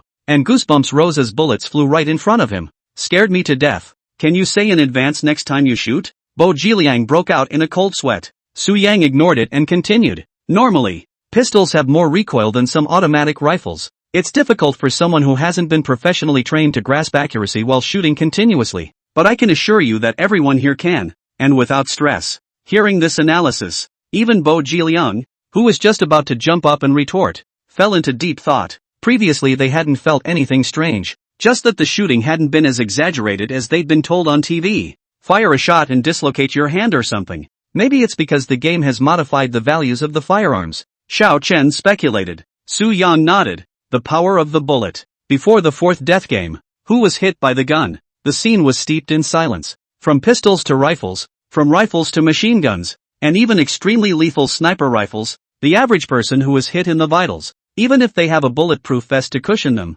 they will never be able to act. Su Yang slowly said. Lu Junqing frowned when he heard this, and he touched the scar between his ribs. That's the wound he got this morning in a gunfight with someone. After taking painkillers, instead of being incapacitated, he got stronger. Could it be due to the help of painkillers? Lu asked. This involves the sense of pain. If you don't eat painkillers, which one do you guys feel is more painful compared to stabbing with a needle? Su Yang asked again. Of course it's a gunshot wound. What's the point of comparing? Tang Jun said decisively. The bullet shoots through the skin and into the body, twisting blood vessels, flesh, blood, and internal organs into a ball that is more than 10 times more painful than a pinprick in terms of pain level. Halfway through his sentence, Su Yang's words changed. But the gunshot wounds are in a range that everyone can withstand. Don't you guys think it's strange? 3 questions in a row made a few people in the room calm down and think. They never noticed this kind of problem. They just thought gunshot wounds were no big deal. It comes down to poor information and cognitive blindness. And with so few people having the experience of being shot, almost no one thinks about it. Sujin elaborated. Lu Junqing sensed that something was wrong and said, do you mean that all the data has been changed? Recoil, gunpowder, pain. Su Yang didn't answer directly, but gave an example. It doesn't make sense that twice a bazooka exploded next to me and I managed to get away in one piece. When Qin Weiyang recalled that scene now, she did feel that there was something odd everywhere. There's also my friend, Lin Yang, the second on the points list. His resistance to punching is amazing, surviving even after being shot 5 or 6 times in a row. This is the biggest doubt. Su Yang opened his mouth. When these words came out, the eyes of the crowd stared slightly. Kashawagi Liang opened his mouth. What's so unusual about changing the data? It's just part of the rules of the game. Apart from these 3, there are also talents and their own strength. Su Yang looked at Qin Weiyang on the side and asked, your talent is light feather. How high can you once fly at the highest? 3 meters. As soon as the words were spoken, Qin Weiyang reacted. When she was flying with Su Yang, her highest record was up to 10 meters. At that time it was simply a great burst of potential in a crisis. And then there is strength. If I'm not wrong, you should have learned fighting or sparring. But the strength of an ordinary person can never kick a man who is 1 meter 8 tall and weighs around 170 pounds 7 or 8 meters away. Su Yang said. Qin Weiyang's strength was horrifying. Not only did he kick the person off, but he also kicked the person to the point where his back bulged and his chest caved in. Is this the kind of power a normal person should have? Bo Wanru reacted and said indistinctly. I also find it strange. My talent can clearly only move people within a 10-meter range, but this time it was able to expand to a 500-meter range. What? Lu Junqing was still hearing about this for the first time, and his heart was shaken. According to Su Yang's logical inference, there were indeed many unreasonable places. If it's a rule change, why obsess over the data? But dismisses reasonableness. This hasn't happened in every death game before. According to you,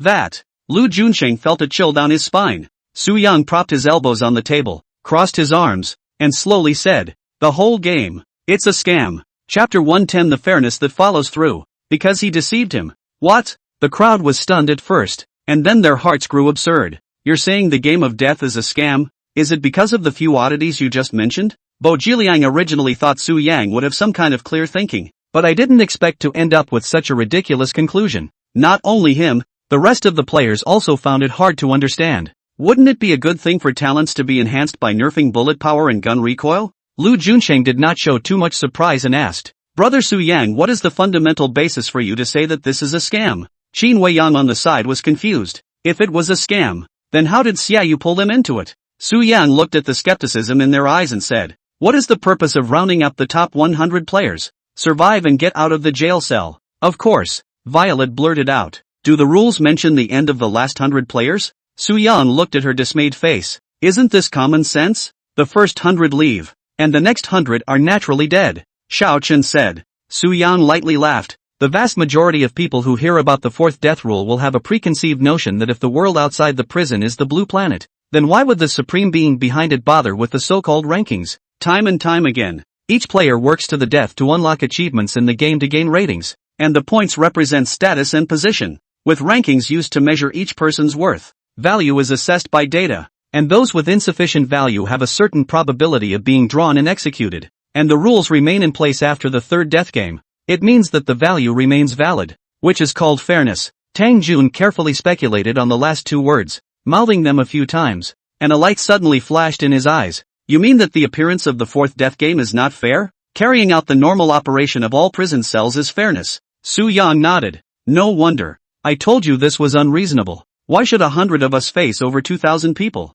Why should we be able to just inherit the rankings we worked so hard to get? Tang Jun murmured. He had previously confided in Lu Junqing about this. The latter comment was to make him scramble up the ladder until he found the answer. Combined with what Su Yang said, he felt that the entire death game was unreasonable in every way. Unreasonable means unfair. But the game of death itself is cruel, and the rules of the game might have his reasoning for being laid out this way. Xiao Chen spoke up. I thought about that at first. He may want some sort of substance from the players as sustenance. Su Yang got up and paced beside him, continuing. But isn't it just as easy to set up a death game normally and change the rankings through effort? Is it possible that it's trying to give the players at the bottom of the rankings a chance to turn the tables? Violet speculated. The question goes back to what I said. He's so far behind in the rankings. What qualifies him to compete with you and me on the same stage? Su Yang leaned over and asked. Violet looked at the handsome side face close at hand and lightly bit her lower lip. Normal arrangement of the death game. Even if you get the highest rating and unlock the most achievements, you won't be able to catch up with the first 100.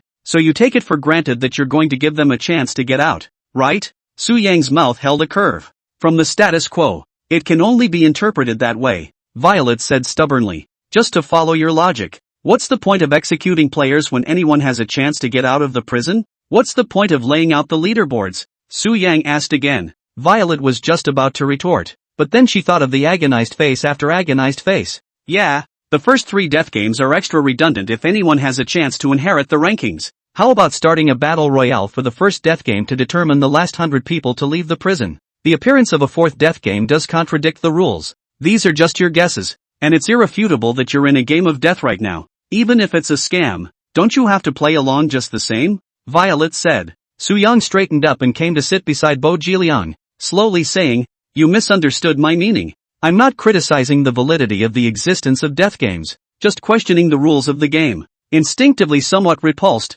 Bo Jiliang moved his body inward. If you have a fart, let it go. Don't be a god. At this moment, Xiao Chen slapped his thigh and exclaimed, I see. You're trying to say that the rules of the 4th death game shouldn't be like this, but like the first 3 death games that had clear rewards and scoring mechanisms. His voice startled Kashiwagi Ryu. Su Yang smiled without saying anything and patted Bo Jiliang's arm. Shoot me for what? You talk about conclusions instead. Since the rules of the game are contrary to the order of the prison, the answer is clear. Su Yang twisted his head to look at him and said with a smile, The fact that you just said odd does not prove that the game is a scam. But the human body is data mined. And item data is altered and changed at will to reach a level that matches ordinary human perception, which means that what you see as rationality right now is merely due to someone's limited perception. So, too, do rules vary with perceived limitations. When these words came out, it was like a heavy bomb exploding in the minds of the crowd. Jailhouse rules run counter to the rules of the game. Gifted anomalization. The end of the back 100 players.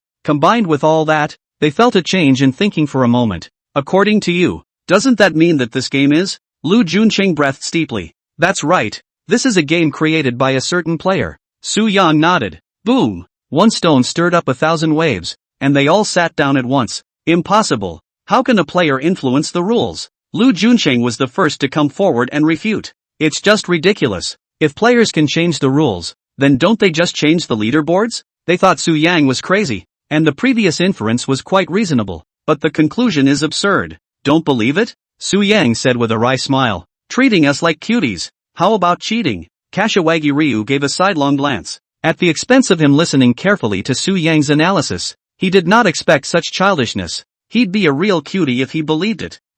You guys haven't had that dream, so you naturally don't understand what I'm talking about. Su Yang faintly said. You're not going to say this is all a dream, are you? Kashiwajira snorted out a laugh. It's a dream, but reality descended. Su Yang nodded. Ha ha ha ha. Bo Jiliang laughed his head off. Then tell me how he did it. That's the kind of crap that no one would believe if they were trying to fool a child. If that's true, the one who changed the rules to bring dreams to reality, is it not the creator god of this game? Then what's the point of comparing? Why don't you just give the order for everyone to die and live alone? Su Yang listened to the jeers coming from beside his ears, gazing at the blue light glowing from the depths of Bo Jiliang's eyes, and said nonchalantly, because he deceived him. Chapter 111, Su Yang is crazy? Then let's have a duel to the death. Ha! Kashiwagi Ryu didn't react for a moment. Deception? Because of a deception? He looked like he had heard the biggest joke of his life and laughed so hard he couldn't straighten up. That's all.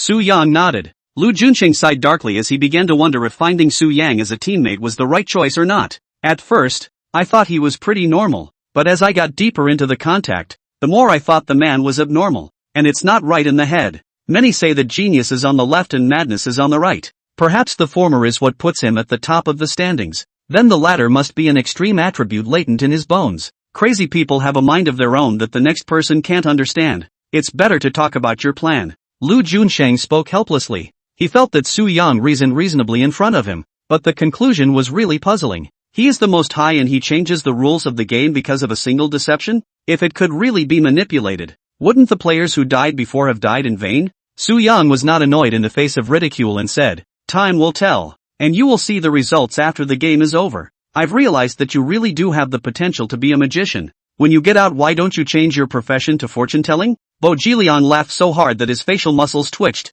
"Down to business." Lu Junqing frowned and knocked on the table. Bo Jiliang tightened his smile, but his eyes were still filled with teasing. "Now that we can determine the intentions of the person behind the curtain, we just need to act step by step and wait for him to think he's winning, then deal him a heavy blow." Su Yang spoke. "Be specific. Player talent strength is more or less reinforced. I need you to delay as long as possible until the final round appears." Su Yang opened his mouth. "Stalling? Isn't that just what you want?" Xiao Chen queried. "It does seem so to him, but that's what I want." Su Yang nodded slightly. Several people looked at each other with incomprehension surfacing in their eyes. Lu Junqing frowned and said, "The final round will be extremely unfavorable to us in case it occurs. The poison circle is always fair and treats any player equally. So when the final circle appears," Su Yan looked at Bo Wanru, "it will be your turn to appear." "Shift?" Bo Wanrue said weakly. "They like catching turtles in a jar, so let them also taste the taste of the hunter's praise. Identity swap." A brilliant light flashed in Su Yang's eyes. "But, less than 100 people fighting a few hundred. Even if we have an advantage in terms of terrain, it's still hard to win, right?" Tang Jun worried. "You don't have to worry about this. When the time is right, I will make my move," Su Yang faintly said. After that, he got up and said, "All you have to do is try to keep your lives together and keep an eye on your respective HPs." Qin Weiyan looked at Su Yang's wink and would get up, the two of them stepping on the stairs to the second floor together. Bo Jiliang looked at the departing figures of the two men and whispered, "Could there be a trick? Tell me about it." Lu Junqing raised his chin. "This kid is the one that the vast majority of players want to hunt. He's putting his treasure on us without saying the bottom card. I'm worried that he'll use us as a shield." Kashiwagi Ryu's concern is where Violet's worries lie as well. "He gives me a strange feeling, like he's causing a game changer." Tang Jun nodded. "His plan has many loopholes and is extremely risky." Seeing that the atmosphere was gloomy, Bo Wanru softly said, "But if we don't help him, we'll have two less helpers." The words are true, but I always feel strange. Bo Jiliang pondered on Su Yang's words and behavior just now, trying to find a clue from it. "Actually, don't worry too much. Have you all forgotten Shang's talent?" Tang Jun whispered. As the words landed, the crowd's furrowed brows instantly soothed. Back in his room, Su Yang organized his backpack and poured the remaining half of the mineral water into another bottle with only 1/3 of the amount of water left. "You just said that this is a dream." Qin Weiyang suddenly spoke. Su Yang turned around and gazed at her. "You think I'm crazy too?" Qin Weiyang shook her head. "I trust you." Su Yang was slightly stunned, rather surprised. "Why?" "Because I had that dream too and felt the injustice." Qin Weiyang said seriously. "My initial statement that I predicted the future through dreams doesn't strike you as inconsistent?" "I don't know if the spears are contradictory. My intuition tells me you're right," Qin Weiyang said. "Sixth sense?" Su Yang wasn't 100% sure at first, but since Luo Shuangshuang had appeared around many times, another coincidental departure with the fantasy seed. One or two coincidences may be mere chance, but more coincidences become deliberate. More than 200 people were chasing the two and would actually watch them escape. This in itself is extremely flawed. Although Su Yang didn't know what happened during the time he was unconscious, but at least Qin Weiyang doesn't possess the ability to escape from the tiger's mouth. This, coupled with Xiaoyu's bizarre actions, had caused Su Yang to notice where the loophole was. From that moment on, he pondered the pulse of the game, followed by a conclusion. Xiaoyu is not a dream creator. Su Yang put his bag on his back and picked up the M416 assault rifle standing in the corner. "Who is that?" Qin Weiyang's heart shook. "I don't know. It could be someone I haven't seen before, or it could be someone close to me." Su Yang said as such. Qin Weiyang's action of packing up her things lurched, abruptly widening her beautiful eyes. "Lin Yang? Maybe." Su Yang smiled slightly. "Then you still gave him such an important task." Qin Weiyang was worried. There's no harm in it. It's just the right time to probe him. Su Yang wasn't worried about this at all. Qin Weiyang suddenly remembered the incident of Lin Yan picking up the second watch on the scoreboard, and thought carefully, will he deliberately approach us? Don't worry. I have my own way of dealing with it. Su Yan looked at the blue light in her eyes and spoke softly. In his opinion, Xia Yu was just the unlucky one who was pushed out. He may have the heart to compete, but he's really just an outlier. After Su Yan was now clear about the framework of the entire game, he no longer needed to analyze who was the initiator. Since it's a scam, fight back with fraud. Suddenly, there was a sharp shout from the first floor. Brother Su Yang, come down quickly. That group is rushing over. Looking out of the window, he saw a dark group of people stepping across the farm, gradually approaching. Coming. Su Yang swept away his earlier panic and descended the stairs unhurriedly. I saw Kashiwagi Ryu and the others grabbing their gear in a hurry and rushing to the patio car. Get in the car. We don't have time. Lu Junxing greeted. Seeing this, Qin Weiyang moved very quickly to open the door of a small sedan and sat on her butt.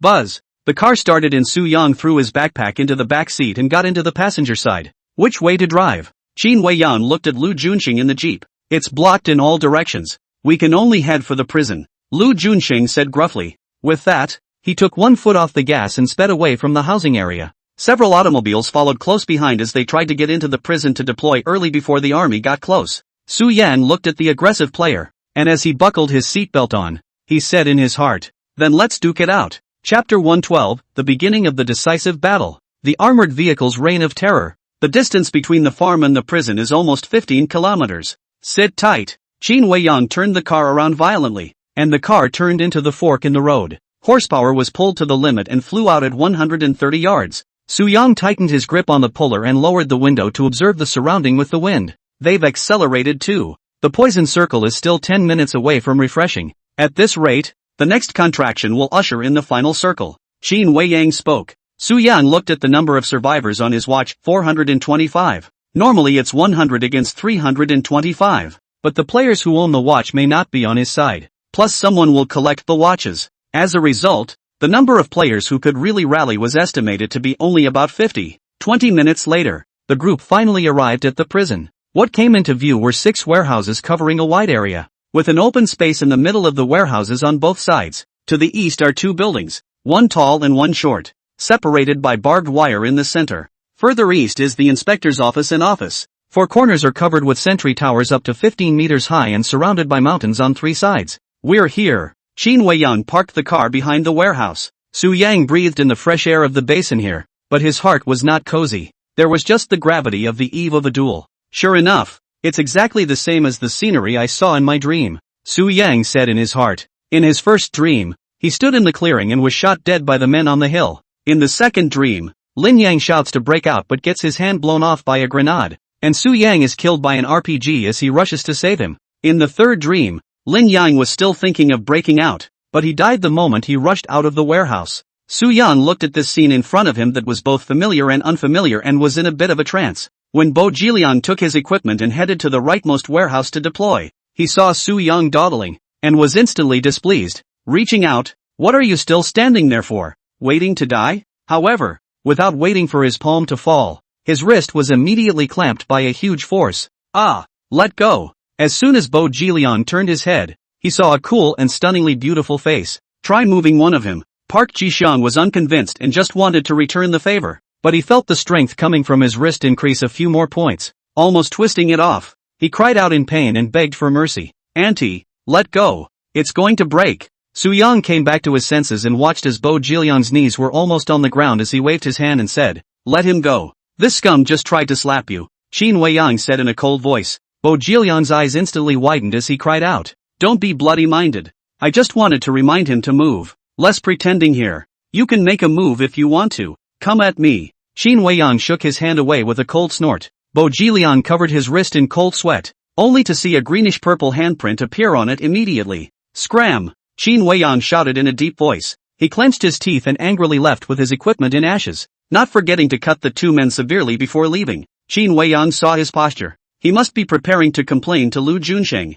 or find a chance to kill him. This surname Park can't be trusted or relied upon. You're worried that he'll stab you in the back? Su Yang asked. I've seen this kind of person a lot. Get rid of them early to prevent future problems. He will die, but not now. Su Yang slowly said. He wouldn't allow a ticking time bomb to be around. The moment Bo Jilian showed his killing intent towards him, the end was doomed. Qin Weiyan nodded. She recognized Su Yang's efficiency. At that moment, there was a sudden buzz from above. When he looked up, he saw an airplane circling over the prison, and two figures were faintly visible. One of them wore glasses and looked civilized. Xia Yu, he's here. Qin Weiyang spoke. It's time to come too. The corner of Su Yang's mouth curved up. Qin Weiyang immediately raised her submachine gun and aimed a burst of fire at the airplane. Bang bang. The plane flew low, 50 meters off the ground, barely parallel to the level of the surrounding mountains. At this distance, it's not very difficult for a bullet to sweep the fuselage, but strangely enough,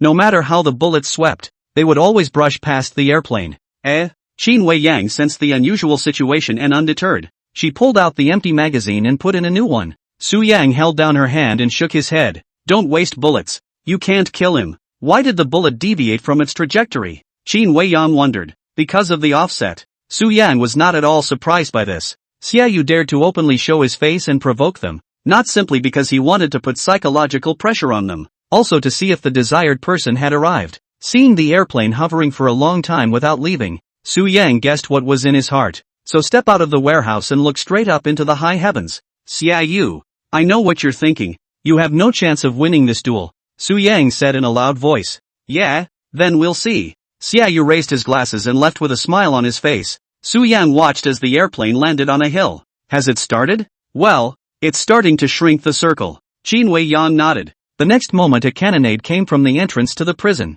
Only a dozen cars drove in one after another, and when they stopped, they set up their defenses at a rapid pace. A man saw Su Yang and the others had arrived long ago and shouted, "Come and help." Seeing this, Lu Junqing instantly moved to help the group block the entrance. What's going on out there? Lu Junqing asked. They're coming. The man spoke in a deep voice. As soon as the words fell, bullets swept in like a tidal wave, frantically sweeping the sandbags and folding shields. Choke on. Sparks flew in all directions, and shots fell like heavy rain. At that moment, an armored vehicle slammed into the line, viciously knocking a gaping hole in the sandbags and running over two people. Help! Su Yang realized that he couldn't let the enemy attack from the front, otherwise they will have no way back. Holding a fragmentation grenade, Qin Weiyang's body floated up like a feather and flew into midair to shoot the players who tried to invade through the gap. Come on! Bo Jiliang's veins rippled as he killed like a madman. To the side, Tang Jun set up his sniper rifle on a sandbag. With killing intent perception,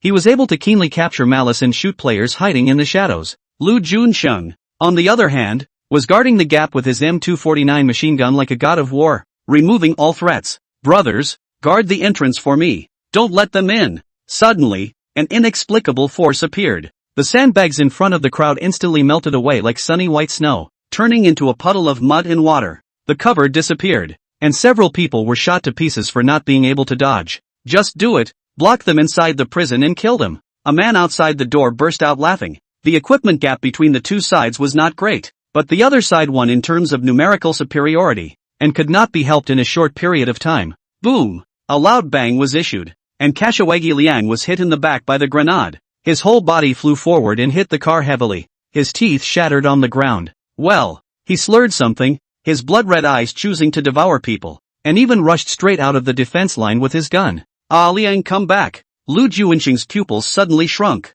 Chapter 113, The Only Hope. Desperate stakes. Seriously injured. Kashawagi Ryu is senseless. He drank an energy drink and charged into the smoke, heading straight for the enemy. If the game hadn't downgraded the damage and pain values, this one grenade would have been enough to kill him. Guns were going off everywhere, and it was impossible to tell friend from foe from this. Lu Junqing couldn't locate Bo Jilian's position and subconsciously tried to chase him out, but considering the bigger picture, he stopped his movement stiffly. Brother Shang, how did Liang kill his way out? Xiao Chen said anxiously. Regardless of him, make sure to hold the entrance. Lu Junqing put on his bullets and continued sweeping. Su Yang didn't dare to show his head. He knew that 80% of the players outside were coming for him, so hide in a corner of the warehouse and sneak a shot. Just then, however, the armored car came charging again. With the smoke covering them, the crowd was unguarded against the incoming iron-armored behemoth. Boom! Several folding shields were knocked hard out of the way, along with those behind them. The armored car rushed into the prison and went straight for it,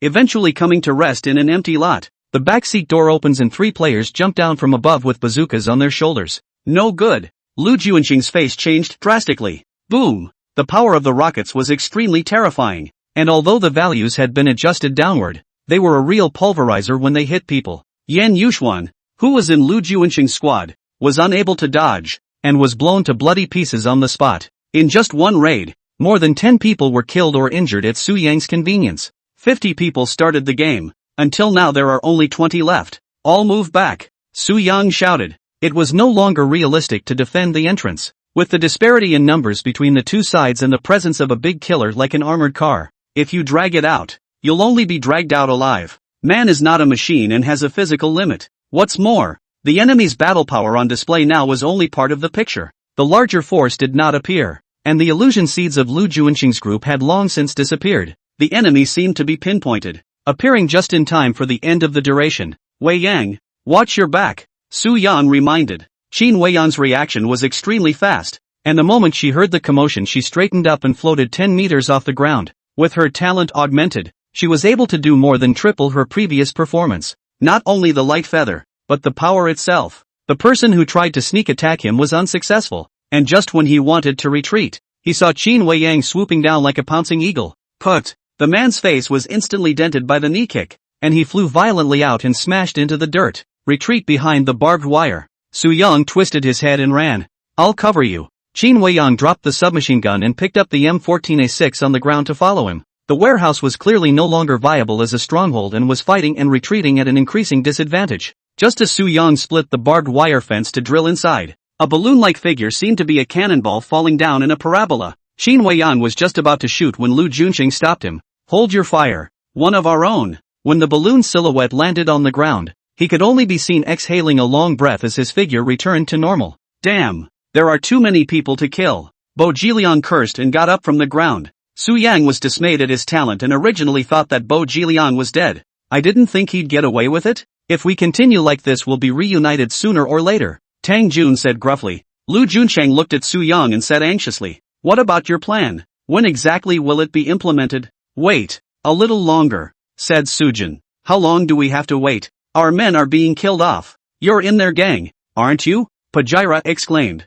Shut up if you don't want to die. Su Yang's eyes went cold. Bo Jiliang grunted coldly as he continued to fend off the strong attack. His stamina was already at its limit, and he was now relying on adrenaline to hang on to his breath. Seeing that the enemy was growing in number and firepower, a sense of despair arose in the hearts of the people. Brother Shang, we can hold out for another 10 minutes at most. We're running out of ammo. Tang Jun spoke up. Lu Junqing gradually lost his patience and asked, Su Yang, didn't you say this was a scam? Prove it to us. How can you prove it when the illusion seeds are gone? It stands to reason that the seed was still present when driving to the prison and that eye contact was made with the enemy midway. Illusions that can be spread simply by looking at each other are, in some ways, more frightening than the speed at which the plague spreads. But why don't we see a blue light in the eyes of our enemies? Could it be? A thought arose in Su Yang's mind. Boom! Several grenades exploded in front of the barbed wire fence, and fragments stabbed into Sujin's shoulder and arm. Bleeding profusely, he took a pain pill and continued to fend off the enemy.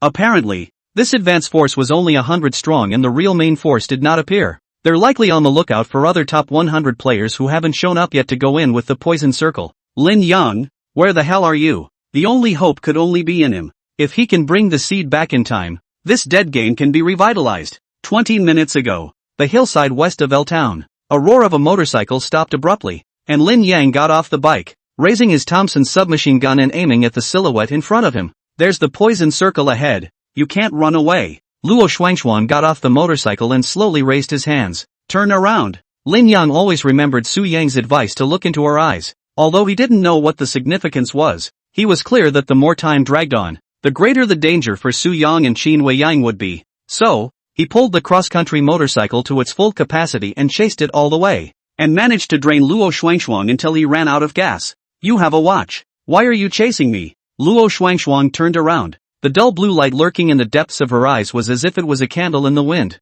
threatening to go out at any moment. However, in the moment when their gazes met, Lin Yang's eyes blossomed with eye-catching blue light. Alright, I'm going. Lin Yang was happy in his heart and directly mounted his motorcycle. Lo Shuangshuang? She was a little confused. The other person had chased her all the way just to say something? Wait, you are Su Yang's companion, right? Luo Shuangshuang hurriedly spoke. What? Lin Yang moved.